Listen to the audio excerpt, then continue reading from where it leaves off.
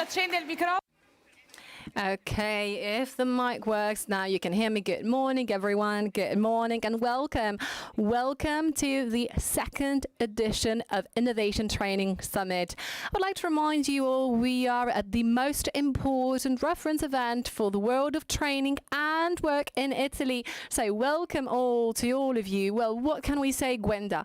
This is an extraordinary feeling to be here in Rome, the second time at the Auditorium della Tecnica, a location as we can all feel really, you can breathe innovation and technology in the air, and especially innovation, which is a distinguishing feature for progress of all those who do training and education.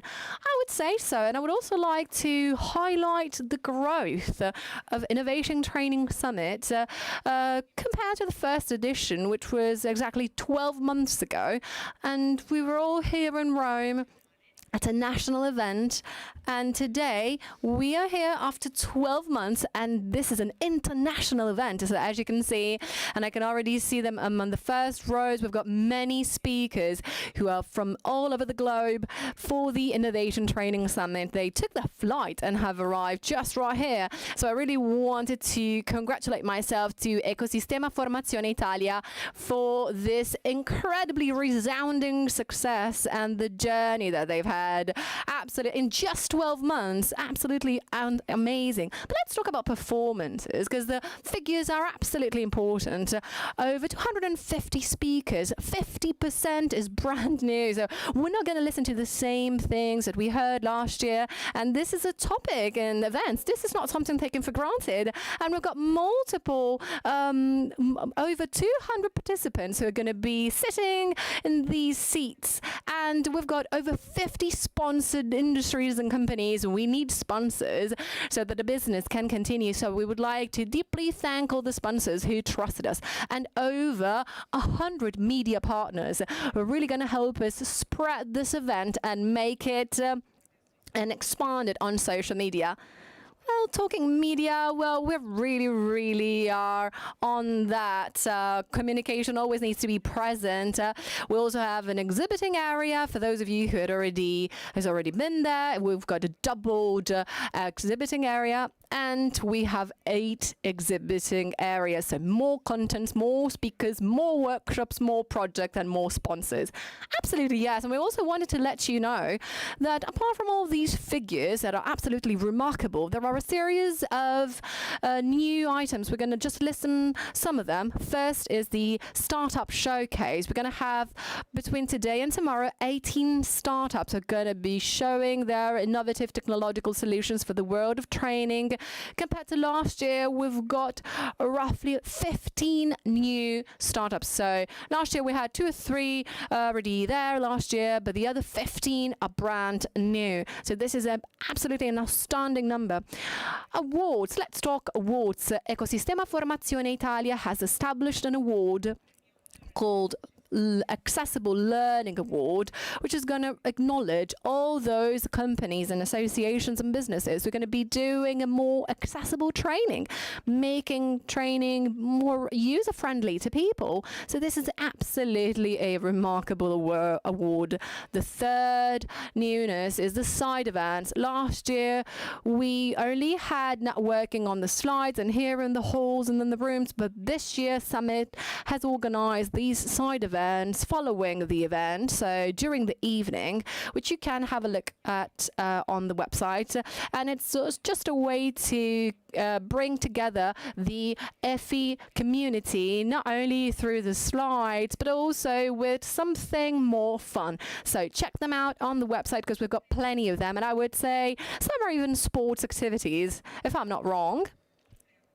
other than this networking event, let's just give a quick of an overview of what is happening on the market, not only in Italy, but in Europe and in the world. Well, obviously, training is being impacted by AI, especially by the impact of generative AI.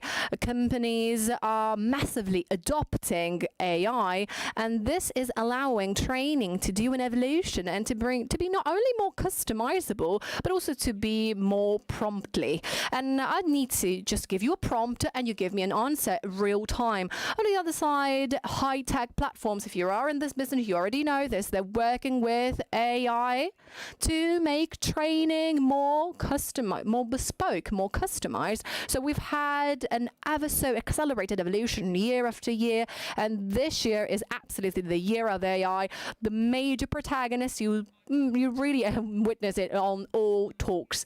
Just on a quick side note, some topics that are absolutely current that is impacting the work that we do and the topics of training and work.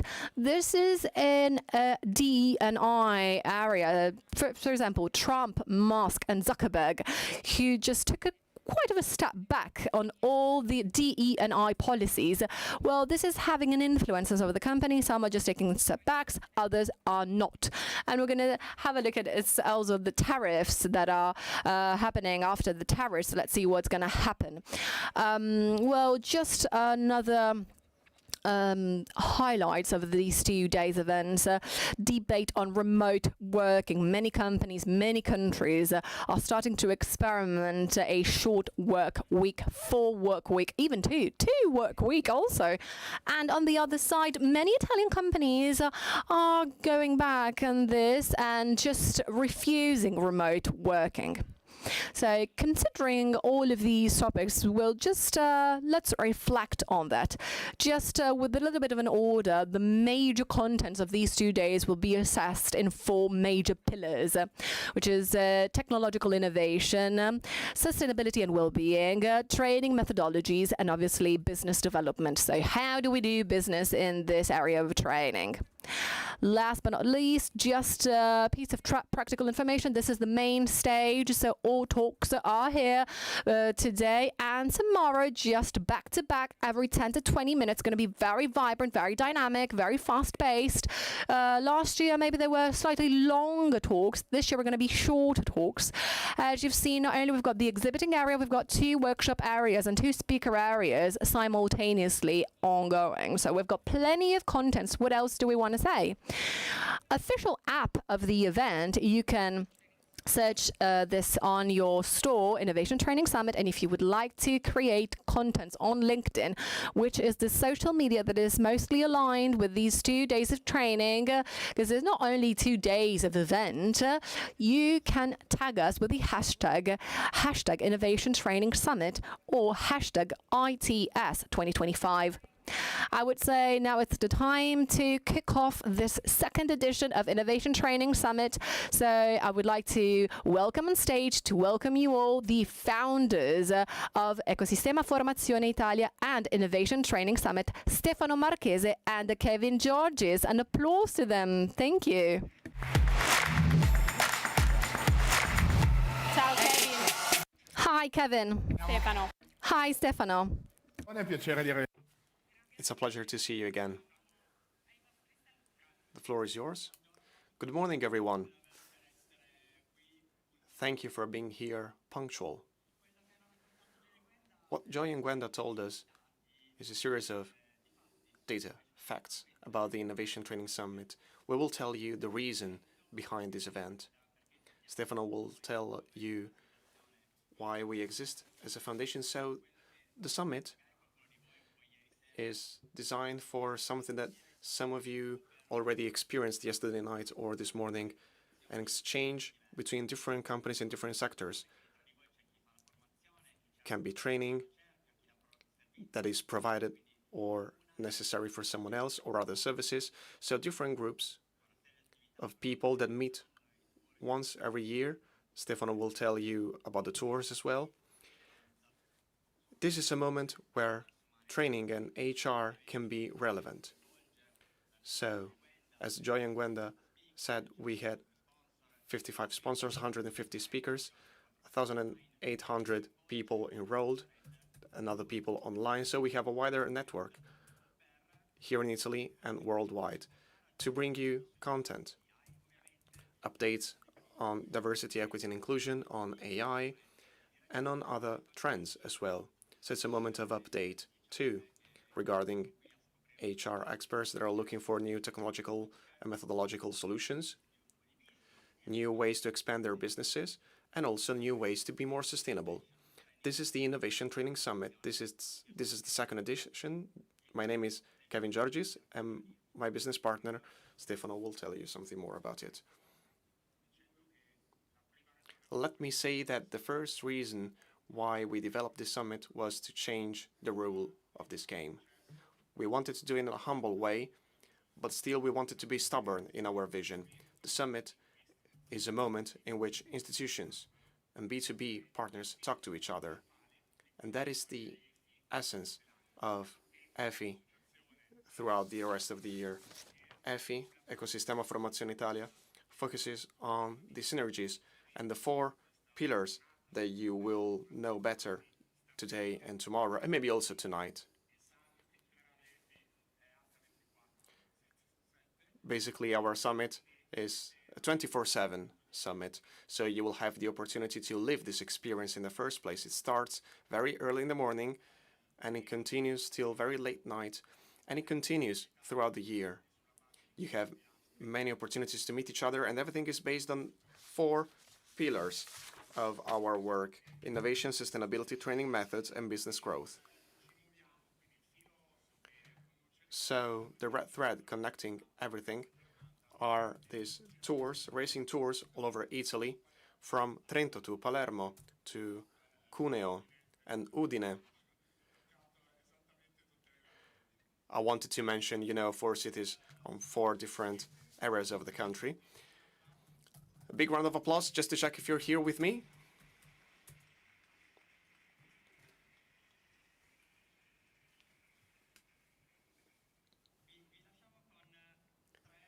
Let me leave you with 3 metaphors that we like very much regarding our work: cake, a boat, and a penguin. The cake. The goal of EFI and of this summit is not to divide the same cake in different pieces. We just want to make the cake bigger. So we want to expand the market of HR and training by involving new international companies, venture capitals, explaining why HR and training are important. Here in this audience, many people take it for granted, but it's not that granted maybe in other sectors. So the first metaphor is that the cake shouldn't be simply divided, it has to become bigger. That is one of our goals. It's not true that the winner takes all. However, a big wave, if you are a surfer, can lift you up. I can lift the boat too. This is the second metaphor. I was able to say that in Italian today.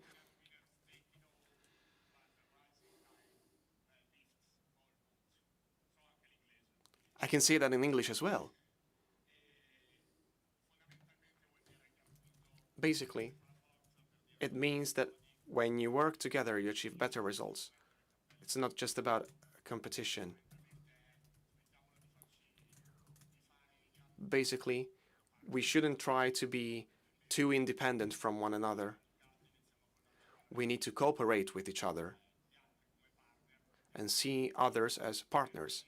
This is what EFI, Ecosistema Formazione Italia, tries to do in this sense. With a versatile approach, enhancing other associations on the one hand, and putting them all together on the other hand. Just one more thing, sorry. Let me say just this. Something that we didn't say about EFI. All the different opportunities that we gave during the year, you will see some of the discounts that are available. For the first time in 25 years, Italy will be closer to the learning technology state of the art. So there are several opportunities. Kevin and I will try to stay at the EFI booth as much as possible. If you want to know more information about these opportunities and about the tour of EFI, let me tell you that there is a starting point and a final goal. We will be ready for the final goal of 2026. The third metaphor is the one about the penguin. For those of you who don't know it, penguins look at the sea, but only one of them jumps into the sea. And that gives the signal to all the others. There is no danger. No one ate that first penguin. There was no iceberg hitting him. So all the others follow. And that's what we have did. We took major risks organizing this event last year and this year. And we're still taking many risks for the future. That's in our spirit. We want to give it a chance and see what happens. Otherwise, nothing will ever change. So we are like the first penguin who jumps into the sea. And we're very pleased to see that many other organizations follow us. A practical example in this Innovation Training Summit is given by speakers, sponsors, partners that you can see in the exhibitor area. You can use this networking opportunity, use the app. The QR code can be your Bible. It will take you to the website, and it's a live link. We will update forms, publications that you have done, so we create public databases for you. This is part of the work that we mentioned about knowledge. And then networking. You can download it. You can see the list of participants to the event that will stay open after the event as well, so that you can continue with your networking activities with all the participants. And the event doesn't simply last on the 3rd and 4th of April during the day, because we have night events too. We are experimenting. We had been thinking about night events for some time, and we managed to organize them as side events. We have a couple of escape rooms at 6:30, so you will have the chance to see them in the real exhibitor area, or you can join us at our desk to enroll for the escape room with Roberto Locatelli and his group. And there are a couple of aperitives available, happy hours. You can use the QR code, go to the website, side events, and there you can find news, gifts. We've seen the vibe today and yesterday, so I can tell you that you'd better go to the desk and say, oh, I know that there is this opportunity, this escape room, this happy hour, please enroll. Or you can come to us for the second escape room organized by Unreal. You can find that in the Speaker 1 and Speaker 2 room on the first floor. Okay, I think we're ready now. We are ready for institutional greetings. We can call our presenters on stage for the introduction. Thank you. Thank you very much, Stefano. Thank you, Kevin. Thank you both, and congratulations. Very well. Really, consistency, resilience, commitment, strategy, creativity, because craziness, always a pinch of craziness, but it's only yours, Stefano. No. Stand, la prima domanda. No, absolutely. And the first question that we ask normally, this is important to say, there are two different Italies. The Italy of 2024 and 25 with the places we have been to, the 12 tours that we have done from the very beginning of EFI in our EFI in tour activities. So if we didn't reply to your emails, by the way, during the last few days, it's because we were very busy. And then there is another Italy, the Italy of this part of 2025 and 2026. My personal goal, the goal that we both have, is to see so many more dots on the map, so many new places where we organize our tours. So you have the opportunity to tell us your ideas. Sorry, I forgot what you wanted to say. Sorry. Absolutely, Stefano. This is your event. Pinguino. Talking about the penguin, guess who the penguin is? If it was Kevin or me, or if we jumped together. This is the challenge for you. When you come to us, to our desk, tell me who you think the first penguin was. We are like the yin and the yang in many different things in this very difficult and challenging time. Che avrete anche. And I also know that by the end of the day, you're going to have some spoilers, other things to tell, other things to say. So it's going to be a long day. Well, I would say it's time for some institutional remarks because we've got also exhibitors from the world of politics. I don't know if Minister Ursu is already with us today in the room. Very well. All right. Problema. Esatto. So we're waiting for Minister Urso to arrive. But here with us is, and I'm going to say, it's the Councillor of Urbanistics School Training Research Merit of Lazio, Giuseppe Schiboni. Welcome. Thank you. Prego. Le lasciamo. Please, I'll leave the stage to you. Thank you. Thank you very much. I think I'm a penguin, if I understood correctly. Anyway, thank you. It's an honor to be here. Let me greet you on behalf of President Rocca. Because of institutional meetings, he couldn't join us here, but he encouraged me to join you and to greet you on behalf of the Lazio region administration. I'm not new to this event because I've been attending both years, so I'll try to say something different compared to what I said last year. We live in a world that in just 1 year can change dramatically with major events happening. So I think this gives us food for thought to everyone, to institutions as well, and to stakeholders, and to anyone involved in the training sector.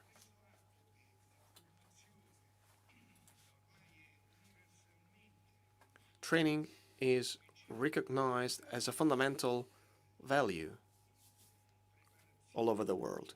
Fundamental for the knowledge that is necessary to keep up with current times. Training, skills, knowledge. Last year was the year of knowledge for the European Union, so there is a lot of attention around these topics. As institutions, we always need to be ready to pave the way.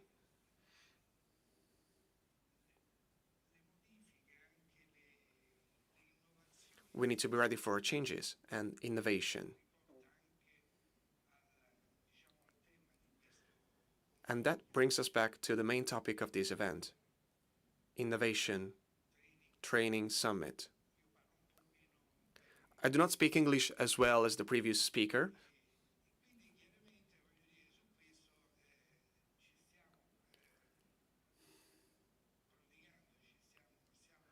We are working in this direction. We are programming our next steps as institutions. I'm also chairman of the 10th Commission of the Italian regions for training and education, and I'm proud of this. So what I can tell you that other regions think as well is that we need to keep up with this pace of change. We have a major digital challenge facing us. Just like the Industrial Revolution, the mechanical revolution at the beginning of the 20th century, now we have a digital revolution that is very challenging. And now there is a new element that has been introduced, AI, and that can totally change the parameters of training and of all company activities, actually. The world is opening up to this new technology, just like it happened a century ago with other technologies. People thought that the second industrial revolution was something absolutely negative. And that is happening now again. Some people see AI as a threat. However, I belong to another group of people, an optimistic group of people that think that AI can give an added value to companies and to everyday life.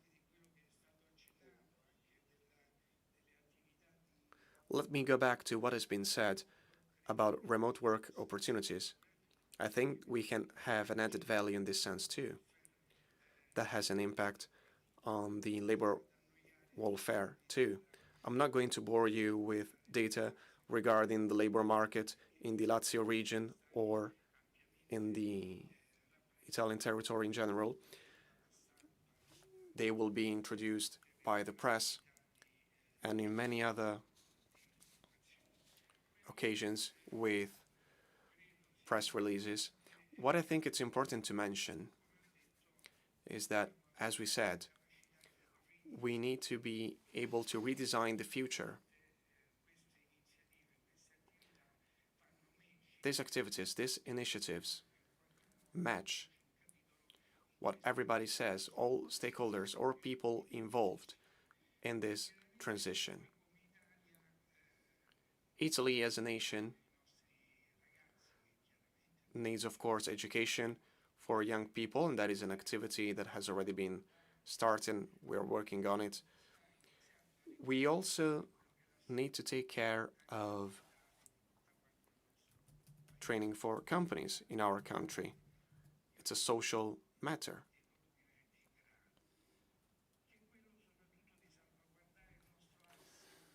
We need to protect our most precious asset, our human capital.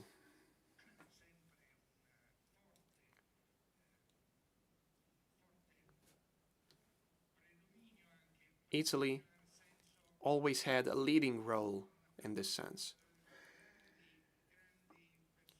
There have always been major personalities, single people or groups that show their vision to the world. As institutions, we always need to be ready.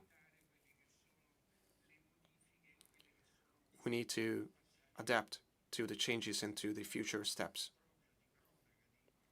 Let me tell you something about current affairs. Tariffs.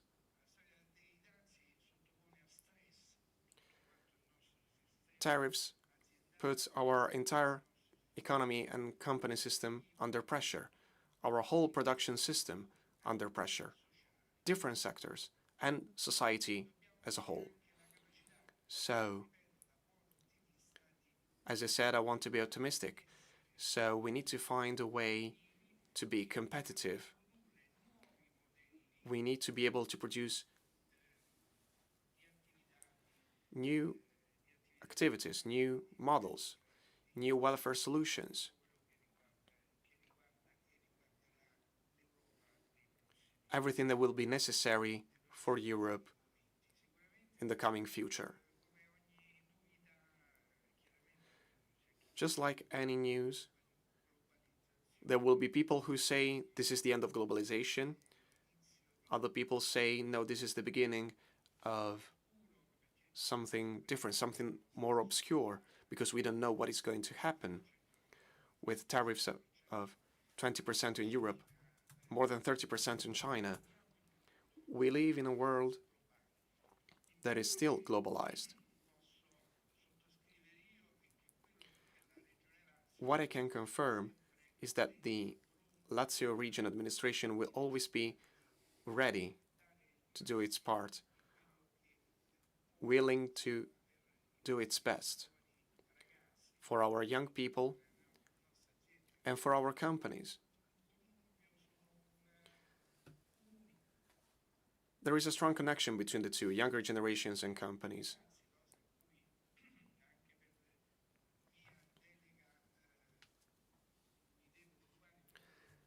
I deal with younger generations, and I have an official role in this sense. We need to give young people the opportunity to be competitive and to increase their level of competitiveness.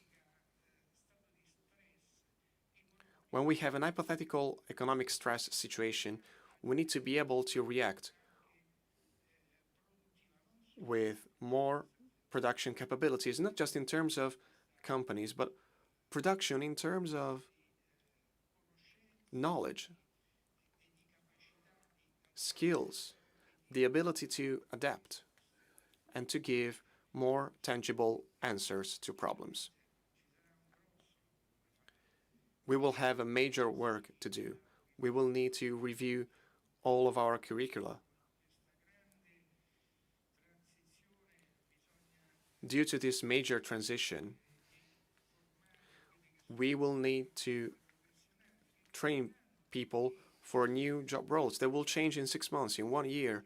So what we think about the future may change. Data engineering could be useless in 1 year. Maybe other roles will be necessary. And that is what is difficult. Institutions, including the Lazio region, can be very slow sometimes. However, institutions do need to keep up with the pace of change. Otherwise, we will all be cut out. So this is an activity that is necessary for younger generations. An important activity also in terms of red tape reduction. Red tape is slowing us down. And most importantly, attending such conferences, which are the right place to discuss, to exchange experiences, the right place to develop new strategies that cannot be done by a single institution or by a single person or a single group. They have to be shared. They have to be brought forward at all levels. It's a team effort. These are the challenges for the future. We will only win thanks to team efforts. Thank you very much. Grazie, Assessore Schiboni. Thank you very much, Councillor Schiboni. And I would like to remind you that you were here last year as well. So I would like to welcome you and to thank you for believing in this project.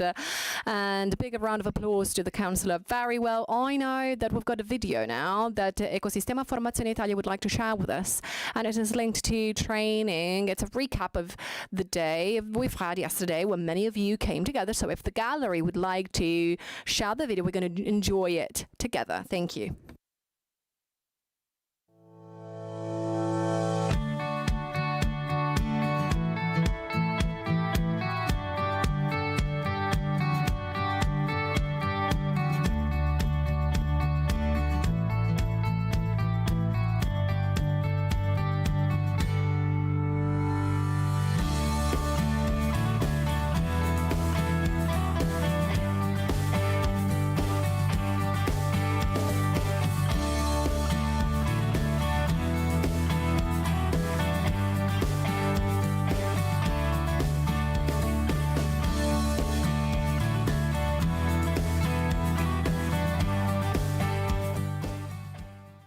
Eccoci. So here we are. Thank you. Kevin, how was yesterday? Tell me all about it. Un riassunto. What you've just seen is a kind of summary, a sort of summary of yesterday. And this day was dedicated to our partners and to our sponsors. They share with us this activity, and the feedback we are receiving the feedback we are receiving is the same of last year, that this event is authentic, is real. People love the fact that in the many different rooms, they have the chance to share things and ideas with the people from other roles. Events. Yeah, so this year we have some side events what Wenda was talking about earlier. So you've really tried to bring people together very well. We're going to have events tonight as well. So use the app that you find with the Innovation Training Summit. They are going to be up to date about what is to be done and where to meet. And we also received a piece of information on the Minister Orso, who had to be with us here today. Unfortunately, he was not able to join us due to technical issues. However, he was summoned to Palazzo Chigi, the headquarters of the Italian government, for a thing related to tariffs. So yesterday we received the list of the tariffs. We were going to try next year with the minister. Vediamo. Well, let's see what happens. Fingers crossed. Yes, Yeah, we wanted to be there and we really wanted to foster the project. So this is absolutely like a big step ahead. Let's see if next year we're going to have the minister with us next year. Very well. Your time has come and let you speak on stage because I know you have a dialogue on technology for learning, how corporates can adapt. So you're going to be the moderator of this chat, so I'm going to hand it over to you. Thank you. Mille. Thank you very much. Okay, let's now start with a session dedicated to innovation, technology innovation. We decided to involve a first international speaker. This person is going to be talking about technologies. This is the chairman of Learning Technologies in London, in Paris, and in many other organizations. So I give the floor to Donald Taylor. I call on the floor Donald Taylor.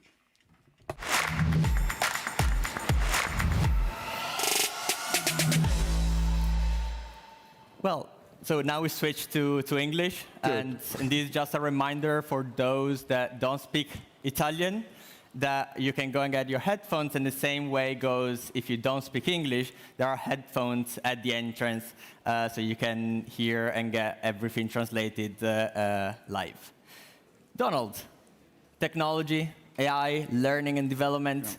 How, at your event, 200 big players come to Learning Technologies, 11,000 L&D and experts in the training sector comes.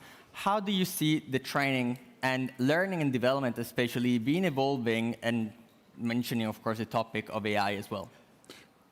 Thank you, Kevin. Firstly, thank you, everybody. Thank you for inviting me. Thank you, everybody, for listening in English or via the fantastic translators.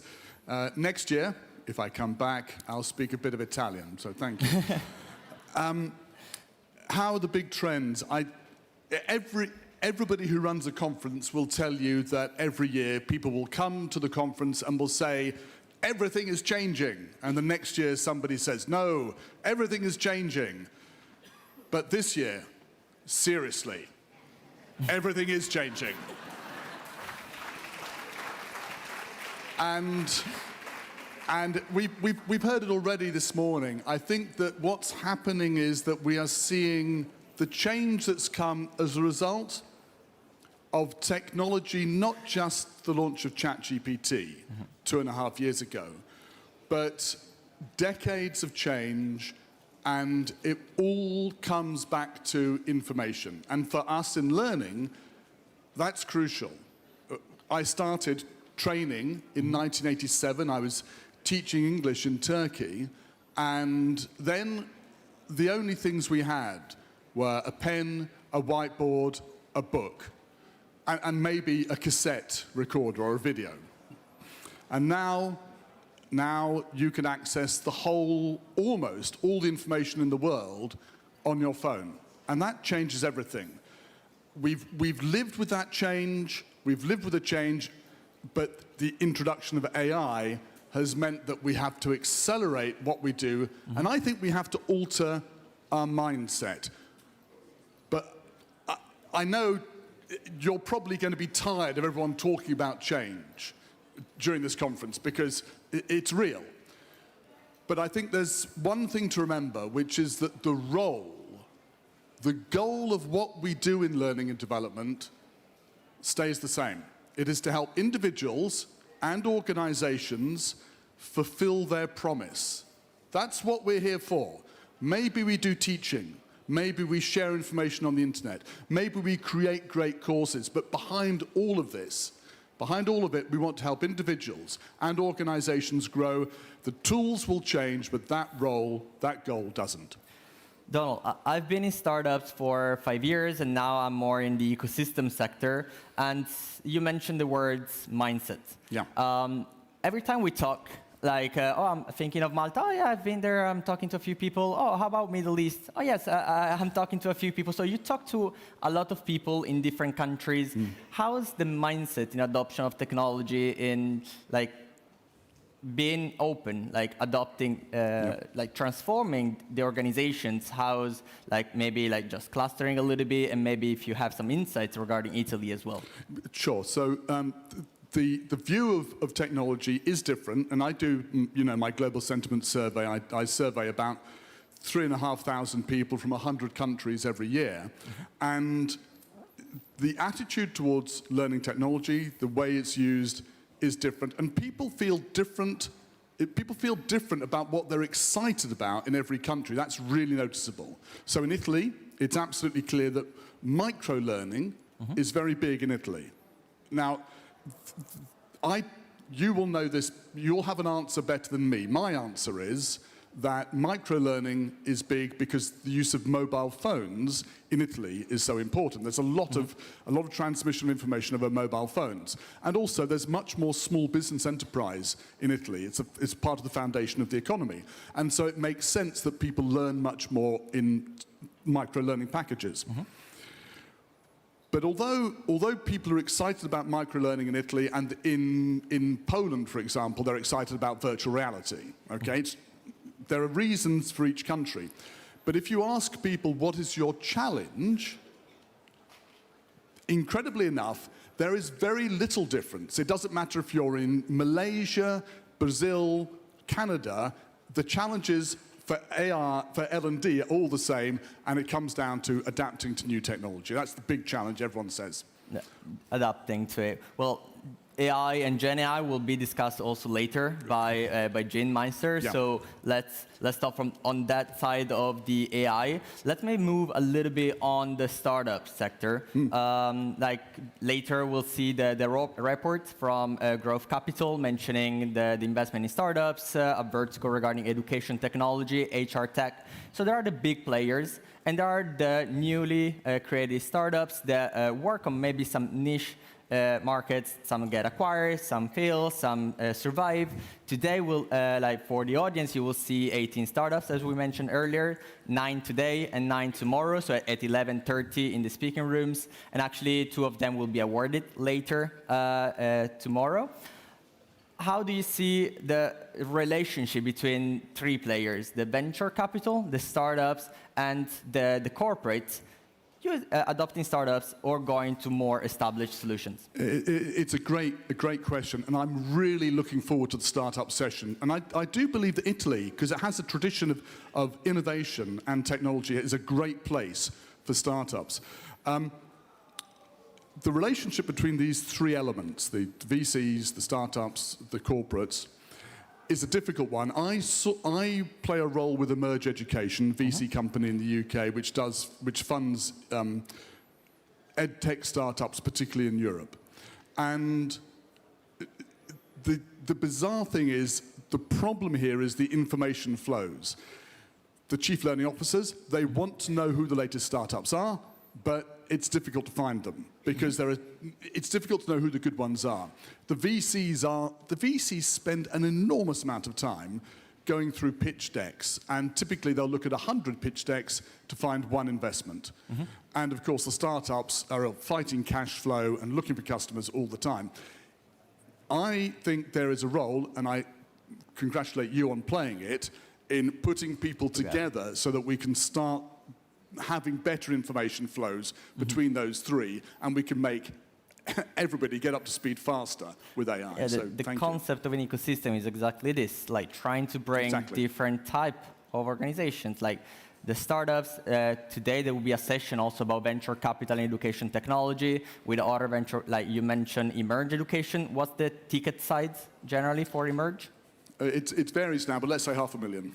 So like when a startup is in early stage startups, like having maybe the first revenue, starts like finding the so-called product market fit, they approach venture capital like Emerge Education, Bright Eye, Edu Capital, 14 Picks, and other VC that you will see today beside the research. Italy, UK, like you're from like base and for like now you're based still in the UK, right? Perfect. How's the ecosystem? Because we see some reports saying that the edtech it's declining, but still like Italy is one of those I mean, it's not because it was already high, but because it was on a lower level, so it has a lot of space to grow. So it's one of those countries still growing amid the difficulties in the overall EdTech, HR tech sector. So how is the UK and Italy? Because a lot of startups think, oh, the UK, I get the funds. In Spain, I get the funds. In Germany, I get the funds. Be honest. Like you can say, yes, you should go to the UK. Or there are opportunities in Italy. Up to you. Like, be provocative as much as you want. I don't know enough about the Italian VC market to give an answer like that, but I will say this.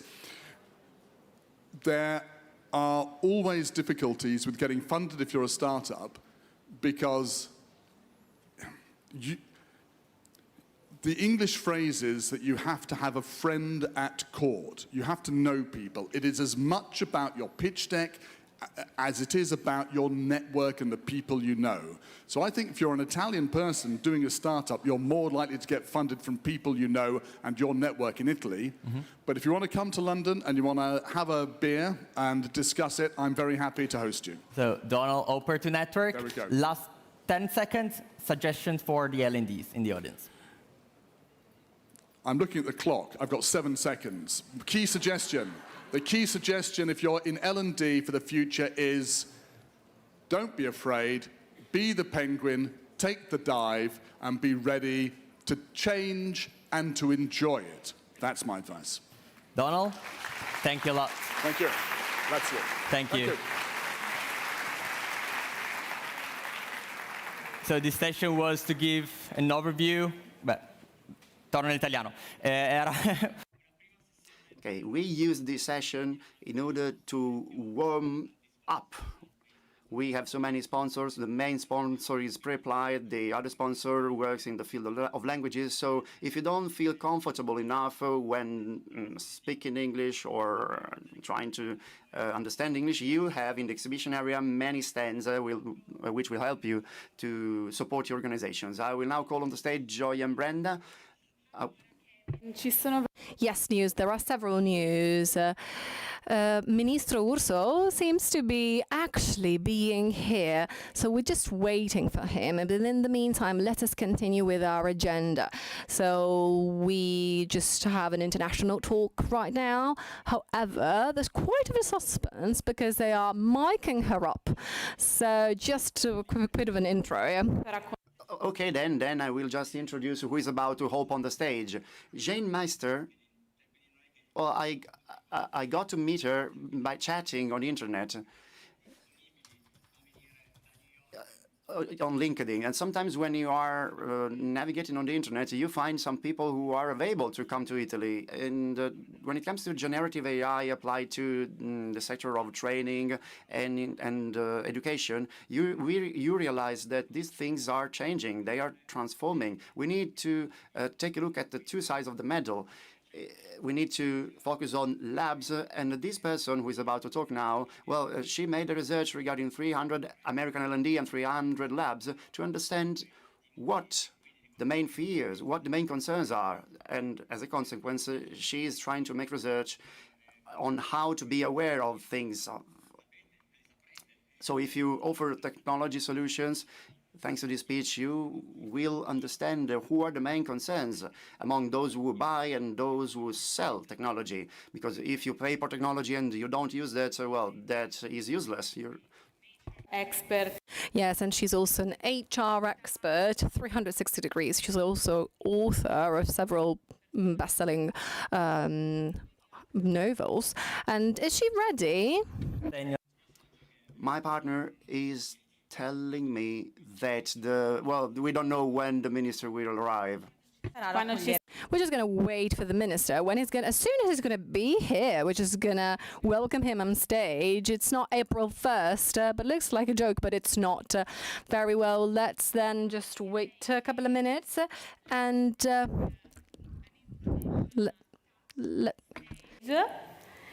we continue with our second international speaker, HR expert, book author. Please welcome Jean Meister, anche detta Gianna. We also call her Gianna in Italian. Anche detta Gianna. In Italian, we're just gonna call her Jean or Gianna Meister. Okay. The stage is yours. After we have to talk. Buongiorno. Allora, That is it for Cuore me, sogna for da me. Italian for me. Cuore sogna da me. But maybe next year, Kevin. Yes. Okay. I see.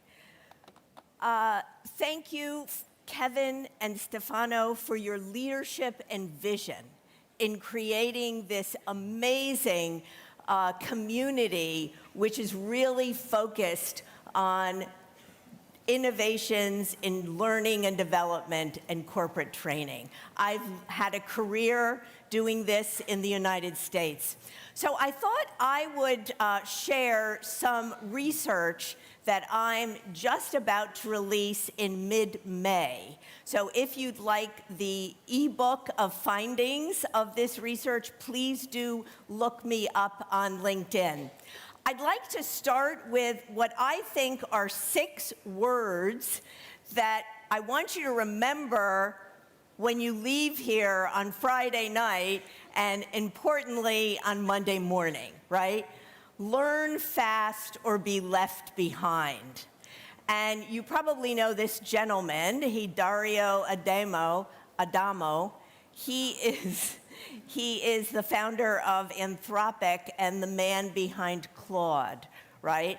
And he was interviewed recently by the president of the Council on Foreign Relations in New York City, and he had something very important to say about the job of software engineers.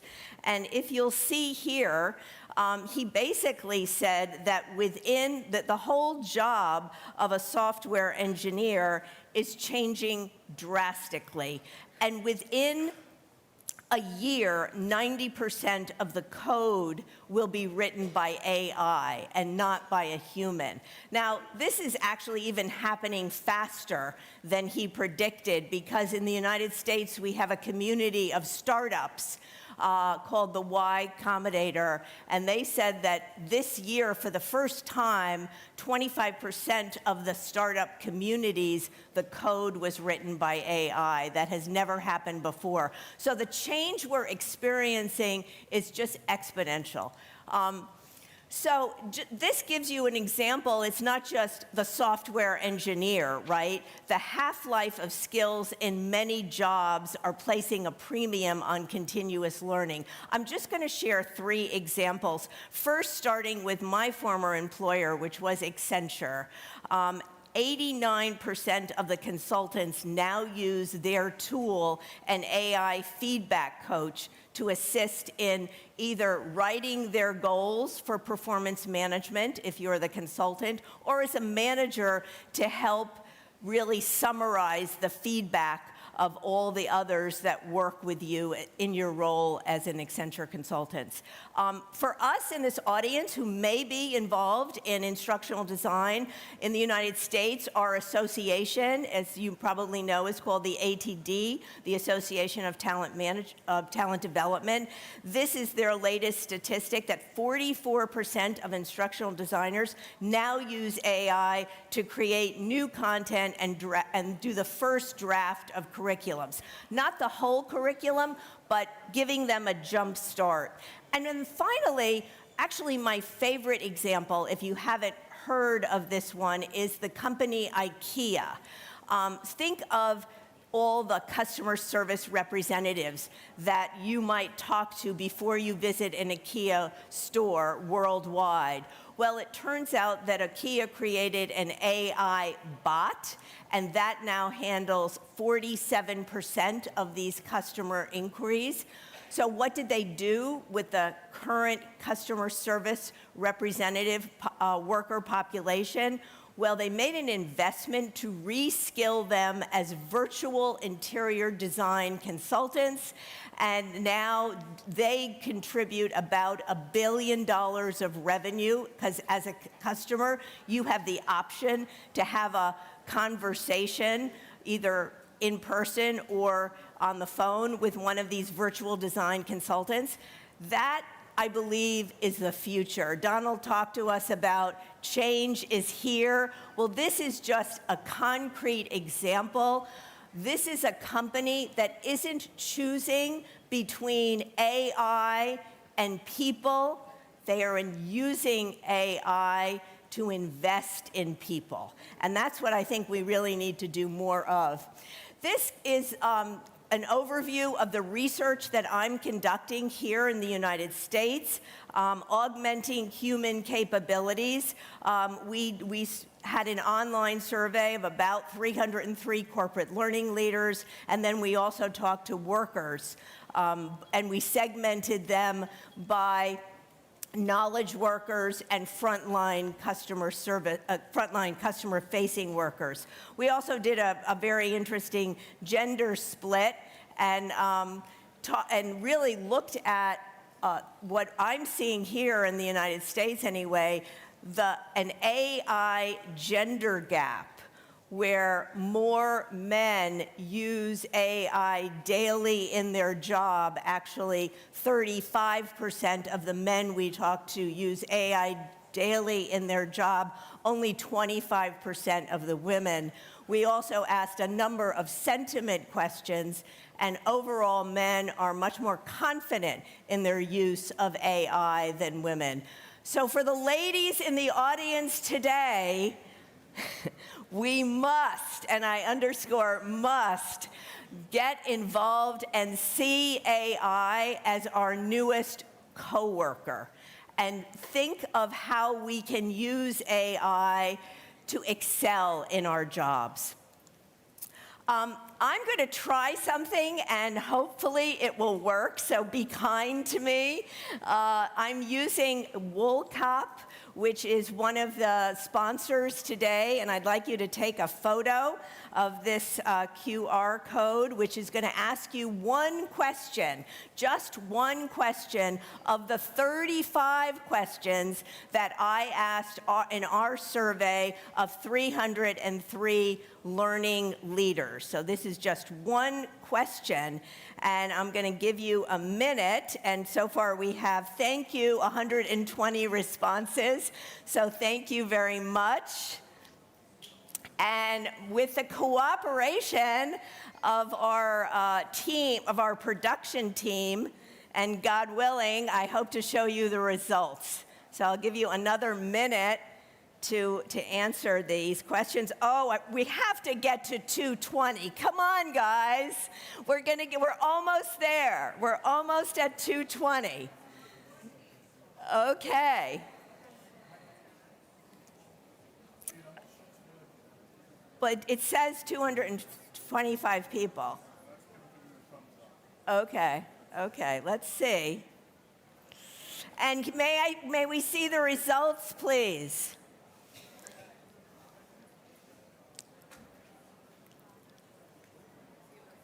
Yes, thank you. A round of applause for the production team. Thank you. Thank you very much. Well, I'm happy to say that we're unsure of our plans using AI, very small percentage, right? So we have here the biggest group. We're exploring AI, but have not yet implemented generative AI for learning. And just take a peek at number 4, we're using generative AI for learning as an integral part of our learning and development department, right? So I see a number of people nodding. So now you're probably asking, okay, what did the research say of 300 people? And there you go. Our research, you said you had about 20% using it as an integral part of learning and development, and we are almost right there, right? 17%. This is our maturity model for the usage of generative AI in learning. We had 17% versus your 20%. So we're very close here. But let's look at how companies are using generative AI in the last bit of time we have together. we looked at 3 different use cases. And so when I actually interviewed a number of chief learning officers in the United States to come up with this chart as well as the research, we found 3 ways they were using it. Number 1, efficiency.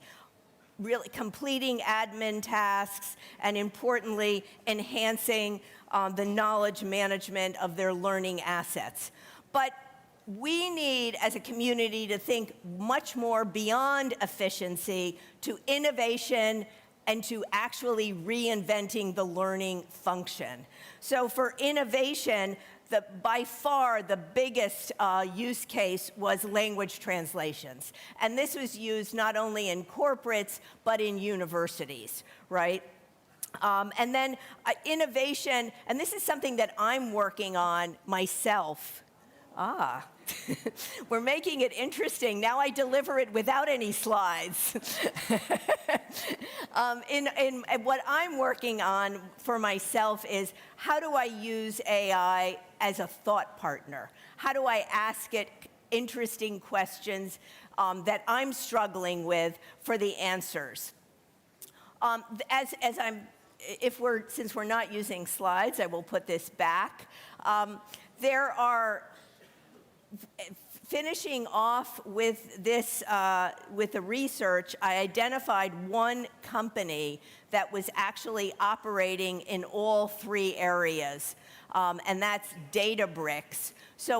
Which is an IT technology company. So when I looked at across the board as to who were the early adopters, who was at that optimization stage, these were companies that were either professional service firms or technology firms. So what do they have in common?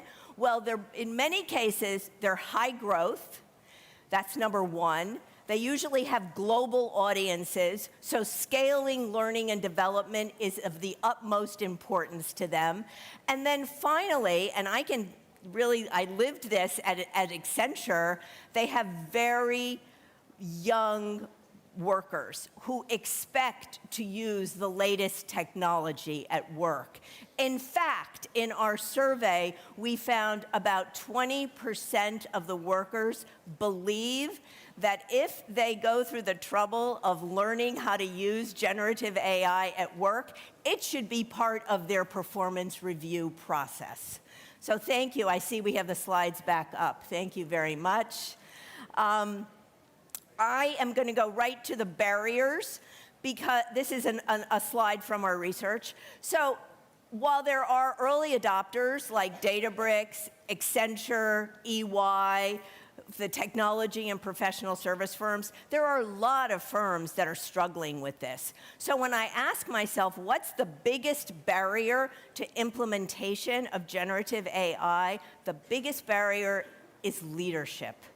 The biggest barrier is resistance among leaders and resistance among workers. And I spoke to this last night. It's this fear that I may be using it, but I may be oversharing. I'm not sure about the guidelines and policies of my company. Or I may not be using it, and that means I won't be eligible for promotions, perhaps, right? But what we found was there's actually a third segment, and it's what's called the underground AI users. These are workers who are using AI at work, but they're not sharing it with any of their team members or with their managers. Why? Why do you think that is? The reason they think if they share extensively how much they're using AI, they might be automated out of a job. But I want to tell you, they're the biggest group that you as leaders should fear because they may be using AI without the knowledge about the guidelines and guardrails for effective usage. So there's a lot more to say around these barriers, and I'd just like to end with 3 takeaways. Number 1, if you're on a journey to use generative AI for learning, the first step is what is the problem you're solving? What does AI solve for you, right? The second is, think of the chart I had shown you.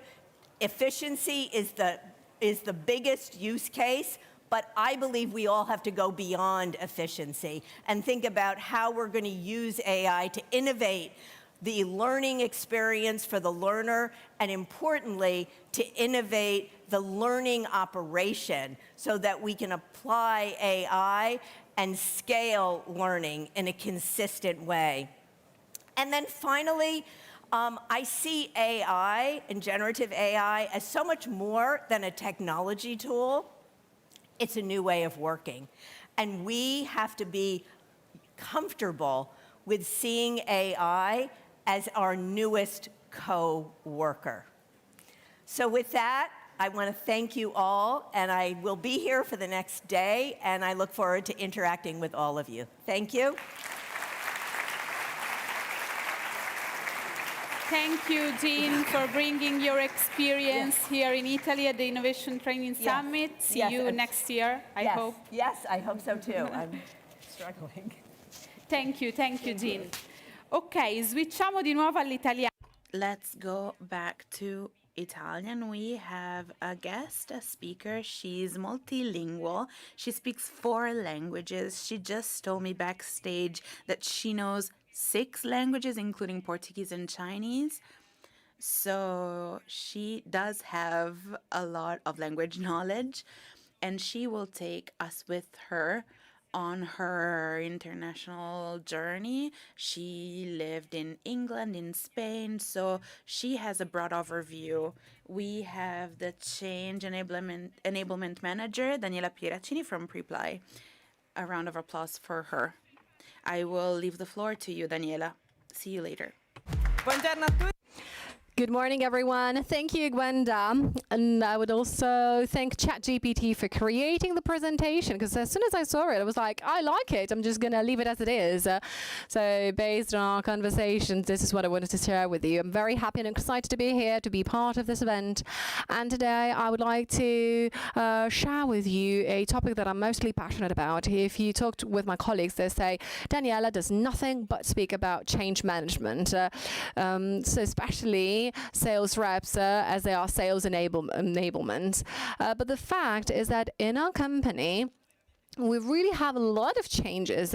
For those of you who don't know it, Preply is a platform of online tutoring for languages, and we help our customers and our clients to improve the productivities of international teams, and sometimes it is being offered as a corporate benefit to improve the team member retention. And there are also some teams who would like to expand at an international level, and they would like to invest on their employees instead of finding or just delocalizing mother tongue employees elsewhere.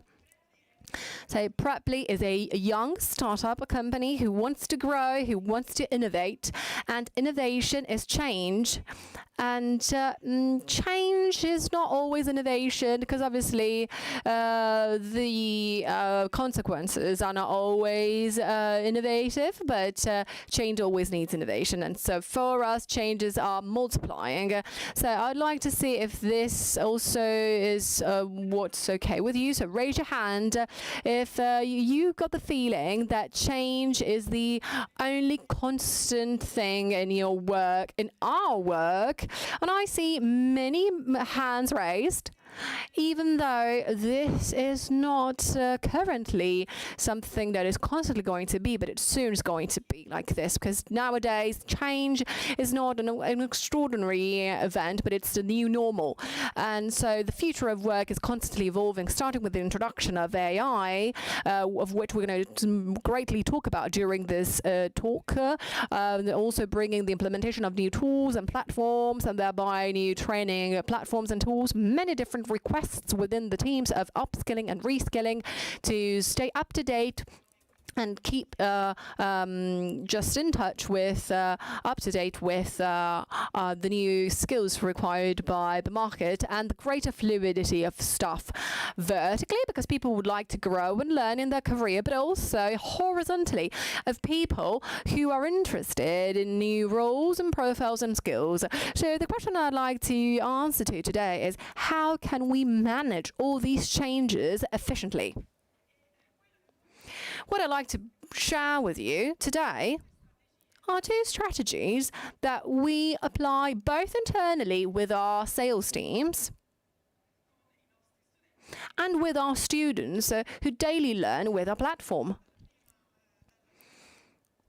Starting off with sharing with you the first strategy, coming from my past in my background in London. I was working for a software firm in London, and if you are familiar with the industry, there are two different methods of project management. We've got the waterfall, traditional one, and then the agile method.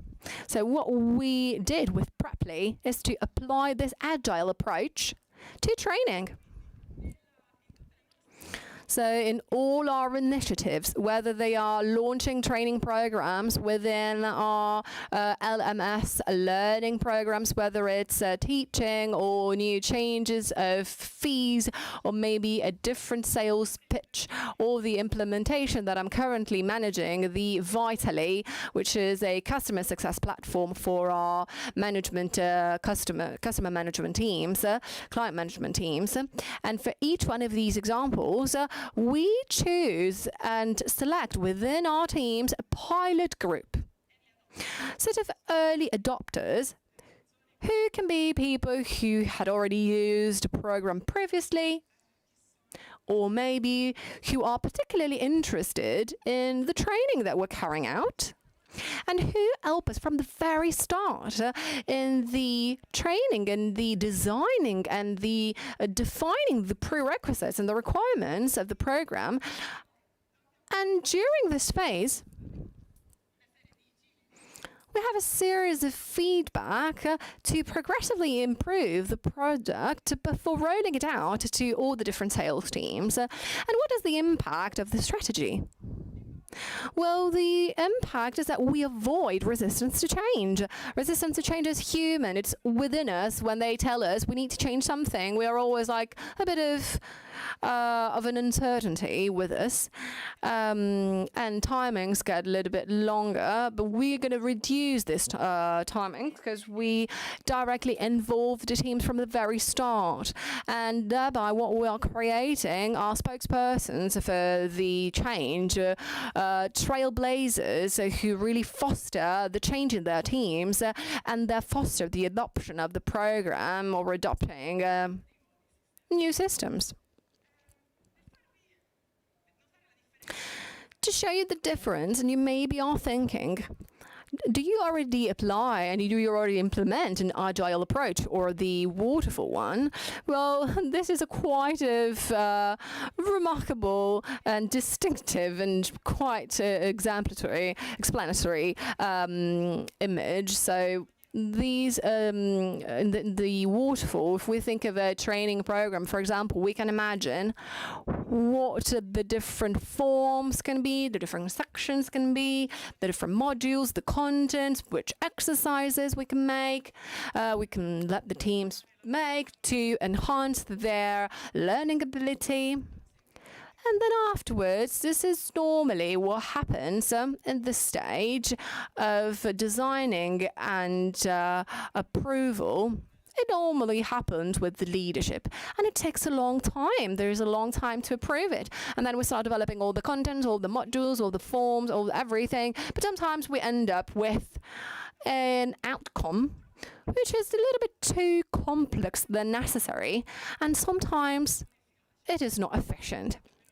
Well, at least it's going to be difficult to just jump on that swing unless we're just going to be under it. So the agile approach includes from the very start all the employees. Maybe back to the example of the training program, starting off with the overall structure and with a series of feedbacks and phases. We're just going to be revising it with our pilot group, revising the first module with the pilot group, and shall continue just like this until we get to the end result, which is something more efficient and it's actually more comfortable and convenient, as we even got a pillow on our swing.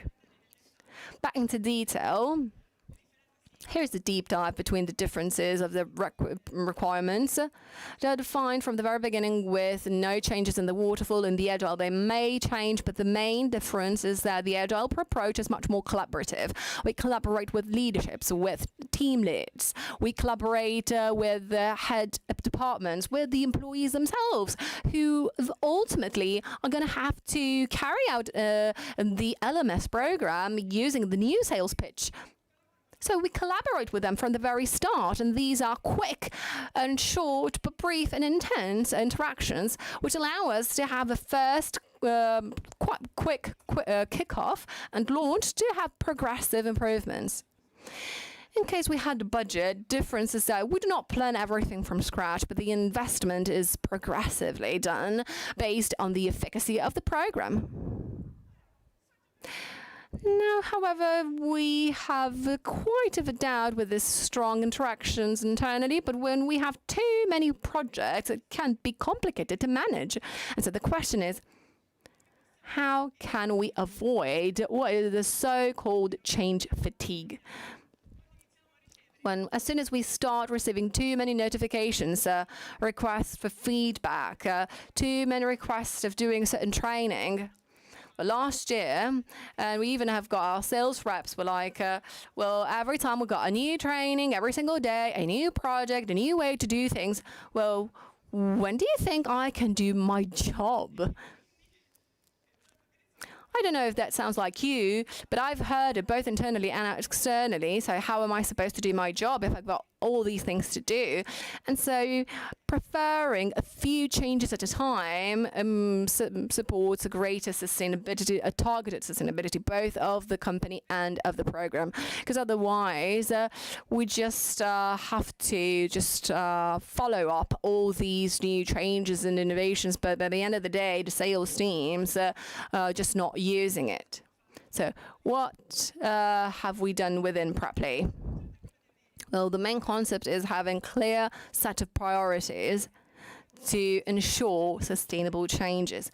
I think this is something that happens within many companies where we've got periodical meetings to set up these priorities. But in Preply, we've got our Preply days.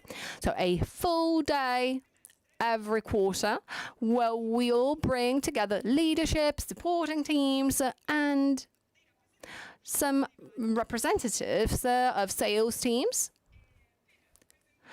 to show the priorities, introduce them to our priorities, and discuss them in the same room. We're all in the big room, and we're just going to discuss every single change and every single priority. All right, just a quick second. What normally happens after these Preply days in the enablement team is that we create a unified calendar for every single team, taking into account when the collaboration, feedback, or training of the different sales teams is going to be required. You don't see this anymore, but those blue lines, okay, so here it is. Those blue lines are when the process and the project requires the sales team's engagement. At the same time, we're trying to analyze their absorbent skills. So as this is a process that we are constantly improving, but just carrying out quarterly internal surveys to figure out if we can implement new changes or if we need maybe to reduce the amount of changes. Like I said, we apply these strategies both internally with our teams as well as with our students. Just for a quick recap, talking agile training, in Preply, we offer free trial sessions with our tutors to make sure that before we're just fully committed with a language learning program, the student is confident with finding a tutor who adapts not only to their own needs and wants, but to their personality. I studied French in Preply, and I tried 3 different tutors. They were all really good. However, they were not adapting to my personality when I found the right one. I have been studying French for quite a few months. I went to Morocco last week talking in French to people, having lively conversations. I'm very happy and excited about the outcome, the final result that I have achieved with my tutor. And they have been all short lessons. We even offer 25-minute lessons, which can be easily integrated in the daily working routine to be ensuring greater consistency. I can't wait midday to meet with my French tutor to do some conversation, just a quick exercise, and every single day I'll just continue throughout my workday with my learning. We made it sustainable, and our clients, our companies, we define what we do to make the learning sustainable is to set clear, defined priorities, but especially clear goals, especially for the companies, as for the employees as well, so that the language learning is totally in line with the needs of the companies, and they are communicated and shared both to the students and to the tutors. Furthermore, before starting and just having 12 monthly lessons for employees, we encourage our customers and our clients to carry out surveys. And maybe in agile way, we can start with something a little shorter commitment, and then maybe, if required, to increase the amount of sessions when the employees are already part of the daily routine and the daily workday. Also, because you need to ask yourself at a corporate level, do we want to invest in this program? Yes, but do we actually have enough space and room and time for the employees to dedicate 12 hours a month to do English, Spanish, Portuguese lessons? So we always recommend to create and carry out the service to double check. So I'd say I'll leave it to you with these 2 key mottos, these 2 takeaways, 2 key takeaways. First, in the agile training, make mistakes in small, but win big, or go big or go home. So basically, set clear priorities. And if you would like to continue talking about this, I'm here to talk about Preply. Come and visit us at our stall. Well, thank you very much. You can exit that, so we're waiting for you at our booth. All right, let's now talk about our relationship with AI with the head of innovation and technical officer of a very important tech company. He is Massimo Chiriatti. A big round of applause to Massimo.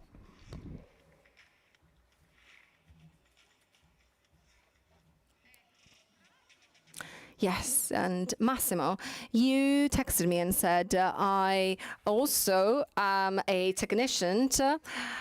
And if you can just tell us about what it means to be an essayist, and you can tell us about these 2 passions of yours. Thank you very much for the invitation and for allowing me to speak about technology, but also to people who are not experts in the field of technology. That is what I do.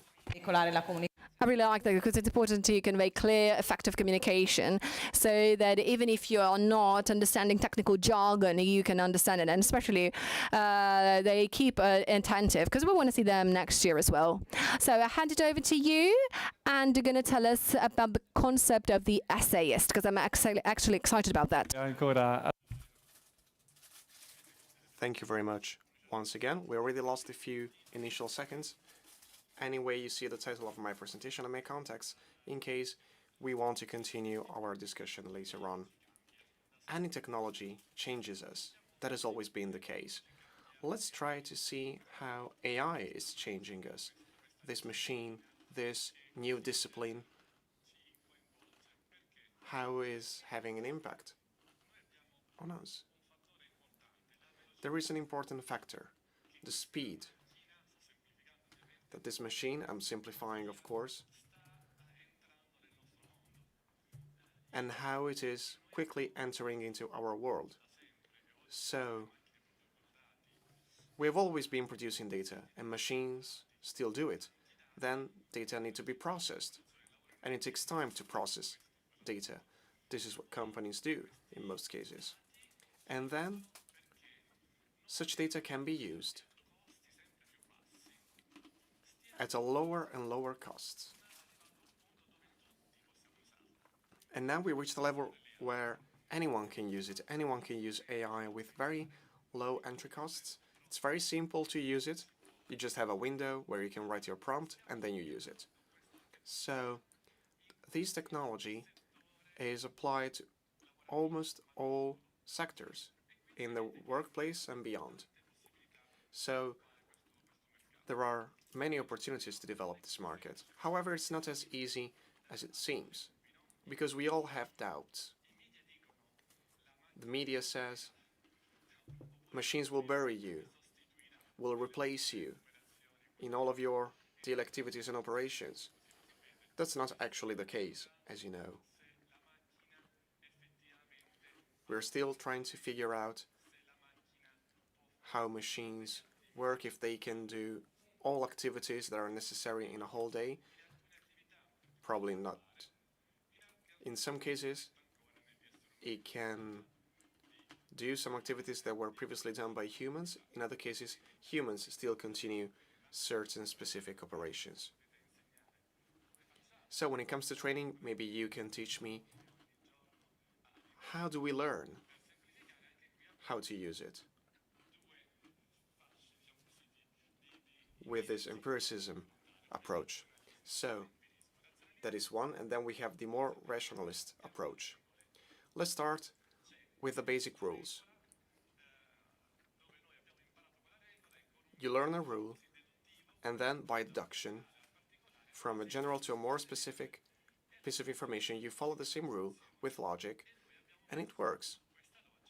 And then we have been putting this logic into our computers for many years. We started in the 50s with programming codes. So everything starts from a human, from a theory. Humans write codes, and then this code is followed. And we have a deterministic result, something sure. The calculator calculates the result of 2 plus 2. It's a sum, but that was previously written as a code by humans. And then there is another model that we use. We experience the world, so without a rule. We start from data instead of rules. We start from our own daily experiences. When we do that, we learn by induction. So from data, we try to generalize. We try to find a model, a theory. When we give information to AI, this is what it does. We give them more and more synthetic data, and then the machine tries to generalize. What is the difference? The difference is that we humans need both processes, and the results of algorithms of AI is based on probability, not certainties. What does it mean? It means that human judgment is even more important than in the past. We need people even more. We need different skills from humans in order to understand the result given by the machine.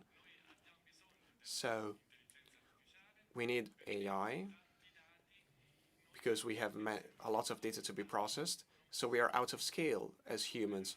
We cannot correlate all these different pieces of information anymore. So we need the support of the machine to do that, to understand the theory very well. So what is happening all over the world? These two different theories are being put together, empiricism and rationalism. There is a neurosymbolic approach. The more logic part on the one hand, with symbols. We work with symbols. And then we have AI and data on the other side. They start from lists of zeros and ones. So it's difficult, but we are trying to make sure that the machine can imitate us. and can learn the same way that we would learn. There is another topic that we need to address. We have very difficult words, anthropocentrism and anthropomorphism. What do they mean? Once we have understood how machines should learn, then we should also ask us this question: what do we have at the core of this process? Is it a human-centered approach? It is not. This may sound like a provocation, but we are giving the input. We are at the beginning of the process. And then in the output at the end, because we need to interpret and understand the result given by the machine. So this anthropocentrism, so with humans at the center, may have actually been changed. So how is it changing? Machines are not evolving on their own. They are not independent. They are under our control so far. We can simply leave them without electricity and it's done. We are not in front of a Terminator like in the famous movie. So we can use sensors, cameras, loudspeakers to talk with them. This form of anthropomorphism means that we have a machine talking to us. And it sounds more similar to us, so it's not that scary anymore. And we save energy, because we don't have too many differences to cover. And these machines, for the very first time, I would say, can accept ambiguous orders. In the case of calculators, you ask for very specific information with specific instructions. 2 plus 2 equals 4. But in this case, we have a variable language use. So machines can understand, quote unquote, understand what we ask in different ways. There is another topic, however. There are two different methods once again. Machines cannot beat us on all different fields. In some cases, it's better to have the machines doing certain things that can be dangerous, for example, or very repetitive and boring. So this is the convergence point between two different approaches, human and AI. Then we have, professors here who can tell us something more about rules regarding the use of AI. Should we let it flow and then we find adjustments, we find rules later on to address the possible risks deriving from AI? Or should we do the opposite? In some parts of the world, you start with innovation and then see what happens. But we in Europe pay much more attention to such risks. So we find the balance between regulations, the protection of children, for example, online, and the protection of people who do not have the initial necessary technological skills, and the use of AI itself. Also because these machines can be black boxes.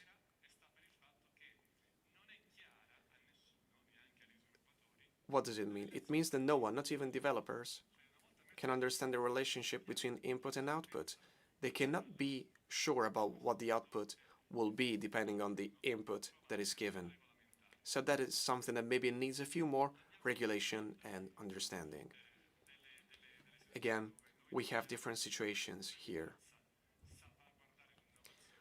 We need to protect innovation in Europe. We need to find investments.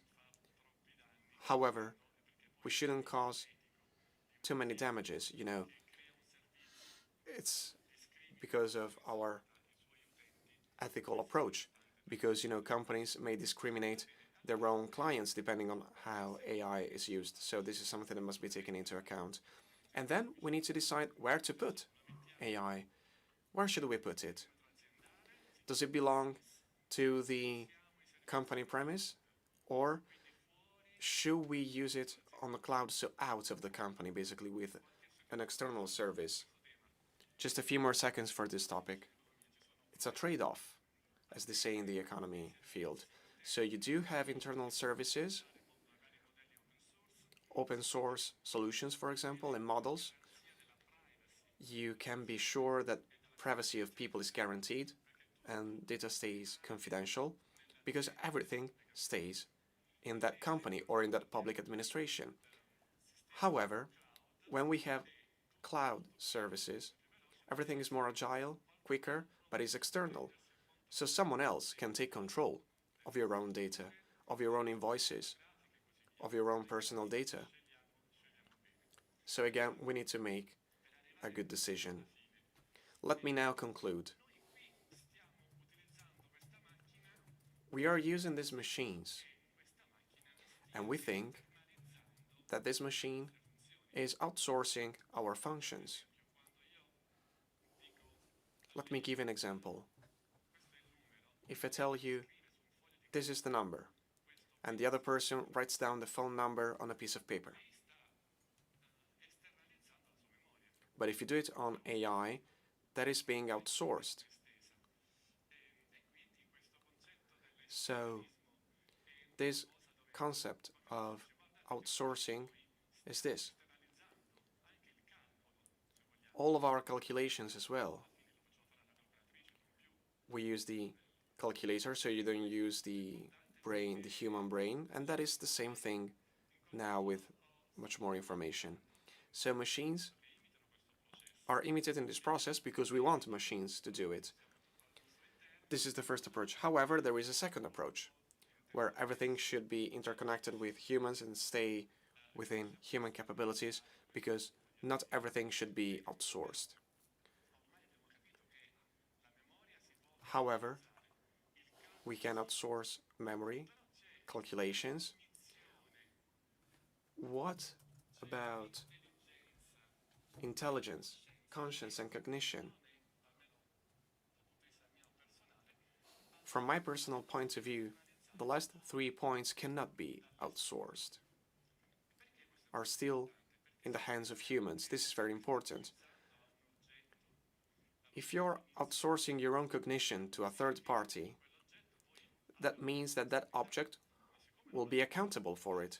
But it cannot be accountable because it doesn't have a body, it doesn't belong to this world, doesn't know what it is doing.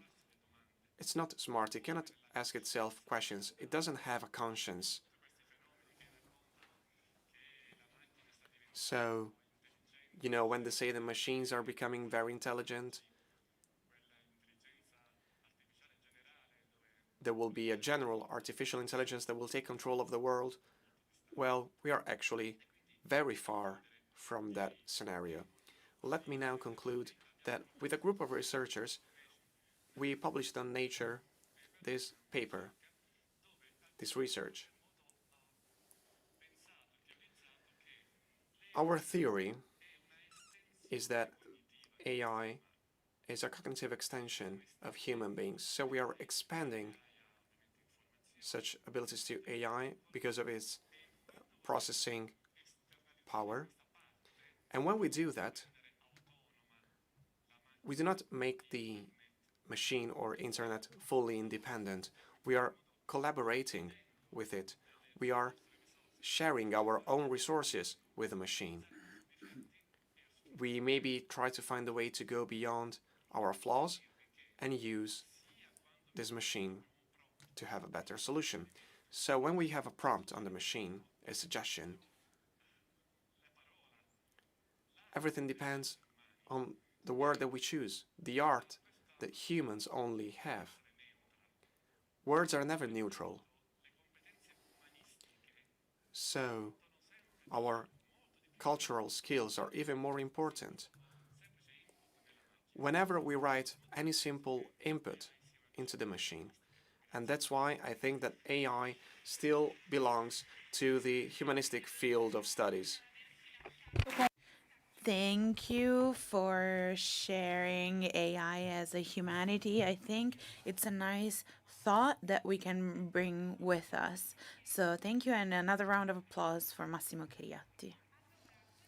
We can continue talking about learning, and somebody was saying that learning and training and education are dead, but we can speak about that with the head of Team Academy and member of Louis Business School, Andrea Laudadio, and I think he's the perfect person to talk to us about this and about education and training.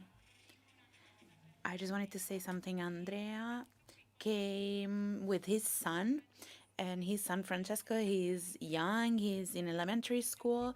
He brought his child with him. I think he's the only kid here. After Mr. Chiriati's speech, I have to invent another speech, so it will be very difficult to me for me to intervene. My son is sick today, so he couldn't go to school, and I decided to bring him with me to an innovation meeting and training meeting. And actually, well, in Italian, formazione means lineup of a football team. So the only lineup I know is Lazio lineup. So is there a game? Is there a game of Lazio? Yes, the game is behind the corner. Okay, good morning, everybody. I trust very much in this quotation used by the French monarchy. The king is dead, hands up for the king is dead, long live the king. The king is dead, long live the king. So this sentence was used to ensure continuity. So even if that person was dead, his memory, their memory needed to be preserved. So I have a few minutes to go. So in order to optimize time, I prepared a video for you, and I should be able to launch it. Quasi. Forse devo ricliccare. Maybe I have to click it again. No, dobbiamo alzare l'audio. I think we need to raise the volume a bit. Can I launch it again? So another minute goes away. Ehi educatori, immaginate aule vuote, libri impolverati e lavagne pulite. L'istruzione tradizionale, con i suoi orari rigidi e i programmi dall'alto verso il basso, è morta. Nata nell'era industriale, non riesce più a stare al passo con il mondo frenetico in cui viviamo. Ma cosa sta rinascendo dalle ceneri di questo sistema obsoleto? La rivoluzione dell'intelligenza artificiale nell'educazione. Entro il 2027 il 60% dei lavoratori avrà bisogno di nuove competenze. Quasi la metà delle competenze odierne sono circolari, secondo il World Economic Forum. L'IA ora crea percorsi di apprendimento altamente personalizzati, regola i contenuti in tempo reale e fornisce un feedback continuo per ottimizzare l'apprendimento. Il cambiamento più radicale? Decidere cosa, quando e come imparare. Parliamo di educazione in stile Netflix contro la scuola tradizionale. Il vecchio modello scolastico è come la programmazione televisiva convenzionale, orari fissi e contenuti predefiniti. Lo studente è un recipiente passivo, costretto ad adattarsi a tempi, luoghi e metodi prestabiliti. È un approccio unico per tutti, che non riesce a soddisfare le esigenze individuali. Al contrario, l'educazione in stile Netflix è una rivoluzione culturale e metodologica. Proprio come Netflix ha liberato l'intrattenimento dai vincoli temporali e spaziali, questo nuovo modello educativo consente un'estrema personalizzazione dei contenuti e del ritmo di apprendimento. Permette agli individui di decidere quali competenze acquisire, quando studiare e quanto approfondire gli argomenti. Gli studenti diventano i protagonisti del loro percorso educativo, guidati da algoritmi intelligenti che suggeriscono contenuti pertinenti in base alle preferenze, alle conoscenze pregresse e agli obiettivi personali. Secondo l'OCSE, l'apprendimento non può più essere vincolato da luoghi fisici e orari fissi. L'istruzione deve adattarsi ai ritmi degli individui. Pensiamo ad esempio a come studiavamo al liceo per la maturità, seguendo un programma rigido rispetto alla flessibilità che offrono oggi le piattaforme online. Ma non si tratta solo di accessibilità, si tratta anche di come impariamo. La capacità di attenzione media si è drasticamente ridotta. La soluzione? Microlearning e gamification. Studi recenti dimostrano che il microlearning aumenta la ritenzione delle informazioni del 17% rispetto ai metodi tradizionali. La gamification, utilizzando elementi di gioco, aumenta il coinvolgimento degli utenti fino al 60%. È come imparare giocando a un quiz televisivo, no? E poi c'è una tecnologia ancora più immersiva che sta trasformando l'educazione e la realtà virtuale e aumentata. VR e AR offrono esperienze di apprendimento coinvolgenti e sicure, simulando scenari del mondo reale senza rischi fisici. Entro il 2025 si prevede che il mercato globale dell'EdTech supererà i 404 miliardi di dollari, grazie soprattutto all'IA e alle tecnologie immersive. Stiamo assistendo a una rivoluzione educativa senza precedenti. Non si tratta solo di integrare nuove tecnologie, si tratta di un nuovo paradigma educativo. Un paradigma in cui l'IA diventa co-intelligenza, un partner educativo che guida, consiglia e adatta l'apprendimento alle esigenze individuali. Un po' come avere un Virgilio digitale che ci accompagna nel nostro viaggio educativo. L'istruzione tradizionale come la conoscevamo è morta e forse non è mai stata più viva. Allora, Okay, the topic of my speech is this video. Actually, not its content. I have so many flaws and defects, but I'm not an engineer, okay?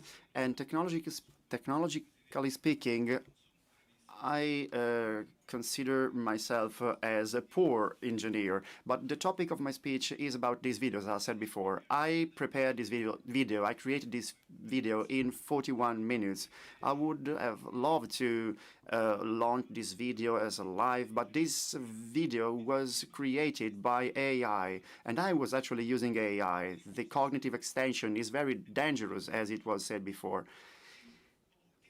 So I used certain systems to create this video, and these systems are available to everybody. The first thing I do was uploading the program of the conference on Drock and ask for recommendations. This Drock has a low cost, okay? So I asked this system to tell me something smart to say during the conference. Then I used ChatGPT, on which I uploaded all the text and all the things I wrote down. And I asked ChatGPT to sum up what I said in the last 5 years. In fact, in the video, if you noticed, 2025 is mentioned as a very challenging date. And then I uploaded what I said in other conference in the past. And so I received this text. I put this text on another system, so I asked for a script, and then the video was created. That video is the dead training.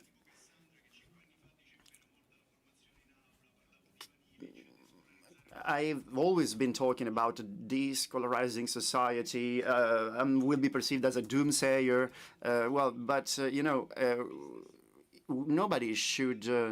Nobody should miss this opportunity of the next Netflix-style training. Yesterday, I commented on these things on an Italian newspaper. I published an article regarding an app named MyFlix, okay? Not Netflix, but rather MyFlix. And this app is an artificial intelligence that does something extraordinary. So this app profiles you.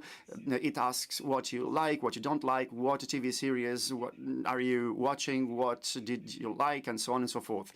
This app asks you specific questions to understand very well if you love something or if you don't like that. Once you have been profiled, you will be asked if you want to watch a series or a movie. And once you select once you make your pick, MyFix generates what you want, what you prefer. You can select some content you like. I like The Walking Dead and Jurassic Park. I like this kind of movies and series. I am from the HR world, so I like this kind of movies in which half of human beings dies. That's why I work in the HR.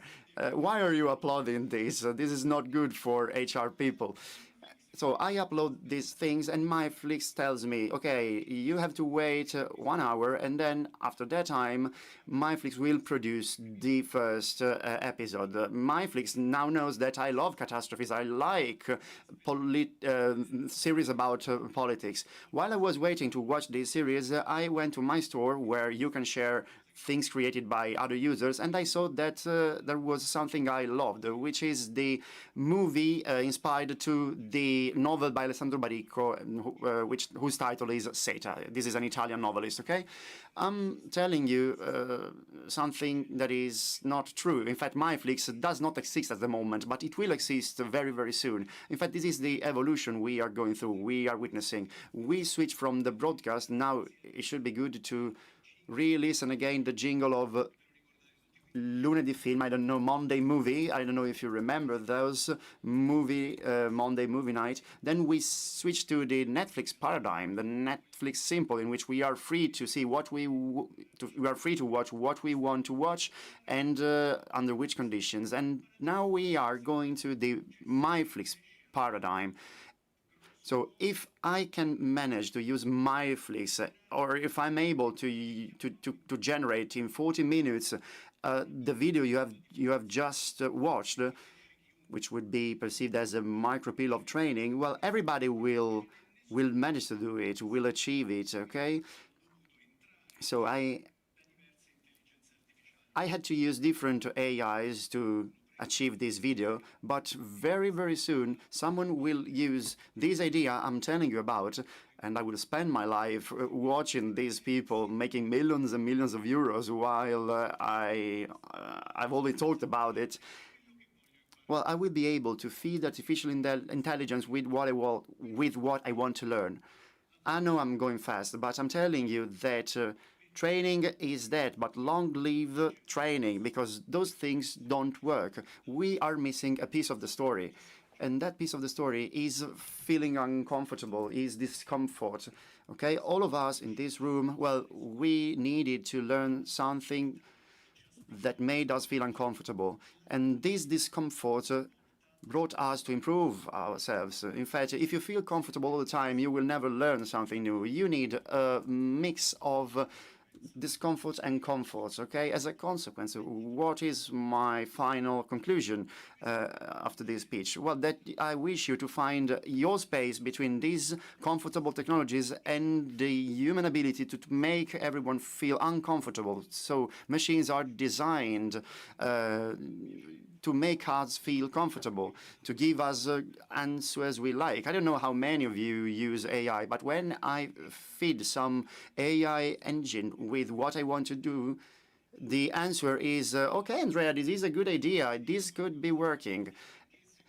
So I need to ask a further question. Why, dear AI, this could be stupid? And this AI could answer, because these things have been already commented on in other events. So AI will accelerate, will speed up our structures, our systems. I would like to give you a recommendation. I would like to quote something that was said before me. This person made this quote in a beautiful way, so I will try to repeat it now.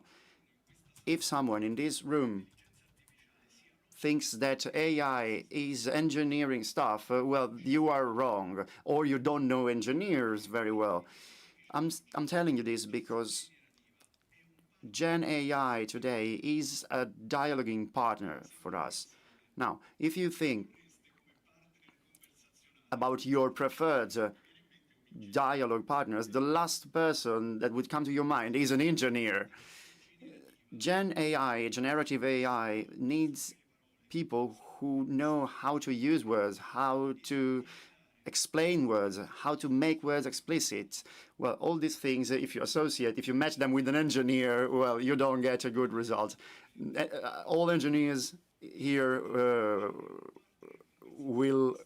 they will not like me. So AI is an extraordinary partner. We need to start to establish a dialogue with it. I don't know where this dialogue is going to take us, but I'm fully persuaded that today I have to recommend everybody that they start to look at generative AI in a different way. Everyone should see generative AI as a partner, a dialoguing partner, a conversational partner. And I also suggest that you start to think about your career in a different logic, continuous change, with the continuous change. I know that we are the generation of lifelong learning, but this will need to change. We will need to be the generation of lifelong change. And the most important tool for lifelong change is us. Thank you. Grazie. Mi sono rimasti pure 16 secondi. Thank you. You were amazing. You kept it even shorter than you were required. Another round of applause for Andrea. It's amazing for you to have stuck to the time. It's a great skill to have. Francesco. My son is taking a picture of me. I have to smile. Francesco, where are you? Raise your hand. Was your dad good? Did he do a good job? Yes, good job. Thank you so much. Now we will be talking about funding and financing and education. This is the first roundtable panel of the day. So you'll see multiple people on stage. We'll have a moderator who knows a lot about funding, and he will interview the speakers. So I would like to welcome Giovanni Galvan, who deals with active policies for work and interprofessional funds. A round of applause for Giovanni. Nice to meet you. I'll leave the floor to you, and you can introduce our guests who we're seeing on the screen now. Thank you, Giovanni. Prova, prova, prova, vediamo. Can you hear me? Okay, then.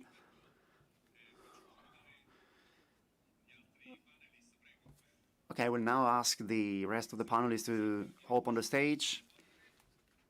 Eleonora Pisicchio, Director at Fondo Forte. Raffaele Sacca, from the Committee of Strategic Direction and Business Development at Fondimpresa.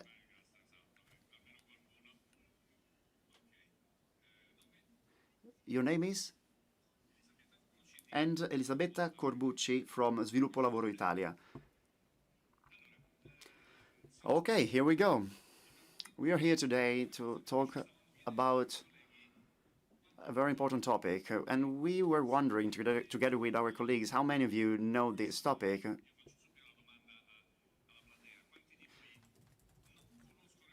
How many of you don't know interprofessional funds, interprofessional financing? Do you all know that? Okay, so we feel free to debate on this topic. I will be short because we have a few minutes. Actually, there will be so much to talk about, but we need to be very short. So what about interprofessional financing and funds? These funds are going through change, okay, so like so many other things in our economy and in our society. In fact, a new range of tools have been made available by companies that deal with to deal with the training of their workers. Well, this financing are not only related to the training of employees, but they are adding things on which to focus, and these interprofessional financing are included in these new tools. In the last couple of years, we have witnessed other tools to train new employees, and this is something new as well. In fact, they come from an additional step forward when it comes to involving funds in labor policies. We need to add on top of that challenges related to technological evolution, e-learning, AI applied to training and education, and all a range of very complex red tape things and administrative processes. we need to put all these in the framework of interprofessional financing. Now, we'll start with the first round of questions and comments, asking the panelists to intervene. So I will now invite every panelist to talk on behalf of their organization and to focus on the current works that are being done.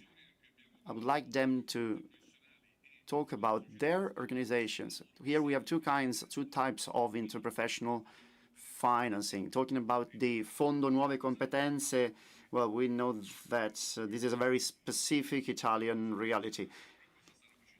So I would like to know from them what they think about it and what they are doing in this field. And then another round of questions in which I will ask panelists to express their own opinion, starting from their role, from the role and they play in their organizations. I would like to start with Eleonora Pisicchio. So new tools from the point of view of financing. What is the position, what is the opinion of a Fondo Forte regarding all this? Yes, that's exactly what we do. We are going to talk about the situation and the positioning because we have to endure certain things, and I don't know if Raffaele will agree with me. And one of these things is a topic that we won't have time to go into today, but it's the Fund for New Skills. And there's a lot to say about it, but we might want to not say a lot about it. So I think it's a great tool that I think in this edition would have warranted a number of speeches on. We mainly represent small enterprises, and we do have representatives from large enterprises who mainly work in the third sector or logistics, and some work in trade and tourism. I would like to say that funds aren't really changing nowadays, but they have been changes ever since our inception. Again, I don't really want to go into this a lot about what we do. I don't want to bore the audience, but we had to reinvent ourselves a number of times since our inception. We started with private associations, now managers of public resources, and this really changed who we are and what we do. My colleague and friend Raffaele might differ, and he'll talk about the Leader Fund, Fondo Impresa. But what we tried to do was to keep our sort of private soul and mission. Of course, we adhere to the laws and rules, but we believe it's important for us to be in touch with companies and with the groups that do carry out training, because we wanted to avoid all red tape, which you were mentioning earlier. This wasn't easy for us to do. Nowadays, we are trying to target our tools. And just to give you a few examples in my limited time, I wanted to talk about the catalog of training vouchers, which mainly targets very small enterprises. And then we also offer structured approaches for companies to tailor the approach to them. We also have special notices. We started our journey to technological innovation, which we've had to give up now because we couldn't keep notifying people about this. But the first notice we issued 14 years ago. And for us, that journey to innovation was already important then, and now it is more than ever. Just to conclude, I think an important topic is training modalities and modes and methods, because we stopped considering some of those things that we're still focusing on in many regions post-COVID.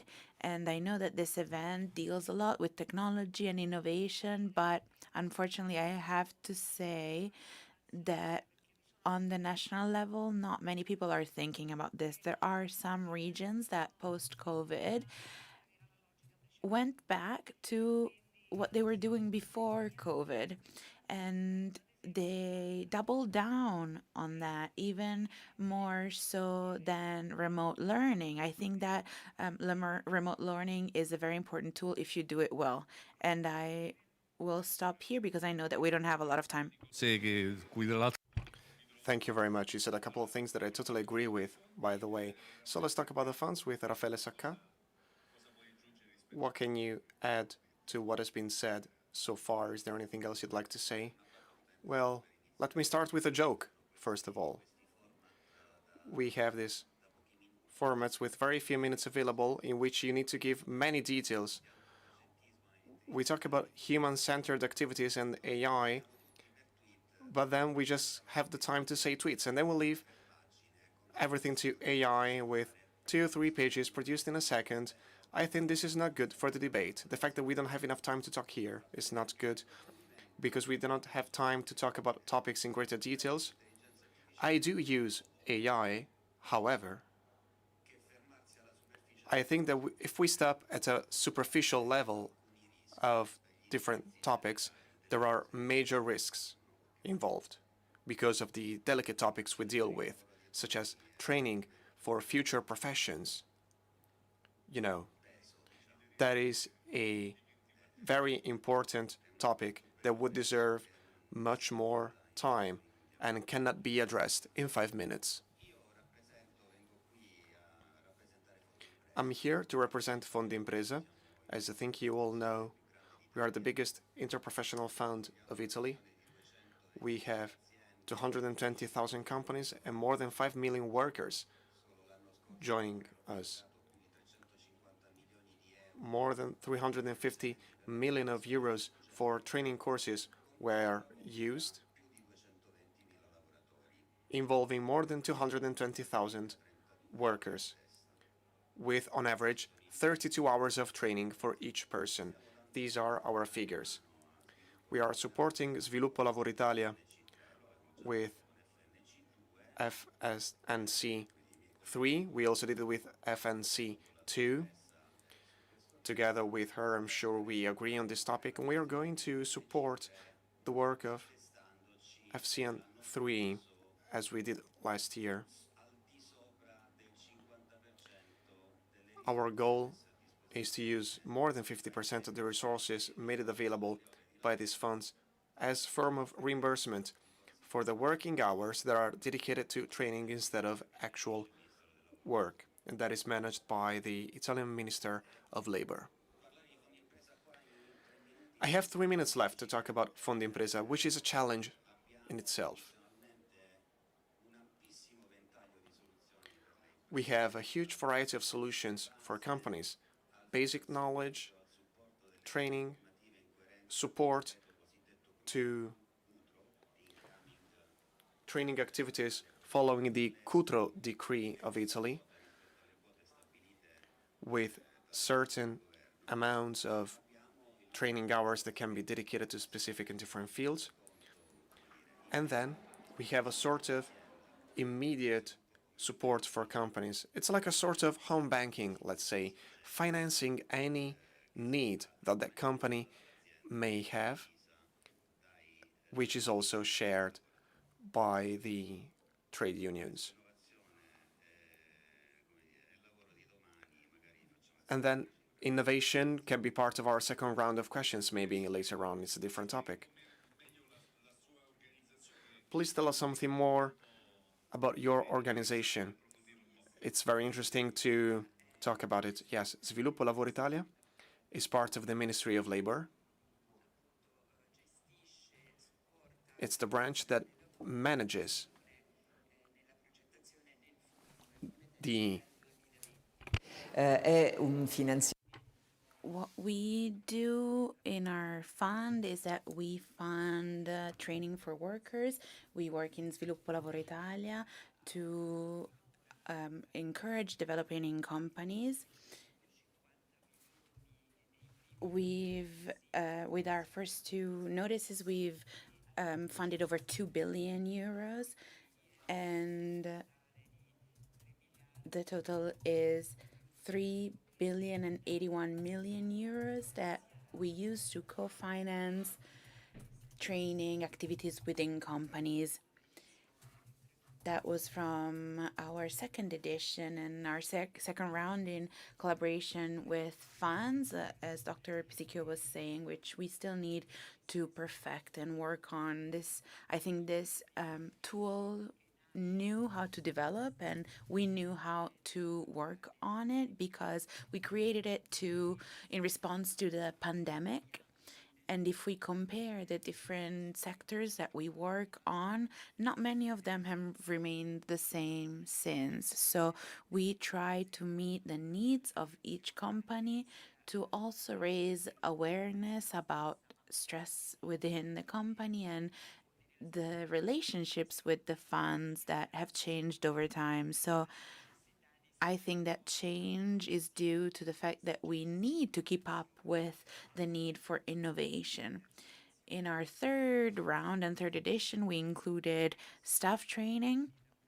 So not only for employees that are already within a company, but those who are hired and those who are seasonal workers. So we do use AI in some of our sectors, and especially for welfare within a company. So we do work on process innovation quite a lot. We believe that our fund is generative because in the latest INAP study that was issued in December 2024 and is a working paper, this shows how the new skills fund could multiply 4 times funds and innovation within companies, so that the number of training hours has more than doubled thanks to the fund. So in terms of generative AI, we've started to talk about it, and we've started to talk about micro qualification and micro skills, which we need to consider training standards and training goals so that we can push for the transferable skills and how these skills can be used on different systems, by also considering Ministerial Decree 115, which adopts VC systems to qualify skills for the Minister for Labor, and especially ongoing and CPD. So those are the two topics that I wanted to talk about. Proprio a quest'ultima battuta perché diciamo forse. Let me go back to what you just said, because one of the new elements that I can see from the outside was actually this ministerial decree regarding interprofessional funds that are involved in this complex process regarding the validation and certification of skills. Let me just say this from my personal perspective. I agree with you in general that we need to shift the attention from the number of hours to the actual results. Instead of paying a certain amount of hours or reimburse a certain number of hours, we need to see if results were actually achieved, if they can be certified or tested. This is my personal opinion, and I take full responsibility for this. And I wrote something about the importance of vouchers. Long live the voucher was the title. You know, in IBM they say, you pass, we pay. So if you manage to pass the course, that is paid for you. Anyway, in this last round of speeches, I would like to know your opinions and the general state of affairs of the different funds. In the case of funds, what are you doing? What are the problems that you're facing? How is everything going on this sense? So in terms of ministerial degree 115, we're almost at the finish line because by the end of May, we'll be done with the first part of it that has to deal with regulation, and then we'll move on to methods. Personally, I think that this is very interesting, and especially what my colleague said, because in the framework of skills or micro skills, which is what we're talking about here in our case, that we are sort of the building blocks of our job. I think that CPD and continuous training is essential because I think that ongoing learning needs to be something that every employee does throughout their career and life. So that's very interesting to me. But to respond to what you said, I think that a lot is up to us because we adopted standard cost units in December, and that has to do with the real cost analysis and based on a mixed models. So you can consider training hours on the one hand, and training environments do carry out trainings. You have to pay teachers, but you also have to consider results, not only the hours. So whether with all those training hours you did become trained and you acquire new skills. So that doesn't show whether you actually attended these trainings.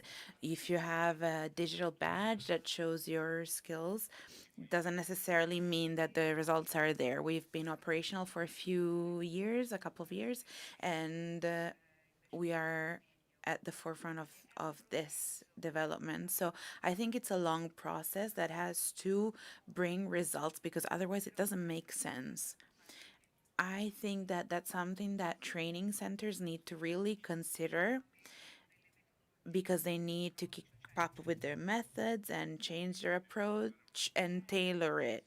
It's not just about classrooms, it's about much more. When you have such a wide audience and such an important audience that really involves a lot of Italians, you can't really think about a classroom. You have to think further and work on it. We are not the biggest and the best here because, of course, Fondo Impresa is the biggest here, and we could be anywhere. Nothing changes. They are really the key player in the field.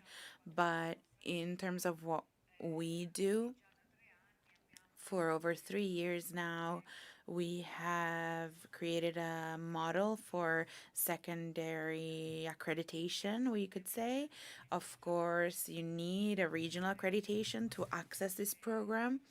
But then the second part of it is that we look at results. We consider rating for performance of training centers. L'attività che sta svolgendo.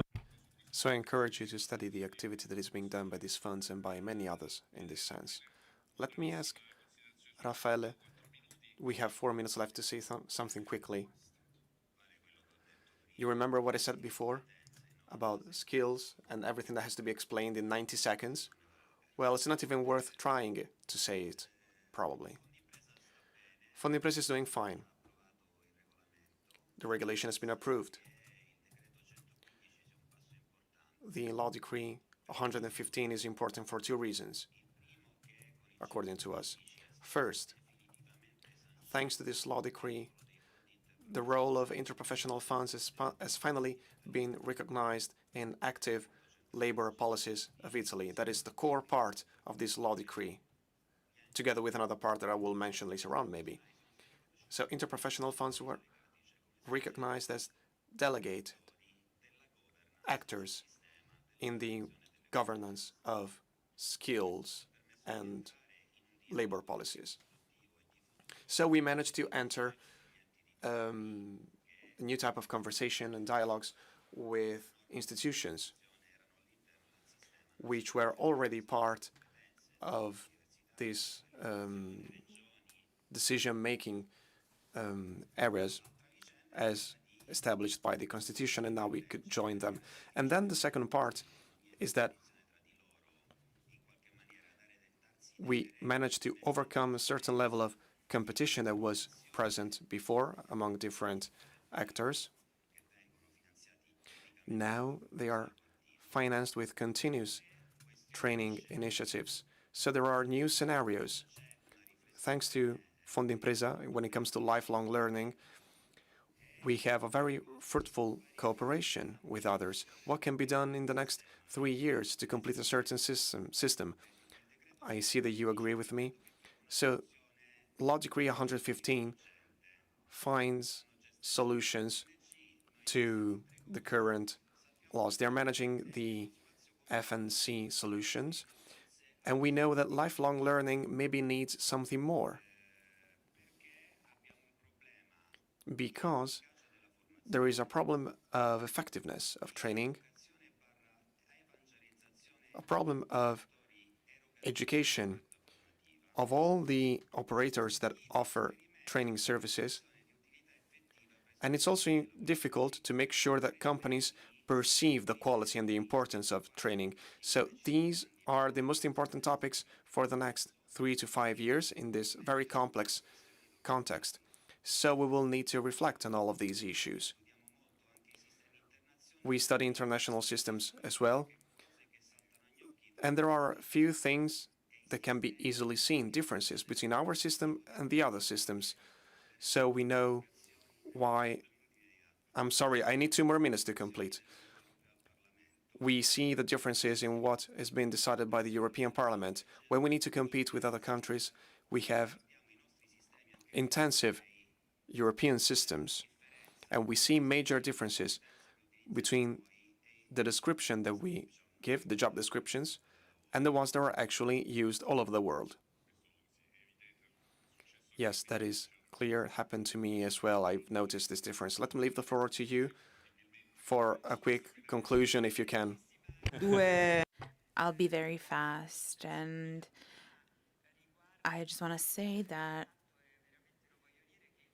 the fund for new skills, I'm sure you can understand, involves a number of training hours and trainers and information collected. And so I think it's a great source of data and information, a great repository that will need to be monitored and assessed. But as stakeholders, I think we need to find an opportunity to highlight and really value what this tool does, because I think it will allow us to go much further what we already have, because it's as I said, deep well of data. I also agree that we tried over the 2 rounds of the funds to interact with other funds, and this needs to be done with all stakeholders within the fund. And we have many stakeholders: regions, training, consultancies. So yes, there's a lot of stakeholders involved, and of course education, universities, training centers that need to provide training. And if we want to make these courses more structured, we need to really keep this machine well oiled, so that we can then integrate funds and resources, but also ideas, and to complete the supply chain. Grazie a tutti per l'attenzione.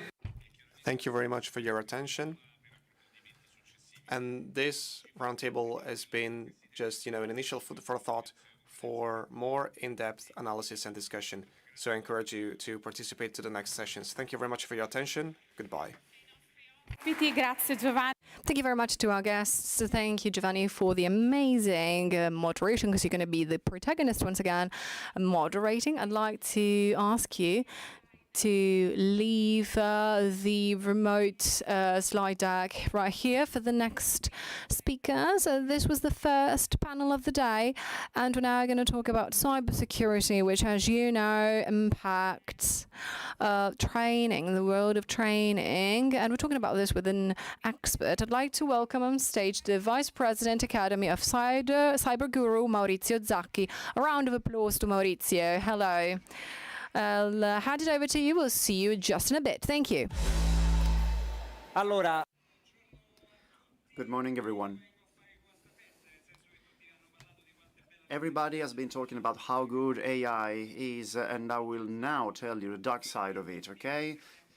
My speech is about cybersecurity, but actually I'm going to focus on a very romance story, a story from Rome. In fact, we deal with cybersecurity from the point of view of the necessary awareness to survive in these fields. Our goal and our role is to transform the human factor, which is today finds itself in the first line of attack. Well, we want to transform it into the first line of defense. When I was thinking about how to launch this speech, how to open this speech, something happened in my company, my enterprise. This is a WhatsApp message that our CEO has supposedly sent a managing director of a company we have just acquired. Everybody knew that our CEO was about to travel to Spain because well, he was going to participate in a public event, and clearly everybody at our firm knew that, was aware of that. So this was an attempt to put in contact this new managing director, who has just incorporated in our company, with supposed Mr. Gritty. And actually, this was about to become a scam, a fraud. This could have become a fraud, okay? So we decided to internally verify what was happening, and luckily we managed to stop our CEO and to prevent him from answering those messages. I have titled this speech and this slide, "The Daily Routine of a CEO," because you know that CEO are constantly and daily exposed to these cyber attacks. So we need to monitor AI tools that try to hack our systems. So our CEO was about to leave, to travel to Spain, and a Spanish number text message him. Now I will ask you to listen to this vocal message. Provo. Non parte. Let's see if it works. Yeah, it looks like it doesn't. So I will explain that. I've been talking about manipulating, subtle manipulation. Here we are going to talk about deepfake. So what happened is this. I received a vocal message from our country manager. He told me that I would have received soon confidential information, and that I had to read that information but keep it confidential, because that information was about growth plan, well, very confidential. So we took this vocal message and we did clonation with it, and we transformed the message into this. Unfortunately, I cannot share with you the vocal message. We just change a sentence inside of it. Okay, it doesn't matter. I will keep on talking. I will not share the vocal message. Okay, this is the vocal message. Please don't talk about it with anyone. This was probably the first one. Can you please, just keep the volume low, because the surprise effect is over, so I prefer to explain that. So in this cloned message, we just changed a sentence. The message is the following. A consultancy company is about to call you to help you with something. This opens up for a very dangerous path, for a very dangerous evolution. In fact, I have received information from the country manager. I'm expecting a message from this consulting company, and I will share data with this company. This is just the beginning of a possible data breach. This message, well, I used it to let you understand what we are talking about. Since we started to work with the AI AI, since deepfake techniques evolved, since deepfake is now available for everybody, well, it is very difficult to understand what is true and what is fake. When we talk about, when we explain what deepfake is, we ourselves, we need to remember what was fake and what was true at the beginning, because it is difficult also to us. This is very dangerous for companies and for enterprises, also for prepared persons from the sector, because sometimes some channels are used to spread this deepfake. This deepfake can be performed lively, okay? And I'm telling you this because we usually use calls and video conferences where sometimes calls could not be real. In fact, some calls happened and they were made fake. So it looked like live calls, but actually somebody was emulating, was reproducing the physical presence of a CEO, and a fraud. Yeah, fraud was made. So just take a look at trends. These are the growing trends, continuous growing trends of cyber fraud. The more technology evolves, the more this fraud happened. There is no interruption. And these are some other things that are taking place. The first one is evident.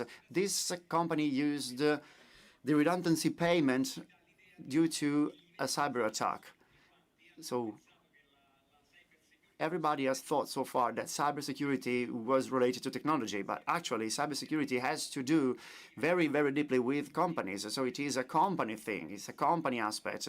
I don't know if you heard about this do and DORA. Well, these two things are changing the whole paradigm. In fact, it looks like the responsibility of the whole attack is of the board. So the board has to be made accountable of a possible cyber attack. This is a very important thing now for companies. The second news is about cyber attacks to hospitals and necessary services, essential services. So the whole economic system is now under attack, and the future does not look brilliant. It's actually gloomy. In fact, using AI to manipulate people, the border, the limit between true and false, real and fake, is blurrier and blurrier. In fact, well, you know, a comparison or a challenge between the humans and a gloomy machine, well, in any confrontation like this, the humans are going to lose. I could have talked about bias, because this is very important, but I decided to sum it up with slow and quick systems. In fact, we have a very quick and intuitive system, and it works on the majority of cases. We take hundreds of thousands of decisions per day, and in the majority of cases, these decisions are led by these systems, so they can be easily be used by criminals and by hackers. So the only way we have to save our lives is training. We need to be trained. We need to train the others. Technology will partially help us, but technology cannot cover the whole scenarios. Training becomes a necessary security measure, and the most important thing is that technology helps us intervene on human factors with unusual techniques. Here we talk about neurological attacks, so that's why we need to act in different ways. The question we need to pose to ourselves is, what kind of training do we need?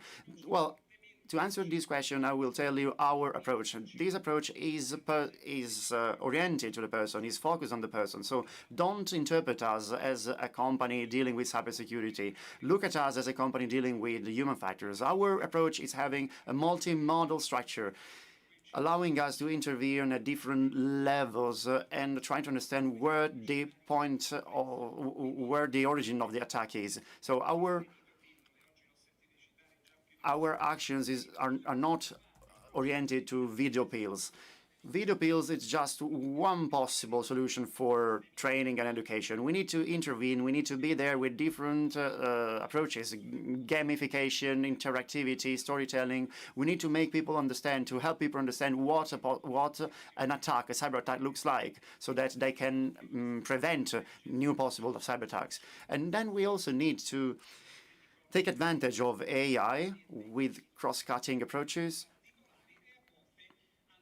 Well, sometimes we also need to act in real time when we are about to perform an operation that could involve a risk. Well, in those cases, we need to tell people that they need to pay attention.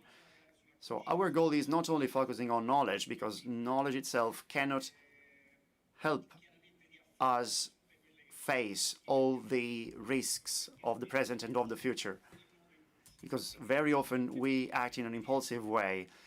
That's why we need to use experience.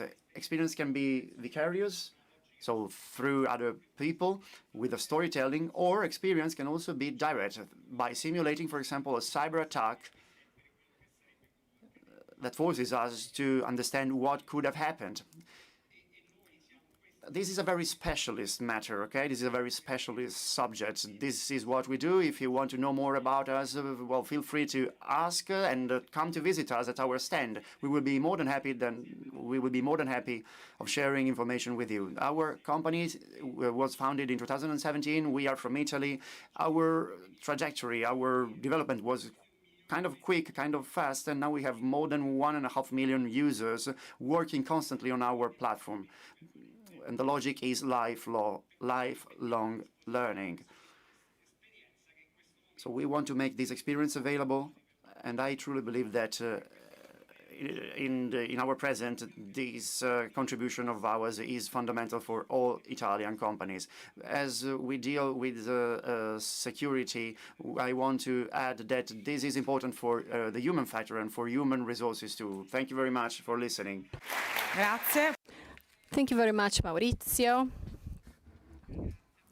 Thank you very much. All right, so let's continue by talking about AI, and we have another panel which will be moderate by Marina Morinetti, who is a professional. She's the only woman who manages and leads an economic newspaper. And we're going to talk how the impact of AI, how training can make a difference. Welcome, Marina Marinetti.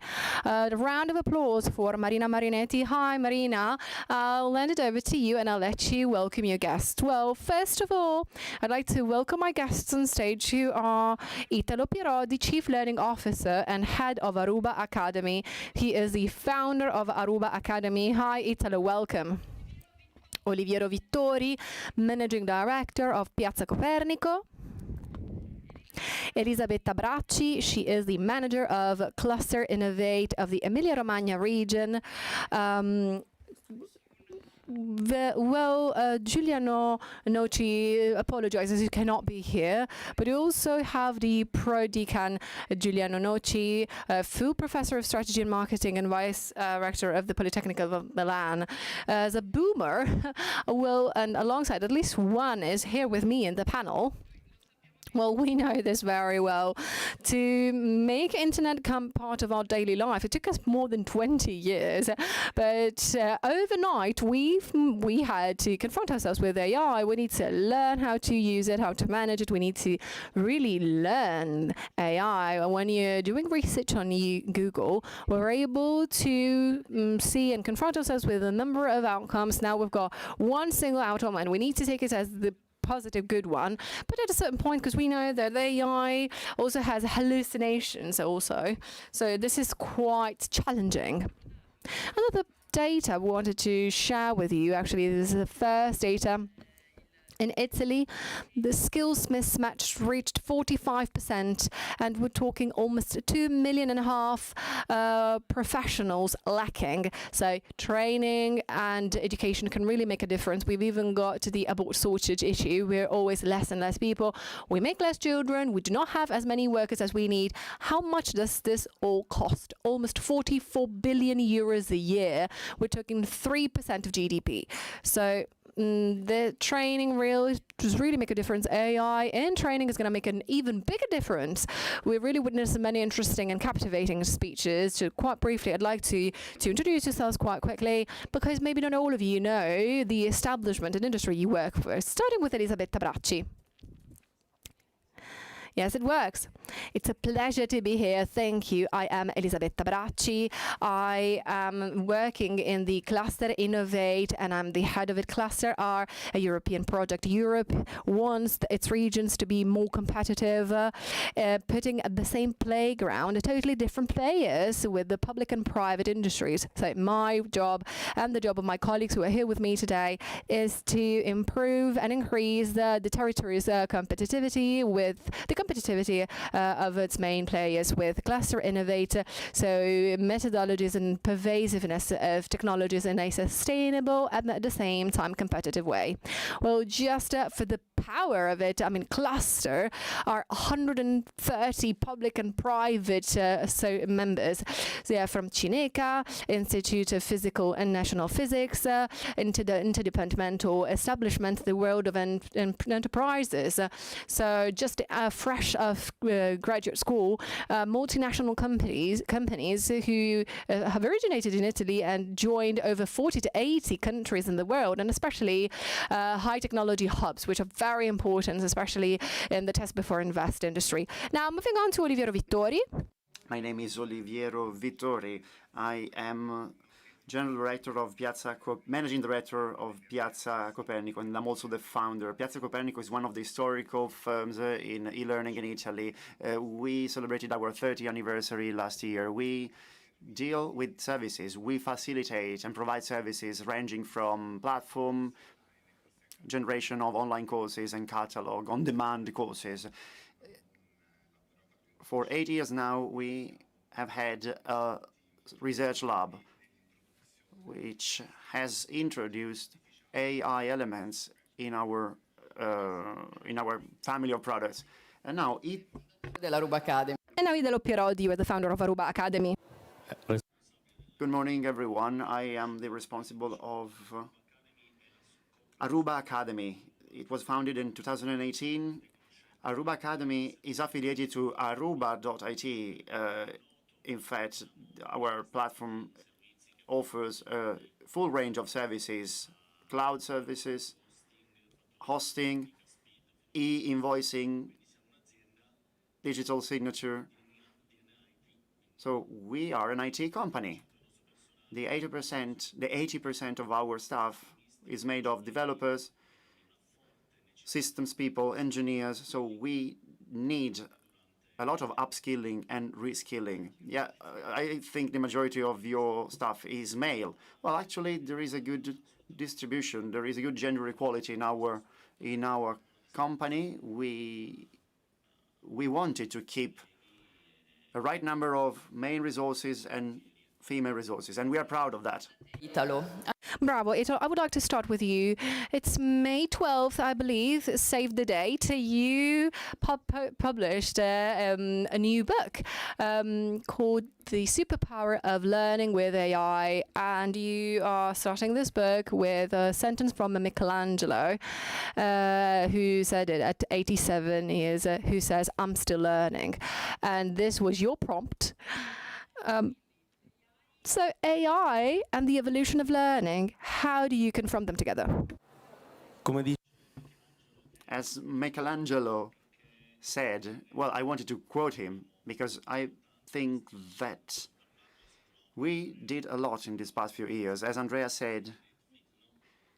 mentioned, the Netflix-style training and education, we have gone through an evolution from this point of view. Well, in our sector, in our field, we cannot stop here. Our work is evolution of learning development. Well, in this framework, we continuously need to be trained, to be updated, and to adjust to changes. AI is now overwhelming. The speed of AI is really dramatic. Everybody said the same. In the previous speeches, everybody repeated that AI is speeding up, and this is the central topic of this summit. Well, we need to be prepared to this. We cannot improvise. We cannot introduce AI in learning processes in a company being superficial. We need to study that. We need to map it all. We need to analyze the points and the aspects in which AI can be an added value. AI shouldn't be a fashion, something fashionable. Everybody talks about AI, so we talk about it too. No, it cannot be this way. In this book, I wanted to describe our way of working, our modus operandi to implement AI in learning processes, which is nothing new, actually.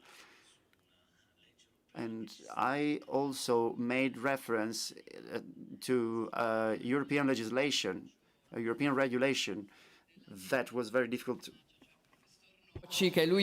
Yes, and I would like now to take on the word of Appuccinosi. Well, the European regulate what the Americans and Chinese create. Exactly, the AI Act, which is frightening. I've talked with a lot of people that fear the AI Act. We shouldn't be scared of it, however. We should feel assured. Think about Gutenberg when printing characters were developed. Think about the Industrial Revolution when new laws were necessary to protect people because of the massive use of machine that was on the rise. Now we are living that phase again with AI, so the AI Act derives from this context. The AI Act is a series of different pieces of legislation, actually, that can help us make the most of the potential of AI. I'm talking from the learning and training perspective. And at the same time, it guarantees transparency. Transparency is very important, and protection of people's rights. So these are two fundamental aspects. When you think about AI, think about transparency and protection of people's rights. These are the aspects that the AI Act is asking us to better manage. So, continuing on this topic, let me ask Oliviero, what is the ethical impact of AI in the world of training? That is another fundamental topic. So let me ask you how you face this challenge in Copernico. Well, the ethical use of AI has been discussed for a very long time. It started with the very beginning of AI several years ago. What is changing is the fact that we have generative AI and the widespread use of such tools. So it's a matter of values and ethical consequences. In Piazza Copernico, we have a research laboratory collaborating with universities, research centers. We started to introduce AI in our offer in 2017. And let me tell you that very few questions were asked about our tools until last year. But during this last year, things have changed dramatically. Italo was mentioning the AI Act, which is going to be an important tool. The only question that I ask myself is, will it become a global tool in a globalized world? It would be useful, to have shared principles all over the world if we are going to use this technology all over the world. So what are the aspects that we focused on in Piazza Copernico? First of all, let me agree with Italo that using AI is not mandatory, it's just an opportunity, it's not a must. First aspect, quality and reliability of content that go through our AI tools. We also know that knowledge of a certain subject is not enough to make sure that you deliver good training services. So we implemented teaching strategies and guidelines that can be customized depending on specific projects, and we feed it to our AI tools. The other element is the attention to the human factor. So we have a training model for students, starting from questionnaires that we give them, and then we add the behaviors that we see during the courses, how students behave, basically. This is an intelligent tutoring system. Pico is the name of it. Let me advertise it. And the goal of it is to customize the learning experience.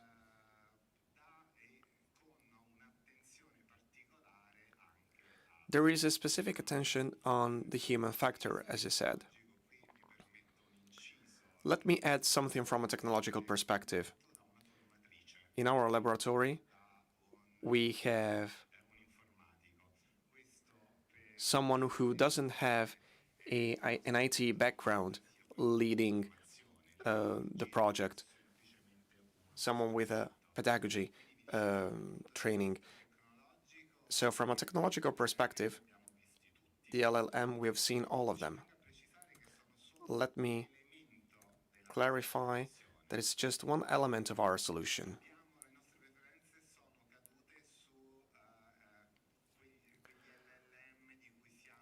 Large learning models can be understood sometimes, and we focused on them.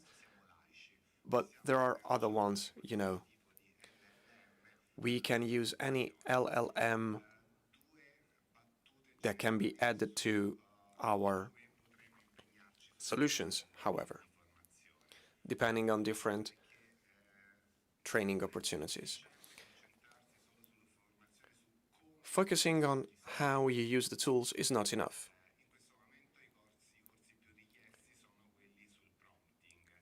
Prompting courses are the courses that people ask the most. We need people to be aware of how and when the information received from such tools can be considered as reliable and when or how they are not. When the output fully meets your needs, fine, but in other cases, they are just, you know, just a starting point in some cases that you need to further elaborate. Lifelong learning is fundamental in this sense because we are facing an incredible evolution. In your introduction, you said it took us 20 years to learn how to use the internet, and we have maybe 20 seconds, 20 minutes to learn how to use AI. The training on the job doesn't work as much as it did in other cases. So we need to be able to offer training courses that, I'm not going to say keep up with the technological evolution, but let's say that can still be close to it. AI is a tool, and training has the goal to teach people in an ethical way how to achieve certain results and use certain tools. If we give a cutter to a child, the child may cut himself. But if we have an artisan using it, he can use it to shape wood or create pieces of art or other objects with that same cutter. So our role in this case is to teach people how to be artisans of AI, craftsmen.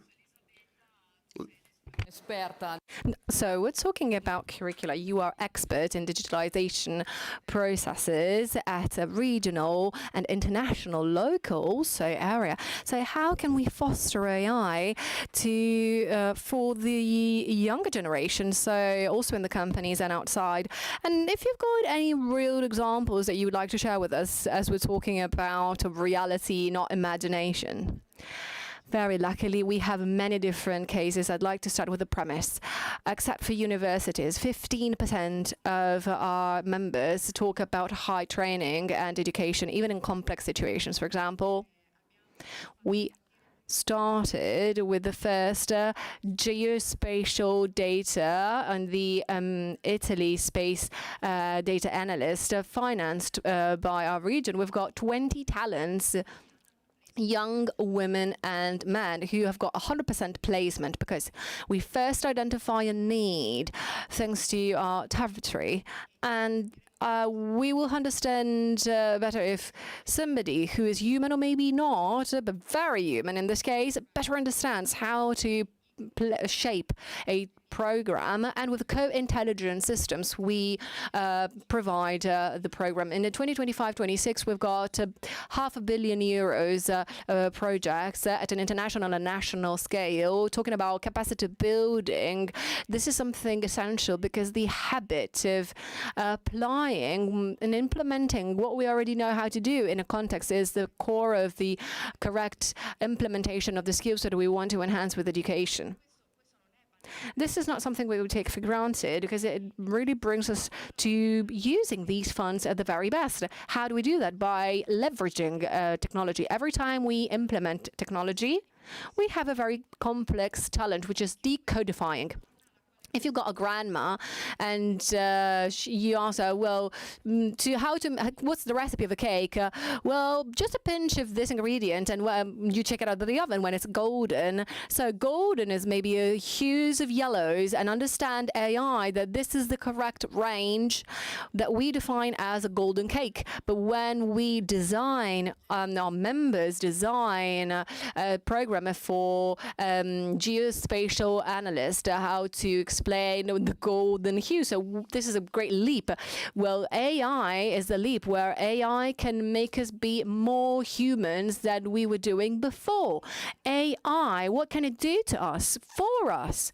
So let's take 3 different levels of education. First level is notions. It's the set of data, and we talked extensively about it as well. The AI is the best help we can get and the best inventor we can get. So we can imagine a 30 years war, and that's going to be perfect. If notions were the only thing necessary, we would all read the handbook and we would all become experts. But there are other skills we can develop. And also with AI agents and assistants, we could develop logical skills because we would bring them into making training to us. But there is another educational level, which is the methodologies. And so we already have many different cases of very young trainers, very young, with a blend of AI, combined mixed reality visions, and devices or gloves can set up, arrange and de-arrange a program.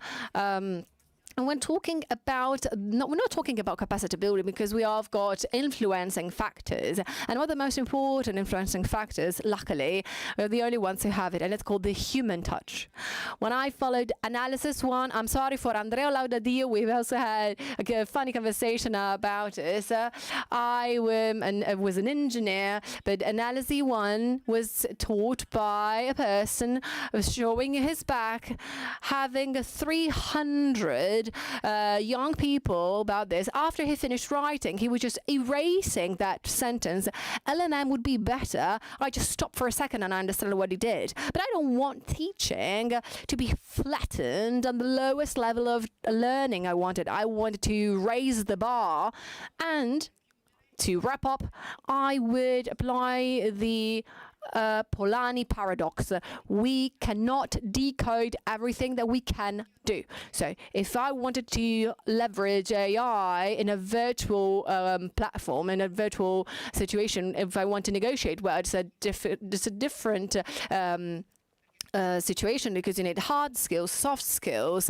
You can't negotiate following what has been said. So now I will need a human being. So we've got remarkable cases. One of our members is called Kiddo, the software Kid Coach, because they always call everything with a key E. And it's a coach who helps you memorize, better understand, and find something about on handbooks. But then it's your corporate mentor who tells you how to work and another example is one of our partners. We work practically about it, which is the MECTIC Club from the University of Toronto. The director, Paolo Granata, a dear friend, makes his pupils make homeworks using ChatGPT. And he wants to know, what prompt did you use? Where did the machine arrive? And where did you contextualize and improve this and that? Well, from the moment we are able to decode a part of the work, working on the notions, tenets, maybe on certain skills, so for example, logical skills, or maybe on certain matters, but never removing that human touch. Now we're working in this co-intelligence mode. So we're really leveraging AI with the pros and cons, and we're also enhancing humankind, men and women, who are forced more and more to be superhuman. And this is, we notice things work very well. Amazing, outstanding. Italo, back to you. Key takeaways, maybe we are going to take it to the next step to implement training with AI in the company. Elisabetta discussed something very important. Everything that you said is beautiful. But let me play the role of the devil. There are other topics. And this is what we're focusing on. First, let me go back to the AI Act.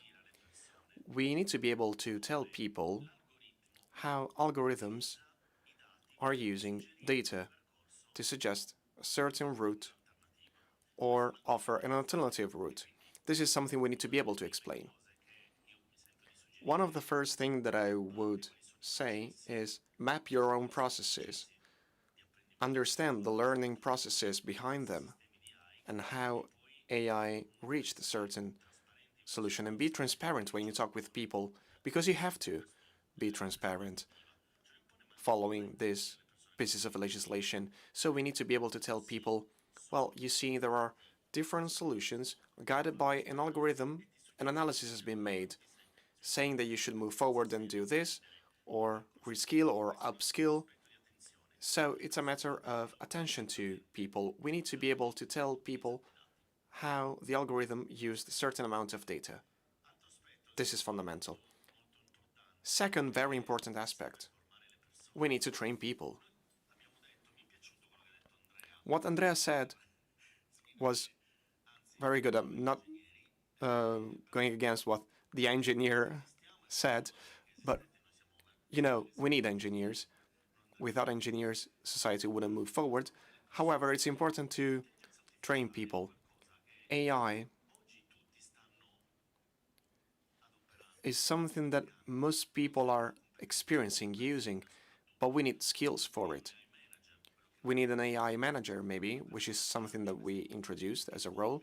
Someone who has the right skills to train other people, to train trainers. It's important to get this knowledge, these skills regarding prompting, for example, so that you can later on develop a specific course. So we need to train people. We need to train trainers, not just the final users. People who will be in charge of it in this process. And that is the second aspect. Make sure that you bring these same skills and competencies into your company.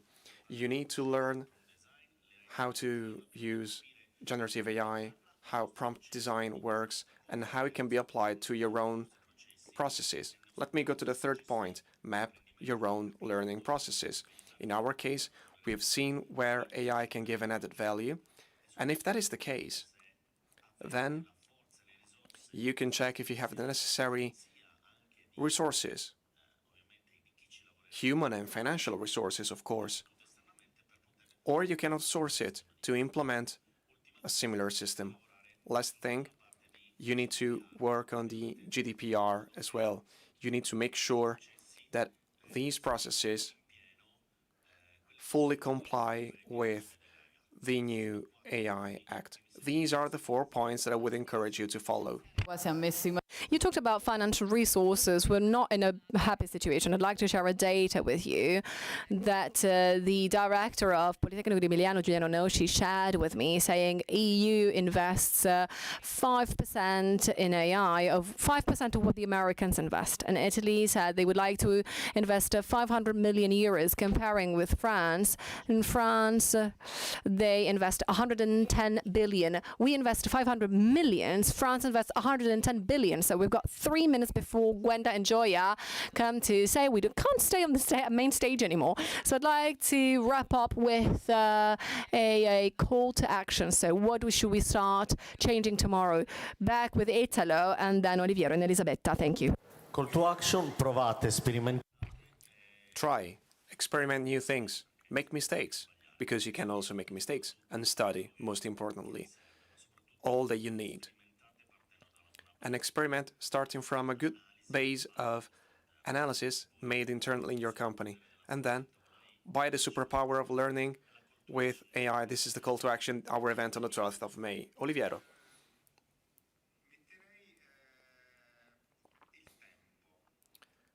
I would talk about time. The wheel was invented, I think, 3,500 years before Christ. The print with moving characters was invented in the 15th century, I think. There were centuries in between. Now we don't have that amount of time. ChatGPT only took a few months before training courses, virtual tutors started to be used. And these tutors were just links to ChatGPT, basically. It took us 2 years of experiments to develop something that was worth trying. So my call to action is take the time that you need to develop this, but keep in mind that we have only 20 seconds in general. Mine is a practical call to action. Contact me on LinkedIn. July onwards, we're going to start a huge work, a systemical work, because we understood the know-how integrators are lacking. Some do technology, some use technologies. Where is the know-how integration? So we're going to be working on the concept of deep tech, so frontier technologies who have an impact, that have a relevance in several industries and fields, and the world of mechatronics and motors. And education side, what are the skills, the biases and the fields that we feel before we hesitate applying these in the mechatronic and motors industry? We really need them. How can we help people and therefore companies made by people to have the right skills to apply them? Well, as we've got a couple of seconds to also make my own call to action. When you create a prompt on ChatGPT and you would like to say it's yours, please remind yourself that you should not use the capital letters, because ChatGPT puts the titles with capital letters, remove the conclusions and change the introduction that always starts with, in a context with, in an era where. Well, thank you very much, Elisabetta Braccio, Italo Pierotti, and Vettori. Thank you very much. We stick to time, so have a fruitful proceedings. Marina, congratulations. Thank you very much for those 20 seconds that you gave to me, but also for moderating the talk. This final call to action seemed to me a very real round table. Moving now on to the venture capital world, trying to better understand what the investments are in the HR tech and ed tech. So I'd like to welcome on stage the founding partner of Growth Capital, Fabio Monini De Focatis. Hi, Fabio. I'll hand it over to you. Welcome. Thank you.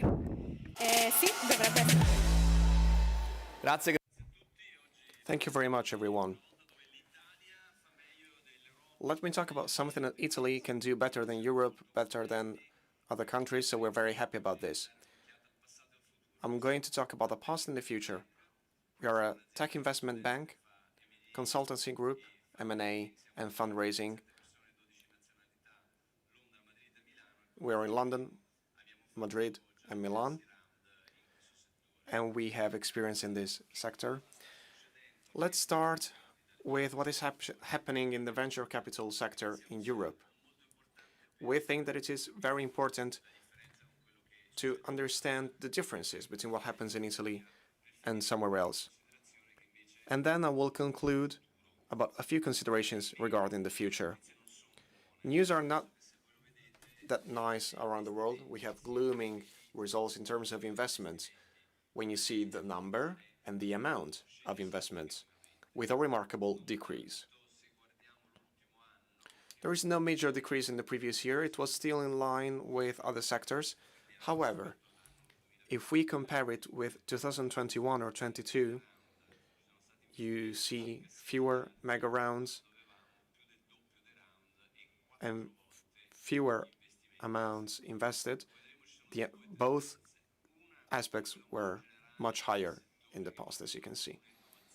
Some sectors have been innovated. Other ones are not very innovative and suffer from this. Then we have startups, where AI is used, and they prefer to position themselves in the AI, machine learning, and software sector because there is more awareness, more funds. It's more of a psychological reason. Let's now see the results regarding Europe. Europe started to grow a bit later, and then there was a major decrease in 2023, and then a further decrease in 2024. So the comparison between US and Europe is similar to the same that we can see in other sectors, but we see that amount invested in mega rounds have been decreased very much. Sixfold or sevenfold, so a major decrease. Let's see percentages as well. As I said, numbers alone are not everything.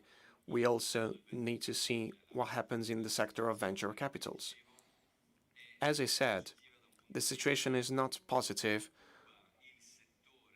when it comes to the amounts invested compared to other sectors. And again, that is because some companies prefer to stay in the AI and software section because, as we said, of the higher level of awareness. There is something more that we always take a look at. The median and the average. How big the round is, and what is the median deal size. Let me go back to what I said before regarding the mean round size, but then we see the median round size, and we see the results are actually good. There is a growth, even if it is not growing as much as other sectors. If we compare the different years with 2024, you see the difference.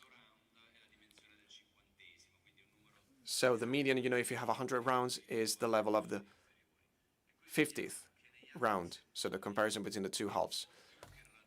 And we see that it has doubled, more or less, in 4 years, but in the HR it has more than doubled.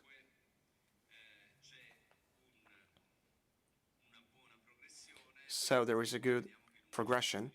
However, when it comes to general numbers, we have lower values, fewer capitals invested. Compared to fintech or deep tech sectors, we have innovative companies that require a lot of capital. In this case, it's not that much necessary, so there are fewer of them. Let's see the top 5 deals of the recent years.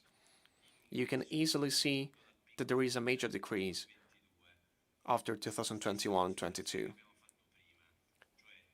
Let me go back to what we said before. There has been a decrease in all sectors. If we take a look at the values, the reduction is remarkable. There were many rounds beyond 100, 200, and 400 millions in 2024 and 2023 as well. All rounds were under 100 millions. Mega rounds are rounds that go beyond 100 millions. So we had many of them in the previous years and not even one in 2023 and 24. These are success stories. I want to talk about Factoria mainly because it's very active in Italy and it's growing its presence in the country. It was designed in Spain, and the Spanish system is similar to ours when it comes to investors and many of the features of the market. A year ago, they managed to get 80 million, they raised $80 million. And then we have Osana, which is a Swedish startup company. These are the investors in the sector. Again, there are a few considerations that should be done.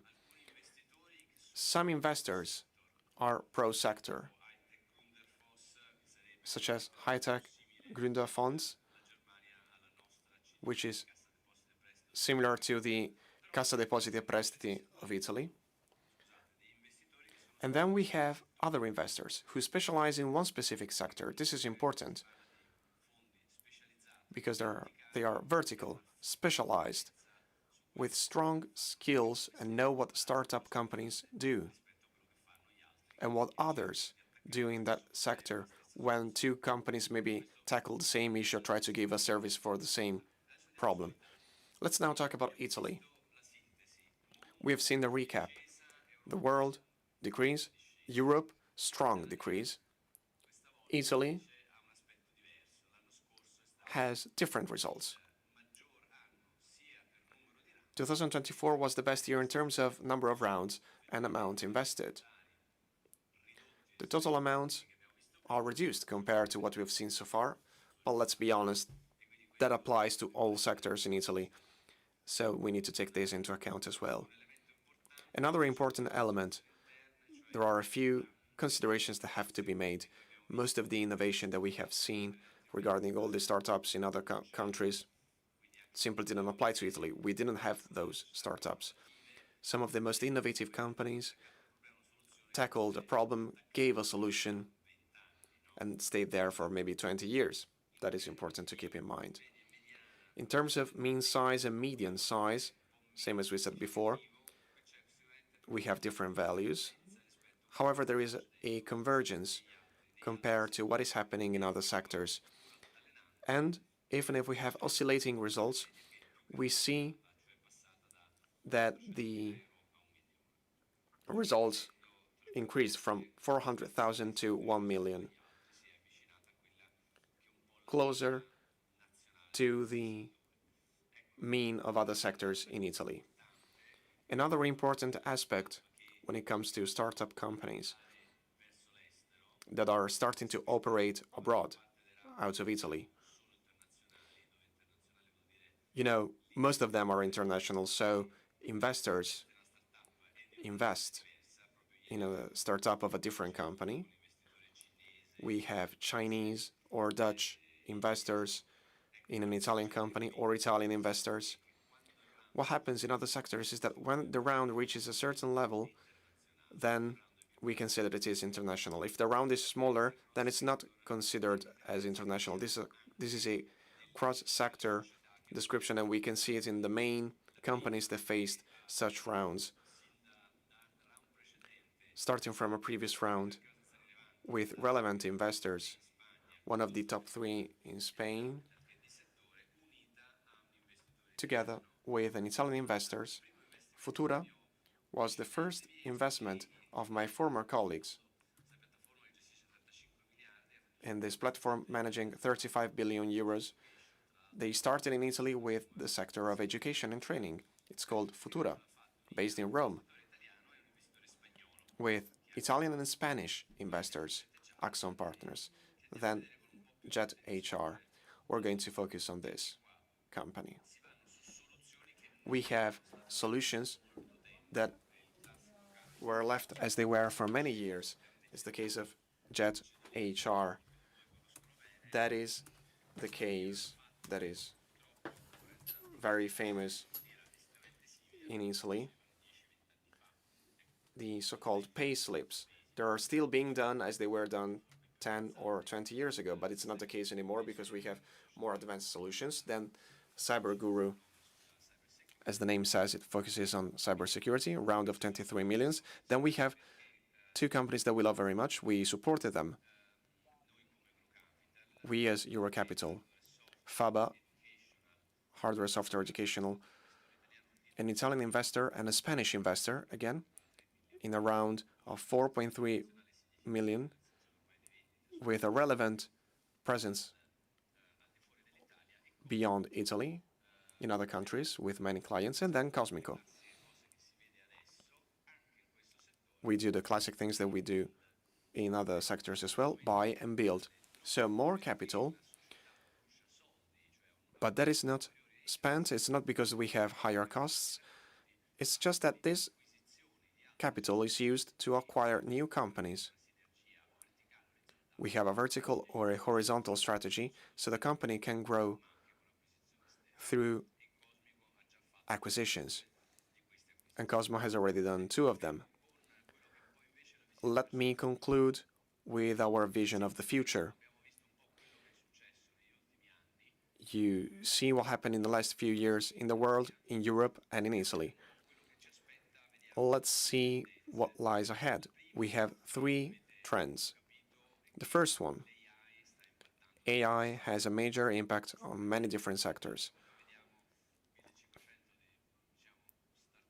Let's say that we support 1,500 startups per year. Half of them were about AI, and the other half still uses AI. And then AI is a tool supporting very specific processes of a given sector, and that applies to education and HR. We have few examples coming from the UK, from the Netherlands, from Switzerland and Italy.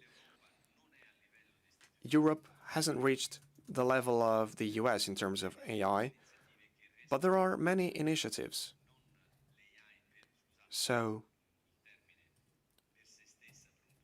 AI is matched to other difficult processes instead of being used on its own. Then we have freelance world. This is very relevant. We have seen Cosmico, the company that we mentioned before, and there are other ones that raised even more money. There is a lot of awareness around them because they make processes much more effective and quicker, with a minor impact deriving from technology.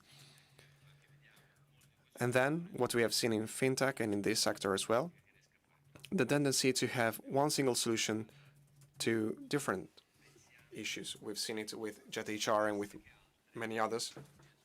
And we think that it will support companies so that the customer experience will be much better. I ran out of time. Let me thank my team and let me thank you for your attention.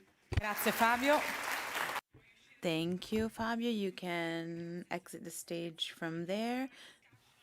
Venture capital in the HR and training sector with another expert roundtable. Moderating the conversation, we have the founder and managing partner of Beyond Venture and board member of Pathfinder Investor.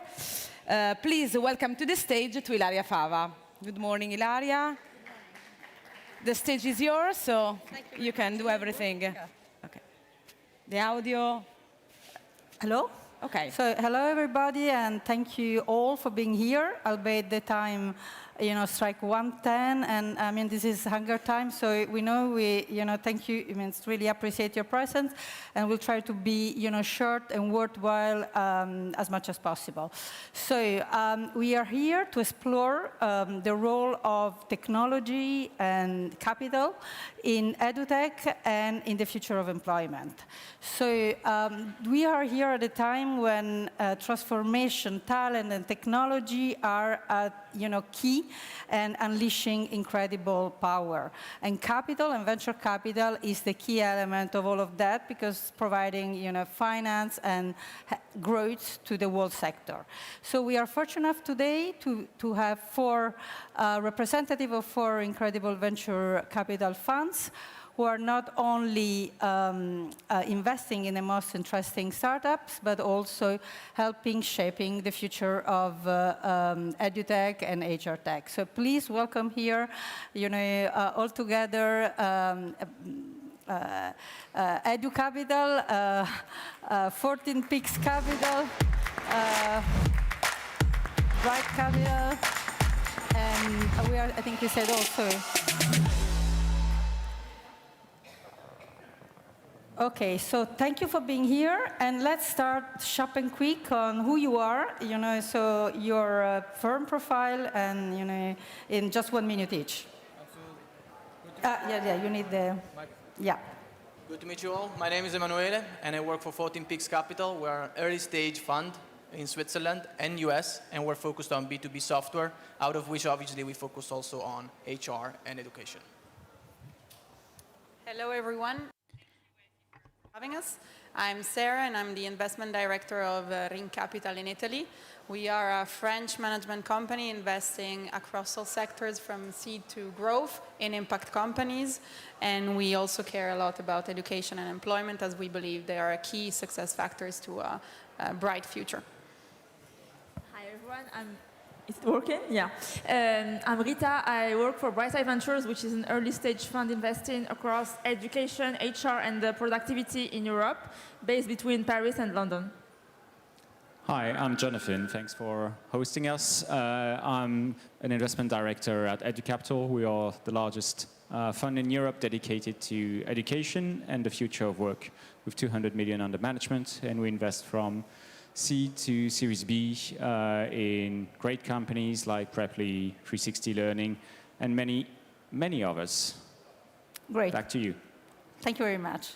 So, Sarah and Emanuele, so let's start from your opinion on what role of innovation and technology is shaping the technology trend in education and future of employment. So I think innovation in education and employment is quite straightforward. We're trying to change the way we learn and the way we work. And I think there are many impacts and many innovations that can happen in talking about personalized learning, greater reach, greater engagement to finally get to a stronger and better outcome of both learning and employment. Just to give you an example, if we think about historically how teaching has happened, where we've seen individual teachers or instructors delivering a single same lesson to the same amount in the same large class, which is a kind of teaching that might have worked for large groups, but it often overlooks the individual needs of students. And what we're seeing now is a more personalized, individualized learning tools that can really adapt the pace, the learning approach of the teaching to better increase, basically to increase the outcomes of that learning for each student. We saw also today on the main stage earlier, and also at the show up, startup showcases, how that's really fastly developing. So please, Emanuele. No, each has one. I do think innovation, in fact, has quite an important role in shaping HR and education. Simply because you think about it, human capital is a key asset to any company, irrespective of the industry, irrespective of the size. So technologies that can help valorize this asset for every company are going to deliver long-standing value for the company. It's kind of a critical one.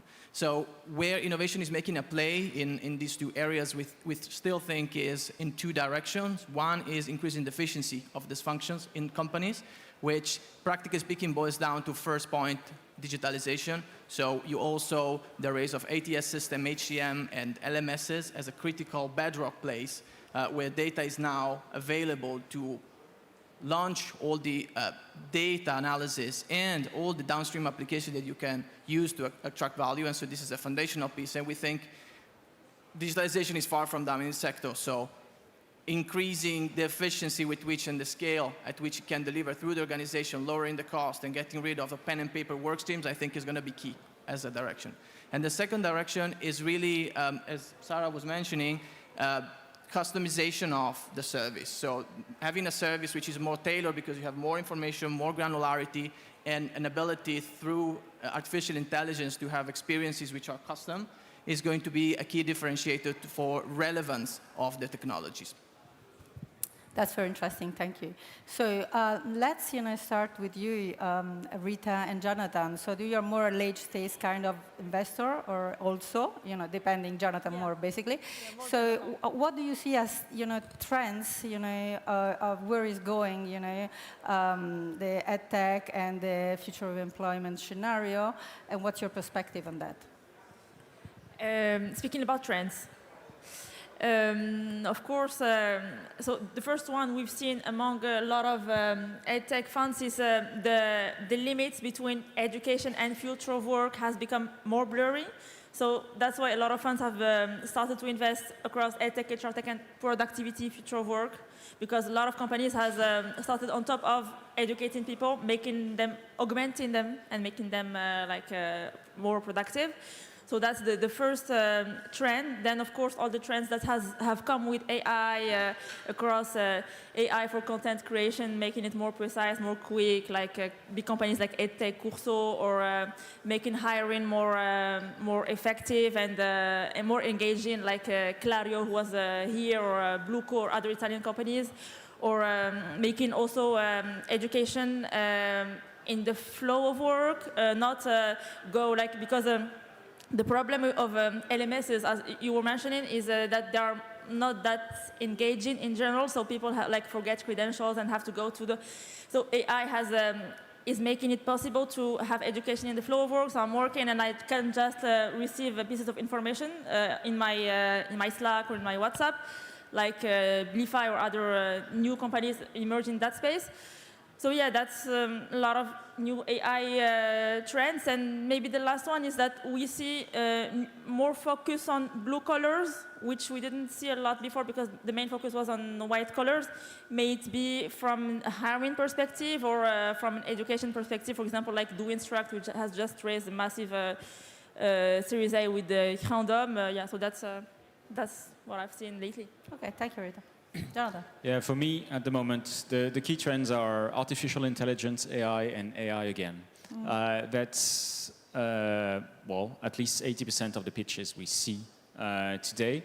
And there's a lot of bullshit, but there's also a lot of substance here. To give you a few examples, I think in recruiting, the game is already changing completely. You have AI for candidates who want to apply, and you have AI for HR who want to speed up selecting and choosing candidates. Well, the big danger here is to have AI talking to AI recruiting people. Not sure that's going to be, well, it's not without risks, let's say. On education, Sarah mentioned it, but the gold standard, the best way to educate people is one-on-one tutoring. And AI just makes it possible. We see AI tutors popping up for language learning. We've invested in one called EDI Labs. We see it for general tutoring. We're investors in KnowUnity, for example, which has pushed a lot in that regard. But I think you'll see them pretty much everywhere. The perfect way to do it has not yet been invented. AI still suck compared to humans, but they're really impressive already. And the third bit is most jobs are going to be AI augmented in a big way. I'll give you a very concrete example. As a VC now, pre-qualification is really helped by AI. Market research, I don't know if you've tried deep research on the market, but it's really, really impressive. And plenty of other things. Rita is a big, big user, apparently. Thanks. That's very interesting and actually so impactful, talking about impact, Sarah and Rita, what, you tell us on, how do you evaluate impact, because that's an element too, especially if you have that in your thesis as a fund, but in general, how do you evaluate, how do you consider, how relevant is, the impact element of a startup for you? Sarah, she's the expert. I'll complete. So just to give you a little bit of context, so we are a generalist fund investing for impact, but we invest across all sectors, while Rita is investing in EdTech and HR tech. So maybe I can give you a more generalist approach, and then I'll leave it to Rita to give you a more in-depth and specific approach. What we are looking for in companies and in entrepreneurs when looking for impact, first of all, we want to have impact in the business model. So impact is not a buy-side product, it's not a nice to have, but it has to be in the company. And we are looking for companies that have impact embedded in their business model. So as you grow, as the business grows, also the impact will grow. And this is our first criteria. And then there are two very important things that we add on that are the intentionality of the entrepreneurs, of the founders. We are very committed to impact, and so we ask our founders to be the same. And we've come to realize that it's much easier to engage founders on impact when they are generally already interested, and not if you have to bring them on the topic. And the second thing is additionality. So we care about investing in companies that can bring a real additionality change of the status quo compared to any other company. So that means that, when you look at a startup, you look for a startup that's already, assessing its impact, or are you open also to startup who may be impactful, but they haven't started yet, the procedure of assessing impact? The latter. The latter, okay. We don't need the company to already be monitoring its impact, but at least to have a clear vision of their mission, of what they can achieve. Okay, thank you. Rita. We have a quite different way of seeing it, as we're not an impact by thesis fund, but the way we look at it is we have to see the result of the outcome. So if you're a company placing people, how much do you improve the job placement? How much did you improve the biases in the hiring workflow? How much hours you've saved for the teachers to concentrate on the children, or so yeah, we see impact as like a commercial success, and we tend to find proxies for assessing it. For example, in education, we have 4 ways of seeing the value proposition. Either it's more affordable, so how cheaper do you make the product more accessible to people? Either more engaging for people to be educated, because people don't tend to like education, so we need to make it more engaging with the personalization or gamification, etc. More relevant and more effective. How much does it really improve something in your either make you more suitable for the working places, or so yeah. It's not impact as Sarah explained in the business model, but more proxies about the outcome and how does it improve your life and work in general. That's very interesting. That's a kind of a beautiful high level. So I wonder just, whether your fund has 2 main partners who are both women. Do you think that is correct? No, it's no, us. No, do it, Jonathan, but it's you that have the, yeah, it's EdCapital that was founded by 2 women. Often it's, the 2 things are connected, so I wanted to know whether that's... Mostly men. What your sensibility was, kind of gender-oriented. But Bright Eye also has a diverse team, so... Okay, so no, but that's going, further about venture capital. So venture capital, what's the role of venture capital in supporting, key innovation trends and, the growth of a startup? Yeah, for me, the role of venture capital is to accelerate innovation. There's 2 components to it. The first one is money. It's obviously a big help for startups. But honestly, the importance of it is decreasing with AI and more recent trends, the cloud and so on. The cost of launching a company, the cost of building it to a couple million in revenue has decreased a lot. You can do now, we see teams of 7, 10 people reaching several million in ARR now. So money is a good way to accelerate, but it just accelerates it. Things are going to happen in any case. Innovations are going to happen in any case in EdTech and future of work. There are sectors of the economy where you need to have a lot of funding to start, but EdTech is not one of them. However, the other bit that we invest a lot of effort at EduCapital, but also a lot of other VCs here too, is supporting our entrepreneurs through expertise about the market, through operational support on recruiting, on marketing, go-to-market, and other topics, and making sure also to build a community of entrepreneurs, because there's no better way to avoid all the mistakes that you're going to do as an entrepreneur than by talking to some people who already made them. And everyone does mistakes. So the question is whether you can iterate fast enough and solve them. So yeah, I think VC has a card to play if you support your entrepreneurs very well.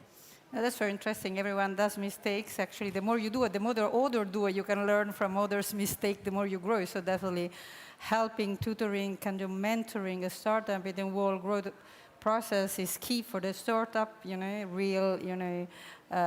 reducing, the amount of risk you take at all levels, from the startup, for the founders, for the investor. Maybe So just a word on something that EduCapital does and all of us do is the network effect that VCs can create, may it be with investors for later stages rounds, or we talk to a lot of corporates and clients as well, introducing them to our companies. So yeah, and also in the hiring space, so we do a lot of, our job is networking basically, so so founders don't have time to do that, so basically we do that for them. Hands-on approach. Yeah. So it's like a standard team, kind of, but that's also very important to know how different fundraising, at different stage of growth of the company. So how is it and what is key, for fundraising at early stage? So from seed, basically at seed level. Please, Emanuele. Yeah, absolutely. So I think that's a very interesting phase where to invest, but also a very uncomfortable one, because there's not a lot of information that you can chew on to understand. So in order to discern whether the team you're looking at is working on some BS, as Jonathan was alluding, which is sometimes often the case, innovation comes in waves. So you're going to have a lot of bright people trying to solve for the same problem, very in clusters, so very close to each other. And I think at that stage, you don't have much proof of whether they're right or wrong. So what you're betting on at that stage is the team. And so we spend most of our time in that phase evaluating the team. And what we want to see in that team at that stage is awareness. Awareness of the market they're going into, the counterparties that will be the potential customers, awareness of the process for purchasing the solutions that they have. So that sort of subject matter expertise and awareness is a critical one. And awareness also in what's going to be the execution plan that they have to go through at that point to make their solution successful. So it's 100% focused on the theme at that stage. It's 100% focused on discerning from somebody who just has an idea and wants to try it out, and somebody who's very much aware of what their expertise is, how they're going to leverage, how they're going to turn into an execution plan that works. And so Gita is right. For us, very early on, it's all about networking. Also for these funders to know them early enough, understand their trajectory, understand what do they really know concretely about the segment to be able to unlock it that becomes a successful business that then these guys will look at. So basically, it's less about KPI, but more about human relation ability, to impress and to be to show that you can, bring your project to success, basically. So also being, yes, it's going beyond general understanding of the problem, much more insight about who your customer profile is, what the persona that's gonna be your sponsor in buying that solution, all this inner understanding of the problem you're solving, how you're solving it, and who is actually the recipient, the buyer of that solution. That's a critical element that we want to see at that point to help that company through expertise to execute in that critical phase where a lot of testing is still to be done and KPIs will not be your telling point. Thank you very much. And what happens instead at a later stage? And in particular, you have also an investment in Italy, so that's interesting also to understand, whether you saw different, you're seeing differences in, among, countries and in sectors, from, Italy and the rest of Europe. Yeah, Italy is a thriving startup ecosystem, but not the biggest in Europe. But growing. But growing. And honestly, like France was like this 10 or 15 years ago. And now it's gotten to be the second biggest startup ecosystem in Europe. So it makes it more difficult for people starting out. I think talent is fairly evenly distributed across Europe. Opportunity and ease of doing business is not.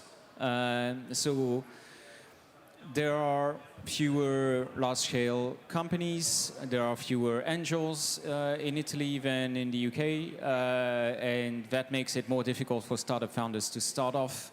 But the excellent ones still rise to the top, and in some cases have less competition locally. We see this also with Eastern Europe.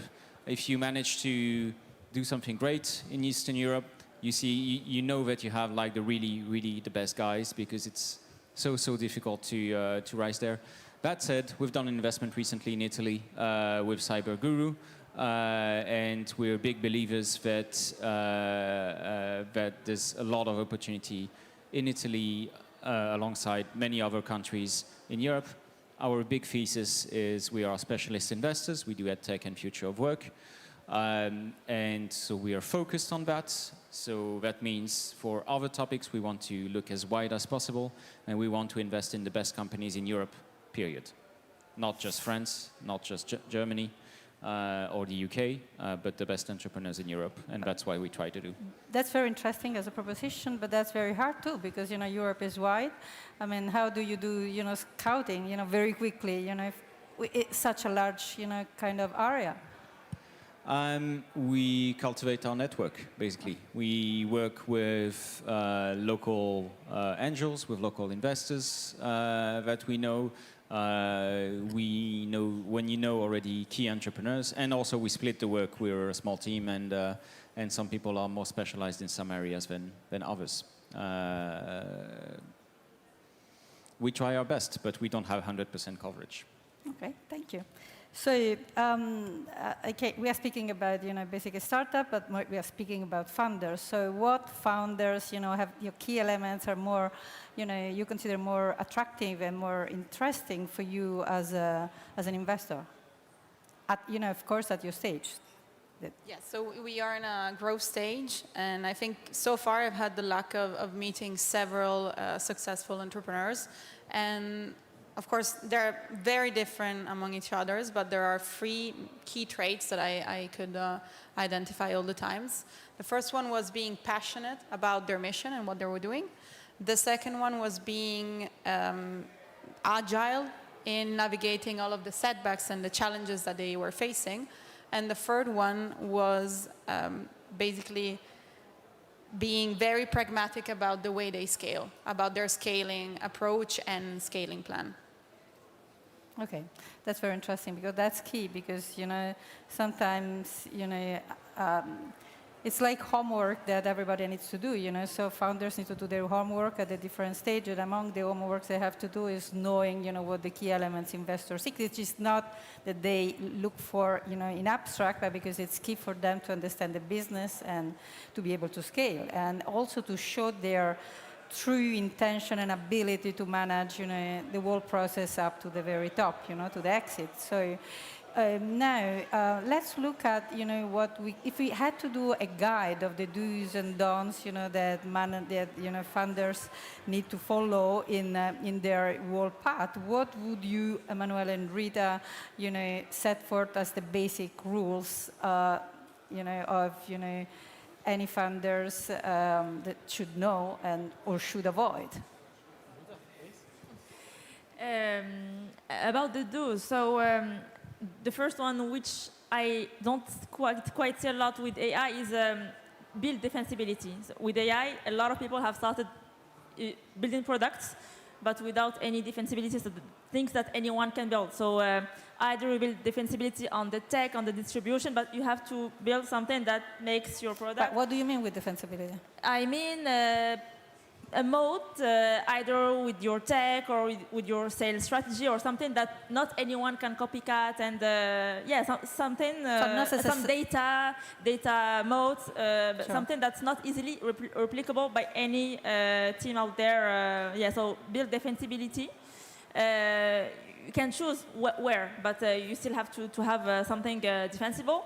Then surrounding yourself with the right people that are better than yourself in their expertises. Sometimes, for example, this morning I saw a great product with like great technical team, but no one knows how to sell.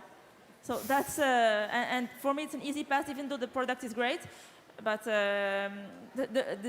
someone in the founding team has to know how to sell to make it a success. So it's also composition of the team, of the founder team, to ensure. Yeah, some like complementary skills in the founding team, and the third one is have great ambitions, because we look for companies that are future unicorns. So you need some ambition out there to project the 1 billion, 2 billion company. So yeah, have a great ambitions.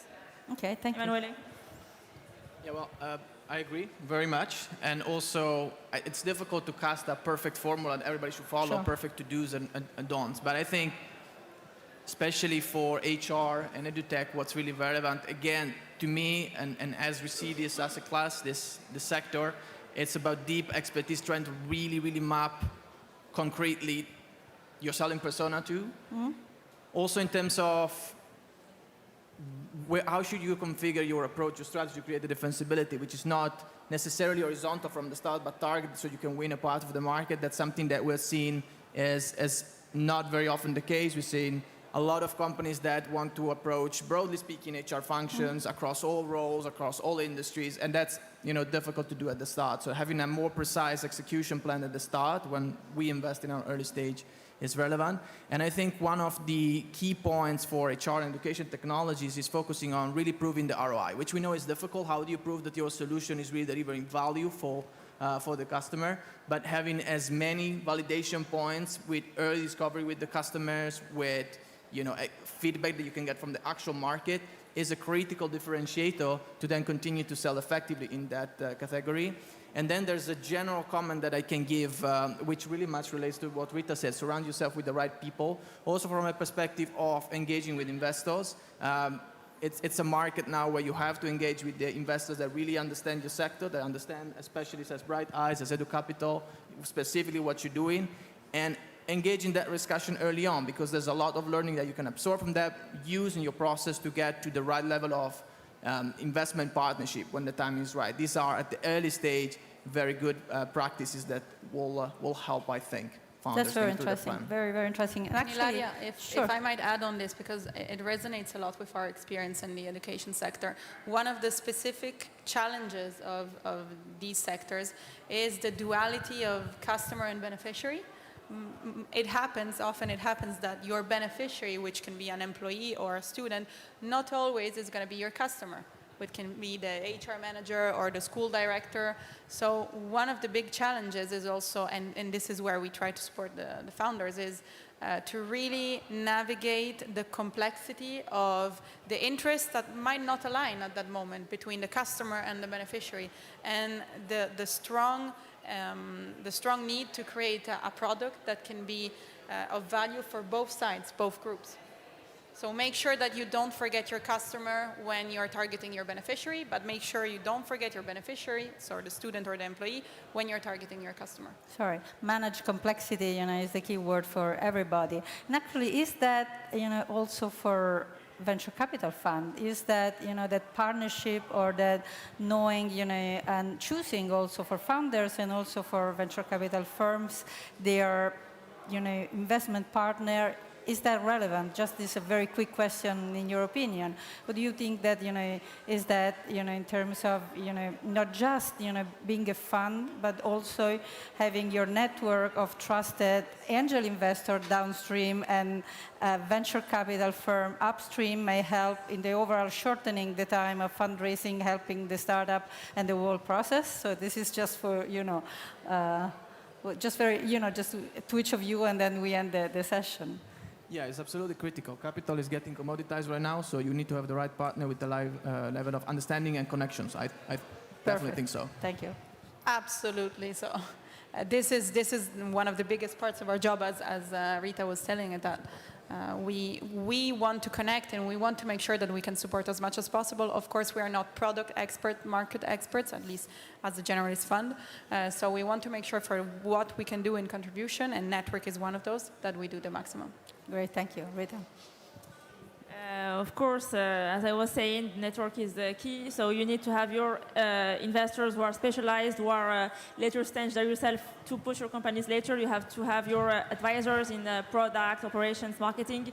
So yes, it's key in also in actually in corporates and sometimes like we test our companies how to sell to these potential customers. May it be like mid-market or corporate. So we have our network out there as well. So yes.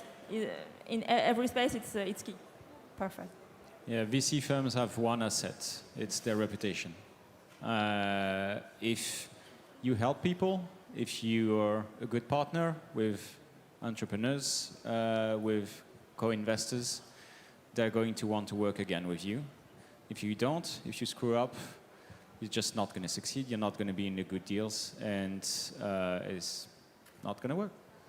Okay, so network, and here we are all for also this, so it's really key. It's been very interesting listening to your experience, and thank you very much to all of you, and enjoy Thanks, your lunch. Ilaria. Huh? Thanks a Grazie. lot. Thank you. Grazie. Thank you. Grazie Ilaria, grazie molte per la tua moderazione, grazie a tutti gli speaker. Thank you, Ilaria, for moderating. Thank you to the speakers. So now we have a speaker who's an author and a trainer, and he's very particular because he's created one of the most engaging formats of unconventional training. I'll try to mention this format, but this will be complicated because it's called management, which is a play on words in Italian, and Enzo Memoli will explain what he means by it. Eccolo. Here he is. I tried, and so I did my best. Salve, salve. Hello. Thank you, everyone.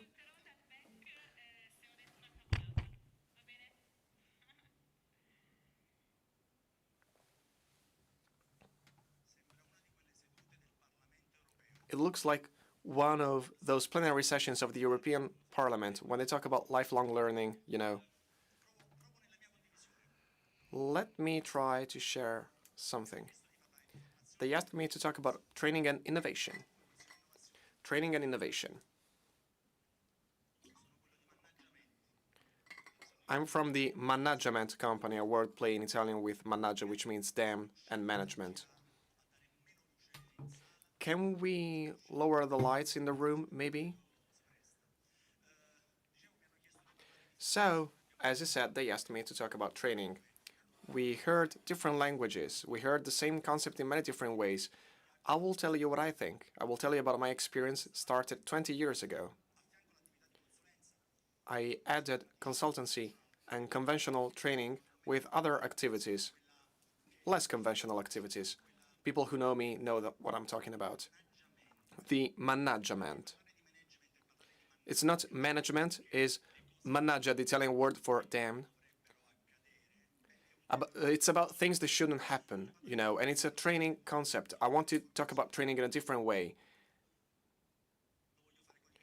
I want to do it starting from my memories. I want to do what everyone else could do. Taking what we have in our brains, all the strength of our brain. I want to talk about winning strategies, remarkable, significant training, the training that we really need. And in order to do that, I have to talk about this great form of training. This is my form of training. The Real KZ. I still remember it as if it was yesterday. I remember Napolitano, Newtoni, Nocerino, Lubrano, Germano. What a great team. We were invincible. We were a great starting 11. Look at this. You recognize me? I'm there. Can you recognize me? Beginning of the 80s. Did you realize who I am in this picture? Come on, tell me. It's easy to see. Come on. In the lower row, we don't have enough time to discuss how time changes us, but anyway, this is me, the top row on the left. And I'm the goalkeeper.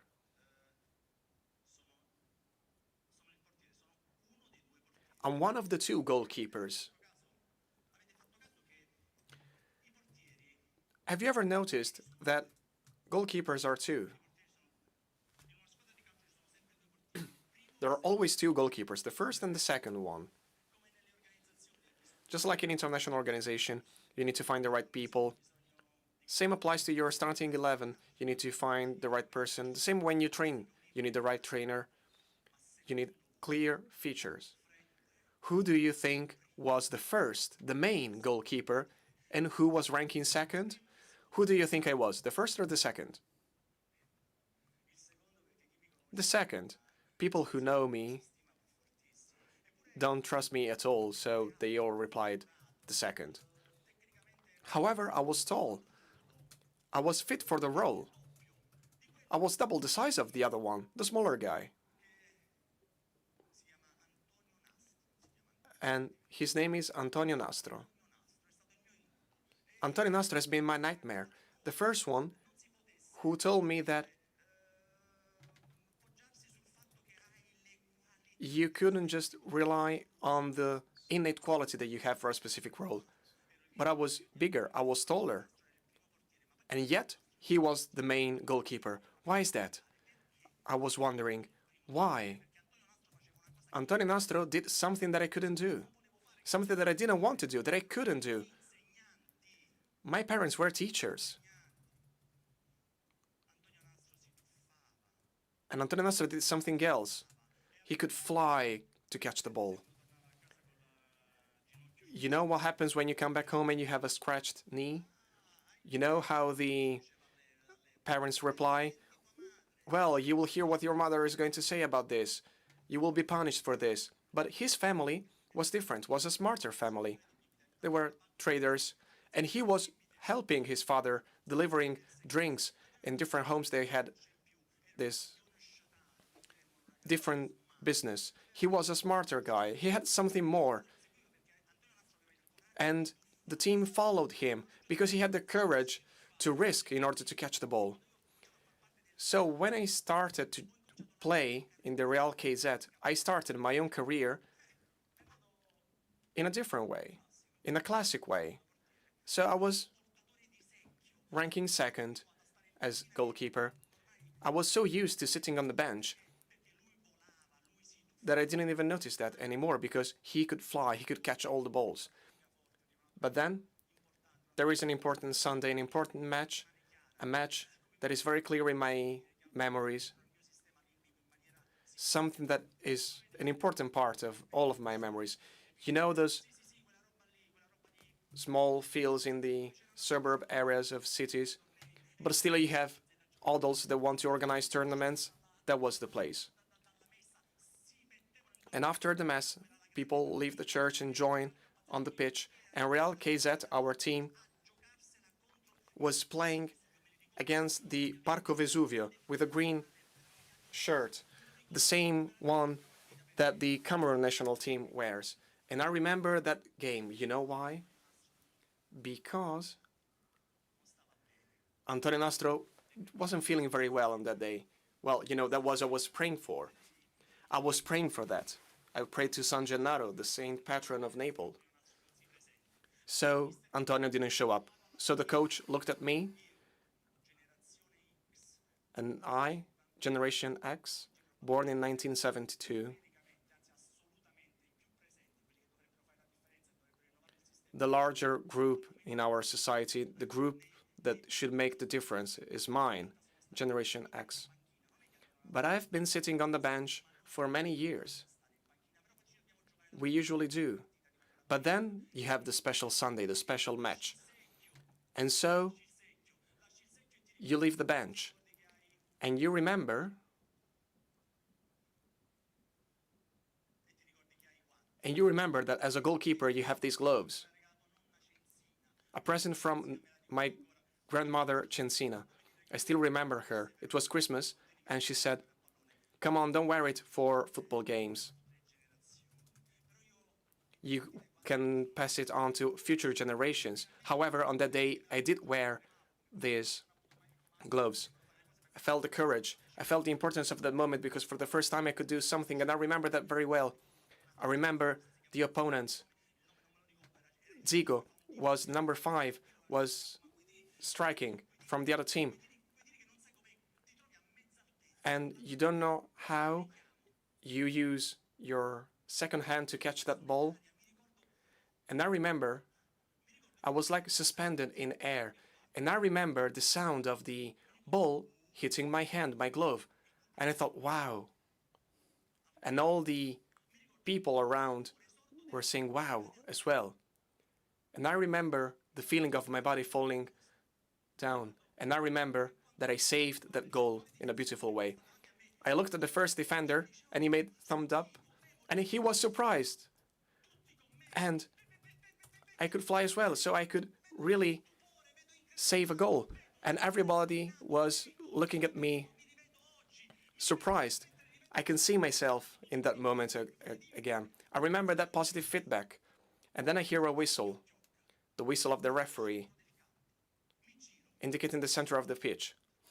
Then I looked back and I saw that they actually scored. The ball was inside. I only managed to touch it, but I couldn't prevent actually the goal. So, for a moment, we didn't care about the fact that the goal was scored or not. We cared about the emotion, about the feeling that we all had, me and all the others. So I realized that it was important to fly, to catch that ball, to give feelings to others, to play with that ball in all possible ways. That's when I started to fly. That's when management, my first project management solution. I developed it when I was in Brazil, but it's still existing in Italy and in many other countries with many different changes. We have the president of ECPM, the Italian Institution of Project Management, so let me thank him. And I realized that we need to put something more in our work, passion. But sometimes it's a generational thing, so it's difficult to do it. So let me do something that I feel from the bottom of my heart. Everyone needs a trainer. Everyone needs someone to guide them. It's about training, it's about innovation. A few years ago, this man passed away, Mimmo De Masi. The man who told us how we can innovate in the training sector. So let me conclude my speech with this. Let me thank you very, very much. Let me thank Domenico De Masi and all people who believe in this moment of training. He was the one who allowed me to turn traditional management into management. He gave me the strength to say, damn managgia to myself, to the mistakes that I did, and allowed me to do something different. When we do our work with our heart, we can really make a difference. So thank you very much for your attention. Thank you very much. Thank you. Just giving you my hat, actually, your glove. Well, thank you for telling us about your unconventional training management. Now it's time for a talk, and this speaker is called Daniele, and he's got a philosophy. He says a company is able to smile and laugh. It's a company who can grow. He is Daniele Rimini. He's the founding father of the Pitfall, Consulenza Direzionale. So here you are. I'll hand it over to you. Your stage is yours. You can tell us a little bit more about this. I know you are a directional consultant for the Bologna Business School, and so hand it over to you. Thank you very much. Please, the stage is yours. Buonasera a tutti. Good afternoon, everyone. So, we will talk about the world of innovation in the training sector. And you may wonder, what is that? You see choppers, you see amygdala from human brains. You know, I know all these fancy names because I'm studying these subjects. The core point is that humans always evolved, always kept this ability to train, to survive to what happened around us. And probably we will be able to do it this time as well with AI.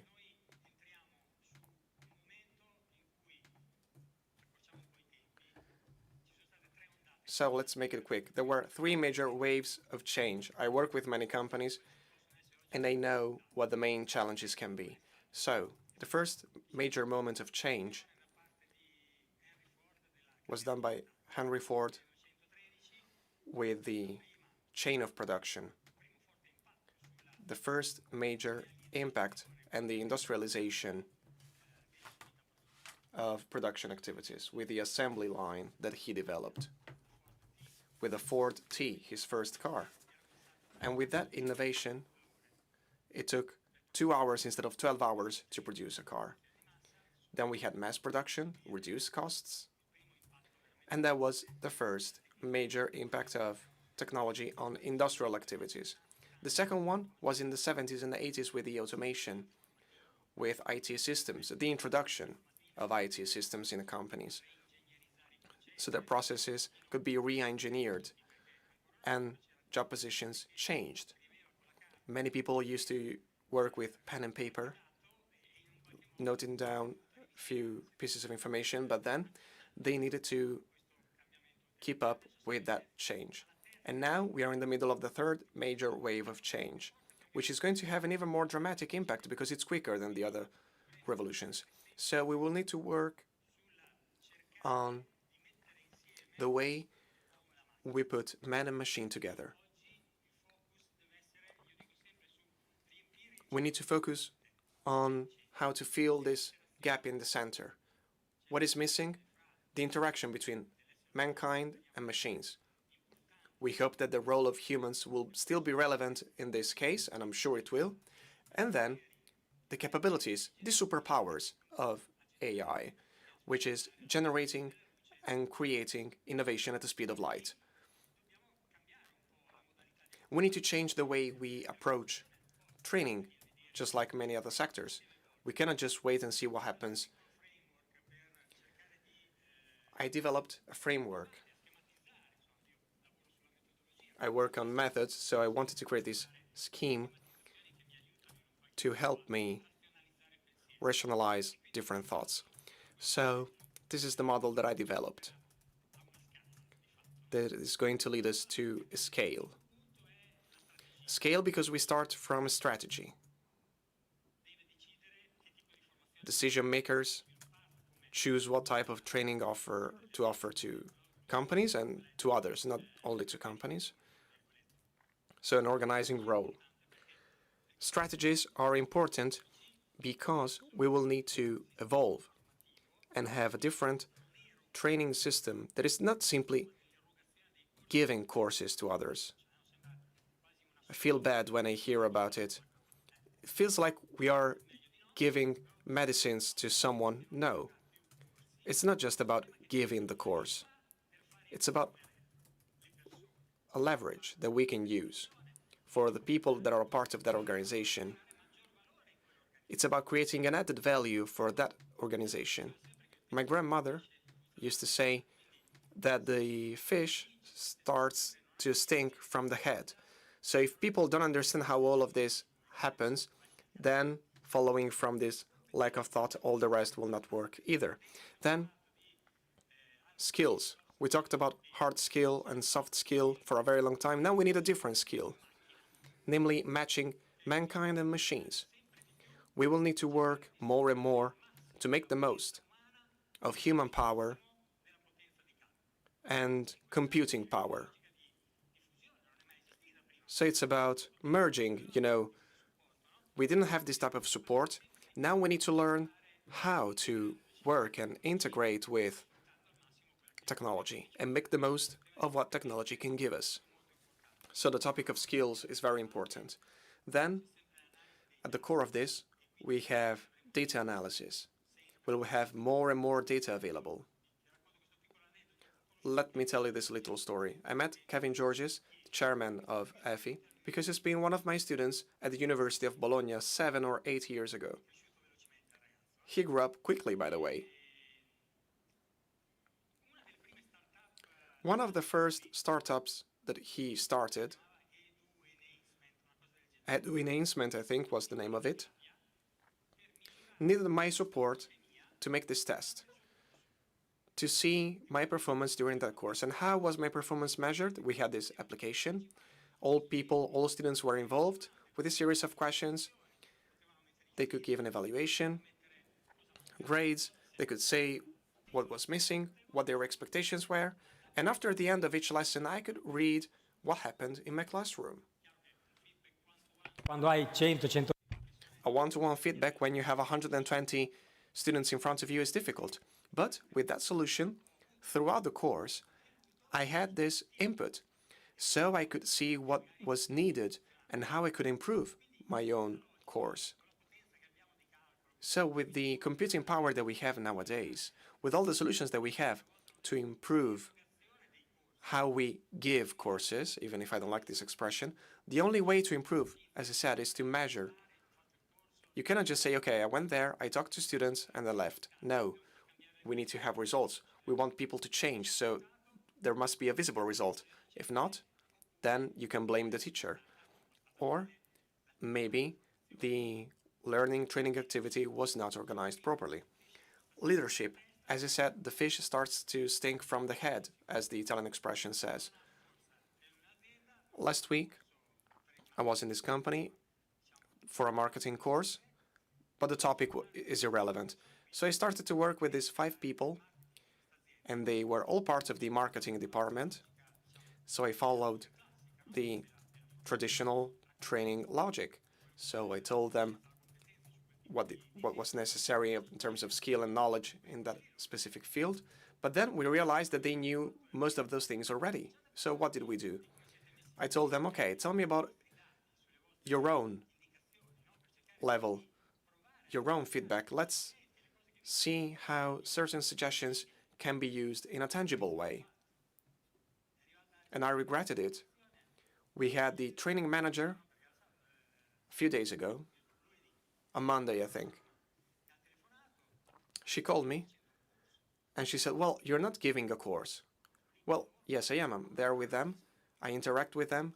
We share experiences, numbers, and facts. Yeah, but you didn't have to use our own information, she said from this company, this woman. So what was I supposed to do? Should I talk about theory of trade marketing when I'm in front of people who have been doing this for 25 years already? If we don't change our mindset as companies and clients too, or HR, then we have a major issue. Training will not be used as lever for change. And then there is the topic of learning. Learning is our tool. How should learning look like in a world that is ever-changing? It must be a lifelong learning. So just attending a few courses every year, every 2 years, just to make these employees happy because they complain about it, is one of the things that should change. The logic will be different. Will be based on micro-learning, but continuous learning approaches.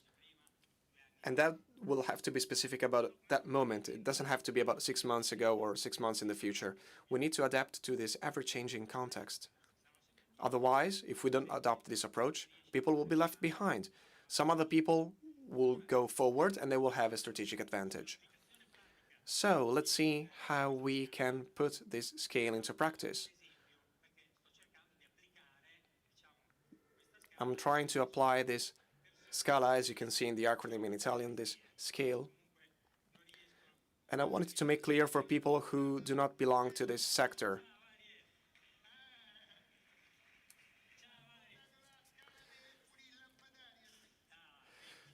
Sorry, I just wanted to interrupt you and bring you this ladder. Scala is the Italian word for ladder as well, not just scale. So Ariel works with me. Yes, I work for him twice per week. So Ariel is a collaborator of mine, home cleaning service. And in order to apply the model that we just introduced, I wanted to use his skills and work on this ladder rather than scale. And so we started with a training session. I've been working with EBGM, and we have the chairman here with us. You know, Ariel attended a base course and an advanced course of project management. Yes, and what was advanced, so left over, was simply in the fridge, you know, so that he can drink all of the beers that he wants and eat the leftovers. It's like a vacuum cleaner, you know, cleaning everything that is left in the fridge. What are you saying? No, that's wrong, absolutely. Look, I'm fit. So it's not true that I eat so much. Anyway, let's forget about it. So I told Graziano, he attended all of these courses, has more and more skills. He should be part of our group of assessors. I'm sorry, but I don't like it. Why? Why? I want to add you to our group of assessors. No, sesso, which is sex in Italian, is something that I only do with my wife and not with you guys. No, I meant assessors. I didn't talk about sex. I just wanted to be part of our group. No, I don't want to be part of it. No, I'm sorry. Why are you laughing? This is something serious. This is not something we should laugh about. Maybe you like it, but I don't. I'm sorry. I prefer not to do it. Okay, let's talk about the ladder. Absolutely. So, 2 steps, you can clean on the shelves where you have all the books. 4 steps, you can clean the lamps, 7 of them. You can remove the curtains when you need to wash the curtains. But you need to pay attention, otherwise you fall on the floor with the curtains as well. I was actually referring to the 5 levels, not 7 levels. Why did you say 7? How can you have a ladder with 5 levels, or the Italian word for level, which is also basin? Do you want 5 basins? No, I meant 5 different levels, so 5 different steps. But maybe I need the basins for all the pee of your dogs. Because, you know, he has a small dog, but he continues to pee everywhere all the time. So maybe we need wash basins for that. Anyway, let's forget about it. Let's forget everything that we said about the ladder with you. Anyway, is everything okay at home, at my home? Yes, but there is a ghost. A ghost? Yes, a ghost, someone who talks to himself. Close to the washing machine, something said, attention, prepare washing. That's normal. 5 kilos of colored clothing. Yes, because it's an automatic washing machine integrated with AI. So there is a program. So it was the washing machine talking to me? Yes. I replied to it and I said, okay, let's do it. There should be a light on as well. Yes, but I had to call the carabinieri, the police. Why is that? Yes, because of what the washing machine was doing with your underwear. But yet, with all of your underwear, we didn't reach 5 kilos of clothing.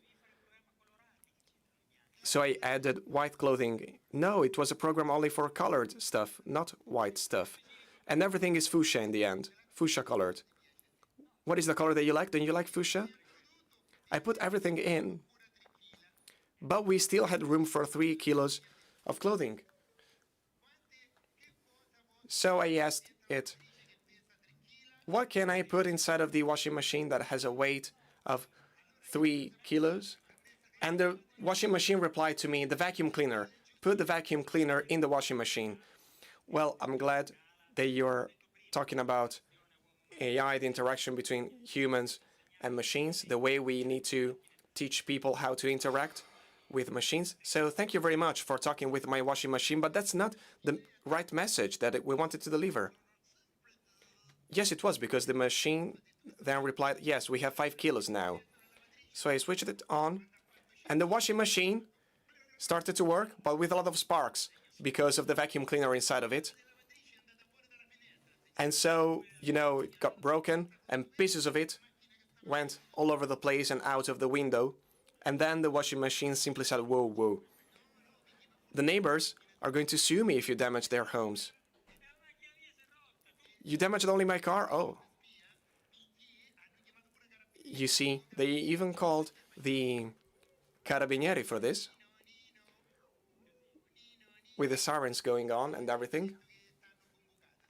And I've been told that you have been summoned to the police station, so you need to go there tomorrow.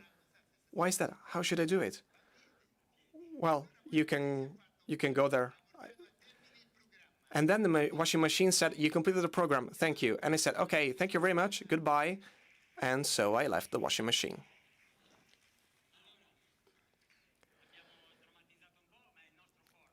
So this is part of our format. We wanted to introduce a more friendly part. It's called Ridere in Azienda, laughing in the company. So my part should be more serious, I hope, linked to content, theory, traditional training, but then we also add what he needs to say. Marco Marzocca, comedian, thank you very much. Thank you very much. Let me thank the organizers. We invented this sketch, you know. We met each other during COVID on LinkedIn. I was, you know, frustrated about conventions that can be boring, and maybe they invite me, but only at the end when people are very tired. So we thought about this. Why don't we talk about the main points of all company events with a comedian, with a laugh, so that things will be easier to remember. So we started from this simple thought, and we're now bringing it forward. Yes, exactly. That's the logic behind it, and we have been doing it for quite some time. There are people who already tested. Graziano, who is here with us today. We tested this approach with him several times, and I can tell you that is a great satisfaction for me, and for me as well, you know, so that we can do something different. Training needs to change, as we said. We need to make serious topic a bit less serious. That is important when we want to work with humans at the center. Because, you know, otherwise it would be difficult to work, especially with younger people, but it's good also for more adult people. The classic direct approach of the 80s and 90s or early 2000s is not working anymore. With laughs, we can talk about all topics, about bigger problems as well. Yes, absolutely. That's our mission. So we thank you and we say goodbye. Thank you, Kevin and Stefano. I don't know if they're still around. They've been very kind, really. Thank you very much. See you next time. I wish you a fruitful conference. Thank you. Bye. Thank you both. I really, really liked your therapy of laughing. I really enjoyed it. Thank you, Daniela. Well, now the time has come to keep on talking about AI. Obviously, it's the trend topic of the moment. And he's got an existential question he would like to answer through thanks to his talk. He says it really has a hot topic, AI, but at the end of the day, what are we left with? Well, Nicola Neri, who is the CEO of Ipsos Italia, is going to tell us more about this. Thank you, Nicola, and welcome. The stage is yours. Thank you. Okay, buongiorno. Hi, good afternoon, everybody. Hopefully, after this smiling therapy, nobody will cry after my speech. My goal for you is to ask ourselves some questions. After years and years in which we have been talking a lot about AI and generative AI, these two terms, well, I will use them both. I will use both of them. Two terms that represent a technology that brought authoritative persons, prominent persons like Sundar Pichai, to say that the most profound technology humanity is working on, more profound than fire, electricity, or anything that we have done in the past. So we will change our way of life in the present and in the next few years. So our goal for the next 10 minutes is talking about some points of view, some perspectives regarding at the stage we are at during this travel, during this experience with AI, because this will not change overnight. We will do that by taking a look at different perspectives: people, companies, and public administration. Let's start with people, because people is the most important part of it. People is us. We are persons in our daily life, and at the same time we are users of the public administration. We are also the workers, the employees of the companies we work for. And depending on our enthusiasm or our concerns, we are actors and protagonists of the digital change in this digital era. Well, starting from people, I will use some data we collected in a global research. Well, these people, well, you see the global number in big characters and the small one regarding Italy. Well, these people answered to give us an idea, an understanding of their knowledge of tools. 2 people out of 3 told us that they know very well artificial intelligence. This is a declaration. We didn't want to test their competencies and their skills. Half of these people answered this poll that AI in the last couple of years has already changed their life. 2 persons out of 3 answered that they are expecting a further change, a bigger change in the next future, so in the next 3 to 5 years. We need to bear in mind that emotions and behavior and attitude is very important when it comes to AI. We have 53% of enthusiasts, so people who see technology as something positive, and on the other hand, we have 50% that is nervous, that is concerned, people who are scared about losing control over the situation, over their lives, over their data. Well, this split situation, this half and a half, is something we need to bear in mind when we talk about technology. There is a good degree of trust in technology. More than 50% of people answered the poll that they believe that AI has not necessarily any form of bias when it comes to suggesting, when it comes to answer queries and so on. This number can be low, it can be a big one, but it is very interesting to see that there are less people who think that people are without any prejudice or biases when they provide answers. So we realize that people rely more on AI than on people, than on the rest of people. Italy ranks 30th in this classifying, okay? So in Italy, the level of trust is the same between AI and people. Well, the trust is the same.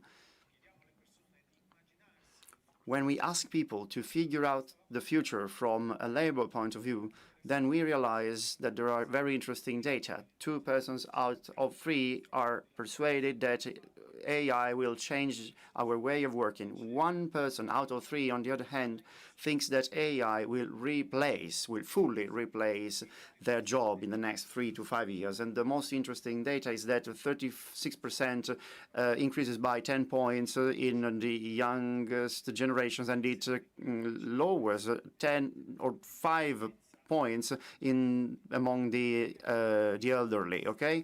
And this is the common trend. When in Italy we ask whether people are willing to gather information or be trained in terms of AI, then we realize that only one half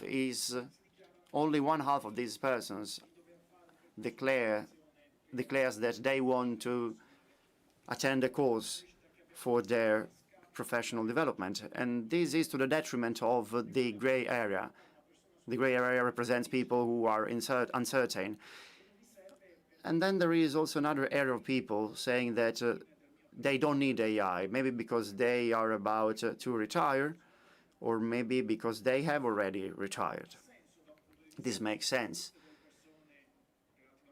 from the point of view of answers of people in the labor market. Obviously, if a worker retires, well, they will have 10 to 20 years of life ahead of them, and they will have to dialogue with public administration. They will have to use public administration. Well, if we have retired people not able to use AI, then they will have problems. They will be in trouble because they will not know how to use public administration. In fact, very, very often today, when we get in touch with public administration, we need to dialogue with a robot, with a chatbot. Now, let's change perspective and let's talk about companies. We asked the companies what are their projects related to AI. The main answers were related to efficiency. Answers were related to the transformation of routine, repetitive process to automated ones, faster and more efficient ones. The second point was data analysis. Enterprises have data spread out all around. Well, AI can help this company to group them, to cluster them, so that managerial decisions will be faster, will be more effective and efficient. What are the obstacles? What are the main fears and concerns from the point of view of enterprises? Well, there is a cultural aspect here. To which extent middle managers are on board this change strategy, this evolution? If they are not on board, then we have a problem.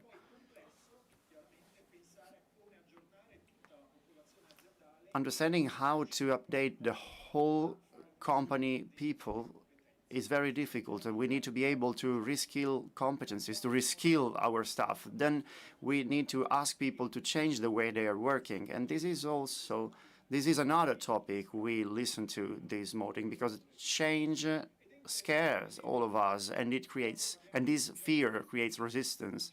When we talk about projects to introduce AI, well, very often companies want to go beyond. They don't want to introduce AI only in one sector or in one aspect.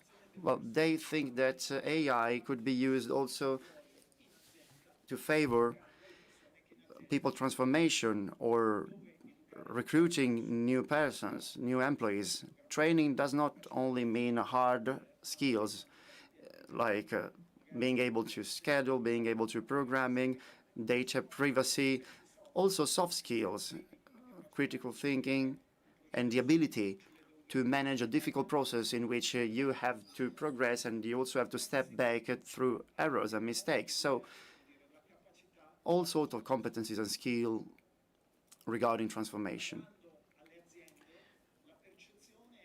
Now, about companies, the general perception is that the most impacted levels and areas influenced by AI are the ones related to less specialized roles in which there are more standard performance. Well, in those cases, in those areas, everybody expects to use AI. In those areas, people are expected to lose in the battle versus technology.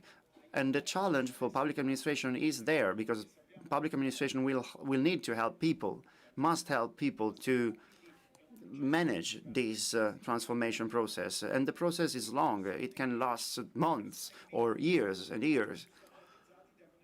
Well, people performing or covering a less standardized or specialized role, well, they will have to take a leading action. And inside the company, human resources will have to be able to reassign their time, to re-employ the time in a wise manner. For example, learning something new or playing in new roles to create value for the company. Now, a couple of minutes regarding public administration. When we asked people to assess public administration in the digitalization process, people tend to answer that, well, public administration did something, but it is still lagging behind if we compare it with other realities or organizations, international ones. Digitalization is mainly understood in Italy as getting a new ID card or getting assistance, and yet citizens have strong expectations, and these expectations are, for example, receiving better services. They expect public experience to provide them a better user experience than the present one.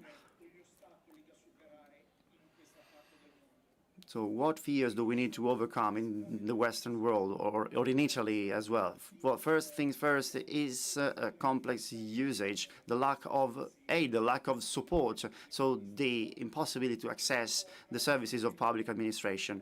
This fear creates new fears, for example, the fear of making a mistake during a digital process, the concern about sharing one's own personal data, and averagely a person could prefer to talk to a human assistant instead of a chatbot. This is not an obstacle today, but if we figure out the point of arrival for the public administration in a few years, then we realize that we should overcome all these barriers and all these people's concern. I will conclude by quoting Roy Amara, a very important American researcher and futurist. He always repeated that as humans, we tend to overestimate the effect of a technology in the short run. And if it is true that 2 years ago, when we started to debate on generative AI, the common impression was that everything was about to change very, very quickly, well, 2 years later, things have changed, but not that much. In fact, Roy Amara said that we tend to overestimate the effect of a technology in the short run and underestimate the effect in the long run. So this could be seen as an incentive for companies, for people, for public administration. Let's use this incentive to work in the best possible way to facilitate the introduction of AI technologies in our daily life and routine. Thank you very much. Hola, grazie. Thank you very much, Nicola. Thank you for your speech, Nicola. You were here last year as well. Absolutely, yes. So this is the second year that you've been with us. Yeah, 100%. Thank you very much. So let's continue analyzing the comparison between human and the digital. We're doing this with a duo talk with two main companies. Welcoming on stage the CEO of EGAP, part of the Zucchetti Group, Christian Dimitri.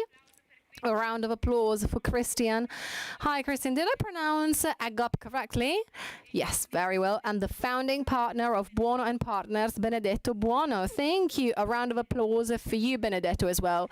The stage is yours. Thank you.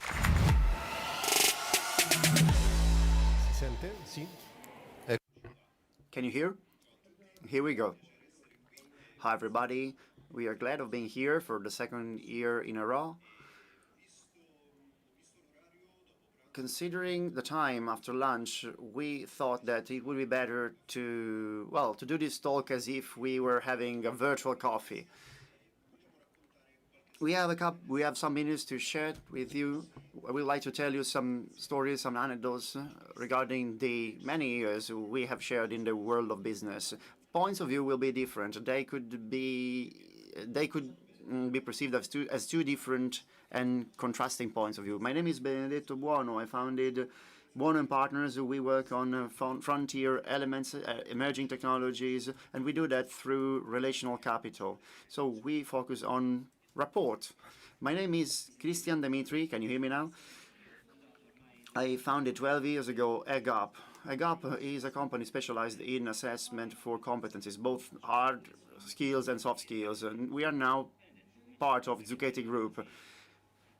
Benedetto, why don't we start this dialogue so we can go to the most important thing, which is training today? In fact, yes, we are gathered here today to talk about training. There are prominent speakers from the training world. Training is based on human approach, so human skills. They can be either hard or soft.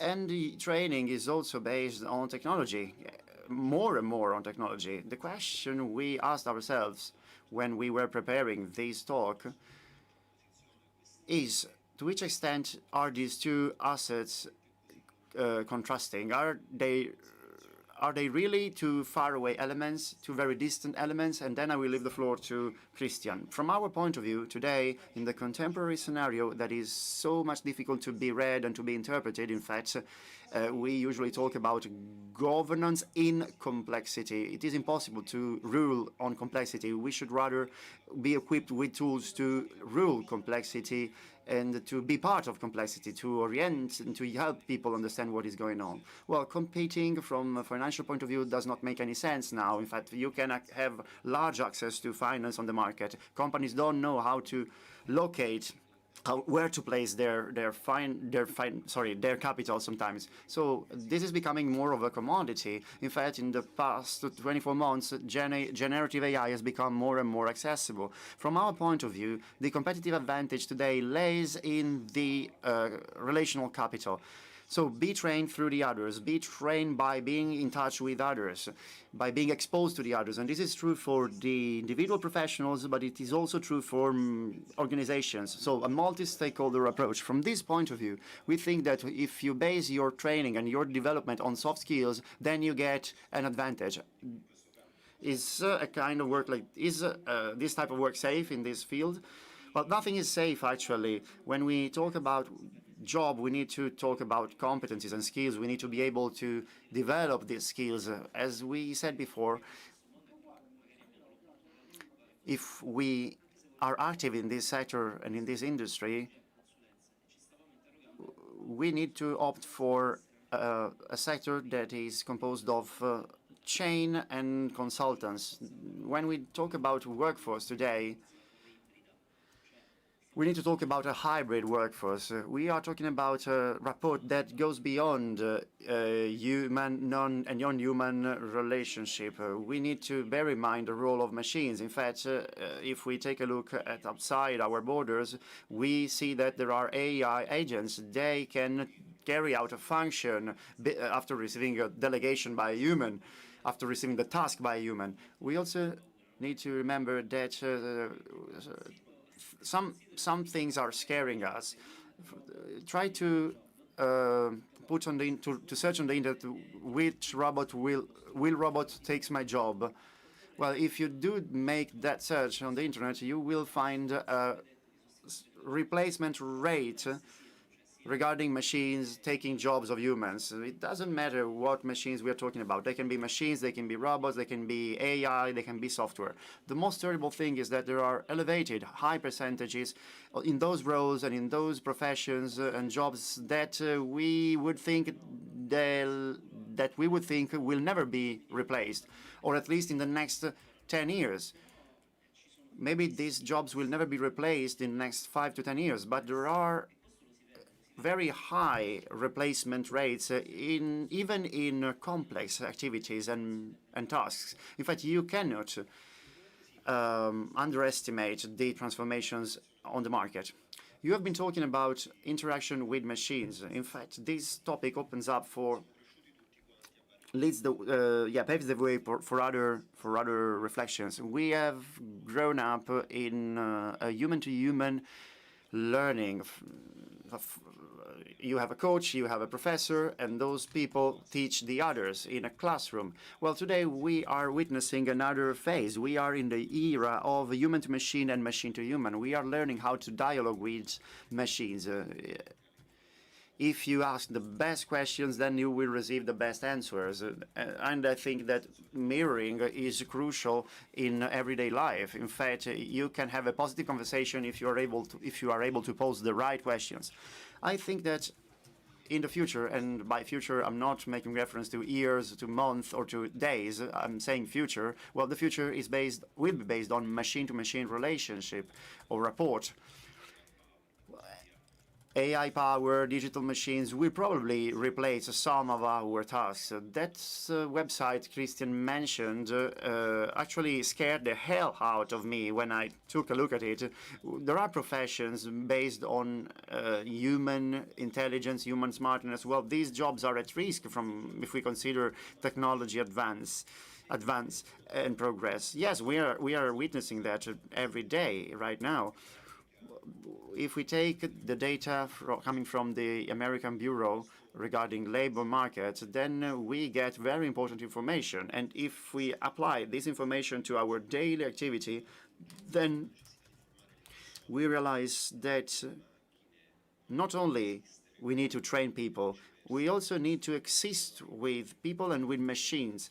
This may be seen as a philosophical problem, but it is not, actually. It is not philosophical. Let's take, for instance, a profit, non-for-profit sector. Can we map, can we analyze these sorts of competencies, the human-to-human competencies or human-to-machine relations? Is it possible to do that? Yes, we can share our experience. And in fact, we wanted to do so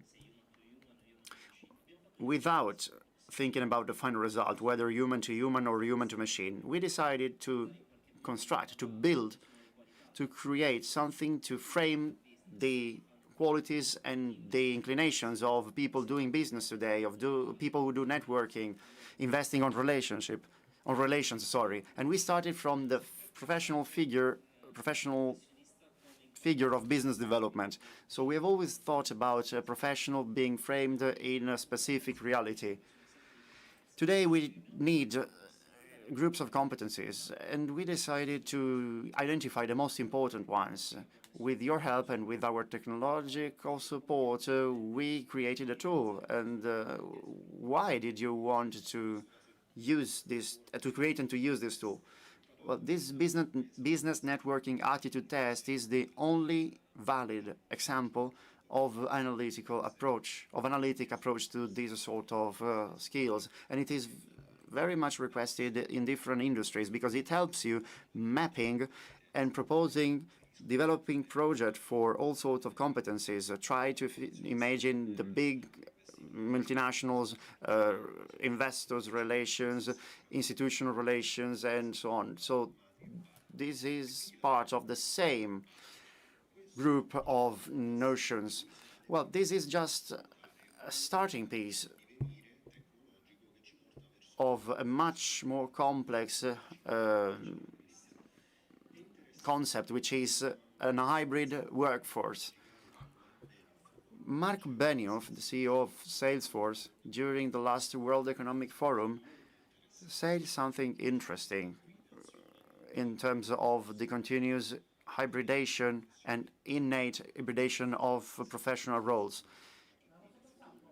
The next officers of the next future will never be the usual chief HR we have worked together so far, buying services and training from R&D. No, they will be chief innovation officers. In fact, they are more familiar with a workforce that is no longer only human.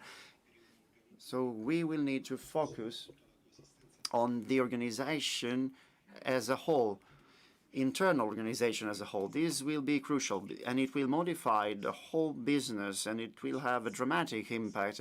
The social selling index of LinkedIn, does it tell us something? Does it tell us something? Yes, it tells us that inclinations are changing, actions are changing. Everything depends now on how you position a product, a quality product. The most important thing is how explaining people that you can solve their problems. The very concept has changed. The concept of introducing yourself and selling yourself, social selling, it is called that way. I think that the common element here is trust, and we repeated that many times.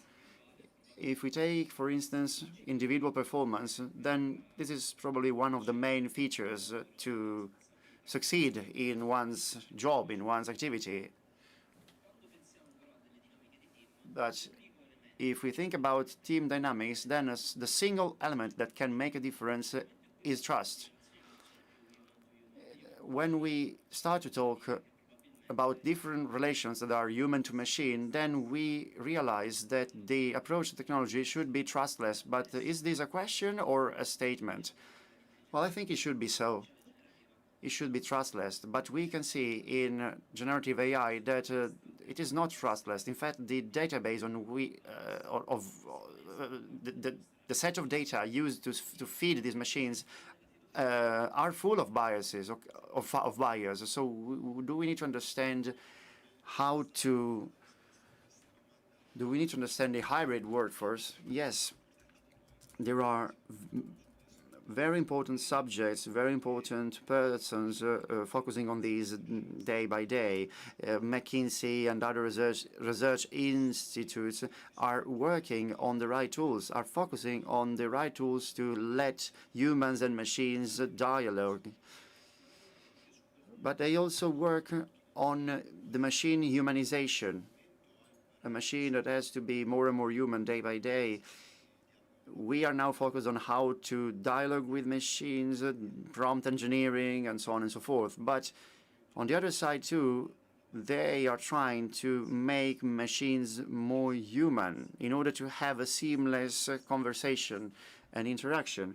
From this point of view, trust has to be understood more of a more of a question mark. There will be people setting the schedule, deciding the schedule for that machine and establishing what answer that machine has to provide. Opinion, polarization, and so on. So training becomes even more important from our point of view. And the role of training will be to raise doubts, to wonder whether the result you are receiving from a machine is right or wrong. Time is running out, Christian. You are very optimistic regarding technology. So do we want to close our talk with a very optimistic sentence? Carl Bass is the former CEO of Autodesk.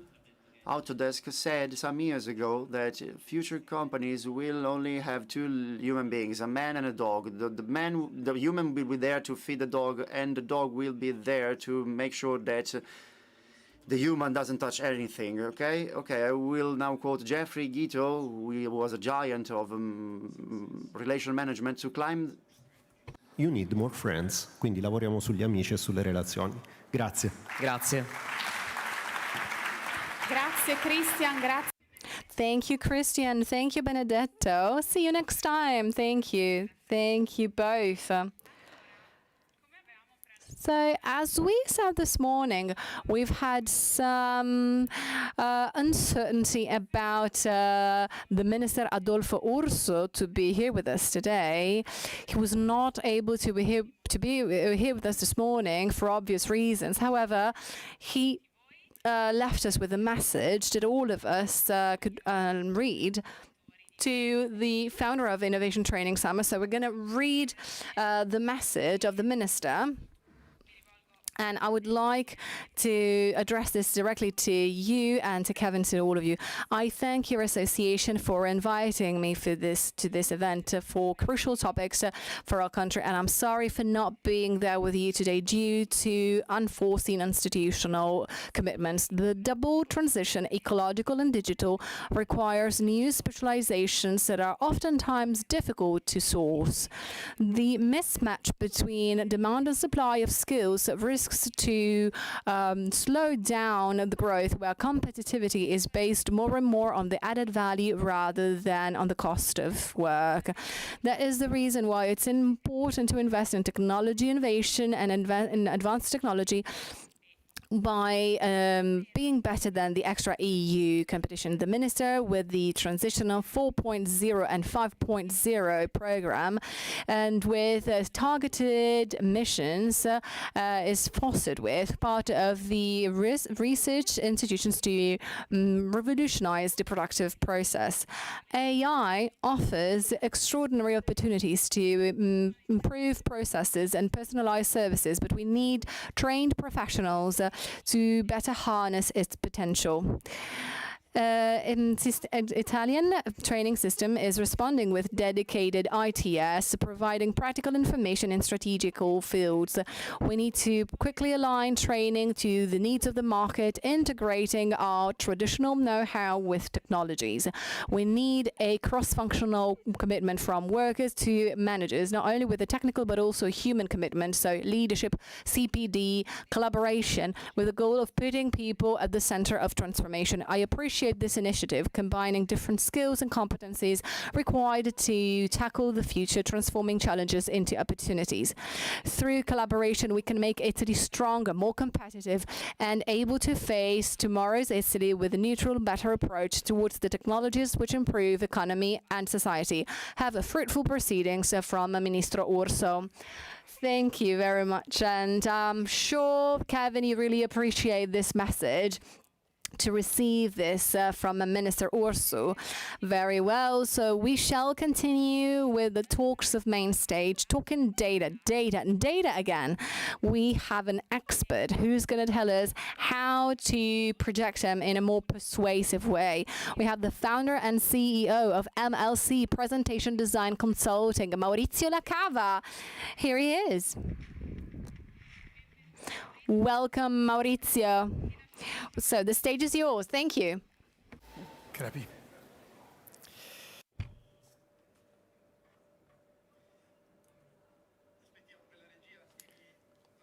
Let's wait till we have the presentation available, and then we can start.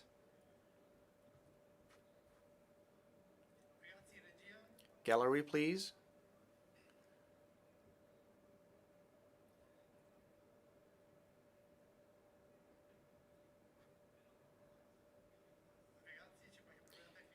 Do we have any technical issue in the gallery?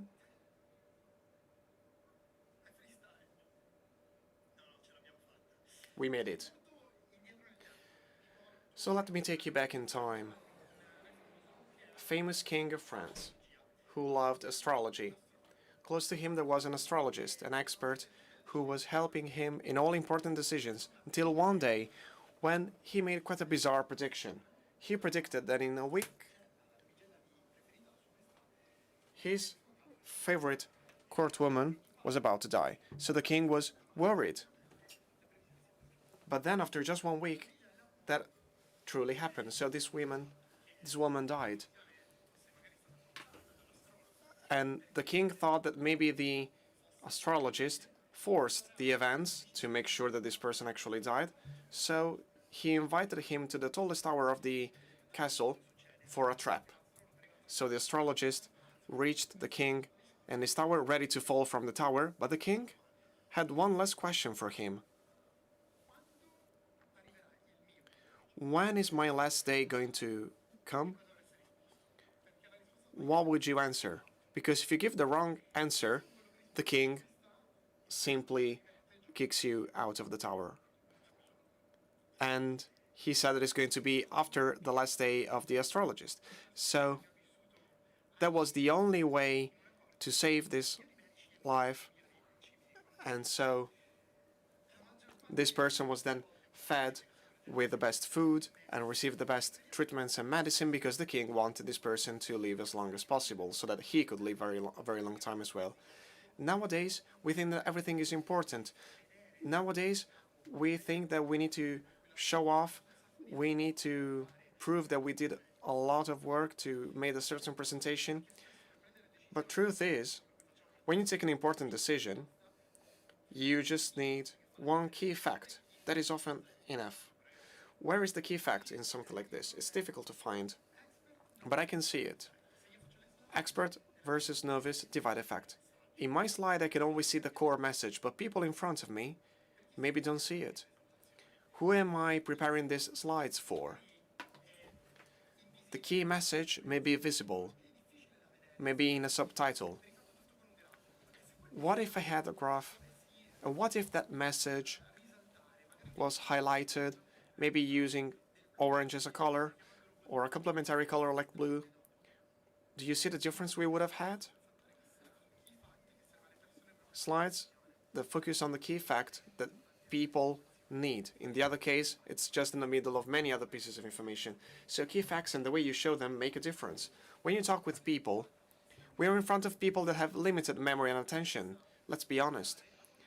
The average human can hold in short-term memory 7 plus minus 2 things. How hard is this number to remember, and how easy is the other number to remember? So what is the key fact? What are the main chunks of information that people need to act? Meaningless title, overwhelming data, too much stuff. And then I can see the most important pieces of information because I wrote down the slides. Chunking, which means that you highlight the most important pieces of information and distribute them as small pills so that people can pay attention to them and see the main element quickly. We work with contrasts, colors, but in small chunks, because we do not want to overload the short-term memory of people in front of us. There is a difference between before and after receiving information. Chunking is key.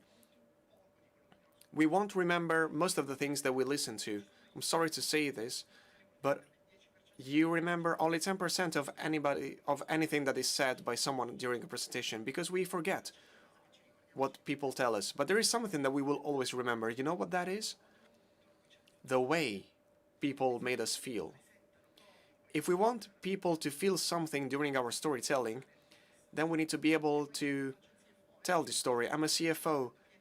I represent P&L. I represent the sell-in, the sell-out. That is meaningless. The way we tell the story give people a reason to listen to us with more attention. If you have 60 minutes of time to talk, you don't have 60 minutes of attention, actually. There is a drop, especially in the first parts of the presentation. So you need to start strong with an opening that can make a difference. Then you need to earn this attention with a proper storytelling, and then we need to conclude with an effective call to action. And we do all of this by starting from people with a method that is the lean presentation design, putting people at the center and allowing us to adapt the structure to people that really listen to us, to their stories and actions. And the stories require creativity. And maybe we treat stories like numbers. We're not very creative people, maybe. And that's where AI can have a significant role when it comes to brainstorming to the most creative tasks. Maybe we didn't think about it, but that's the way it is. So AI is in this black box between the input and the output. The input is given by context. I need to give it the right context that is not part of the pre-training, then methodology, so a path that should be followed. And I need to tell the AI what is wrong and what is correct. So prompting, a series of instructions made of all these elements, and if you do this correctly, you can have better output quality as well. What if I tell you the story of a company that always performed very well, thanks to the flagship product, and then, because of something that was lacking in the R&D sector, then they lost something? I see you're falling asleep while I'm telling this story. And we do see the slide being shown, but we do not pay attention. So we need methodology. We need to give the right prompting. I'll give you a piece of advice, a template with prompting strategies. I will give them to you later on. So we do all of this to tell a story. And then let's design. So the same slide can be shown in different ways with a graph like this, but let's say that there is a story behind it. What if I tell you that this company always grew? An incredible success story, timeless, but then, all of a sudden, there was a problem. A problem that was then followed by a negative trend. Maybe you're wondering why. Well, that company wasn't able to innovate. And that led to a loss, year after year. The loss of the main target. People between the age of 18 and 35. Competitors, of course, took action. And it's time that we do the same. Now what? The final call to action. If we want people to do something that they wouldn't have done otherwise without our presentation, then we need to do this. That's why it's still worth it to make presentations in person. We need to show the difference between before and after. In the second presentation, this is the difference. We have a story. In our company, we always say this: be lean, tell a story. Let me introduce myself very quickly. I'm Maurizio Lacava. I co-founded this company supporting big corporations in their lean presentations presentations that have a strategic business impact. And we do it with own methods that innovate the world of presentation design. The lean presentation design is the main one. We have strategic frameworks that we then teach to people so that people can know how to do that whenever they present corporate presentations. And then we invent new functions for PowerPoints. We were awarded by Gartner last year for the PowerPoint add-ins. It's our magic wand, basically, to make things more quickly and better. We work all over the world, but to be quick, who should reach to us? Well, if you work in learning development sector or corporate communication sector, we can give you answers when it comes to presentations, effective and lean presentations, presentations that save time and can still show data. If you're in the world of corporate communication, we can help you with your presentations. So design, training, and PowerPoint add-ins. We use it ourselves and we make it available for our clients. We have a few seats available for the next coming courses. And most importantly, tomorrow, you've seen the desk of Franco Angeli, my publisher. There will be a session, a book signing session. You can chat with me. I would love to. Come visit me. And then we have a booth as well, there in the middle. MLC. Come visit us so that we can have a chat. I'd love to stay in touch with any one of you who would like to continue this conversation. Let me leave you the resources unlocked with this QR code, and the QR code is also available at our booth in case you don't take a picture in time now. Thank you very much. Grazie. Thank you very much, Maurizio. Thank you. I invite you to leave the stage from that side. Very well. Now moving on to a panel on sustainable leadership and corporate social responsibility. The panel will be moderated by Paola Capoferro, who is the Director of People and Change 360 Digital 360. Hi, Paola, welcome. Thank you very much for handing it over to me. I'll let you invite your guests. Thank you very much. I'd like to welcome with me here on stage Selene Santa Caterina, People and Organization Director of Amadori. Simone Targetti Ferri, Chief Sustainability Officer Italy of L'Oréal,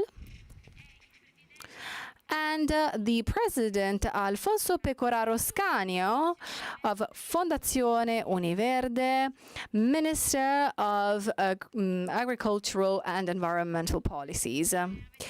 As you might have seen, we're going to be talking about sustainable leadership and corporate social responsibility.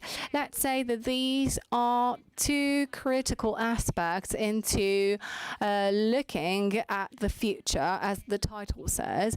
Sustainability, innovation, and responsibility are at the core of the strategies of small, medium enterprises and big enterprises too, to go towards a more ethical, competitive, and aware future. We often hear about CSR, ESG, and more they have a greater value, not only in terms of regulations, but also strategical, because having a good positioning in terms of this approach is also important for the companies.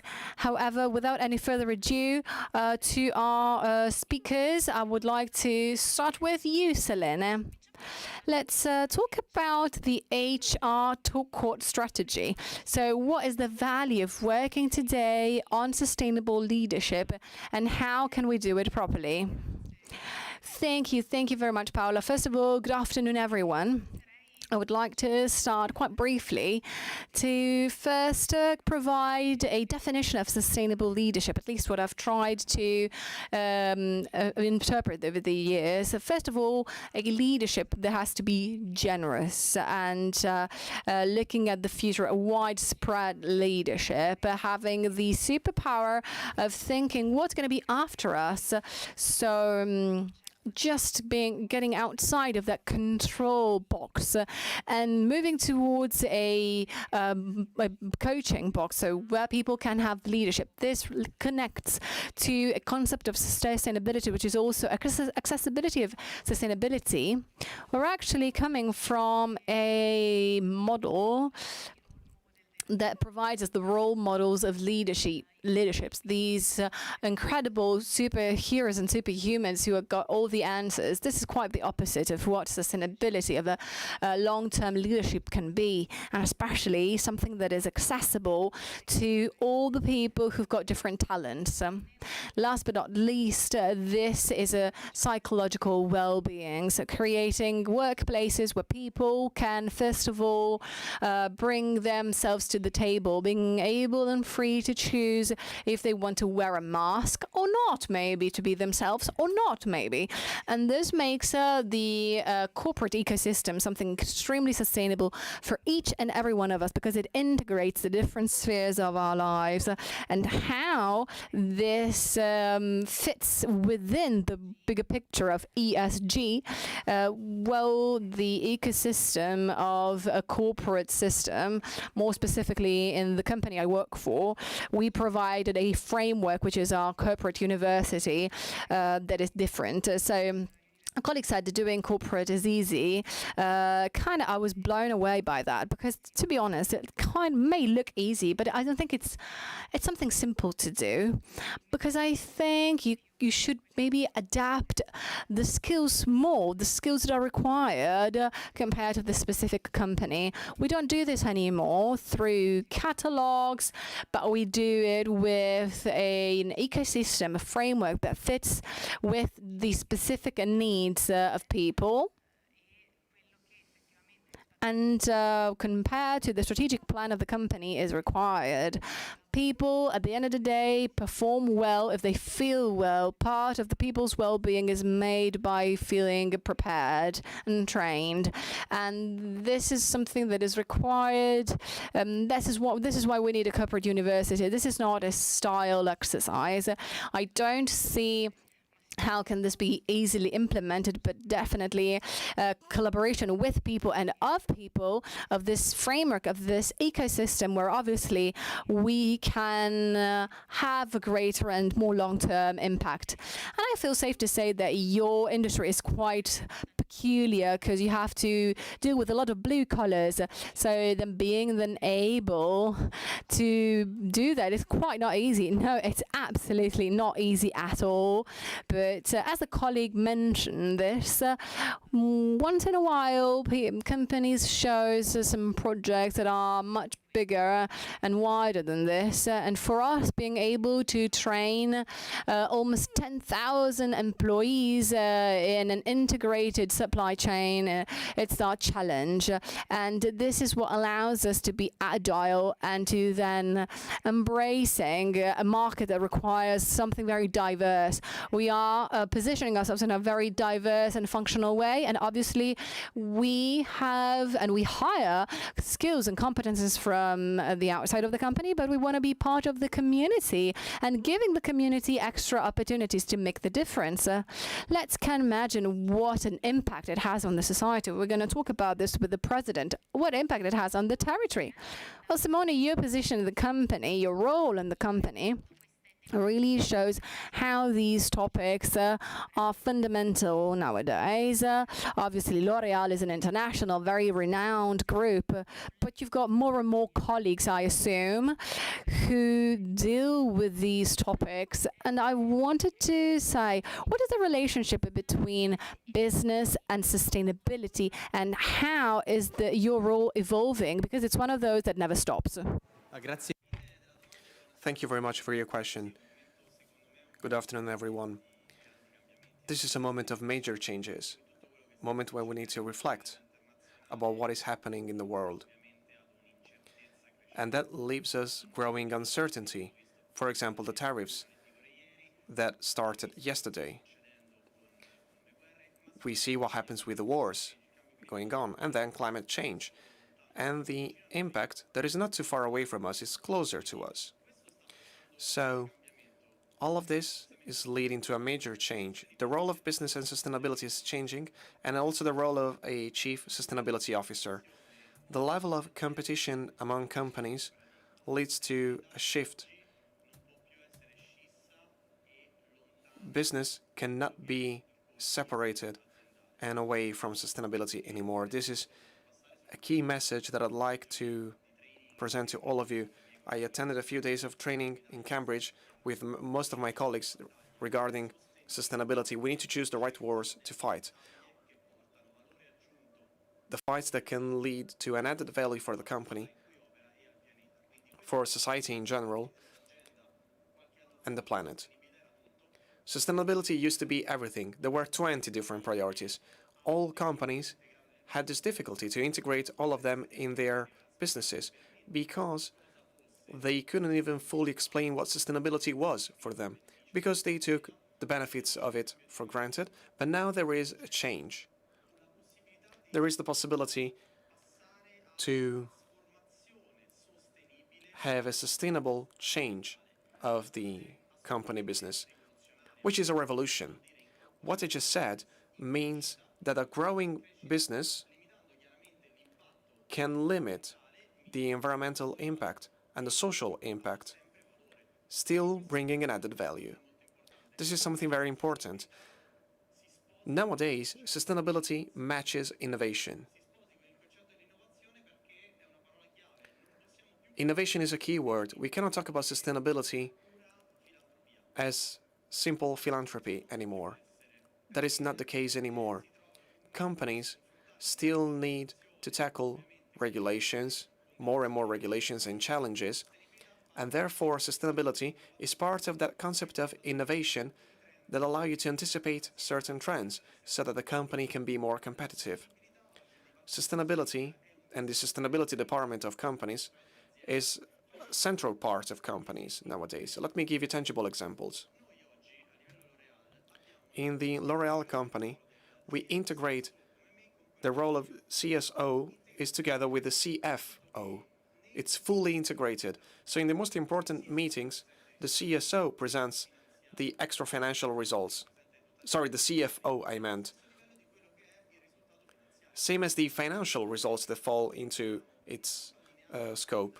So we have a company calendar that matches sustainability and finance together, and there are even more synergies. Our sustainability framework is part of the general L'Oréal framework for everything in the next 3 years. That just to show you the importance of this alignment. And bonuses that we give have to be based on this sustainability KPI. Chief sustainability officers have to be skilled at business level, at innovation level, so that they can anticipate the trends and make sure that the company can have a competitive advantage. President, how the concept of sustainable development can fit with the world of enterprises. We kind of figured this out, but you really work on these areas and topics, and what are the areas it is moving on?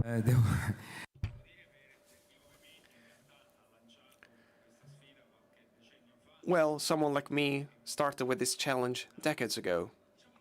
So seeing how the level of awareness has changed globally is a pleasure, of course. However, we also have greenwashing that has been growing very much. Some people really understand that sustainable innovation is useful for the company and that you actually earn money if you do it properly. You know, sustainability, that means you don't waste resources, you save energy, then you also save money, you have more efficiency in your production. So sustainability is good for the company. Of course, if your company pollutes as core business, then maybe not, but the other ones can benefit from it. It's difficult, I mean, if you have an oil company, it's difficult to become more sustainable. However, oil companies can still do it, can still reduce their impacts. I think this is relevant, at least reduce your own impact. This is an important challenge. Companies do react to this challenge, not only the big ones. Younger people have a higher level of awareness. Ecodigital is the platform that I launched because we need to think about the ecological and digital challenges together. So we have people in their 20s and 30s that, you know, fully embody the need to be sustainable. There is nothing to explain to them.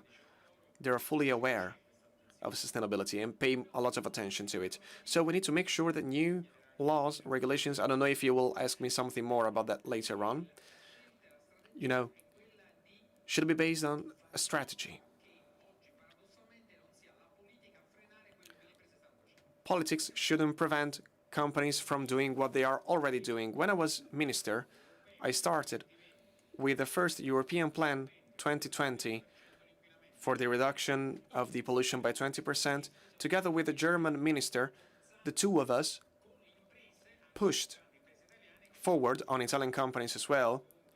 And of course, newspapers and business owners were totally against me, wrote many articles against me when I insisted on sustainability. But then the world of companies accepted it, and part of the world of finance did as well, because they started to finance sustainability projects. Because, you see the effects on 20, 30 years. You know that oil and coal will be outdated in 20, 30 years, so you need to insist on something different. So part of the world of finance thinks that human extinction is also the extinction of shareholders, the end of money-making machines. So it's a problem from an economic perspective too. Therefore, we need the world of companies, the economy, and finance to go in the same direction, even if part of politics is left behind or is still following bullshit that we see on a daily basis on social media. So if you think that if you just remove the word climate change from the website of the federal government, then you solve the issue, but of course not. If you just remove a word, you don't remove the problem. Absolutely. And now maybe we should be aware of the fact that we're talking about a win-win journey, win-win for everyone in terms of economy, competitiveness for the people and for society and for the country as a system. But we're also looking outside of our borders, obviously. Now, looking outside of our borders, you kind of mentioned it. There are many different insights on this, and over the last days, these changes have increased more and more in terms of DE&I policies that need to be revised. Maybe they should be called in a different way. We don't know about that, other than the omnibus package, which I kind of really mixed it all. So what should we be doing, Mr. President? First of all, it's sad to see that the European Union accepted a few Italian tradition, the omnibus approach, so a single decree with 1,000 exceptions. So you make thousands of exceptions, you extend the time framework for the introduction of more electric cars, then, bad habits spread easily. And I've always been against this Italian approach of asking for an extended time before you make an actual reform. No, we should have an automation approach so that we can get rid of some obsolete traditions. So, what is happening now is this. The topic of climate change is so relevant and felt that just ignoring the problem is not feasible anymore. Because we know what happens. When there is an emergency in Valencia or in the Emilia-Romagna region, then all newspapers talk about climate change. And all people ask for solutions, dramatic solutions. However, even if we stop using fossil fuels today, we still have climate change for another 30 or 40 years. We want that change to stay as a change instead of becoming a catastrophe. That's what we are working on. So we need to strengthen all of our initiatives, and companies should do a major work that they have already started, by the way. And there is a strange, match between Elon Musk and Donald Trump, because the one hates electric cars and the other one produces electric cars. So it's like a comedy in theaters. Maybe we could do a musical with this. Yes, or we could do, as you said, an AI video about it, music video. It's illogic, really. And in some cases, it's just distasteful. In some cases, the world will still move towards that direction. 35 of the 50 US states are against the federal decisions of cutting on renewable energies because Texas, a super Republican state, doesn't care about Donald Trump says or the federal government says because they've already invested a lot of money in renewable energies and they don't want to lose that money. So common sense is still present in the US about what is necessary, what needs to be done. So companies that have understood this and follow this path will have an advantage because public opinion is aware of this issue. People pay attention to this. Even if you deny that the problem exists, you can do it in 100 different ways.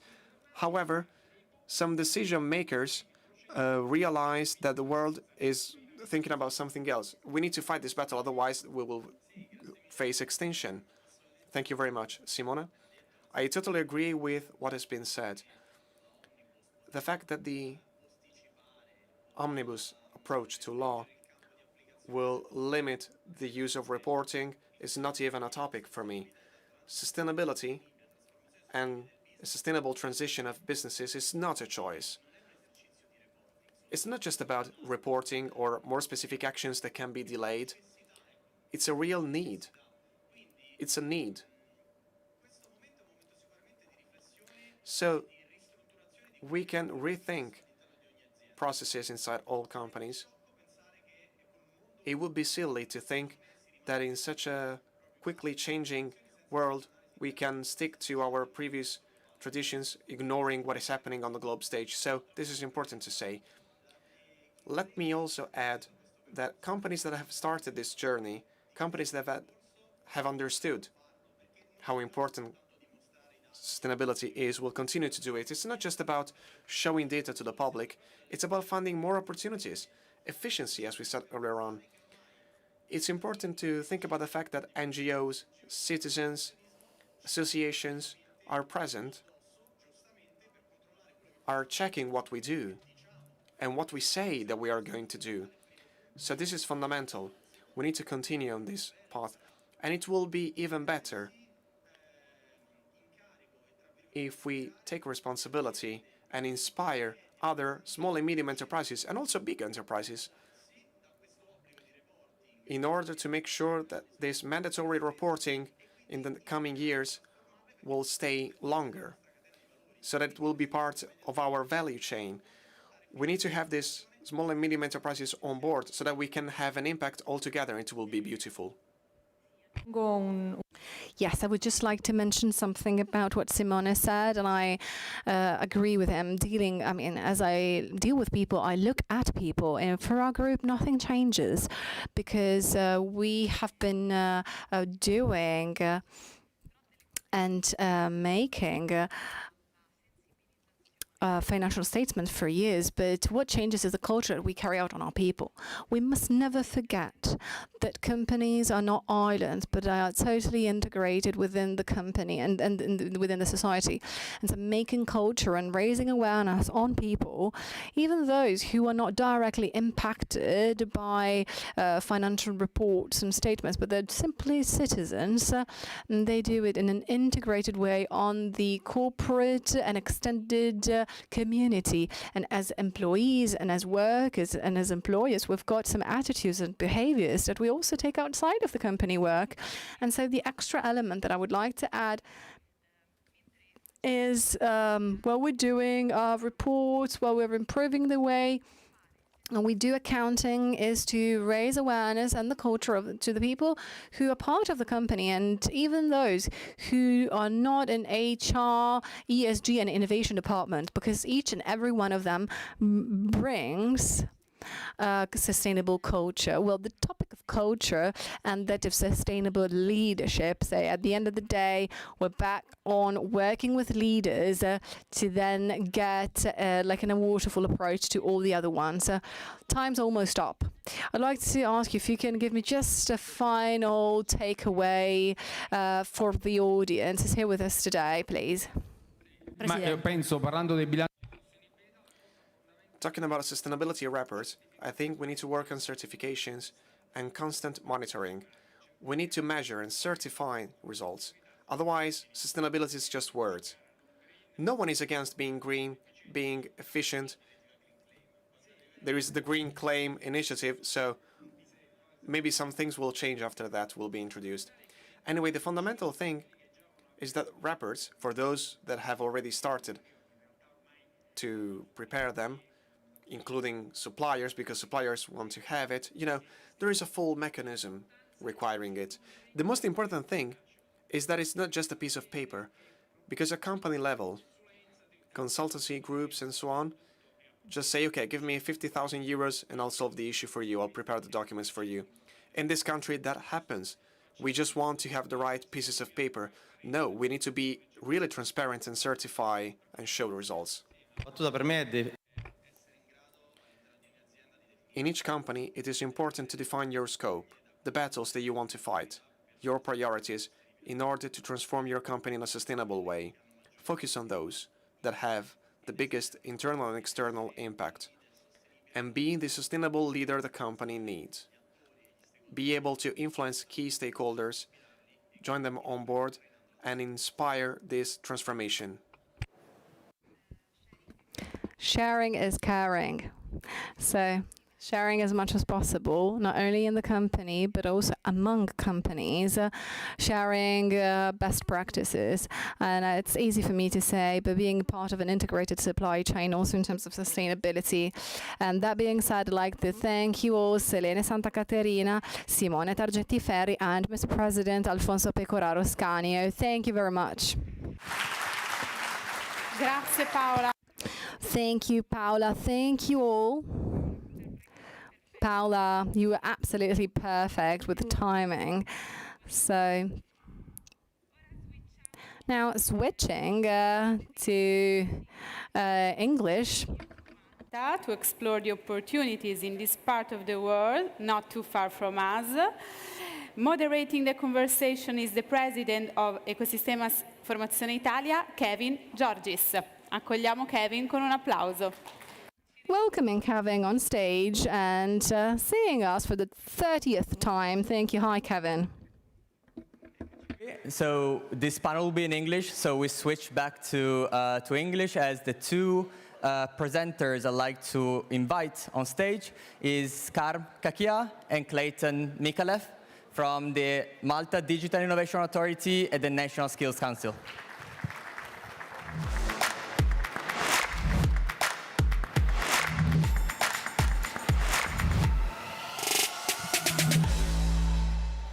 So, considering that I've been to Malta 10 years ago as a very traditional Italian student, going to an English school, starting learning English, and then liking the country, I got more and more involved with going on holiday over there.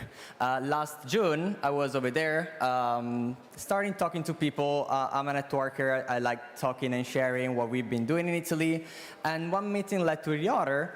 And we started having conversations with governmental entities from Malta, so created by ministries, and the two gentlemen here will explain the different structure that they come from. So in this panel, as I mentioned, is about internationalization and opportunities in Malta, as several Italian companies are actually moving to Malta or expanding to Malta or using Malta as a hub for internationalization, considering funds and resources, and the quick interaction that you can have with the right stakeholders. So before we start, we would like to show a video that introduces Malta and from its beauty to its content and expertise.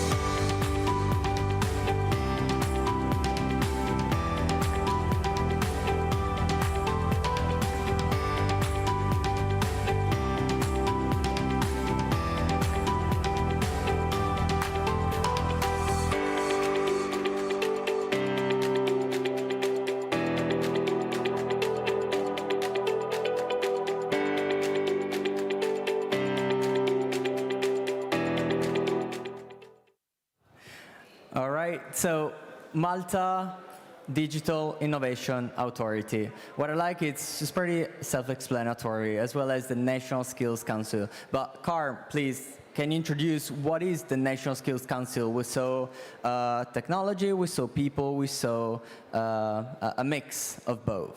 What is it, the National Skills Council, the Malta Digital Innovation Authority? Yeah.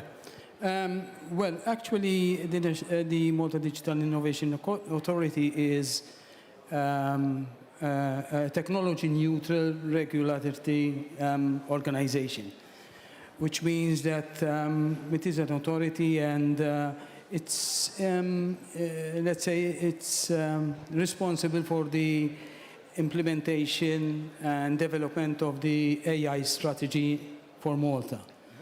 Apart from that, it's also it's a different an authority than other authorities because it's also an enabler and accelerator for digital innovation in Malta.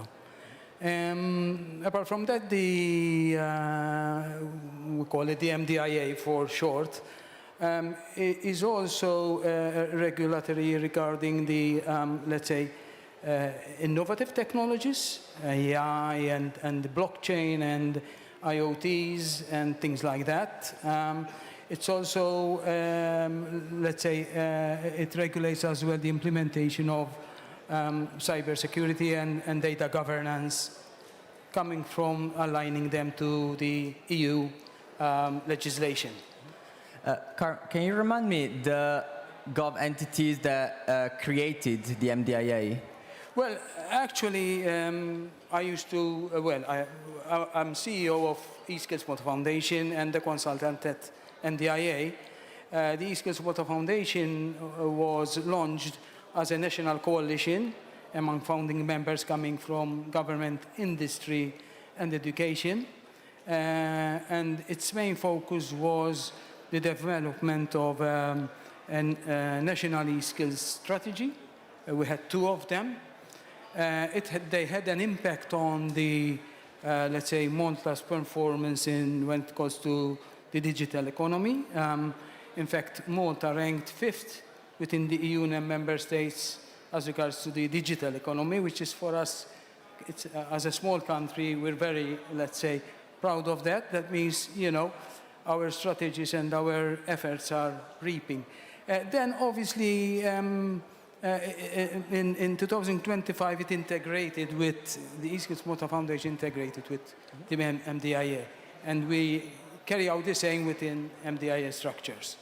Got it. So from digital, like involving different stakeholders, from governmental entities to public to private entities, like formerly there was eSkills, so in charge of the like the digitalization of like skills, and that led me to the second part of the panel, the word skills, and the National Skills Council. So Clayton, can you introduce a little bit the National Skills Council, and then we'll play the video afterwards.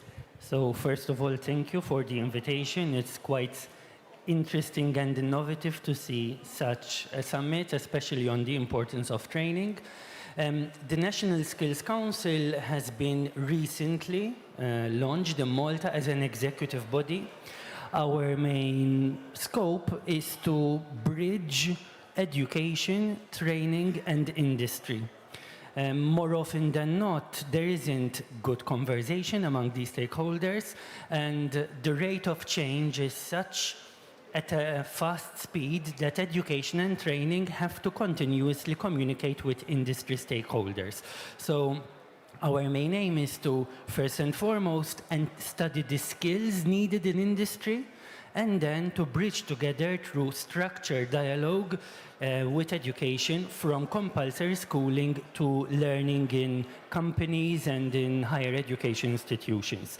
Apart from that, we also tackle career guidance in English, because we cannot expect adults nowadays to know how to navigate the career change with all these changes that we have. So career guidance in Malta, before, it used to be tied to students mostly in schools, but nowadays we are seeing a lot of adults finding and needing guidance to change their careers, to study, etc. So we have that as well. Possibly the video can show you a bit more on what we do as a council. All right, so I'd like the control room to play the video of the National Skills Council.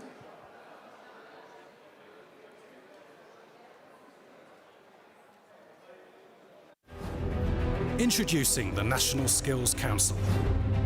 As Europe embraces the twin green and digital transitions, and with 2023 being the European Year of Skills, we're here to make a difference. Our vision?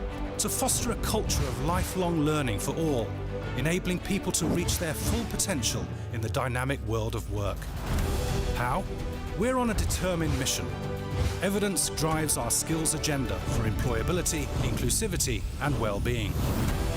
We are driven by 4 core principles.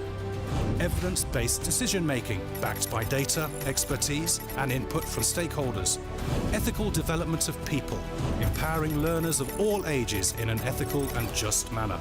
Inclusivity, fostering skills for all with no exceptions. Shared responsibility. Governments, employers, and each and every one of us should be shaping education, upskilling, and reskilling. Change is the only constant in the world of work. Technology, innovation, and sustainability are what drives this change. Join us. Together we can build a future where skills empower our society. Great. So I'll ask now Clayton to give an overview of the skills that are generally mostly pushed in Malta. What are the key sectors in Malta? So for, again, the Italian audience that want to come to Malta, at least they can understand what are the key sectors. So Malta is a 500,000 island, but there are around 3 million tourists every year. So there are certain sectors that are more prevalent than others. So Clayton, can you give us an overview? Yes, and we play the slides. Do you have the clicker?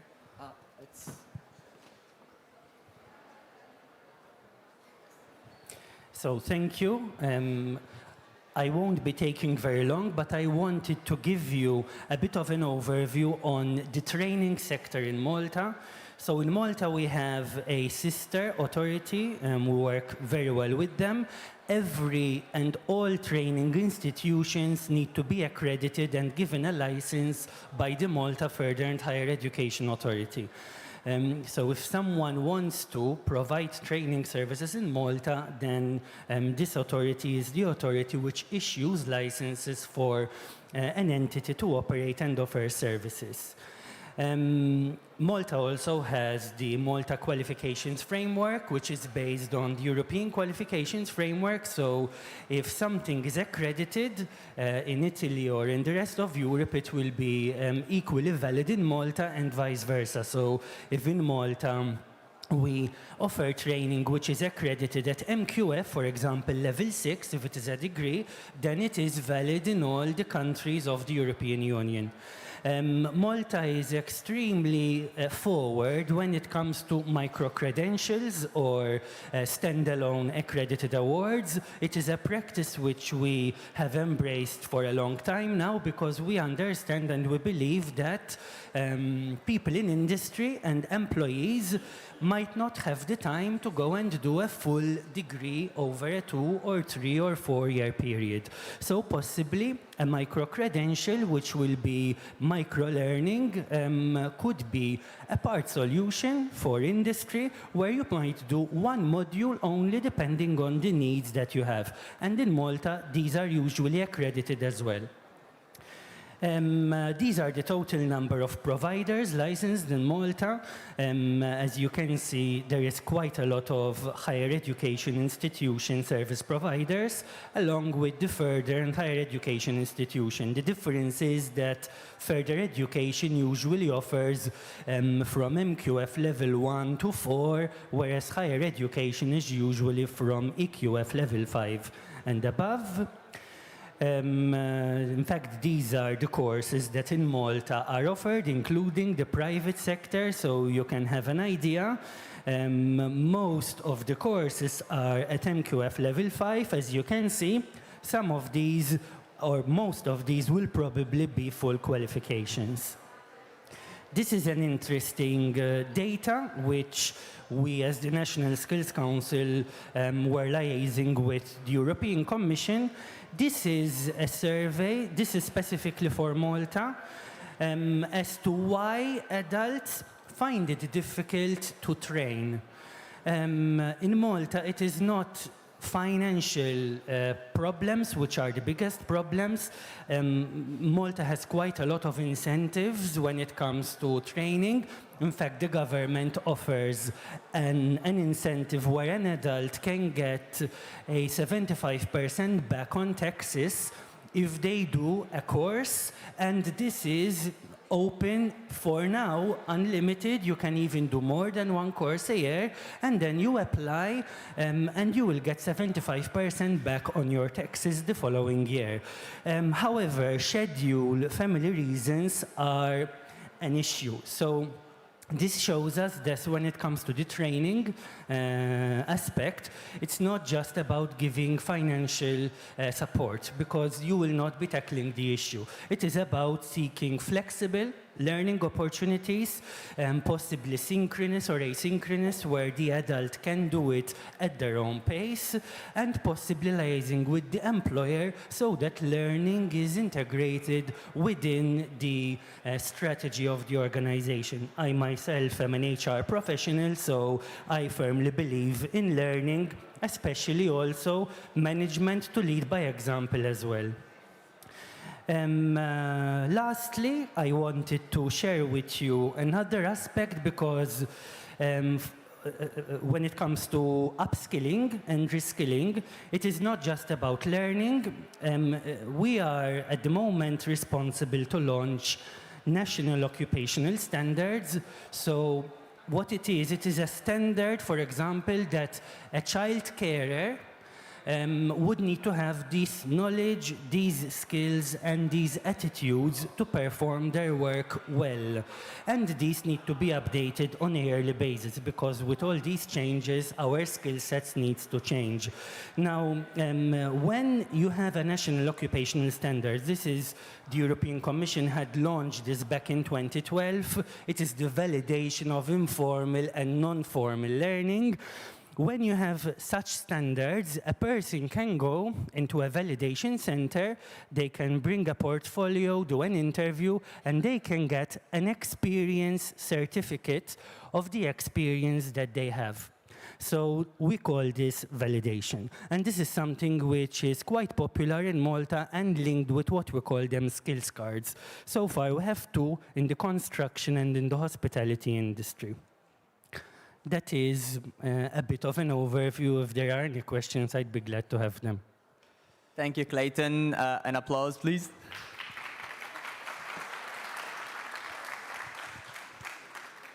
So, of course, tourism, construction, a lot of European funds are injected in Malta for construction, for training as well. Gambling is another sector, both the gaming, iGaming, gambling, and next week or in 2 weeks, there will be here actually in Rome, the Italian Gaming Expo, where we were asked to create a panel regarding gaming, and actually Ivan Filetti is the person in charge of the Gaming Malta, is another entity in Malta in charge of coordinating the ecosystem of the gaming sector. And now we move to digital skills with Carmen, that will give an overview of how is Malta pursuing the digital transformation, how can ensure that people are skilled from a digital perspective. And we ask the last slides. Yeah, hello? Yeah, you cannot really ensure, but in any case. Well, as we know, the digital skills and education is very crucial for digital transformation to happen. So, although in the past, as regards to budgeting and spending and cost, it was probably the smaller part that is funded 20%. Nowadays, this increased because obviously without digital skilling, you cannot run anything. So as regards to the MDIA, the Malta Digital Innovation Authority, we, as I said, we continue with the digital skilling that we used to do at eSkills, which means advice regarding digital skilling in Malta, whether it's government, industry, and obviously education. We're into the train the trainer for teachers, and we know how important it is these days in education, not just for students, because students these days, they get quite good education as regard to digital. But the teachers need to be upskilled.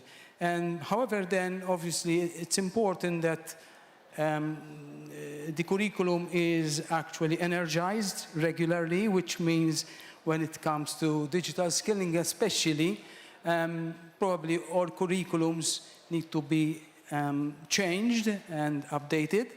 And also the expansion of the curriculums, which means the extracurriculum activities that need to be done to students or whoever is in education.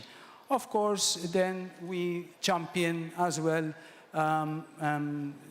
national and international events like the EU Code Week, where Malta consistently is ranked first from all countries as regards to number of events organized per capita.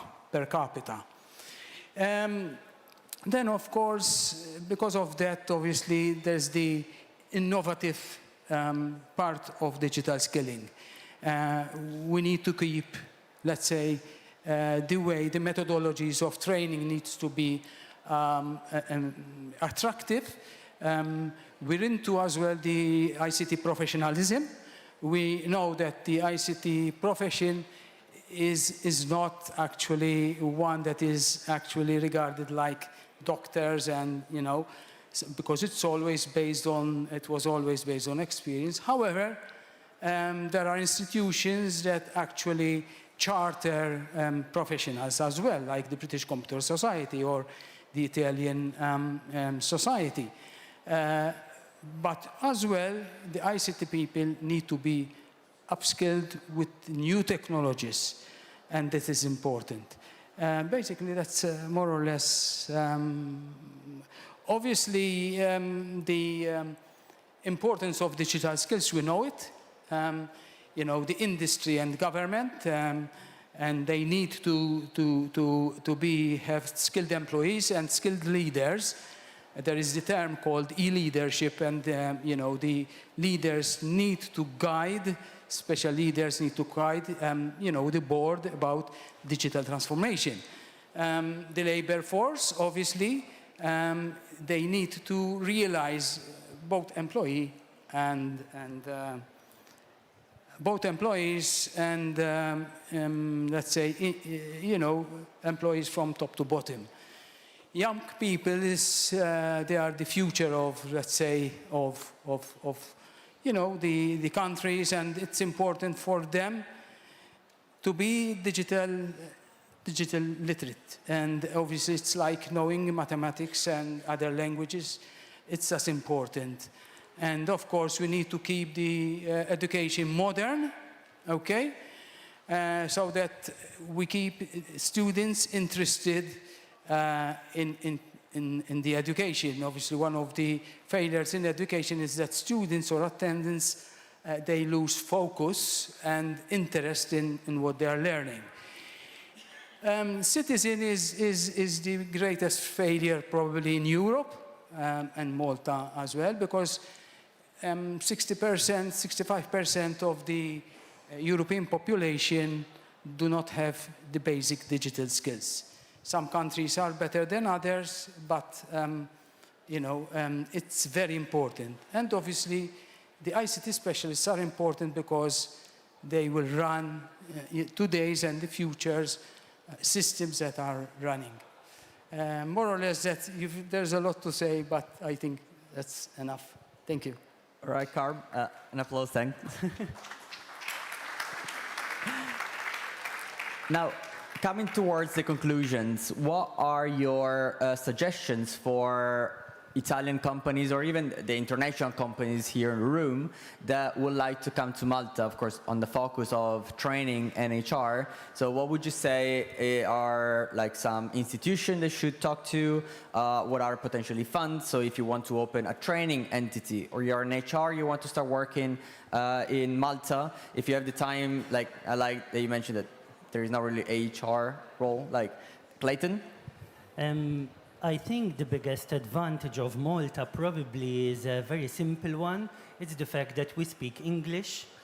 So someone coming to Malta, if they have a good level of English, then that is mostly the language used when it comes to training, in most of the training aspects. We speak Maltese as well, which is Arabic, but we're not expecting people to speak Maltese, except for the Maltese. So the fact that we speak English is something which is very favorable. The Malta Further and Higher Education Authority would be one of the entities that one should contact.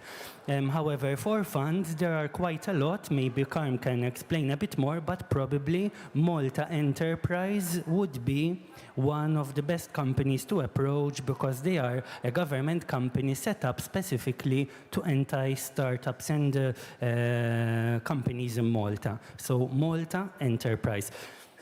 Carm? Yeah. Well, obviously you forgot the weather as well, which is very attractive, and let's say the Maltese character. Yeah, Malta Enterprise, they have a lot of funds, like any country actually, but for the FDI, they provide. There was, for instance, lately, even on training, Supercharger Ventures, which was also opened a center there, where it basically it funds starter companies to actually open in Malta.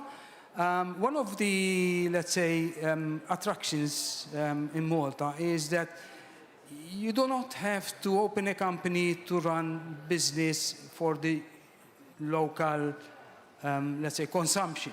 A lot of companies come there, they open a hub so that they have a larger connection and outreach in Europe. I know two organizations here in the room that are actually internationalized in Malta, like Epicod and On Business with Dipazia. So actually there are Italian companies that are established here, that are expanding also to Malta and other countries. So Clayton, Carm, thanks a lot for your contribution. And for those that want to expand to Malta, go and talk to them. Thanks a lot. Thank you. Thank you. Thank you all. Thank you, Kevin.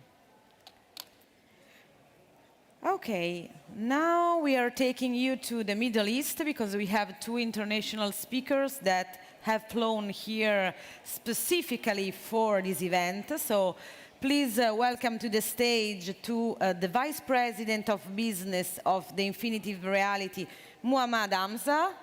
Welcome. Welcome, you can sit here. Okay, and then we have here Frank Fornari, CEO of the Middle East region of RUVR and strategic advisor of several high-profile organizations. So a very long job title. Thank you all. Thank you. You can sit here and the stage is yours. Thank you. Okay, so let's start to do some assessment about your business knowledge about the Middle East. How many of you have heard about NEOM? Raise your hand. 1, 2, that's okay. 3, 4, that's good, that's good. Okay, so today you're gonna go into a journey. We're gonna go from Rome to the Middle East. And when we talk about the Middle East, everything of us thinks always about oil fields or skyscrapers, right? But guess what? There is a new story unfolding. It's a story that changed completely the society of the Middle East. The key country that are driving this transformation are Saudi Arabia and UAE. Of course, we got Oman, we got Bahrain, we got Qatar helping that, but those are the two main countries leading this big transformation. And when we think about UAE, everybody knows about Dubai, right?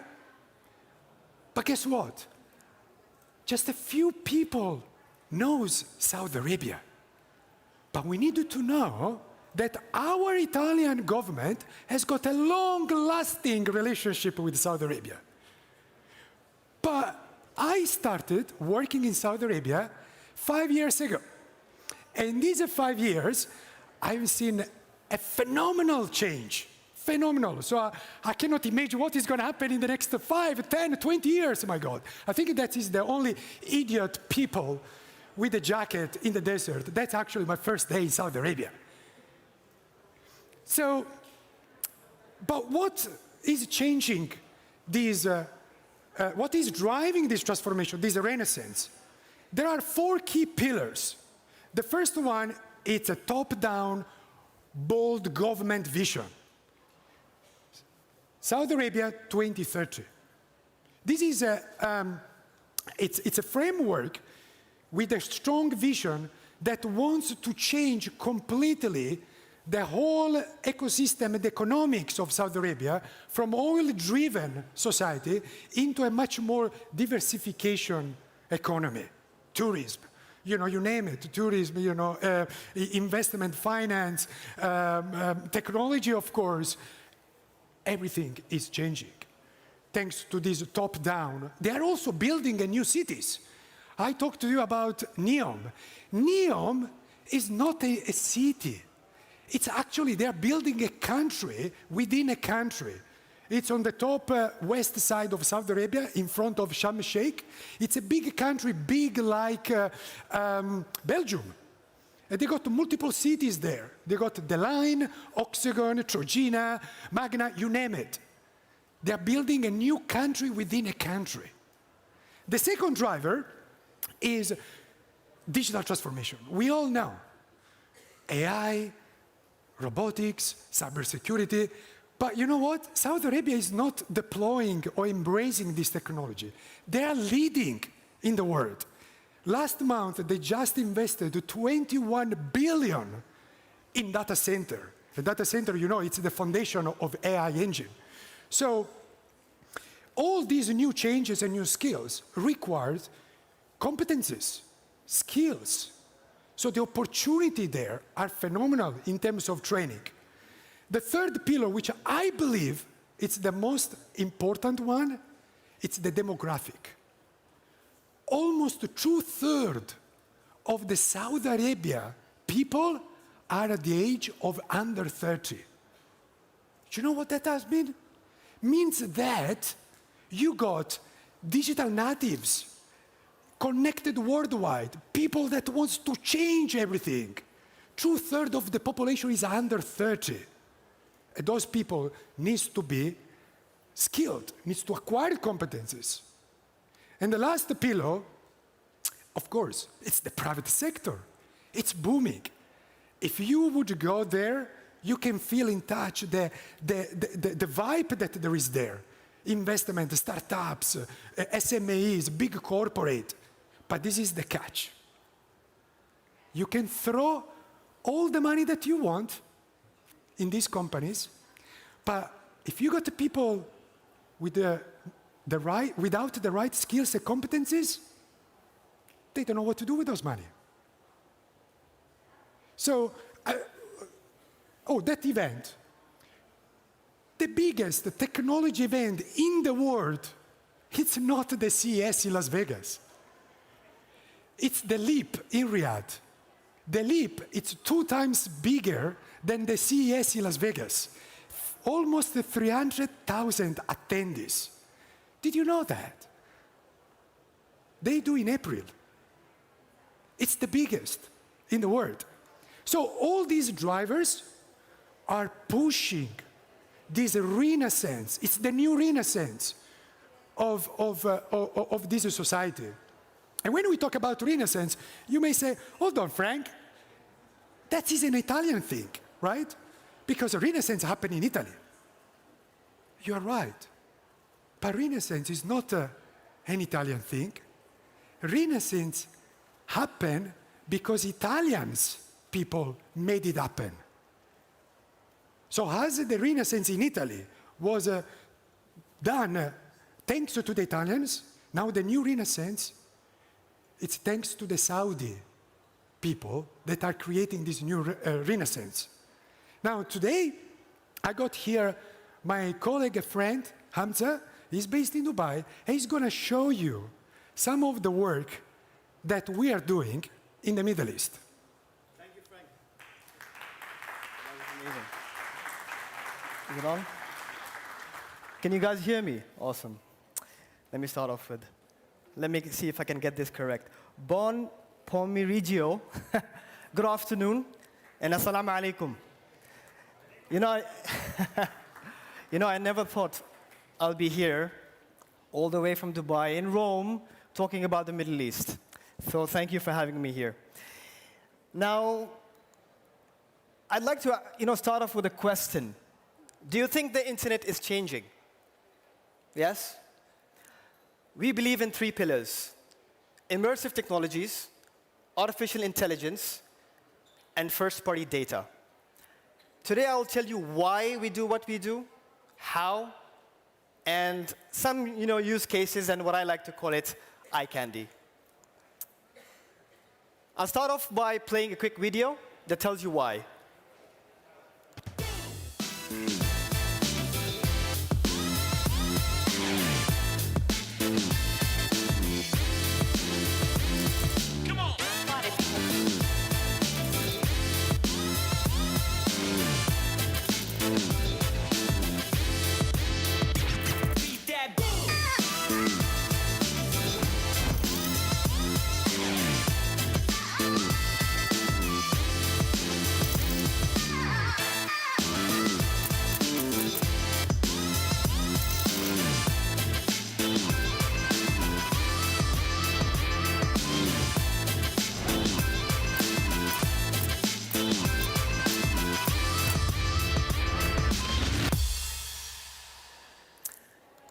Now, what if you combine immersive experiences with artificial intelligence?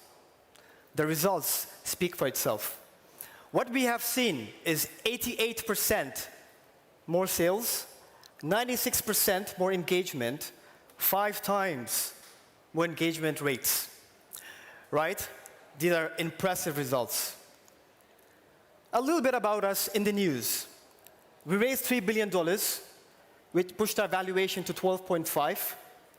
And recently we acquired Napster, which is like the OG when it comes to music, which pushed our valuation to 15 billion. We also have strategic partnerships with the Ministry of Finance, Dubai Multi-Commodity Center, and Google Cloud. A quick snapshot of some of the customers that we work with in the region, which really includes some of the top brands. I'm sure you must recognize some of them, right? So what do? We build immersive worlds, immersive units, and immersive assistants. Yesterday at the launch event, a lot of training companies were actually saying that how they use immersive technologies, assistants for training purposes, and this really resonates very well with us. So I'd like to show you a use case. Now, this is an e-commerce use case, but it's quite similar. It understands your customer, has the data, helps with decision making, and finally upsells to the customer. Welcome back to Yboards, Tanner. Hello, it's good to be back. How was the wetsuit you purchased 3 weeks ago? Oh, I love it. It's perfect. I'm glad it worked out. What brings you in today? So I really want to start writing shorter boards, something a little more progressive than my longboard. I can help with that. Are there spots you surf often? My home break is Venice Beach. Thanks for letting me know. So, you may want to consider a hybrid board or a fun board. Both offer better mobility than your current longboard, but still work great on less powerful waves like Venice. Okay, but I'm planning on some surf trips in the future, so I'd like something, that can handle bigger, pitchier waves. What do you recommend?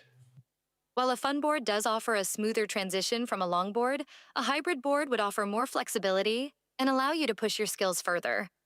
What size would I need if I go with a hybrid? In order to help you find the best fit, would you mind telling me your approximate height and weight? Sure, I'm 6 foot, 185 pounds. Thanks, Tanner.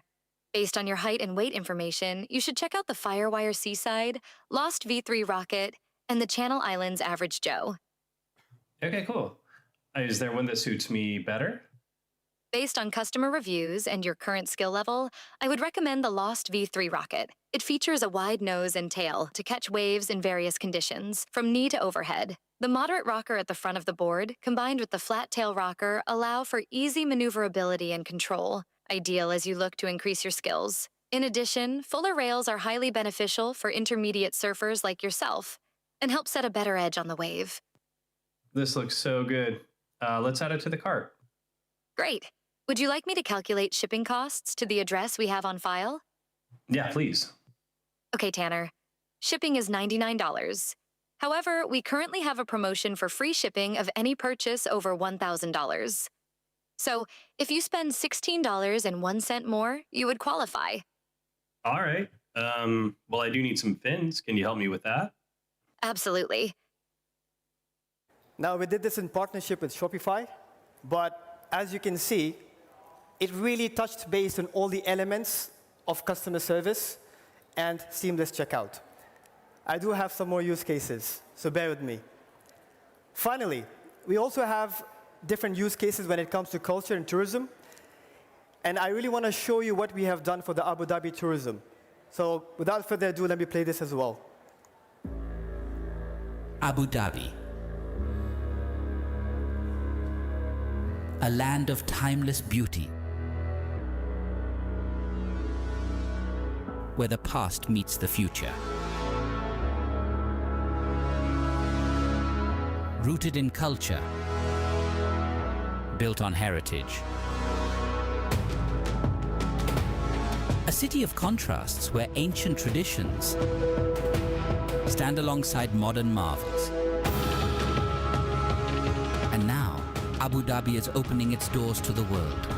Wherever in the world you are, experience Abu Dhabi's rich culture and vibrant heritage in the palm of your hand.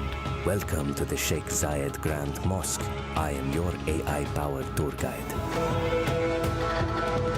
Sell event tickets, book real-world experiences, and incorporate sponsors seamlessly into the experience.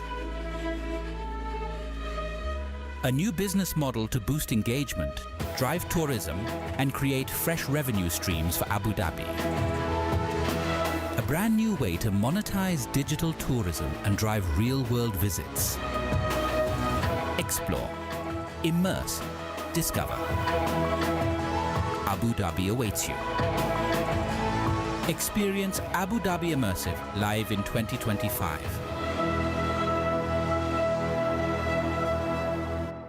So when it comes to immersive, sky's the limit, right? So imagine having a whole city going immersive, really collecting the information about their travelers, their customers, and tailoring experiences based on that. I know we are out of time, so I'll show you one of my personal favorites. This has got to do with luxury, and this combines immersive with AR and XR. It's quite interesting and one of my favorite videos.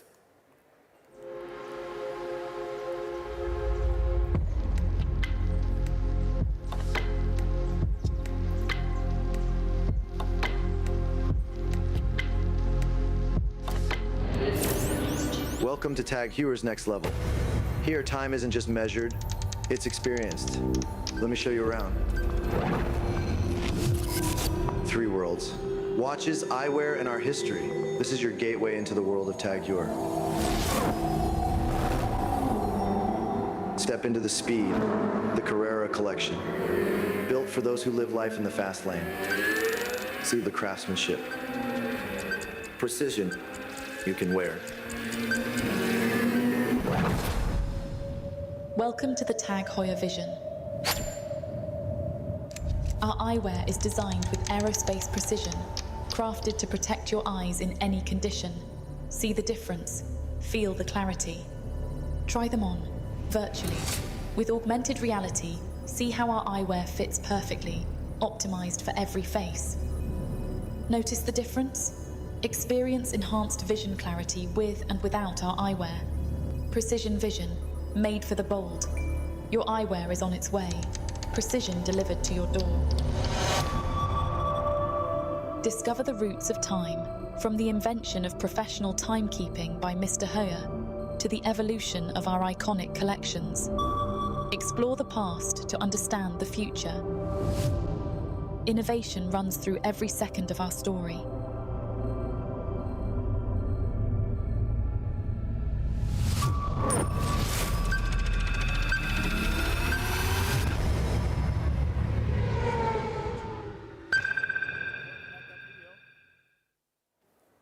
I said I hope you like that video. It's one of my favorites. But it just gives you an idea of what's possible in the immersive world.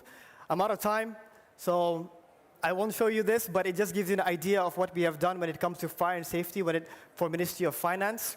Obviously, the use cases are vast. Feel free to connect with me after this as well, and I can show you relevant use cases. Having said that, thank you, and famous saying, Habibi, come to Dubai. Thank you. Thank you. Thank you, Muhammad. Thank you, Frank, for bringing your expertise and coming from Dubai. So welcome to Italy and see you next year. Thank you for having us. Thank you very much. Thank you very much. Who are a rare example of Italy and France not competing but working together. I know they are competing just when they are on the cooking class.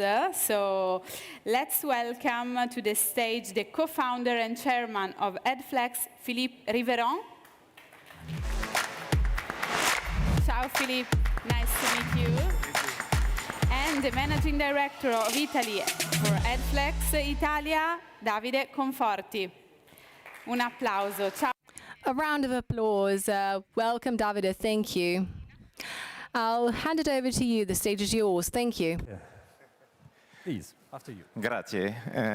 I will speak in English. For a French guy, it's maybe something unusual. And very happy to start this session, the need for consolidation in the content space. First of all, as we said, I'm Philippe, founder and chairman. I'm working in the L&D industry for 25 years now. And I have the fantastic opportunity of speaking in English to an Italian audience in Rome, which is actually my first time. So grazie per essere qui. Spero siete svegli e sveglie. Siete con... I hope you're fully awake and you can follow us. Come on, stay with us. Malta and in Dubai, and I would like to start with one specific picture, please. Yes. We will talk a little bit about geopolitics. Why? Because I strongly believe that we need to create European champions. To make it happen, it's simple. We need more bigger company. Just one question. How many people use Microsoft Office in their company? Normally, with our client, it's 85%. Why? Because it's relevant, because it's safe, and if we want to create European champion, we need to compete with them. So we need to find a way to grow our revenue. Of course, we need to find investment in order to create a real competitor to our own competitor, who are Asian or American. Sovereignty is very important nowadays, more than ever. I can tell you, probably 1 year ago, being a European-based company was not so important in request for proposal, in tenders. Today, I can tell you, every time I discuss with a large enterprise, they told me, okay, where you come from? Because I need to be safe on RGPD, for example, and so on. So that is why I wanted to share this, because it's part of how we will build a strong European champion. So the menu for today, it's just in a few words who we are at Flex, the EdTech content ecosystem and the role of aggregation, which is a way to create European champion. At a glance, so as you said at the beginning, we are a French company. We made an acquisition last year in order to join forces, and we continue to grow in other countries, so UK and US from last year. We are 100 people right now working with more than 300 clients, and those 300 clients represent more than 1 million learners today. What we are experiencing today in our industry, the learning and development industry, exactly what's happened in other industries. The first one I would like to share is, of course, the music industry.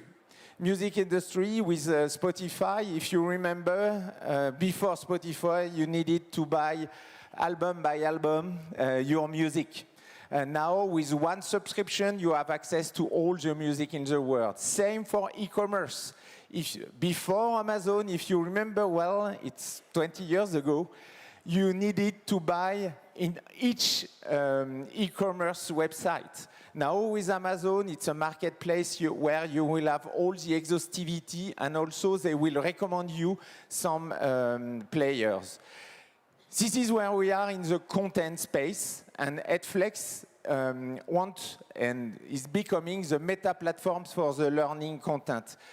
By the past, and probably today for some of you, you buy content provider by content provider. I need compliance, I need tech content, I need language content. So you need to subscribe to each other, you need to integrate those content providers into your learning ecosystem, HRIS, LMS, and so on. It's sometimes very difficult, but also you can't be an expert in every topics. You can't be also an expert if you are a multinational, if you want to train your people in management. We don't manage the same in Japan, in France, or in US. So you need specific vendors. This is why we believe that you need a meta platform, an aggregator and a curator like EdFlex in order to be the extension of your learning department. Now, if you put your feet in the shoes of a learner, your employees, they have two radical choices if they want to upskill and reskill themselves. First one is what you offer internally. The e-learning content library, probably 4 to 5 content providers, as I said, on specific topic. Of course, as HR and L&D manager, you will select and recommend some training paths, for example. And on the other side, you've got Google. I would put ChatGPT also. If you want to learn about something, the first reflex, unfortunately, is not the learning management system. The first reflex is Googling. Okay, I want to learn about this specific topic. Why? Because you have all the exhaustivity of the web, billion of available content. But on the other side, the quality could be poor. You start to read an article in the middle you need to pay for. You start a video on YouTube, a lot of ads inside. So you come back and you try to find another content. What is interesting is about accessibility. Accessibility is more on the Google side. It's much more easier to find, and it's always open. But as I used to say, it's free of charge, Google, for your employee. But you don't track any data. What's happening on Google stays on Google. So if someone learns about, let's say, blockchain, and you are a bank, it's very interesting for you as a HR leader to know that this guy learned during 30 hours about blockchain. This data, if you don't bring back those people in your ecosystem, it will stay in Google. So you cannot use it as a HR leader. This is why we believe there is a third way, right in the middle, to offer not only the exhaustivity, the quality on the other side, the accessibility, and also the reporting is what we call AdFlex, the aggregation and curation. What you call AdFlex, this is when why you founded it. Big round of applause for le président Philippe Riveron. Thank you. Merci. So let me start with a question. How big do you think is the education technology content ecosystem in the world in $1 billion? Quanto pensate che sia grande in miliardi di dollari a oggi l'ecosistema dei contenuti e-learning corporate? Chi vuole lanciare chi è che si butta a lanciare Who wants to start? Please scream the result. 25 billions. Who says more? 40. Come on, more. 100, 150. A woman said 160. 240 billions. Insights for 2022. And it is a massively growing industry. That's why we are here. We make money by producing, selling, distributing, curating learning content, which is good news. I mean, we pay the salaries, we make our customers happy. And it is supposed to grow. 13% per year is the aggregated growth rate that the analysts estimate for the coming years. So it's going to become a huge market, almost $700 billion by 2032. There is another stunning thing. It's not only a huge and massively growing market, it is also super fragmented. If you take the big brands in learning, the big catalogs like Skillsoft, Coursera, LinkedIn Learning, and blah, blah, blah, and add their numbers together, they can hardly make 5% of the total market. Can you name another industry where the top 10 providers only account for less than 5% of the total market? I can't really find any. So learning is super fragmented because of a series of reasons. Language differences, local regulation, and a lot of company fragmentation, which is deadly, which is becoming deadly in a context where we are facing two giants, China and the United States, that are growing at a scale that we cannot match if we stay local. This is one of the reasons that, as an entrepreneur, drove myself and Francesco, my business partner, to join AdFlex a year ago. That's why we made this acquisition, specifically for that.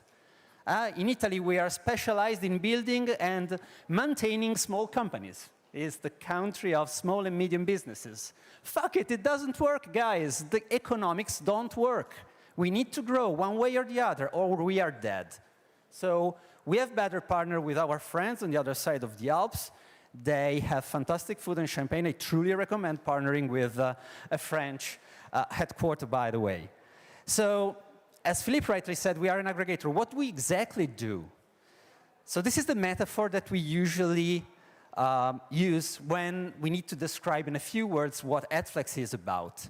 There is too much content out there. Do you agree? C'è troppo contenuto là fuori. Siamo d'accordo? Too much. We are drowning in content. Our learners do not know what they need to learn. What do we do to help them? What do you do as a learning expert to help them? Well, AdFlex becomes an extension of your learning and development department, which, thanks to technology and people, curates learning pathways that make sense by leveraging the power of all the learning assets that are out there. Okay? So we are a content ecosystem, and we create pathways so that you don't have to, so that you can serve to your employees only few pieces of content that are highly relevant based on their job role. And I think that this is a game changer. Well, it's not important whether Davide thinks it is a game changer. For our customers, it is, because with just one contract and one solution, without having your procurement department to do big RFPs, you can have all the premium editors out there in the world selected, qualified, crafted into pathways done by ourselves as a service. Wouldn't that make your life easier? Wouldn't that make the life of your learners, the experience of your learners, way better? Wouldn't that be a major time saver? We hate in learning to talk about return on investment. I honestly don't know why. I am an ex-CFO, so I love the ROI concept. And actually, you can prove that there is a very good ROI if you manage to couple the analysis of the skill gaps of your people with the right piece of content. And it's provable. You can measure it. Input, output. It's fantastic. It's pure math. And since I am like more than 1 minute early, because of efficiency, clearly, this is part of AdFlex, any questions? Any remark? Any consideration? Does this resonate with you? I don't know if I can do this, actually, but I'm just improvising, because there is 1 minute. If there is no question or remark, it means that you agree with us, or not. Or maybe you fell asleep, I don't know. It was a very long day. Philippe woke up at 4, something like that, so bear with him. No, I mean, jokes apart, step by to our booth in the expo if you want to know more about AdFlex. The 3 key messages is the macroeconomic situation with Mr. Trump raising tariffs is imposing European companies and governments to review their procurement choices. So I don't like to say things like buy Italian. It looks like something from the 90s, but buy European. Yeah, buy European and make sure that you have the right partners for the coming years. We do believe that we have built something very credible and scalable. So by supporting AdFlex, you are supporting the ecosystem of learning content providers of Europe. And with this, I really thank you. Grazie mille per la vostra attenzione fino alla fine. Grazie. Merci. Grazie. Thank you very much to both of you. You can leave the mic over there if you would like to. Leave the stage over there. Thank you, both of you. Okay, so now is the time to have sort of a deep dive in the changes of the workplace from a statistical and demographical point of view, doing it with an expert, with the head department for social and demographic statistics, Cristina Freguia. Good morning, good afternoon, Cristina. A round of applause to you. Thank you, thank you. The stage is yours. Would you like to stand over there after this? Thank you very much.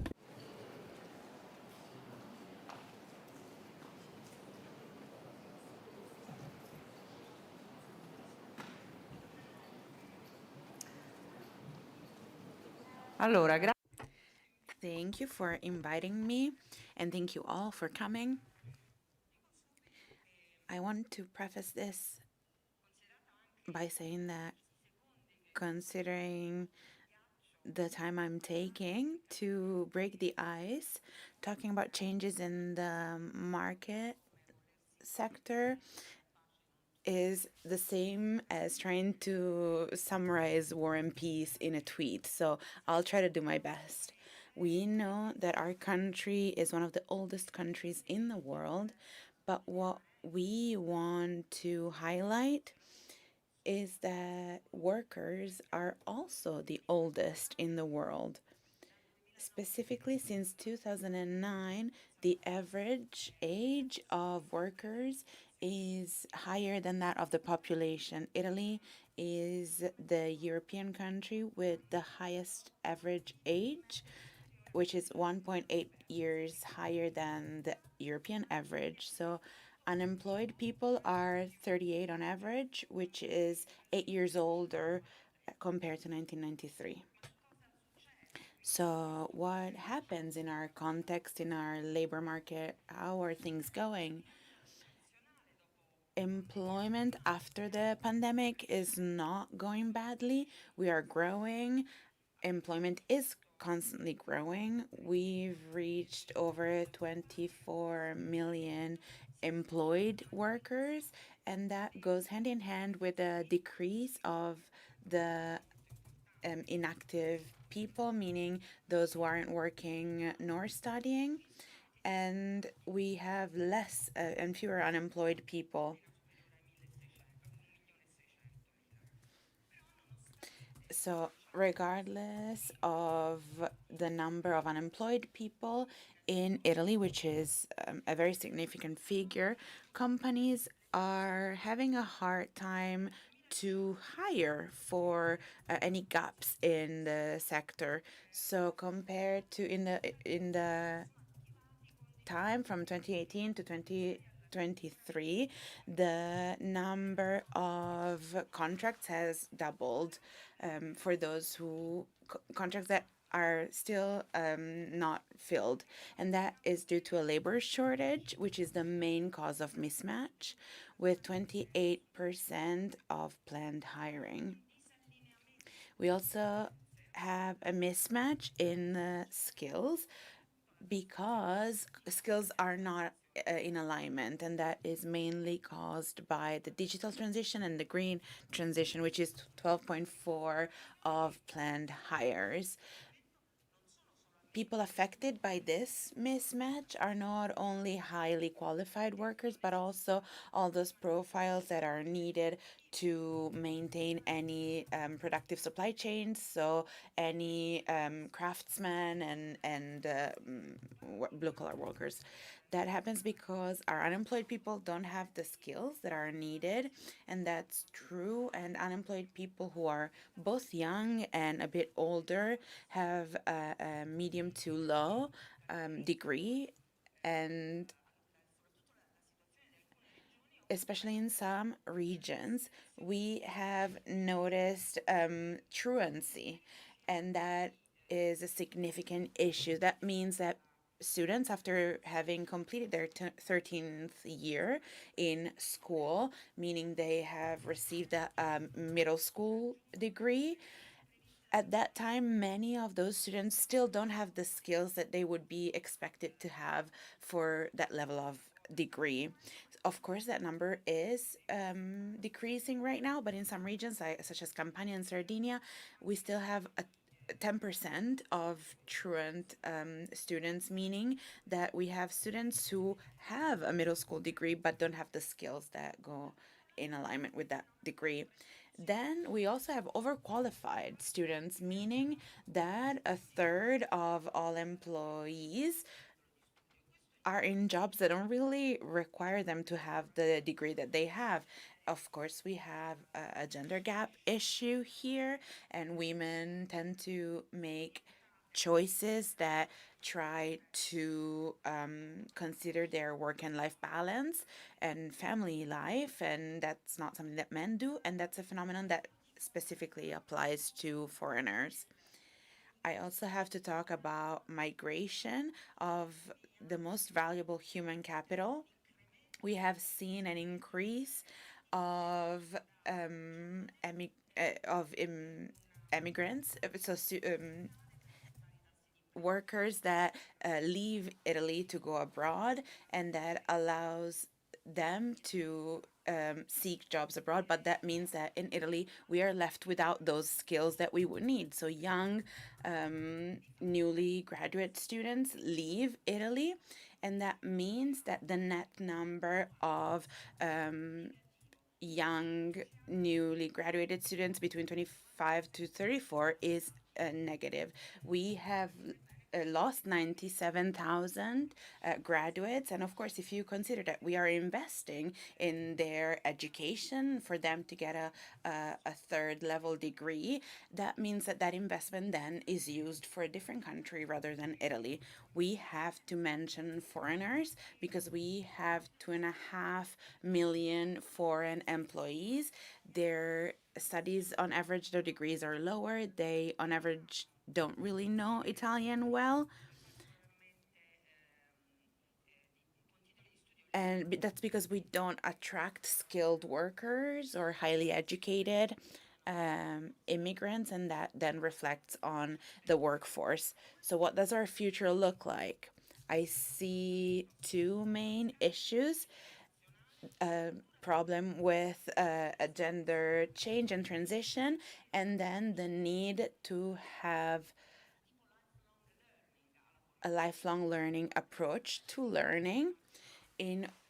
When we consider a gender transition, we do have some margins because our employment rates, both for male and female, are the lowest in Europe. So we are being left behind at the European level. And if you consider that the employment rate remains this for the future, in 2041, that would mean that we would lose over 3 million workers. However, if we were able to align our rates to those of Europe and the European Union based on our demographics, then we would only lose 1,100,000 workers. So, of course, that's an opportunity for us to reduce the cost of mismatch, which are tools that are in favor of the workers, and we should also aim to improve productivity, which is essential to improve salaries and to ensure that migrating to our country becomes appealing to other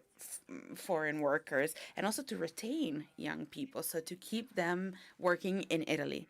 We also should strengthen reskilling and upskilling processes in a country where we should keep in mind that our working age will be ever longer and people will continue working until their 70s. So we will need AI and training to help us ensure that they are kept productive and with a good quality of life. Thank you so much. Grazie Cristina. Thank you, Cristina. Thank you so much. We can continue talking about data, and we will do that with INAP, National Institute for Analysis of Public Policies, and we have the first INAP researcher, the lead researcher, Roberto Angotti. A round of applause for him. In effetti, grazie. Thank you very much. I must say that after Dr. Freguia from ISTAT, my speech is in line with what was said. I'll be talking about the other side of the medal, the training offer, and also training systems, and also training policies. So I'll be talking about lifelong learning and transitions, and also the role of Referment Italy, which is a very important European program. We deal with the Italian part of the program, and in our opinion, such program can help us facing in a better way the current problems.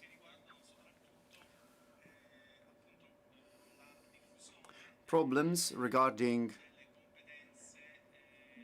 the dissemination of competencies through the adults.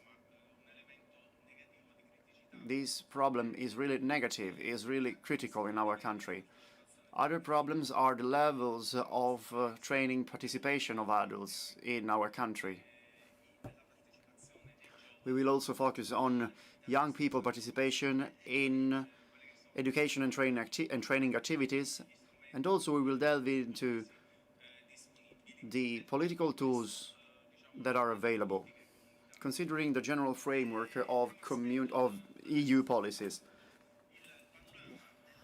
The first aspect we need to focus on is the scenario of cognitive competencies. And as we know, the general framework is not positive. Out of the data we obtained from the INAP results, well, a very critical negative scenario and complex and contradictory scenario is emerging. In fact, we are among the last countries in the OCDE, and there has been no significant increase in the past 10 years. While on one hand, some segments of the population are reaching good levels of competencies, there are still huge gaps, especially in southern Italy. This is due to the fact This is due to demographic factors. This is due to social factors, especially population aging, migration flows, family background, and also low levels of education. Also, gender differences. These gender differences, this gender inequality hits the numeracy to the detriment of women. In order to diminish these gaps, we need to implement targeted policies to tackle inequalities. If we now talk about the connection between competencies and labor market, we see that in Italy the average level of employed people is very low, and this is bad, especially, this data is poor, especially in southern Italy, with negative influences on salary levels. These differences are more evident in huge companies and among stable workers, and they are less evident in small companies.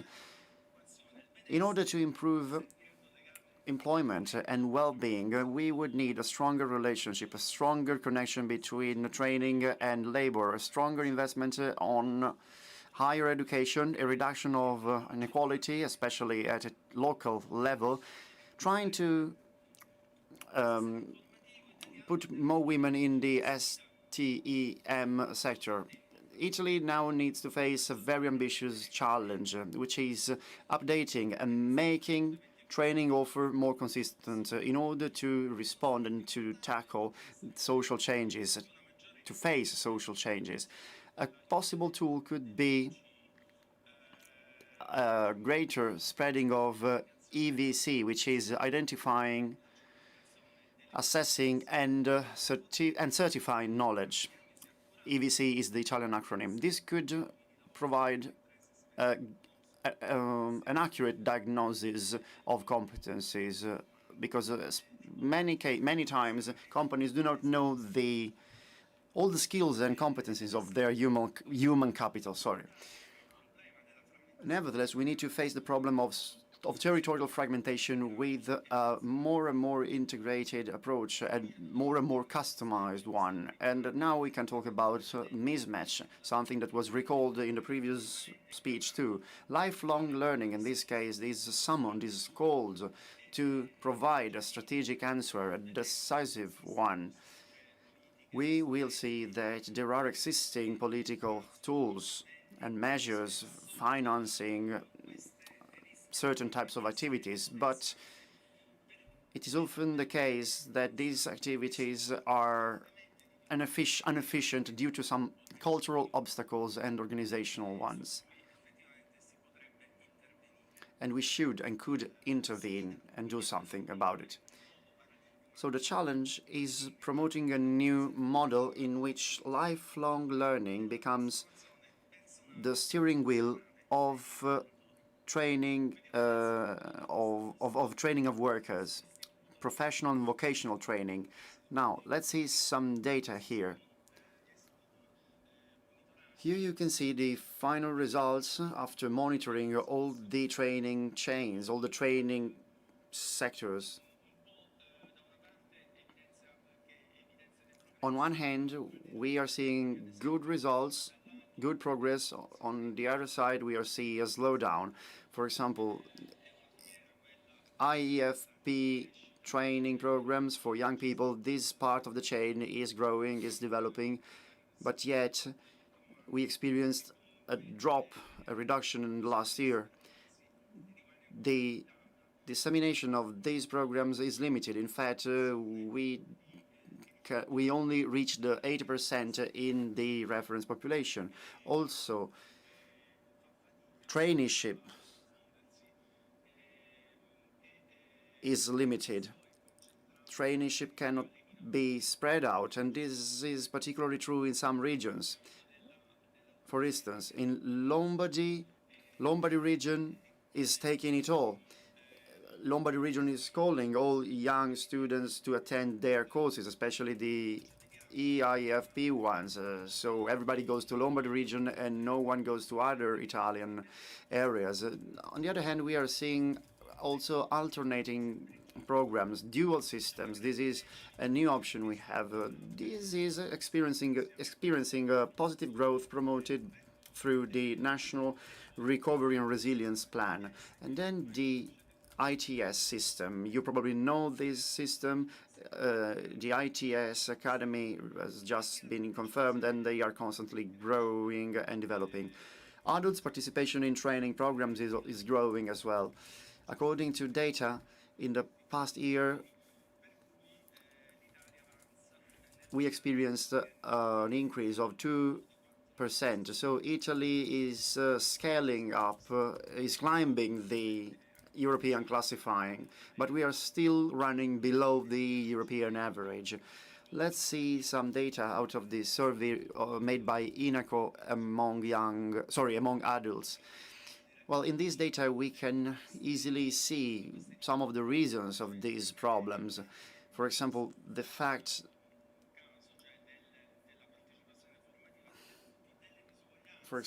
there are some problems related to inequalities when it comes to access training courses, and these problems are gender gaps, age gap, and qualification gap, and also inequalities regarding the territory, the Italian national territory. So the main challenge is facing structural problems. On one hand, I think this could be faced with tools we have and that should be used in a better way. On the other side, I would like to stress the diffusion, the dissemination of microlearning, a new learning tool. According to the other survey made by Indaco Imprese, this learning tool is being spread out across many enterprises. This is an interesting data. In fact, it could increase micro-credentials. In other words, the training experience could be recognized or acknowledged sooner and in a more decisive way. We also see a further attention from companies, attention posed on digital transition and green transition. Some policy tools.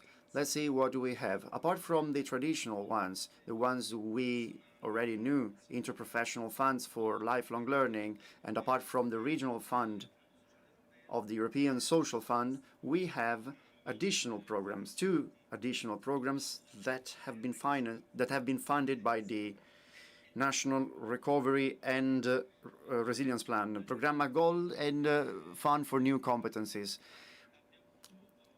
Thanks to our study, after our survey, we realized that the result of these 2 new tools is very good. What we are still lacking is an overall strategy, a general strategy. That's why we could make reference to the European VET policy framework. This is providing a long-term view, setting targets and very tangible objectives through 2 tools. On one hand, the VET recommendation dated back to 2020 and the Osnabrück Declaration, which focuses on the adoption of twin transitions by promoting an integrated approach.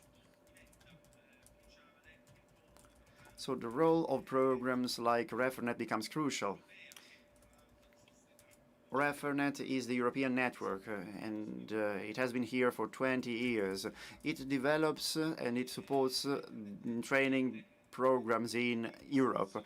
ReferNet is a network of institutions and national groups of research coordinated by CEDEFOP, whose the main target is monitoring policies, the evolution of such politics. In fact, we carry out, we produce reports in which we analyze training and education systems. And we also support cooperation when it comes to professional and vocational training. This is extremely relevant because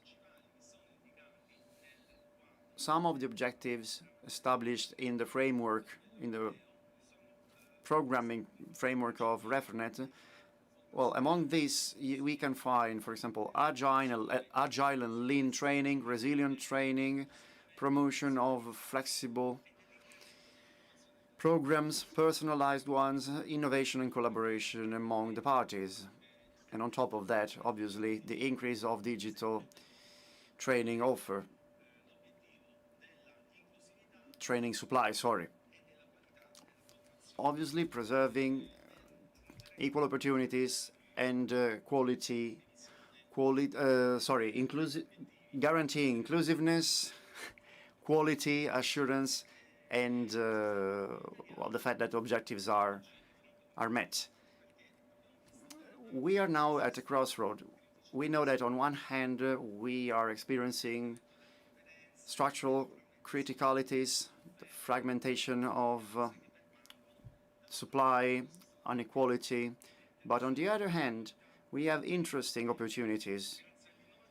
We can renew the whole system by renewing the programs and by integrating public policies and companies, production companies. So the role played by Refernet from this point of view is useful, and it is crucial too, because it could help strengthening the interest of different actors. In fact, Refernet could monitor policies in the national implementation plans. The final goal is having a differentiated governance and a higher inclusiveness in programs of training. So we want training to be the steering wheel of growth. That's why it is important to be fully committed and to establish a strategy that creates an innovation-oriented approach.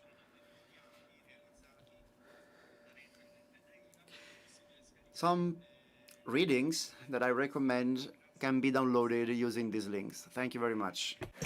Grazie Roberto Angotti, scaricheremo sicuramente.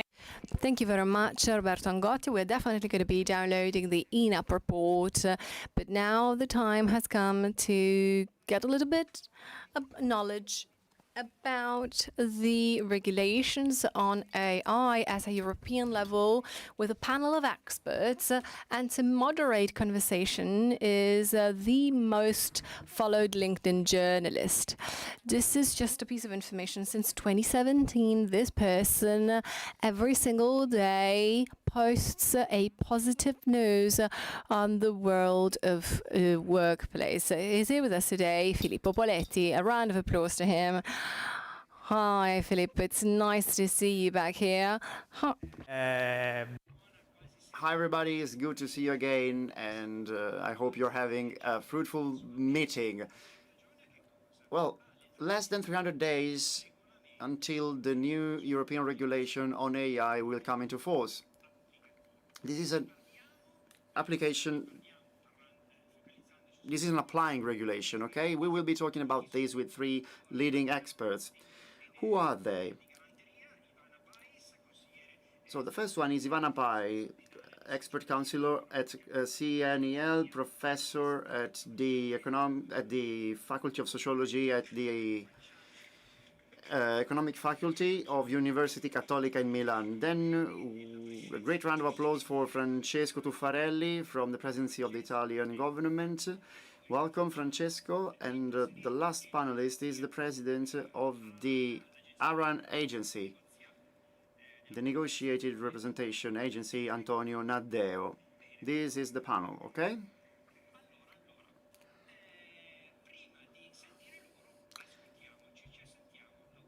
But before I ask the panelists, I would ask technicians to launch the first poll, because we want to hear your voice. Se arriva il primo sondaggio, ecco. Okay, this is the first poll. This is the QR code you need to use to answer the poll. QR code da inquadrare per partecipare al. Please use the QR code to answer the poll.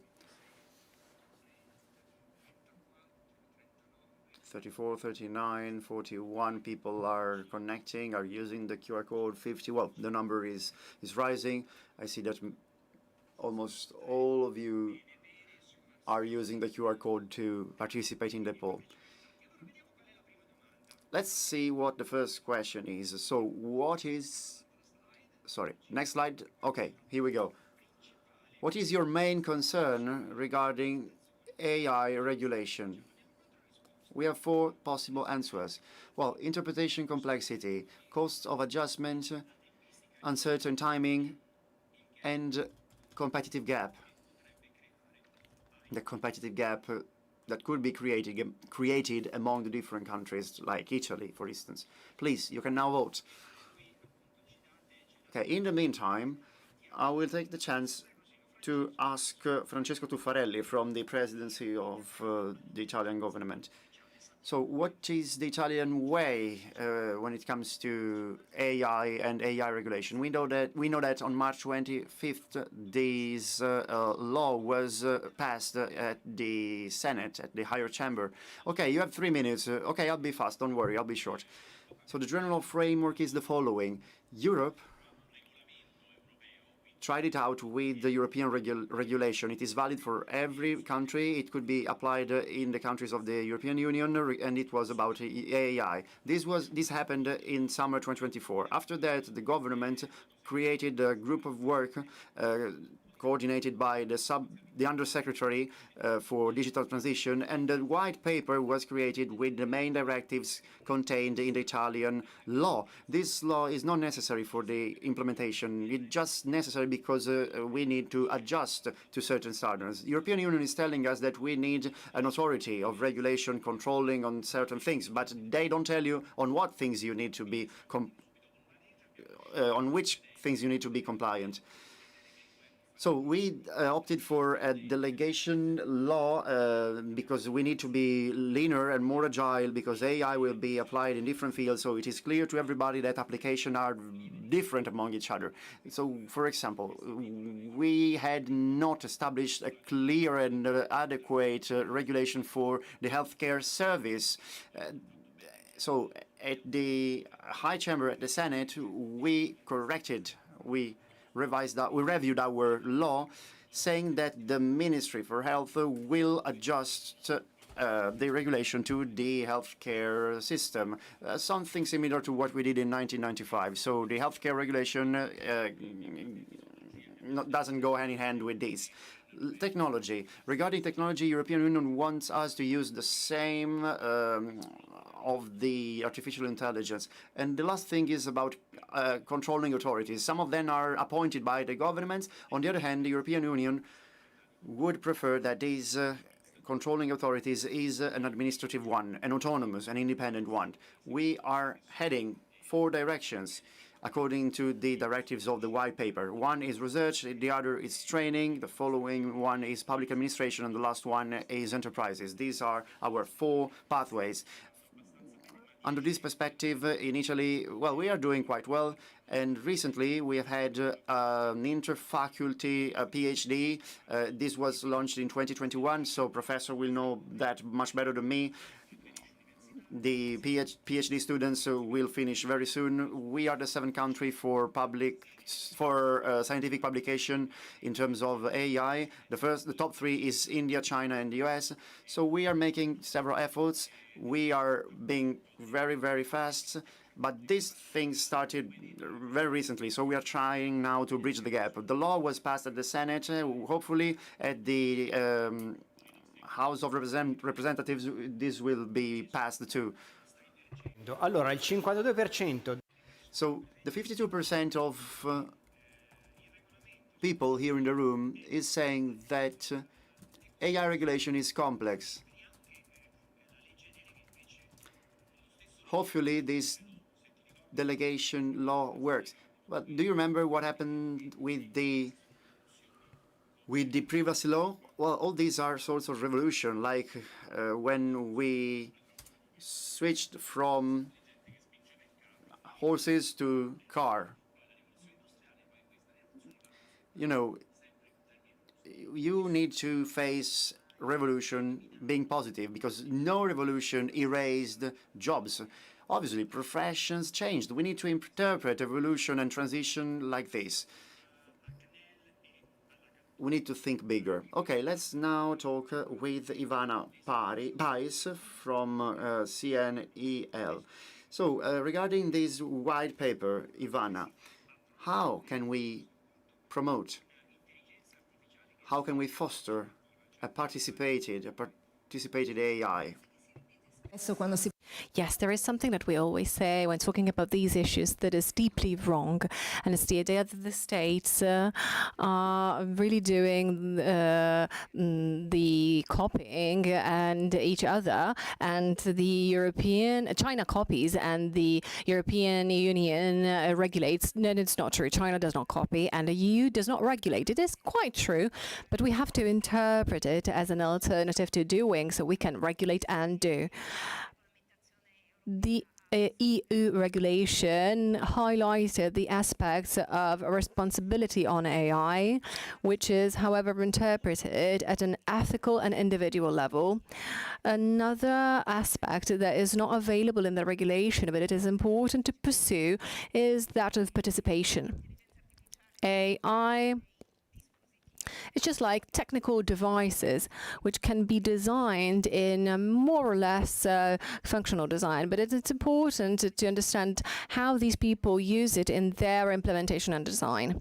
To talk about this, at CNEL, we've created an observatory called Opera on a participative AI. We are mapping the first experiences, and I have to say, we already have experiences of very advanced corporate agreements, contracts, that are really paying attention of not just doing a sort of an anticipatory attention to maybe foresee some issues, but we've got very advanced peaks of implementing AI on health and safety.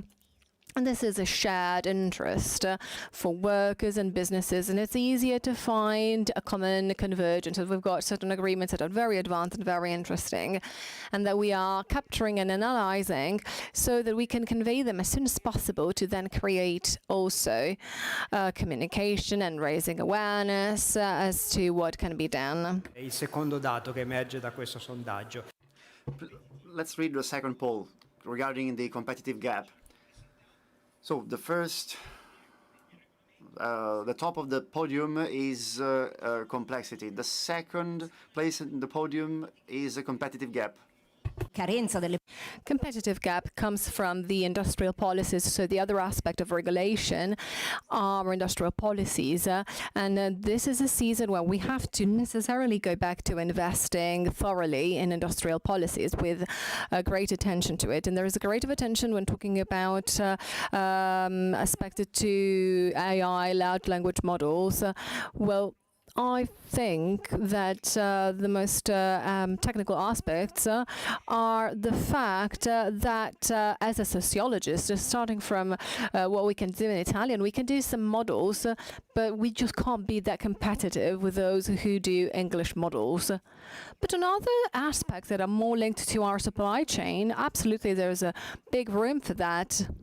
Veniamo al lavoro, veniamo. Okay, then let's now focus on labor with the ARAN agency. Antonio, what are going to be the consequences of these on labor market, especially in the public domain? Well, this system is very complex. Yes, there are so many clauses, more clauses than articles. Implementation is what concerns me the most. Not only the European law implementation, but also the Italian one. Regulation and regulating a lot, a system that is accelerating dramatically. You know, we started with ChatGPT and now we are witnessing other tools. These systems are developing very quickly, day by day, not week by week. So trying to limit this change will be very, very difficult. Yeah, you run the risk of being late all the time. Yes, and possibly we will possibly be late sometimes. We created a law proposal containing a legislative decree when actually the system has already been implemented So we do plenty of law decrees. It would have been faster acting with another tool. But anyway, this is more of a political problem, and I don't want to extend too much on that.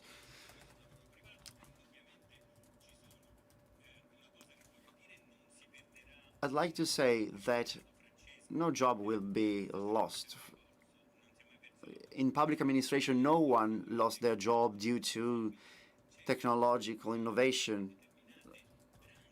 Some parts of activities will be replaced, and those parts will have to be filled in with new competencies.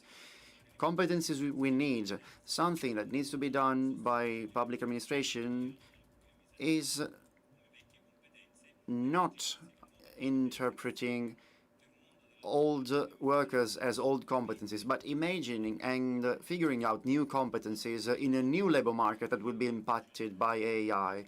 A further problem we will have regarding regulation is trying to coordinate all the activities together, trying to put together all of it. In fact, otherwise, the impact of AI regulation will disseminate, will spread out like oil. We have hundreds of thousands of local bodies, of universities, of schools.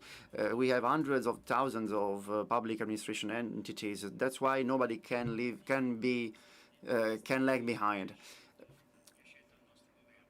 So you talked about this modality picked by our government. Well, Antonio is a colleague of ours, so we share everything with him. With a self-applying decree, we could also have used another term, but actually things have always been done this way. Also, when we worked with the privacy regulation, we acted in an identical way. Something very interesting and also a very topical issue now is that the resources we use for artificial intelligence are not directly functional with the strategic autonomy of the European Union. Now, everybody is talking about rearm Europe, and so we let people think that we are buying millions and millions of weapons. That is not true. Well, on the other hand, we should invest on strategic autonomy, and this means that we need to be able to channel and to regulate with an anthropocentric view, like Professor said, artificial intelligence, making it a tool to make sure that Europe is autonomous, independent from a strategic point of view, which also means having face masks in case of pandemic. Sorry, in case of pandemic. Okay, this is going to be the last question, but I take the chance to say that there will be a huge repercussion in the AI aspect. No, we cannot take different directions as countries. Yes, in fact, we are trying to group everything together, also regarding other matters.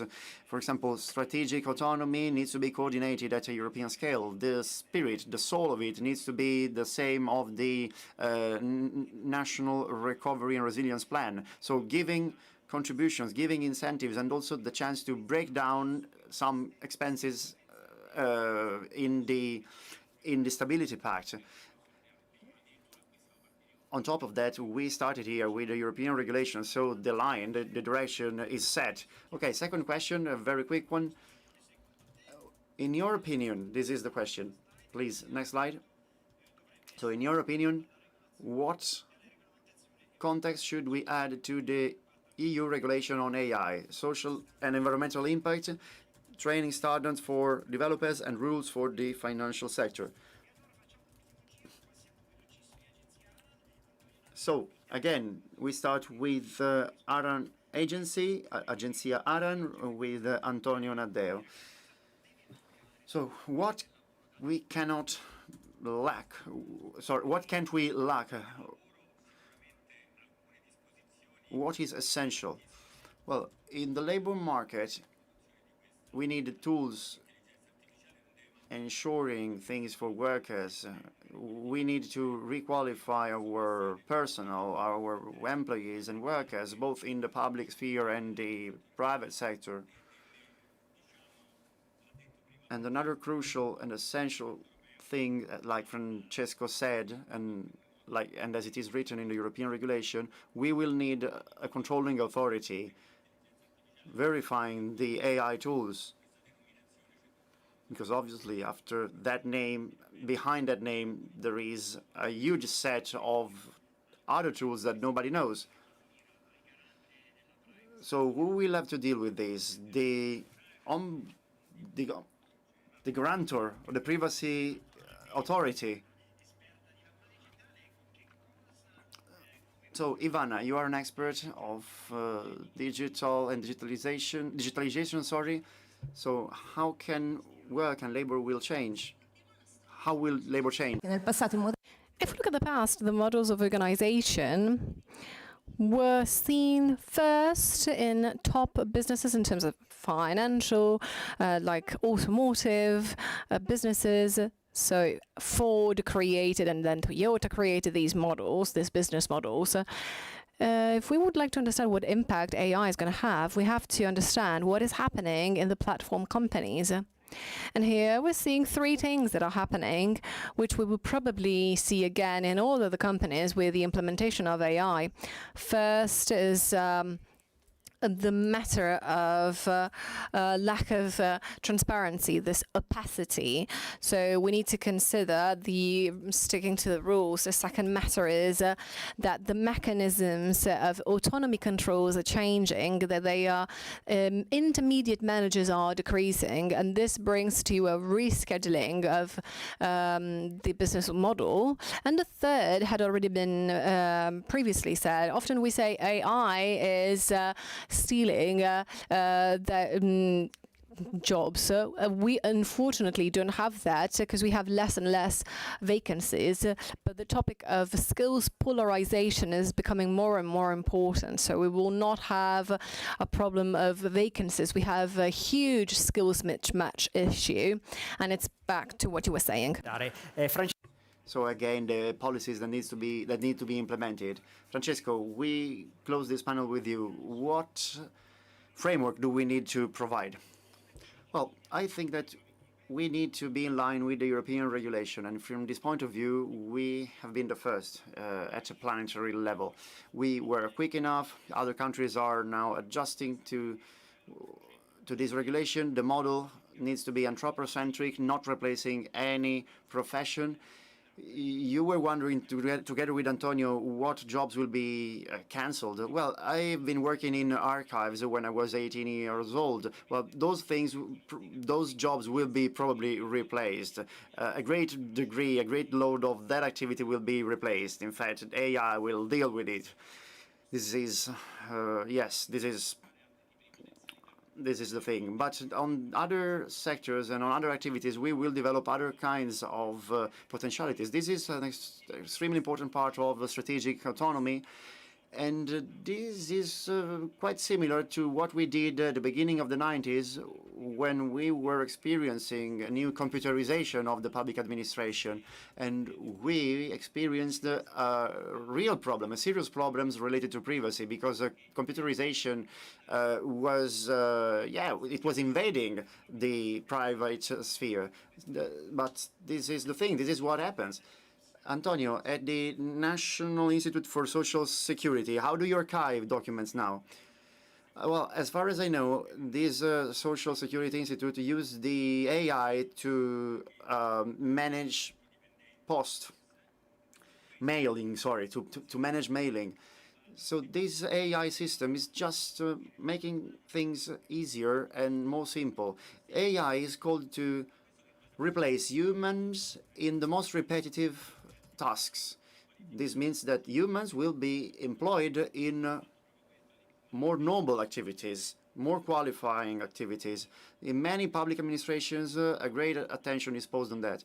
Yeah, the National Institute for Social Security is one of the leading institutes working with technology. Let's build trust instead of creating trust. Okay, thank you, Mr. Antonio Naddeo, President of ARAN Agency. Thank you very much. Thank you, Francesco Tuffarelli, General Director at the Presidency of the Italian Government. You can talk to him, asking him for further details, and also Ivana Pais, Counselor at CNEL and Professor at Cattolica University in Milan. Thank you very much. Have a beautiful meeting here. Vi invito ad uscire da Thank you all. If you can leave the stage over there. Thank you very much, Filippo, for moderating this. Thank you all. Thank you, Filippo. All right, let's continue talking about funds, interprofessional funds, new skills funds. Let's make sort of a benchmark of the situation. An expert of the work, another expert, Giovanni Galvano, has already been on stage. Giovanni, thank you very much. I'll leave the stage to you, and you're going to invite your guests for a deep dive. Thank you. I think we have enough microphones for everyone, or maybe we need one more microphone. In the meantime, one of the panelists is on stage with me. Carlo Parinello, director of the Fondo Lavoro. Egidio Sangue, director of Fonditalia. And Martina Lasciatafari is going to join us.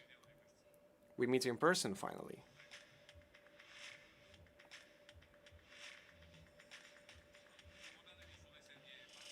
Please take your seats.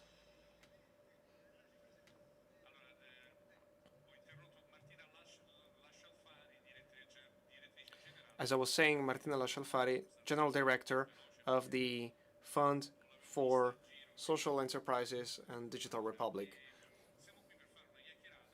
the newspaper Republic.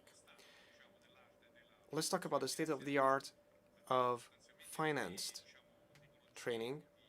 We have different actors that support and finance lifelong learning and also training activities for needs and unemployed people.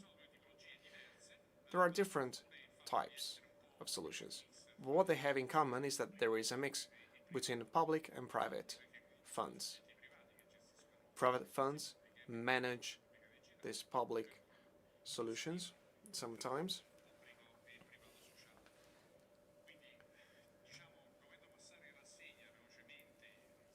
We can go through the tools that are made available to finance training for enterprises and employees. Let's say that there is a wide range of opportunities. Interprofessional funds include 18 different solutions, 2 dedicated to directors and another 16 for employees of companies, including all workers, from people working in the farming sector to many other sectors.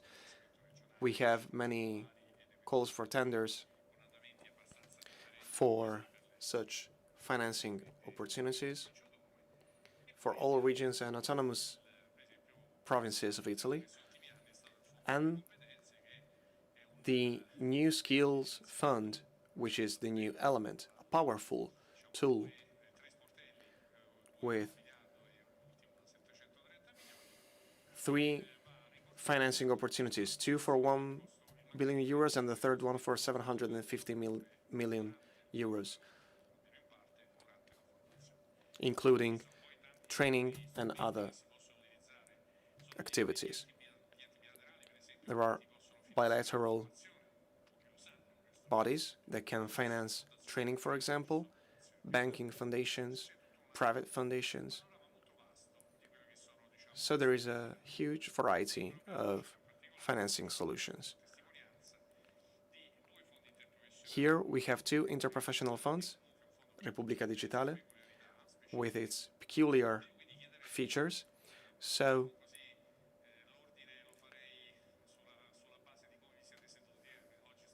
I will start from my left side, so from the person who's sitting close to me. So let's say that we start with you, and then we move on clockwise. Let's define how your body is placed within this general framework and what is peculiar about it. And then something more that we will maybe discuss in the second round with our panelists is this. What are the challenges for the future of this system? What are the things that are coming up? And what are the ways to work better as entrepreneurs, workers, and citizens in the case of Repubblica Digitale. So let me leave the floor to Carlo Marinello. Thank you very much.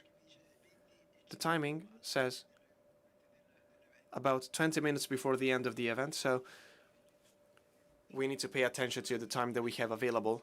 Anyway, Fondo Lavoro is a well-known, recognized fund that was founded in 2012 with the former minister Elsa Fornero of Labor Market. Funds were recognized.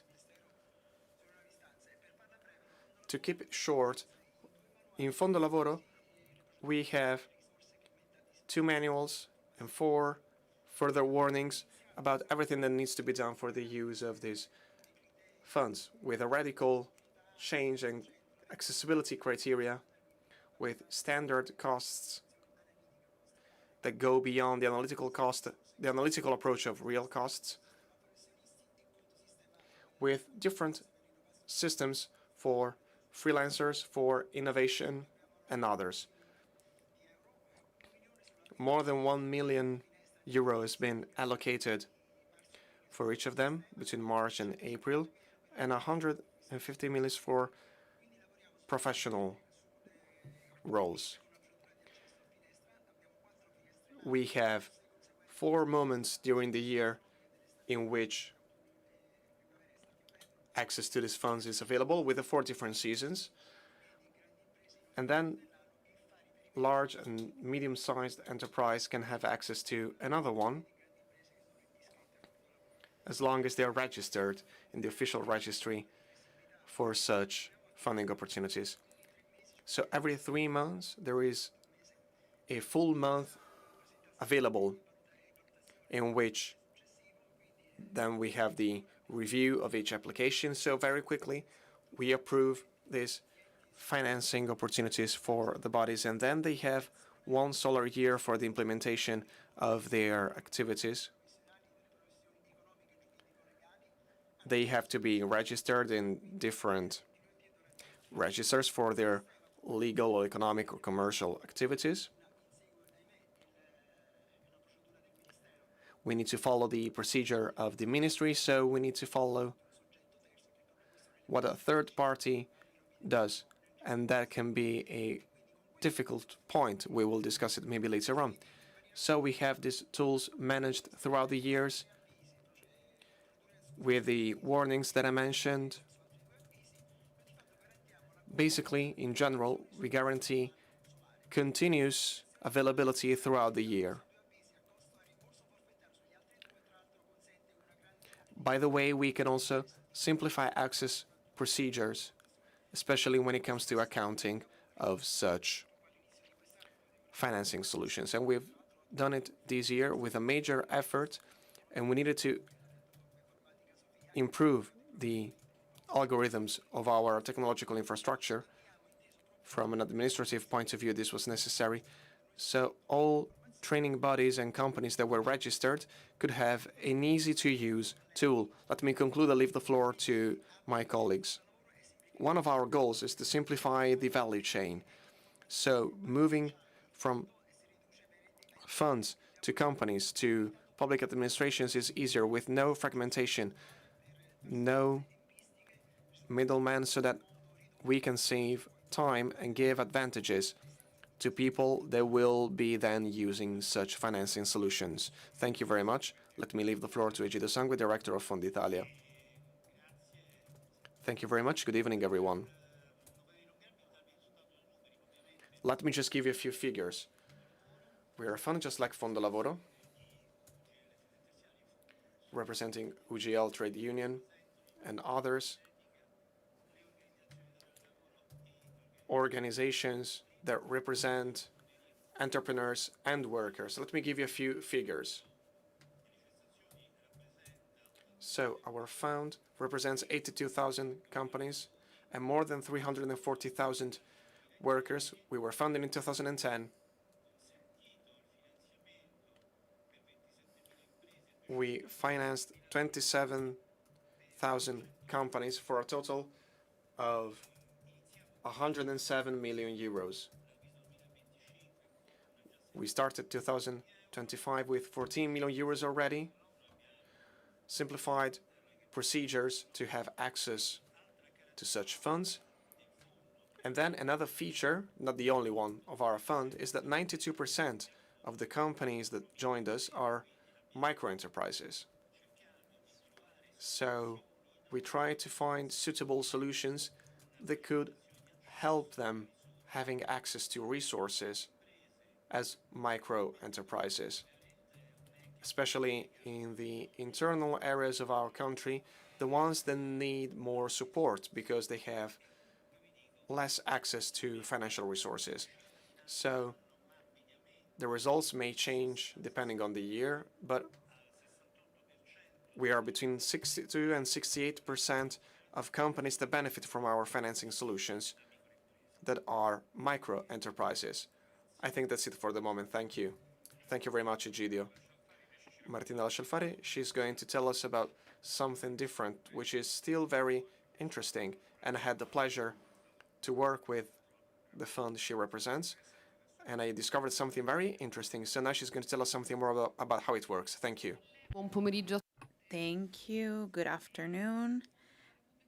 Our Fund for the Digital Republic is an organization that is very different from interprofessional funds that my colleagues have talked about. It's really something else. It was created to bridge the gap within digital skills in Italy. We have roughly 46 million people between 16 and 64, so 54% of the population who lacks basic digital skills.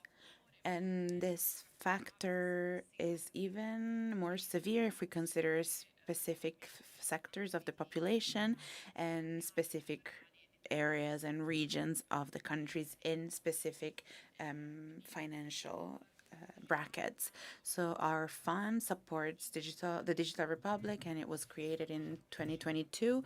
It's a partnership between the public and the social private, and the government is involved because they have an essential responsibility in guiding and leading the process of digital transformation for the country. And then we also collaborate with banks and the ACRI Association of Banks. They boast a significant experience in managing funds and their philanthropic activities and in meeting the needs of the community and the population. So what do we do?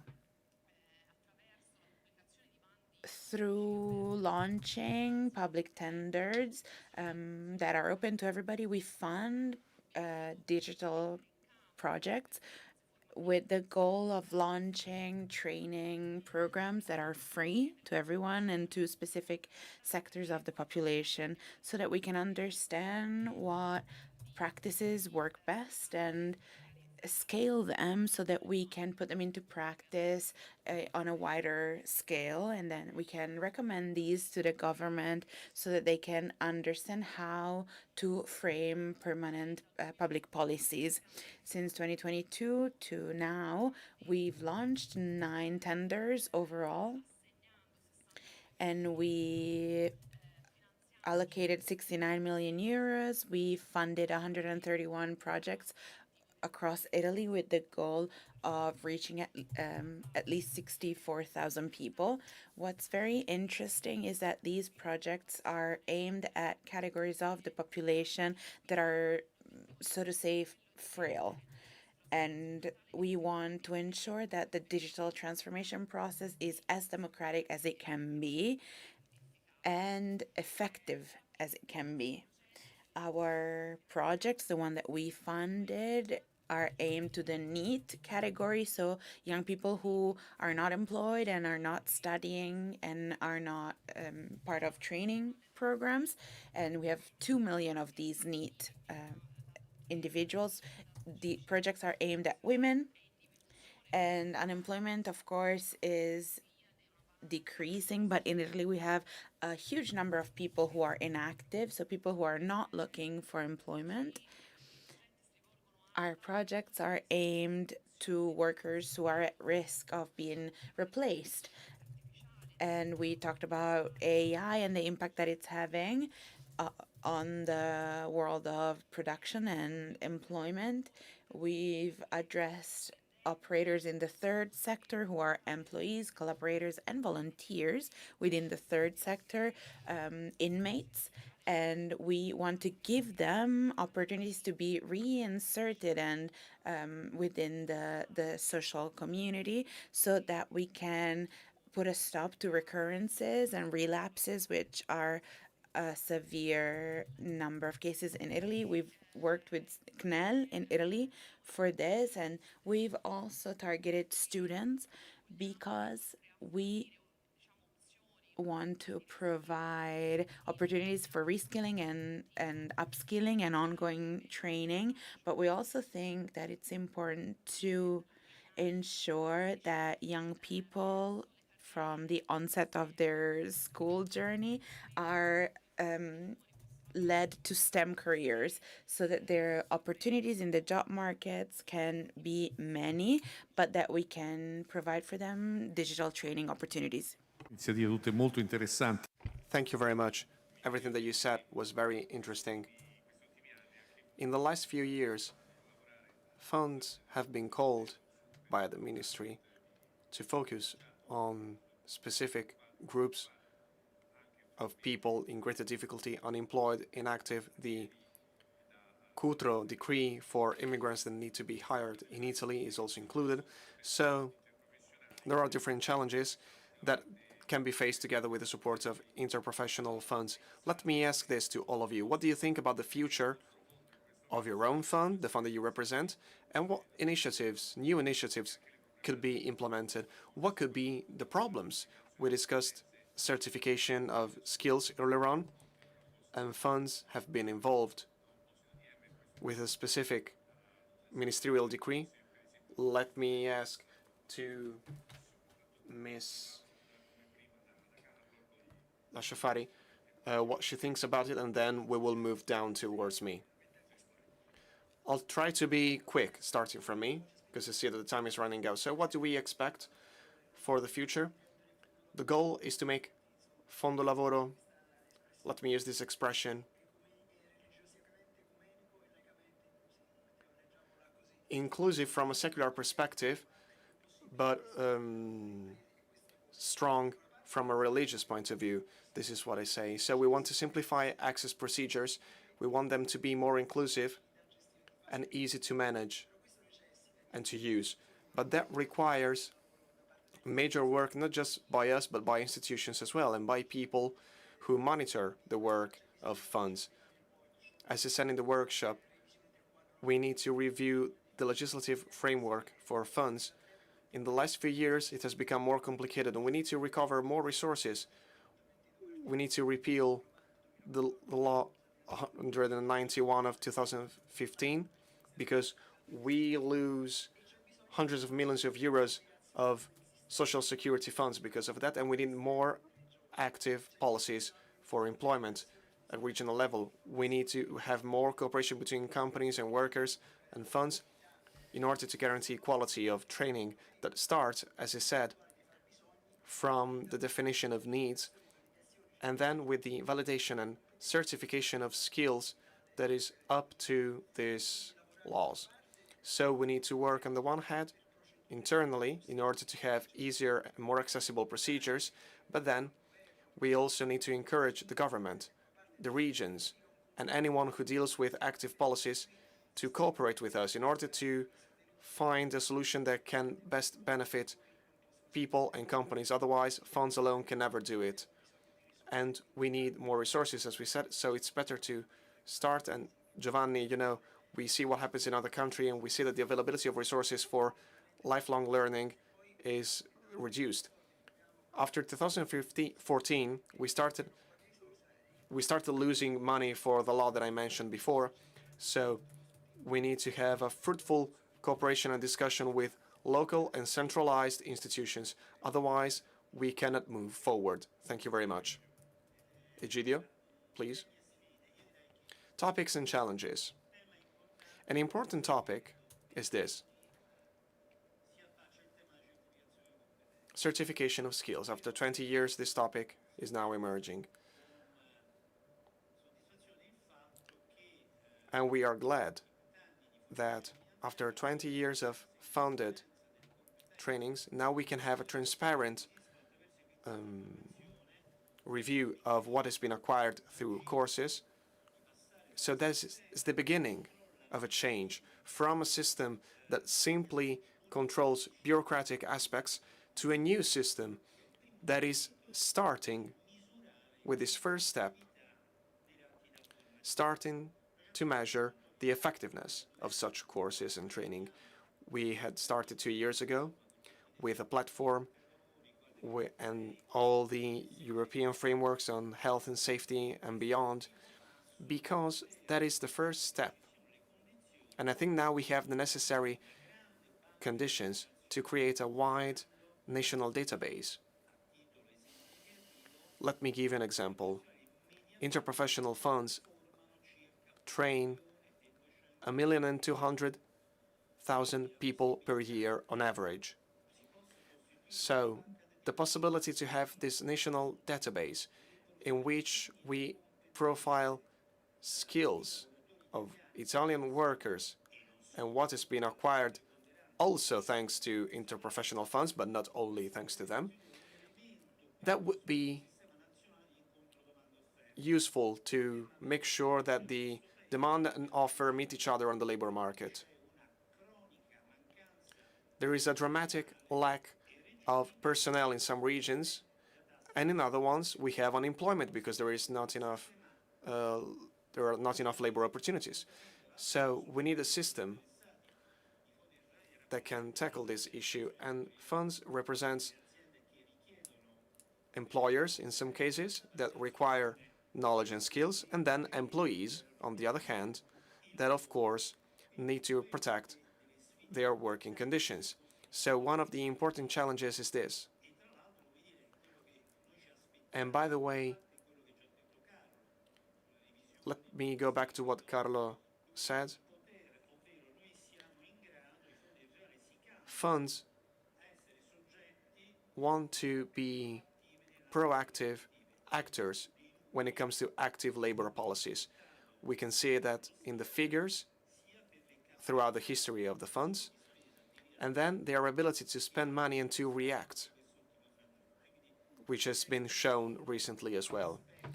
I guess that these quickly are the key aspects that we can talk about in a few minutes when it comes to the future of funds. Thank you very much.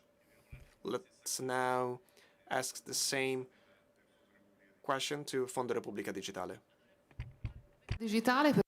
Our fund for a digital republic, in terms of future, we consider the future to be very close to us, very near and concrete, because last February, the new strategic plan for 2025 and 2026 was approved, and it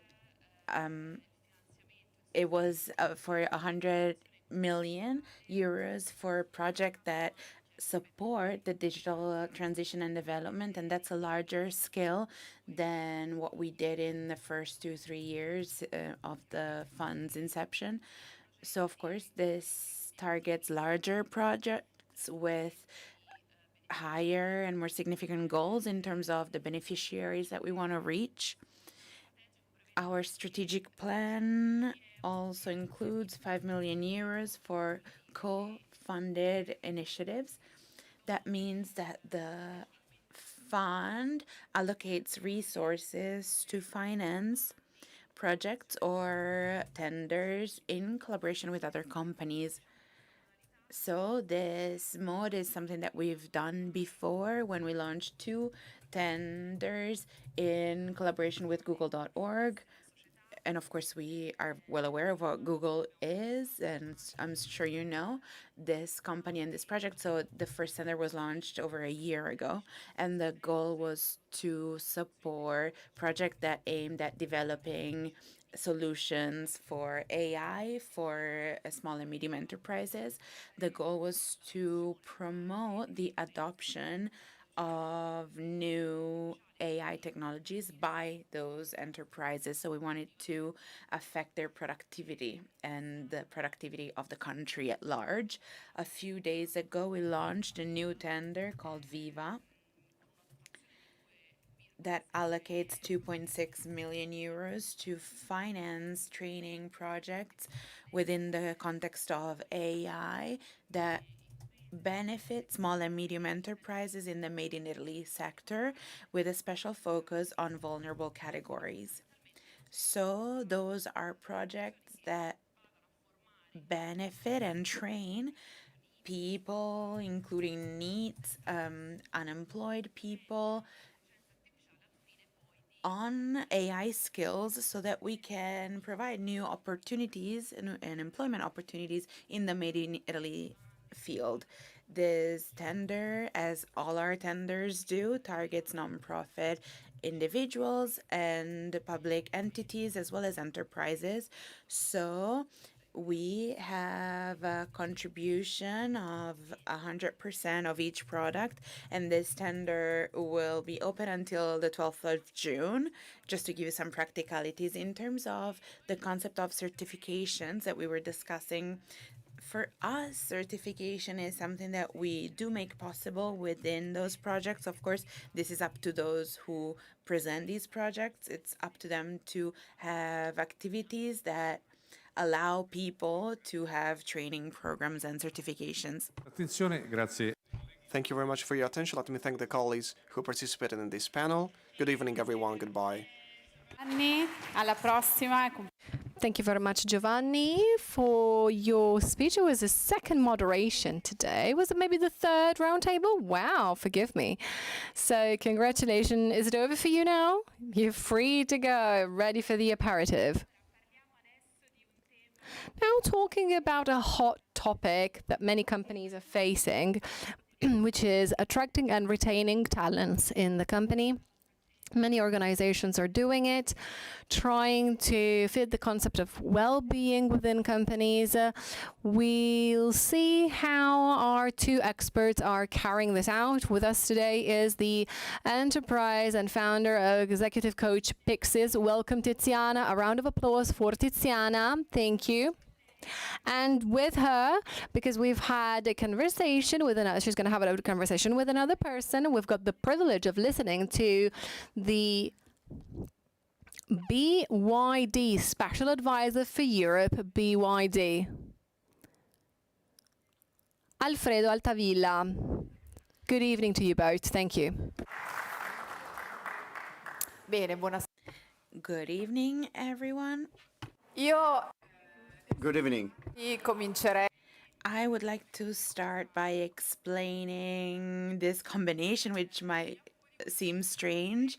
I've been working in the well-being sector for a long time, and sometimes I get bored of this narrative that I think is maybe too sweet. I don't like it. So I wanted to invite Alfredo because he's well known for being very to the point, and he always says what he thinks. And of course, he's a manager of with a very important sense of business. And so my perspective in this fireside chat is very clear, very honest, and business oriented. We want to talk about how competitive the job market is. So, where I want to start is here. The market is very competitive. Companies are ambitious and they want to win, but you can only win if you're a star, a superstar, if you have value. And I think that's even more so today. I truly believe that you have to understand the importance of well-being and attracting real talent so that you can be a true leader. Of course, Alfredo has said this to me many times before. He's asked me what well-being means and what the definition for well-being is. So what does that mean in the professional world? What are we talking about when we say well-being? especially if we want to consider well-being for those who are very high level. Maybe let's start there. What do you think well-being is, Alfredo, and as a leader? Allora, il well-being è... So, first of all, well-being is making sure that employees find themselves in an environment that functions according to merit.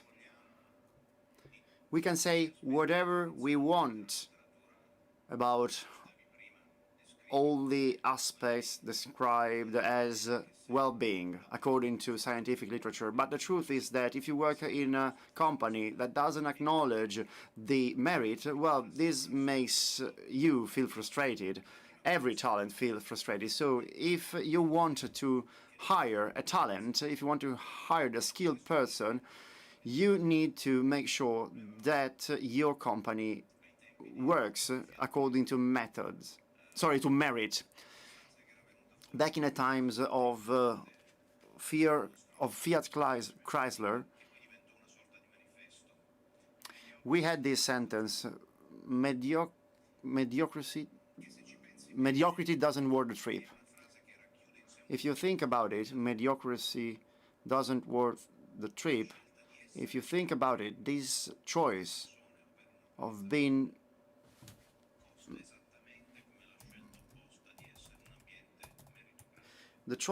mediocre has the same cost of being a competitive and meritocratic company.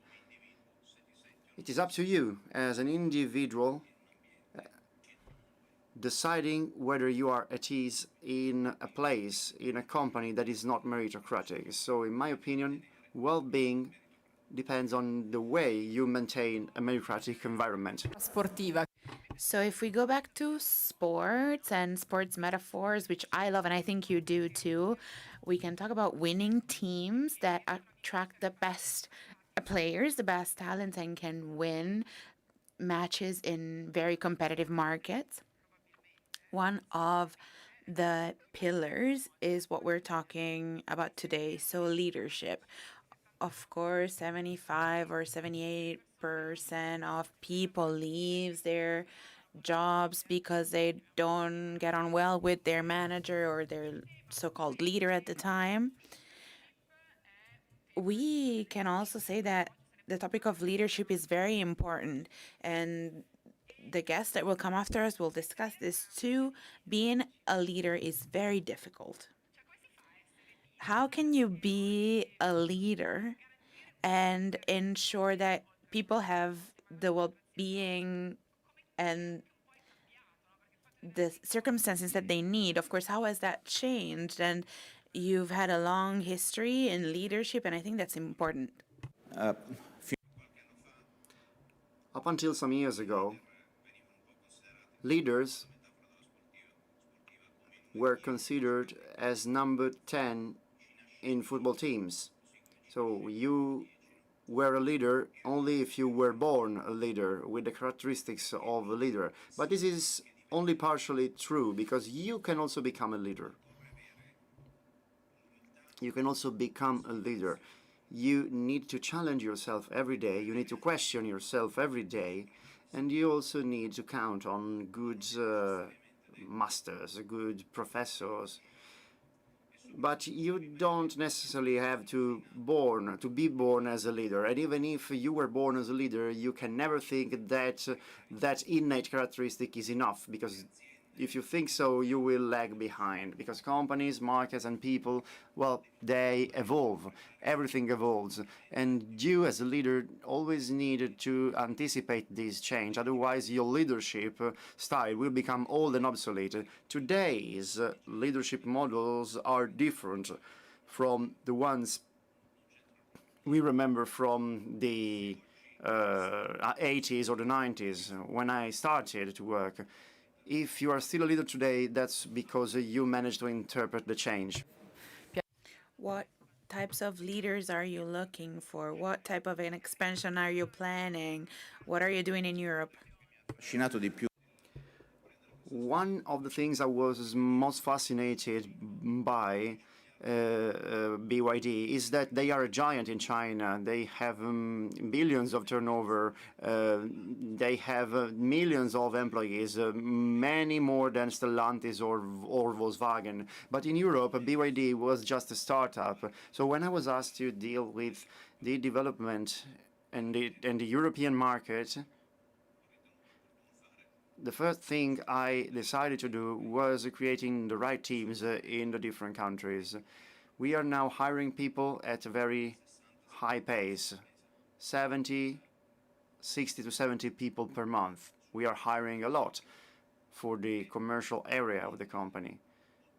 And in 8 months' time, we are going to hire 8,000 people in Hungary for the first production plant. European production plant, obviously. So I'm doing the most enjoyable things of a leader, which is building a team. Building a team gives you rights and obligations. The right to decide who you want to work with. So I'm addressing people, I'm addressing new people in the company with a very clear message.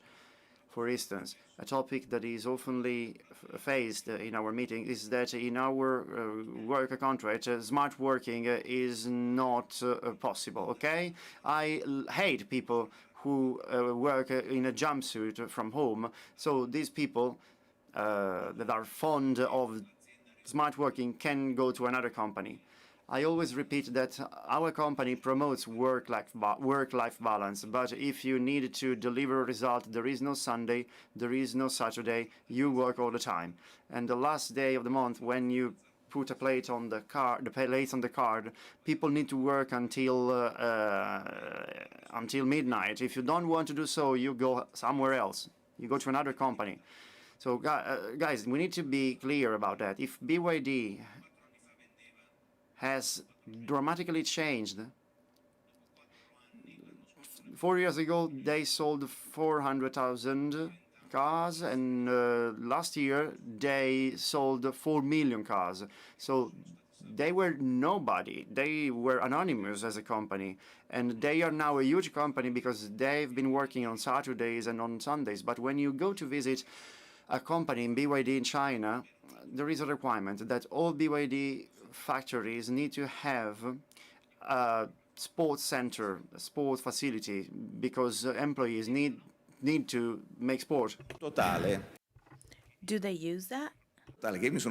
Yes, they do use this sports facility, and they use them so much that when I went to visit one of these sports facilities for the 30th anniversary, there were so many people sitting there watching games,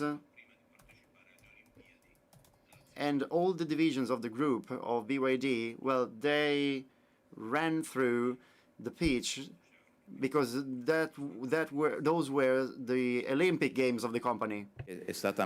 They managed to make you wear a tracksuit? Yes, they managed, so they forced me to wear a jumpsuit, and at the end of the day, they asked us to go down to the pitch and run 100 meters. It was a competition. All people from BYD needed to be there, from the founder to the top management, because they wanted to spread out a message. Exactly, they wanted people to walk the talk. Competition is led by rules setters. Beyond the scenographic aspect of these Olympic Games inside BYD, this is one of the lessons I learned. I'm old enough in this job. I have enough seniority in this job, but something like this had never happened to me before BYD. And from the point of view of a manager, this was extremely interesting. I mean, the fact that you know where the example you give is arriving to. This is very interesting, and it fascinated me when you told me about it before. But if we go back to the sports metaphor, if you want a winning team, of course, you need a coach. So leadership, like we said, I like to talk about mindful leadership. So a person who has a certain type of presence, of vision, of care for other people, and who are very open with their emotional well-being and those of others. So That's important. But then you have to have a well-oiled and well-trained team. If you have people who are physically not doing well or mentally not doing well, that's at the basis of everything, and you're already at a bad start. So I think that an important thing for all companies to consider would be training. But is training only about hard skills that the company needs? And I do believe that that's important, but is it also important to train people on how to consider well-being, mental health, and physical well-being? What do you think? Is that a pillar?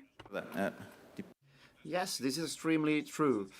I'm in a board of an American company, a US company. Unfortunately, we know that overweight persons are many, and the problem is so tragic over there, much more than here. Well, one month ago, we decided in the board to implement a coaching program for people with obesity, to explain them how to be in a good shape, in a better shape, maybe using a diet, doing sport, exercise, physical activity. So we changed the headquarters.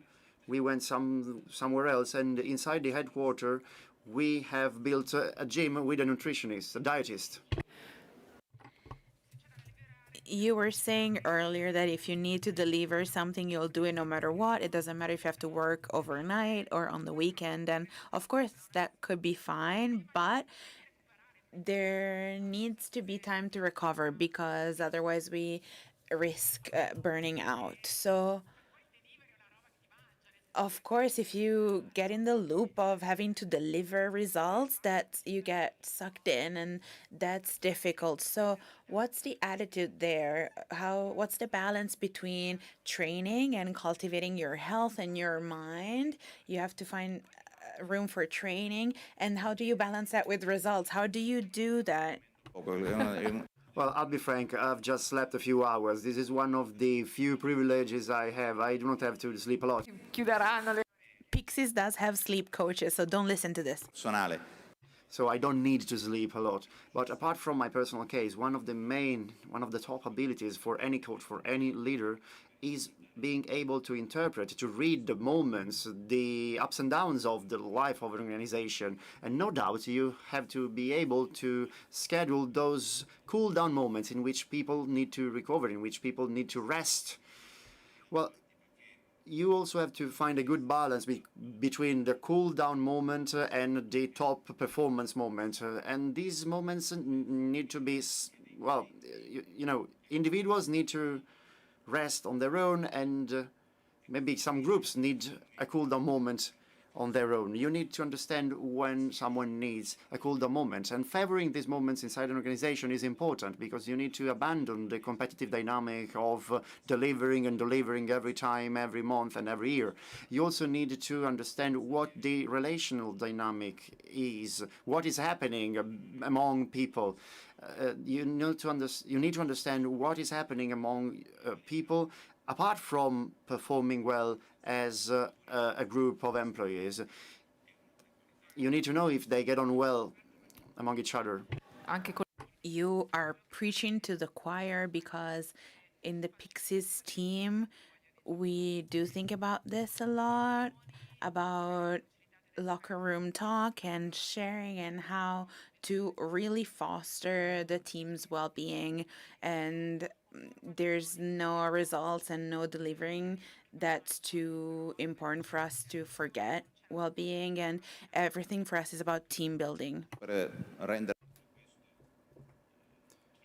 In order to make all this clear to people who work with me, I have this message, and I usually tell that in all the companies I've been working, and I was in the top management, well, I have always organized a two-day rugby practice. You know, you can usually use rugby as a metaphor for companies. It is the only sport in which, in order to move forward, you need to pass the ball behind. This means that if the rest of the team is not going with the player who has the ball, well, you go nowhere. You are fucked up.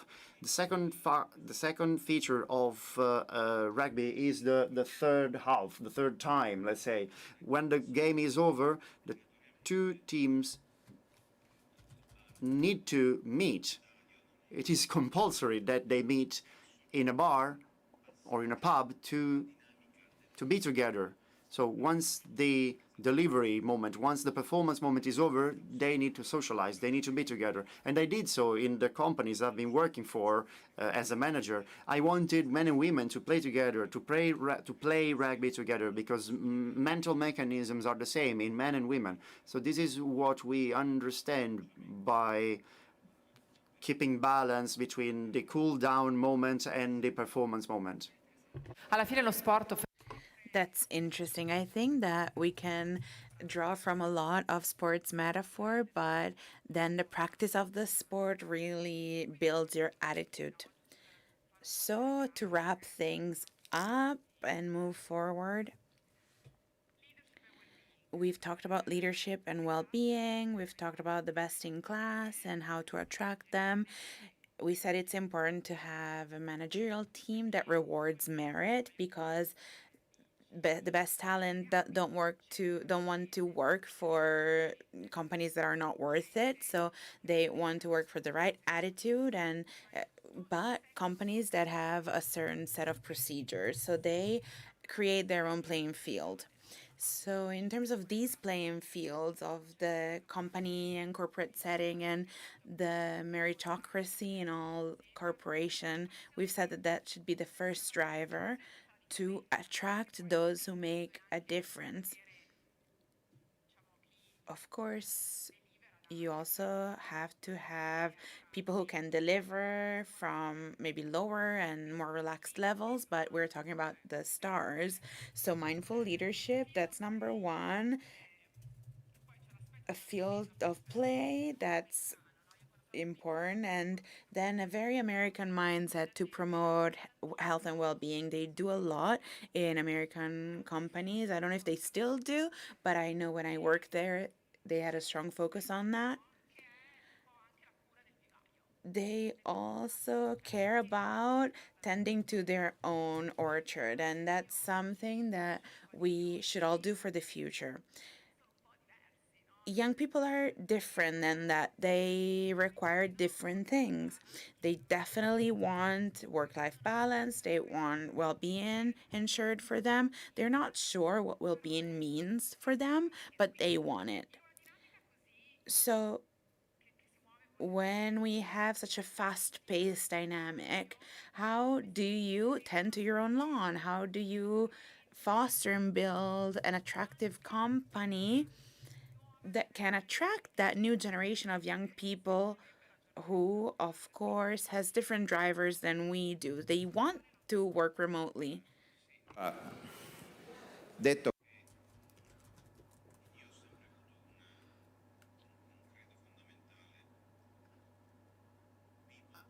I've always said this, that people must smell leadership. I've always believed in this. I don't know what happens with those CEOs who live in their apartments or beautiful offices that are filtered by their secretaries. Well, I've never trusted these CEOs, because they need to be around. They needed to experience the company. They need to go down to the workshop. They need to go down to talk to salespersons. But the most important thing is that you make things clear with people who work with you. Also in the low levels of the organization, you know, to help them understand what the values of the companies are. What you're saying is extremely important. Young people have dramatically changed, and then we need to make a difference about it. We need to explain a difference about it, but I will focus on that later on. The most important thing is explaining people to come to your company what your values are. You need to explain people who have just who had just been hired why do I stress the absence of smart working in the contract? Because I don't want to delude anybody, okay? I don't think that smart working helps people grow as talents. So I do not want anybody working from home. Now, young persons having an inclination towards performance or not. Well, this gap is now becoming broader, larger. There are now people who go to attend particularly competitive universities. These people come to your company and they are hungry for success, so they are ready to bite and to open their way ahead of them. And on the other hand, there are other people who go to opposite schools, very different schools in which competitiveness and competition is not taught. So they arrive, they come to your company being demotivated, and this gap is becoming broader. No company can only hire hyper-competitive persons, okay? Please remember that any company, every company is like a pyramid. You need, and in a pyramid, in any army, you need marshals, you need generals, you need, well, any sort of degree in the hierarchy. You need a structured army, okay? So you need the leaders and the non-leaders. So there is a lack of consistency in university training. Universities are not always able to train people for the labor market, and we need to deal with that. We only have 1 minute and a half left. I know that there's a lot left to discuss, and we could talk about these topics forever, so thank you. Alfredo will write the preface of a book that will be published and will include a number of quotes. It will be issued by the Sole 24 Ore. It will feature quotes by many people who practice leadership, because the book addresses topics that we've discussed today. And the goal of this book is to showcase a number of different point of views. So that's a bit of a spoiler for you. But in wrapping up our talk, I would like to thank Fabrizio, because he designed all these amazing things that we've talked about. And he can show you the QR code that you can scan if you want to keep up to date with what we're up to over the next few months with this book and all the topics about leadership and well-being that we've talked with Alfredo about. Do we need to say anything else? Well, I'll just say that the book Tiziana wants to write, and I'll be honored to write the introduction to that book. Well, this book is not a recipe of elements that are necessary to be a good leader. It's not a to-do list to be a good leader. It's just a book that aims at providing suggestions. Obviously, any reading needs to be personalized. No book is going to teach you how to be a leader. You will learn how to be the leader only by practicing, only by working. That's so true, and it's important to provide context about where in their journey each company is. We have startups, we have more developed companies, so you'll see all of that in the book. Fabrizio, thank you. You've designed our work, but other things as well. Yes, we started this morning. There is a further talk after this. So this is full of insights. For any artist, this is a very amusing day. Thank you, with beautiful guests. Thank you all. Thank you all. I would ask you to leave from that side. Thank you. Fireside chat focused on leadership for better humanity, better design, and better planet. And we have two more speakers that have traveled from abroad specifically to be here in Rome. And we have here the Deputy Director of the International Labour Organization, Paola Babos. Nice to meet you, Paola. And the Consultant on Radical Transformation Leadership of the United Nations, Monica Sharma. Welcome to the stage. Thank you. The stage is yours, so thank you, and see you soon. Thank you. Thank you. Thank you very much. Buon pomeriggio a tutte e tutti. Good afternoon, everyone. To start with 3 facts about the global workforce that concern us at the International Labour Organization. Over 500 million working people today still live in extreme poverty, earning less than $2 a day. And youth unemployment is over 3 times higher than adult unemployment, locking out the very generation that we need most. On top of that, 60% of the global workforce today works in the informal sector without protection and without a pathway to growth. These are not just economic or social challenges. They are systemic design failures. At the heart of the Sustainable Development Goal number 8 and of the vision of the International Labour Organization for decent work and social justice is exactly this, is decent work and inclusive work.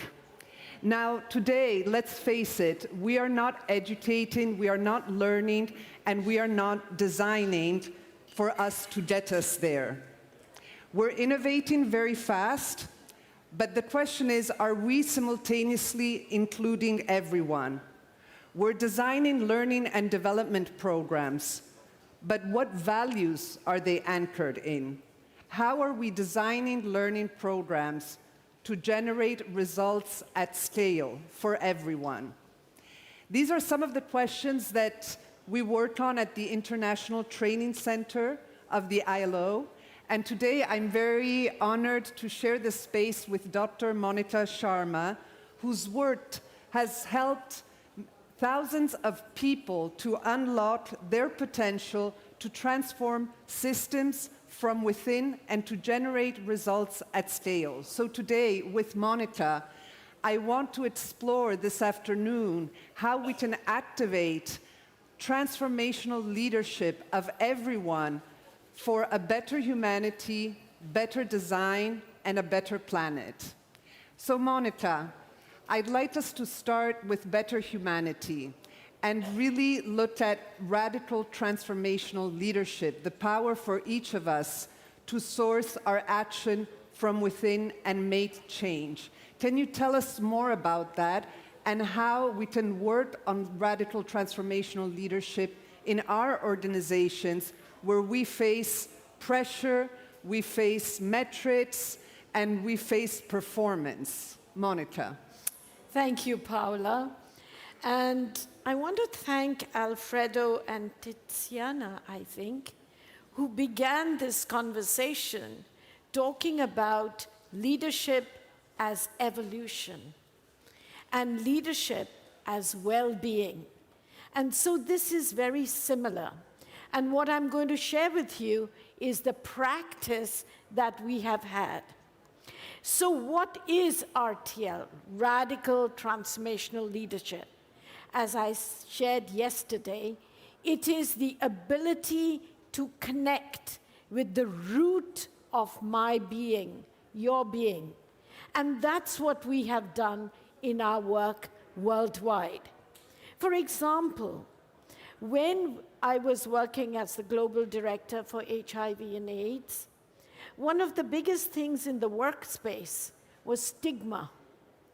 And in the businesses, the people who were diagnosed the first time in 1990, early 2000s, they were actually fired. So stigma, othering, has been part of the way in which we include and exclude. But when you and I, and all the CEOs and the people in government people inside the UN, could actually embrace everyone without the biases that we have, we then touch the basis of our greatness, of who I am. And there is such joy and fulfillment in that way of engaging in training and learning. Transformation for us is the ability to generate the enduring change you talked about, because it is the systems that we design that determine how we work and what the sense of fulfillment is. Yes, it's about activities where we have fun, but the greatest fulfillment that I found within our staff, in governments, in business, is when I know that I am contributing to the well-being of someone else. There's something in our generosity that allows us to do that. And so transformation is about generating different results that are enduring. And this work is about ownership. So the better humanity is touching my intellect, my strategic mind, from who I am, rather than from conventional ways, which is why I felt that the session and the drawings with Alfredo and Tiziana was such an opening for looking at same things differently. Leadership is about our ability to create new futures. And what we know is that the better humanity is about what you and I care about worldwide. And you know, the word values is misunderstood because the English language interprets it in at least 5 ways. The first, of course, is that we know that when we look at human values, we have research that all of us know about that is about emotional intelligence, the work that Daniel Goleman did in the 70s before as I was training to be a physician. And basically what we found is that the human sense of self-awareness and self-worth, my sense of who I am, determines not only who I am, but how I relate to others. And building that is important. There was wonderful data from Oxfam that did a survey in the US, finding that 92% of Americans actually believe in fairness, and the social dimension of that is equity. Then why is it that there is so much disparity? Why is it that this morning someone presented data, a professor, saying 40% of people hate their jobs? And so we are about fairness. And then every culture, every language has a word called compassion, which is a very strong space. When I see suffering, I act. It's not about a soft space. And this is how this work is constructed about better humanity. And values, as I said, mean different things. The most common expression of values is, you know, I value my time. I think it's important. In this work, universal values is the ethical foundation of learning and development in a way that I'm nurtured. I am fulfilled. In business, often we say, it is the value chain, it's about money. No, when I taught in business school, that's what they thought I was saying, till I explained. In most cultures, when we want to transform, they think that values mean cultural norms. And Harvard University did a study saying that we need to distinguish cultural norms, which is like, you know, I'm wearing a sari, it's a cultural norm, no big deal. I mean, so a cultural norm is different from universal values. And I was working in Stanford University in California. They confuse operational principles. It's how we do things from the essence of values. And we worked in how to distinguish that. So I will stop here and say, what would you like to know more, Paula? How should we Yeah, this is about our better humanity. Yes. How we create the foundations of the result we want and therefore the talent and training we need.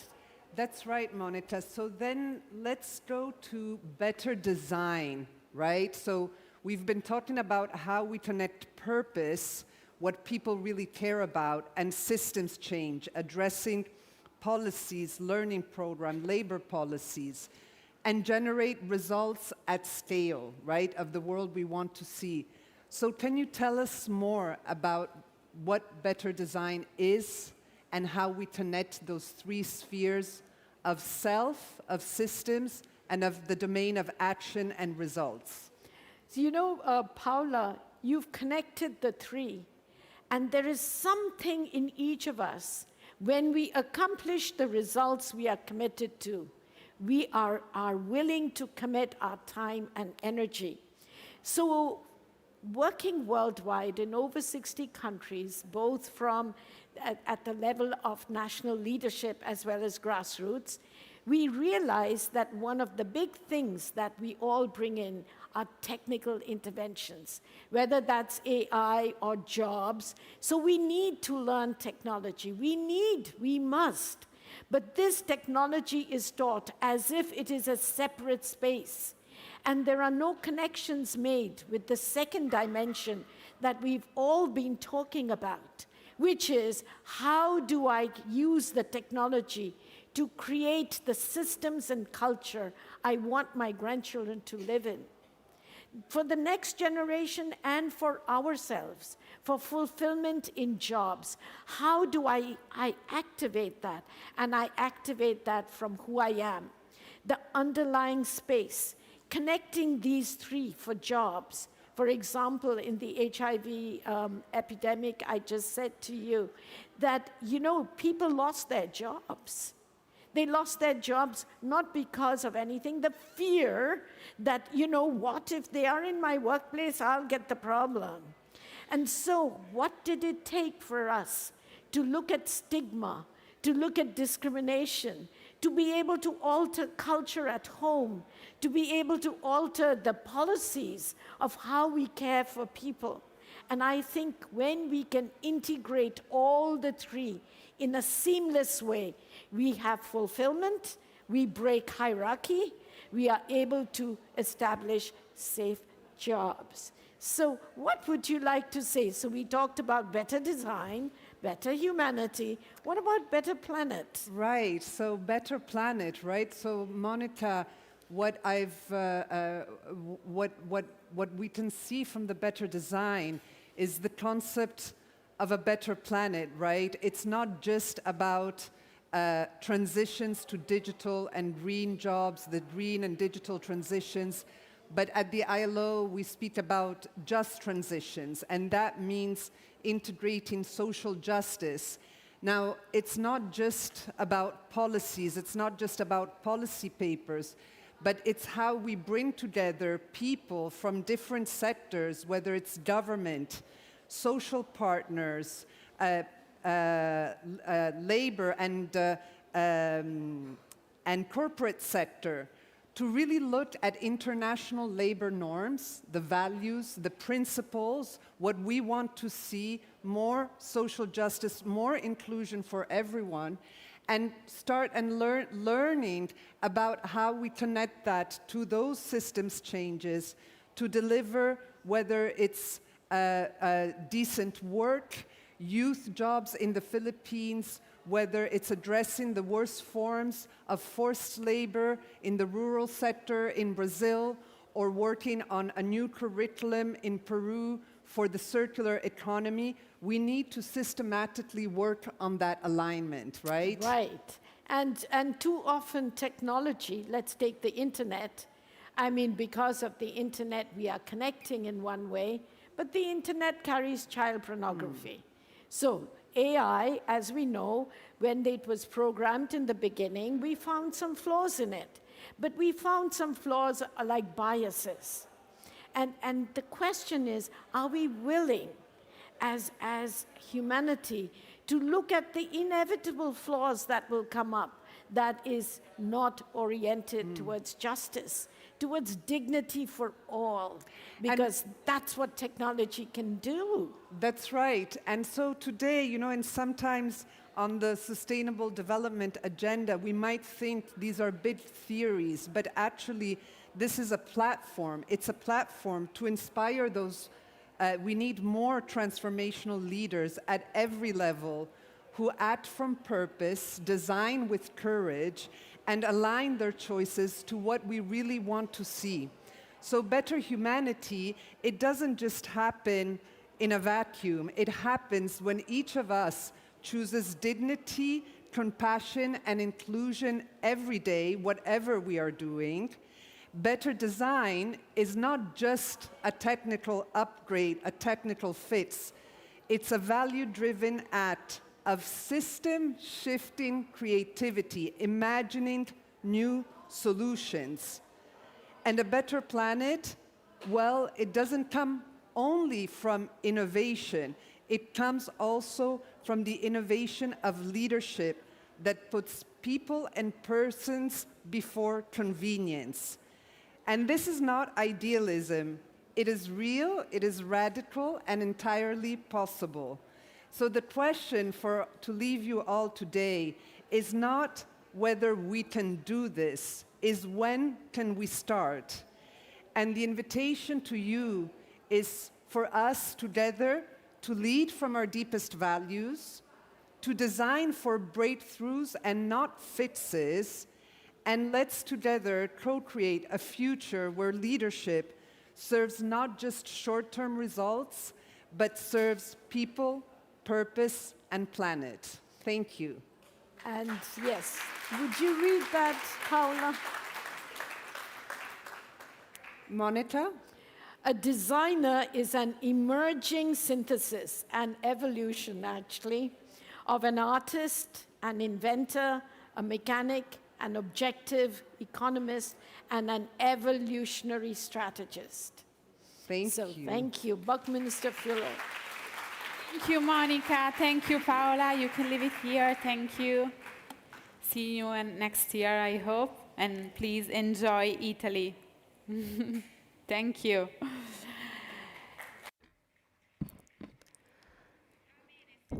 Very well. We're almost at the end of day number 1 of the Innovation Training Summit.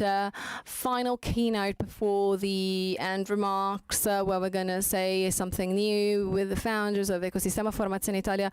Are going to say what's new about it, so stay with us. We've got a final keynote with a speaker who is a visionary, a researcher in the world of neurosciences applied to learning and development. He's the chairman of the 1 Minute Meditation, Patrizio Paoletti. Welcome on stage.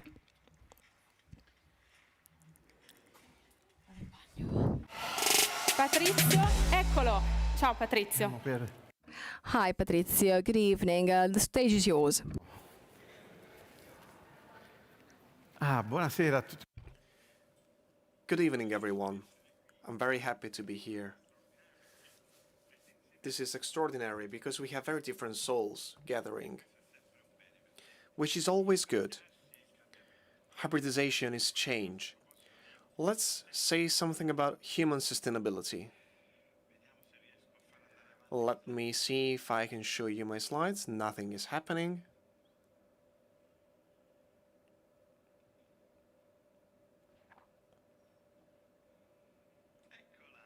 There you go. Let's start with this beautiful woman of the 19th century. She passed away in 1968 when I was 8, Tiziana Terra, and I started practicing meditation when I was 5 with her. What is the non-dual meditation? Is the meditation where you are together with everything, when you feel parts of a whole. Essenziale. When we understand this, our entire vision of life is revolutionized. There is a change, the necessary change for a sustainable humanity. Here we are. This is me at the Patrizio Poletti Foundation, my research institute, with an important picture that I'm going to explain in a moment. This is about research that can show how the change that we heard about from Ms. Sharma can be made possible and can be certified.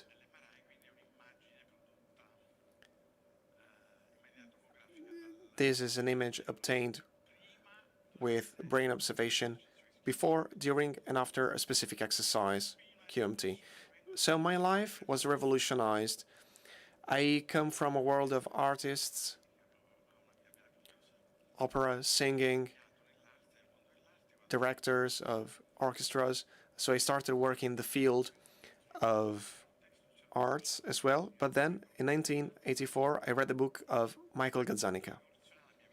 And that changed my life. Mr. Gazzanica discovered that here in the left hemisphere, in the parietal area, there is a module of our brain, which 24 hours a day deals with justification to our actions restlessly. There is no consistency in our life. How many of you are aware of the fact that you are not consistent? And this is luck, because when we realize that, it means that we are awake. The rest of the time, we sleep. And when we sleep, we dream. This is me with him, Michael with me in 21 minutes. 21 minutes is an international conference that started in 2009 and is still ongoing. And there we invite the most brilliant minds of the world, and we don't want them to tell us about their successes. We want them to explain how they achieve that. What is the interior path that allow them to be curious and interested all the time, able to change together with this changing world?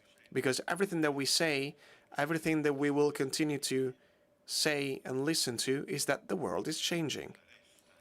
Nothing stays as it is or as we would like it to be. How many of us are a maniac about controls?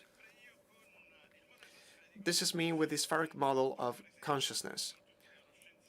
Neuroscientists all around me. My dear friend Moshe introduced me this new model of consciousness that I'm not going to explain because it would take too long. If you go to RENED, Patrizio Poletti, RENED, the Research Institute, and there you will find all the material that you need in case you're interested to understand what is this spheric model of consciousness. We need to understand who we are, what our consciousness is, starting from the moment when we came to this world.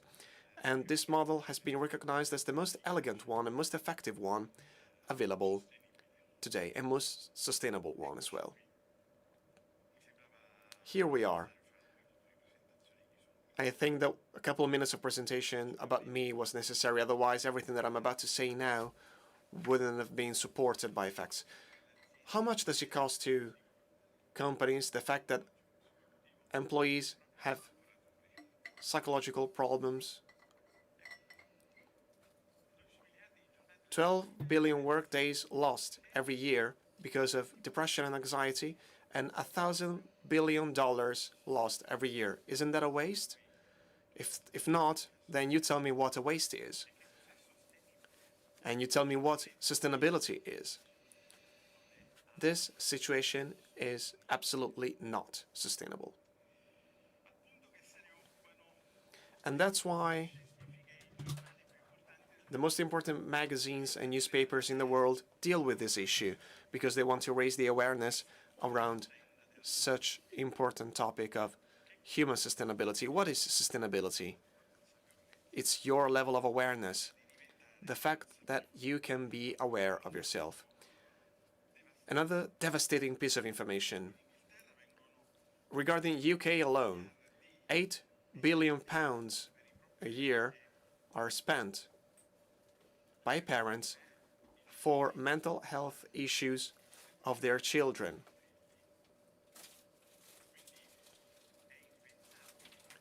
So it would be unthinkable to say that you go to work without carrying this burden with you, so all of your life and problems with you. And this is the reason why companies need to deal with the well-being of their own employees, because they save money when they do that. 5 big challenges of our time. I'll be quick. I'm sure you heard about many challenges so far. First one, the environment. Even if some people claim that there is no environmental issue, well, I think that we do, and it's easy to see. The second problem that I would stress very much, fake news. Each one of us is threatened by the human stupidity. Third problem, major migration flows.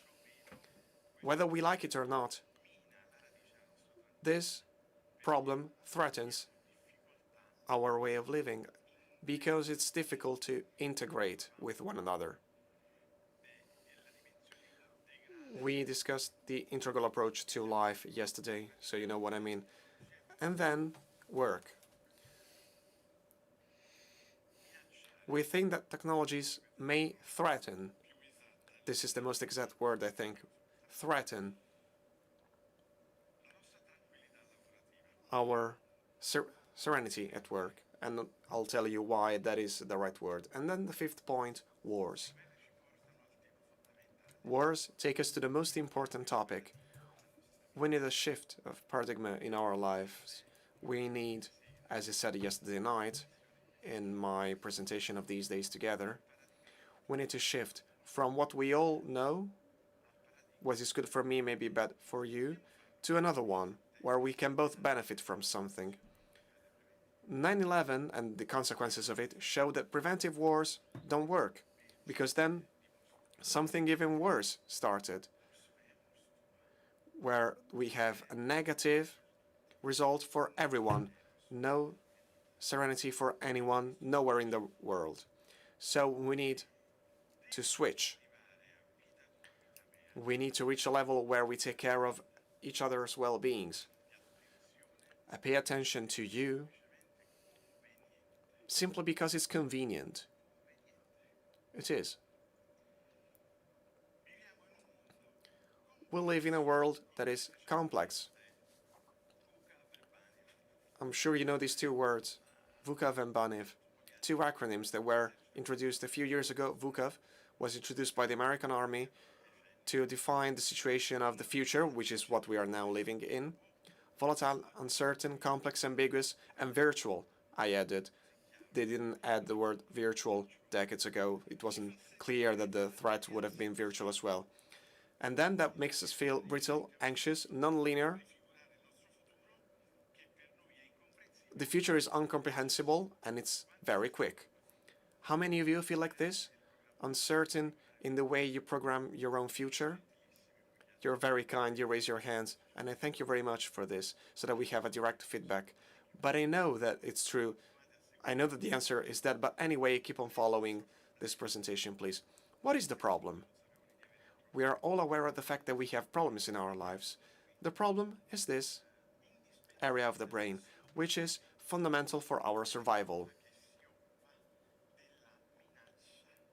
And that deals with existential threats. When we feel threatened, the amygdala starts producing hormones, and we become more open, more available. No, we become aggressive. It's a reactive consequence. What is reactivity? So we do not work with the prefrontal cortex. Rita Levi-Montalcini, Nobel laureate, told us that we need to teach new generations to use the prefrontal cortex systems in order to have a sustainable future. If we don't use the prefrontal area of our brain, we cannot judge. This is what we do with this part of our brain. We use memory stocked in our brain, deriving from our own experience, to find a sustainable, the best future for us.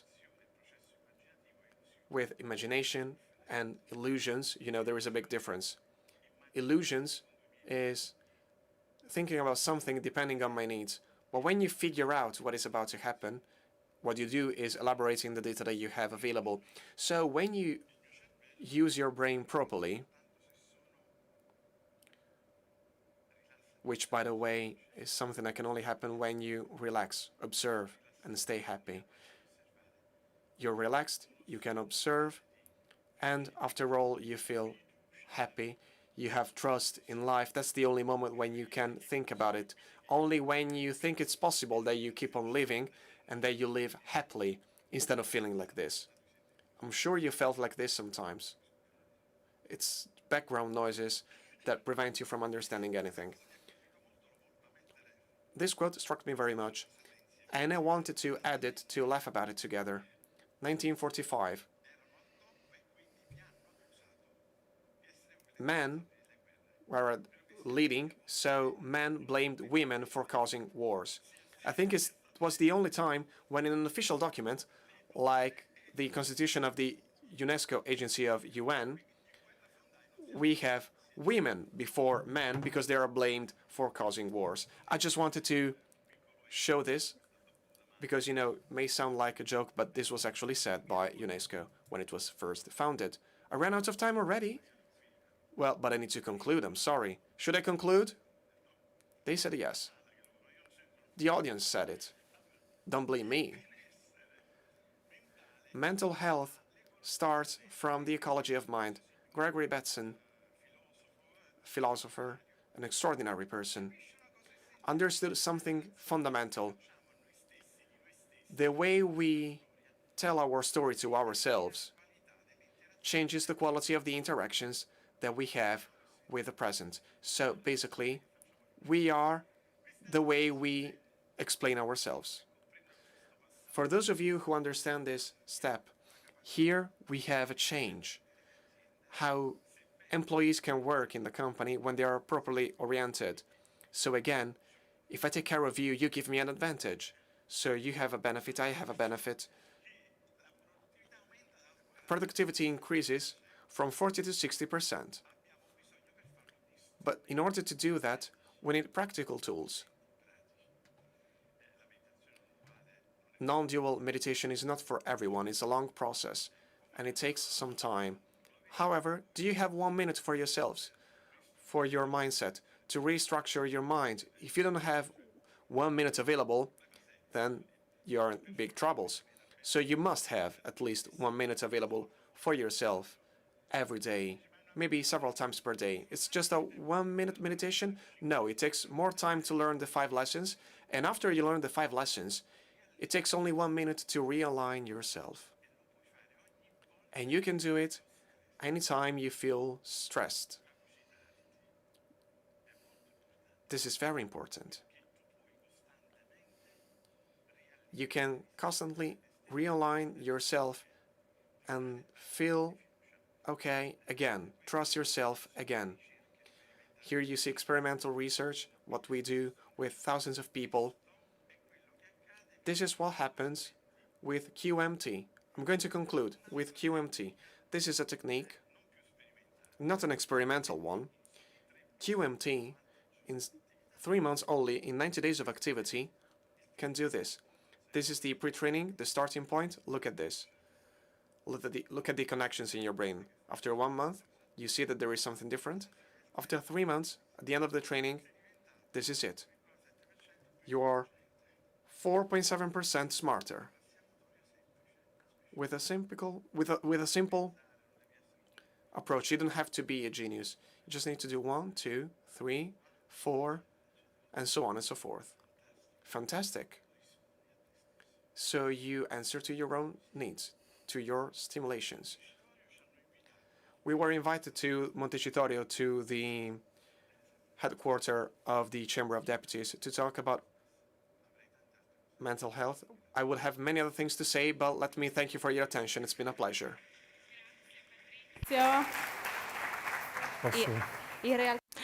Thank you very much. So you're stopping here with us. Did you know that? No, actually, I had forgotten about that.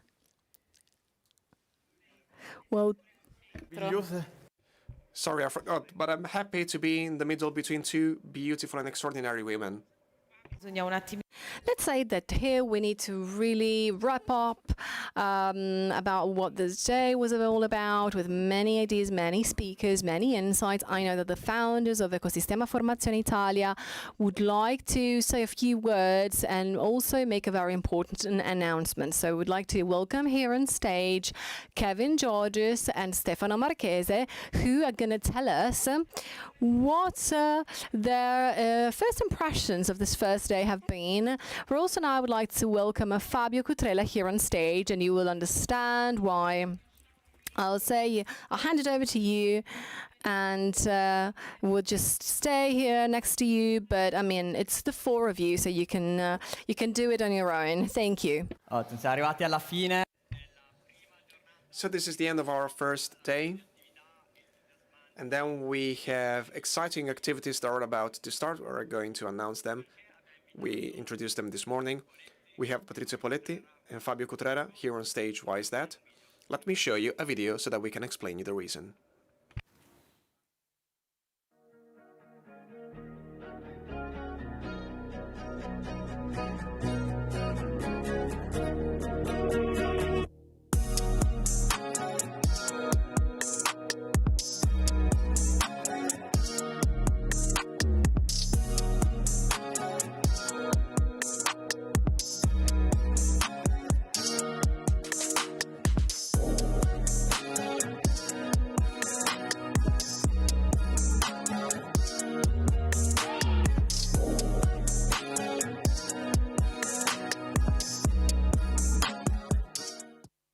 Questa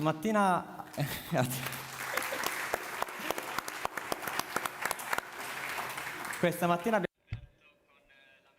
We started the day this morning with a metaphor of the penguin jumping, and Fabio was one of them. What did you jump in? What have we seen? Well, we think that in this historical moment it's very important to say what we think about well-being and to stand up. So with Kevin and Stefano, and with the supervision of Patrizio, we decided to do something about well-being in companies. It was very exciting to have 350 people with us in this tour with more than 50 speakers. And as long as we had the chance to do it, 30 sponsors and partners, then we needed to stop at 30. So it was very exciting because Kevin and Stefano supported us with this idea, but I'll leave the floor to you to explain what the idea is. I think it's up to me, right, when it comes to such explanations. So, 2 letters, and then another 2 letters, and then another 2. Sounds easy, right? But there's 4 of us. You're the only one who can properly pronounce what we are about to say in English, so please say it. Say that. The first part, then I'll say the second part, you will say the third part, and you'll say something else. What do I have to say?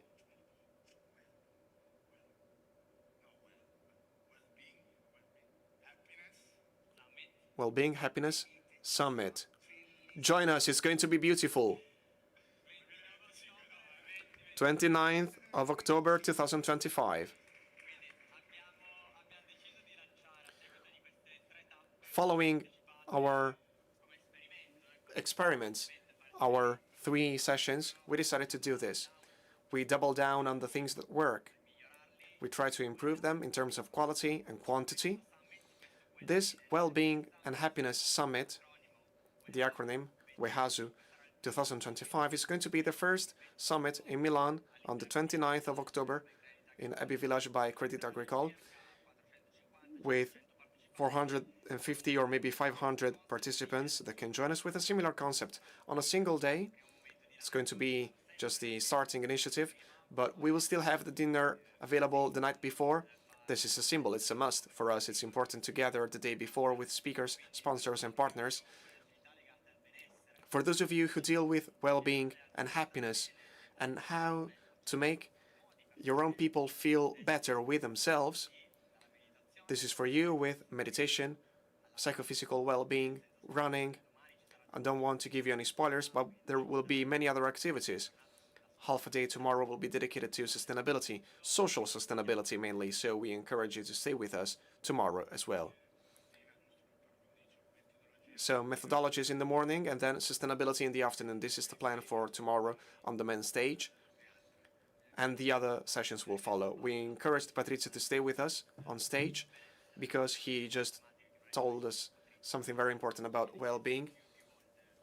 It's not only him. We hear this request more and more time, the need for more initiatives regarding well-being in our organizations. So let me invite you to this next summit. It's not going to be this Innovation Training Summit. No, that will be announced later on. Before that, we have 2 more announcements to make. Let me ask the gallery to please show the next slides. Let me ask Fabio and Patrizio to take their seats. Thank you very much. Thank you.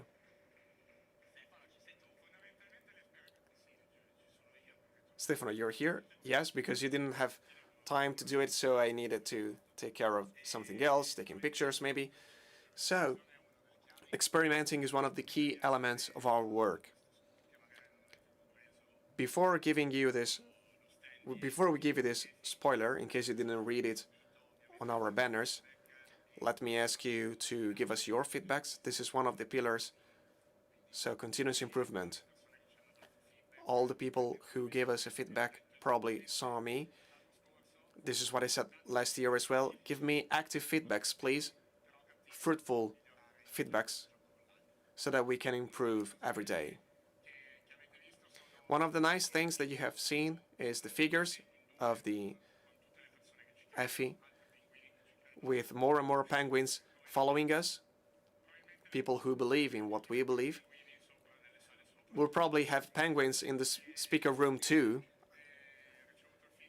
This is one of the feedbacks that we received. We want penguins. So what can we say? Great figures.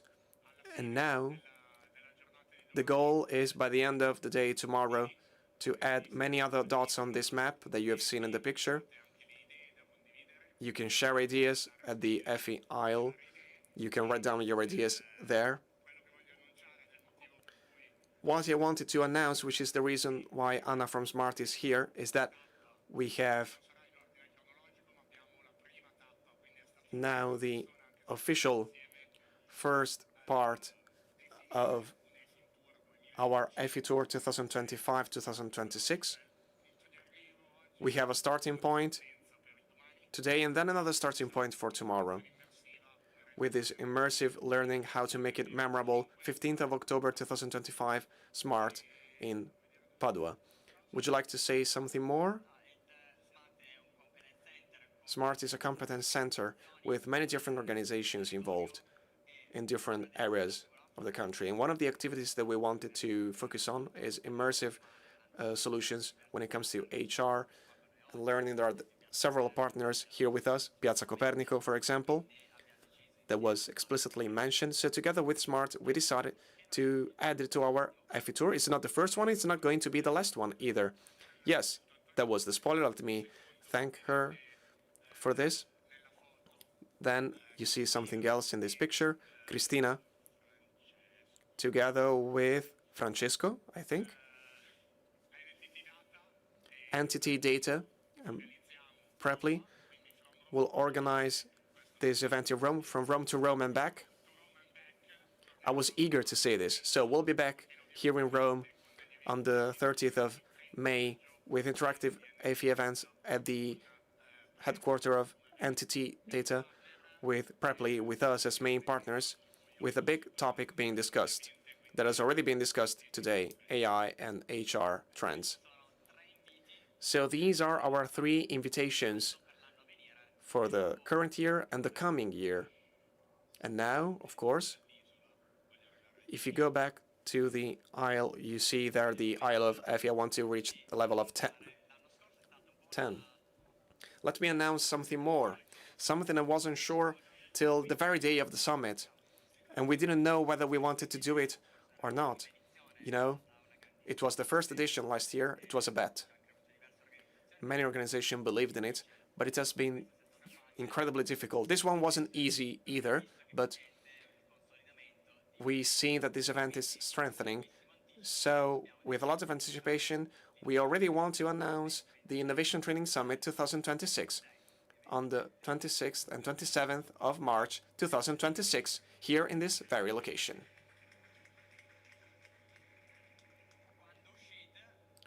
When you leave, you will see the pillars with the date written on them. Spoilers were already available around the place. But before leaving, let me announce the side events. So the event is not over. This is another experiment with night events managed by partners and sponsors.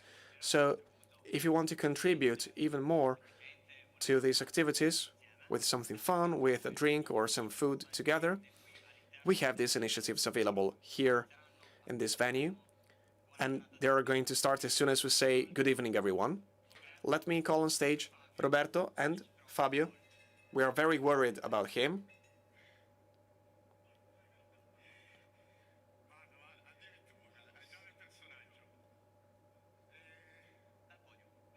You can speak from the podium, please.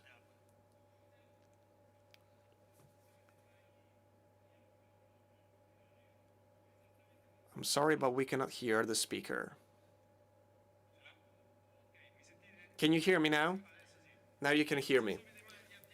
I don't know if you ever started a nuclear plant. This is what we're about to do in speaker room 2, which has cooled down, by the way. We have a normal temperature in speaker room 2 again. So it's a training sensorial session in which there are several activities used to activate certain dynamics. The same thing that they will be doing as well, but they will be in a different context. Good morning, pirates. This is what we're about to do. We're going to be together. I want to know how many of you feel pirates, how many of you don't feel like pirates. I want to hear this. So we have a few pirates here. For those of you who really are pirates, we are going to have a team building out of speaker room 1, first floor. It will be a negotiation challenge.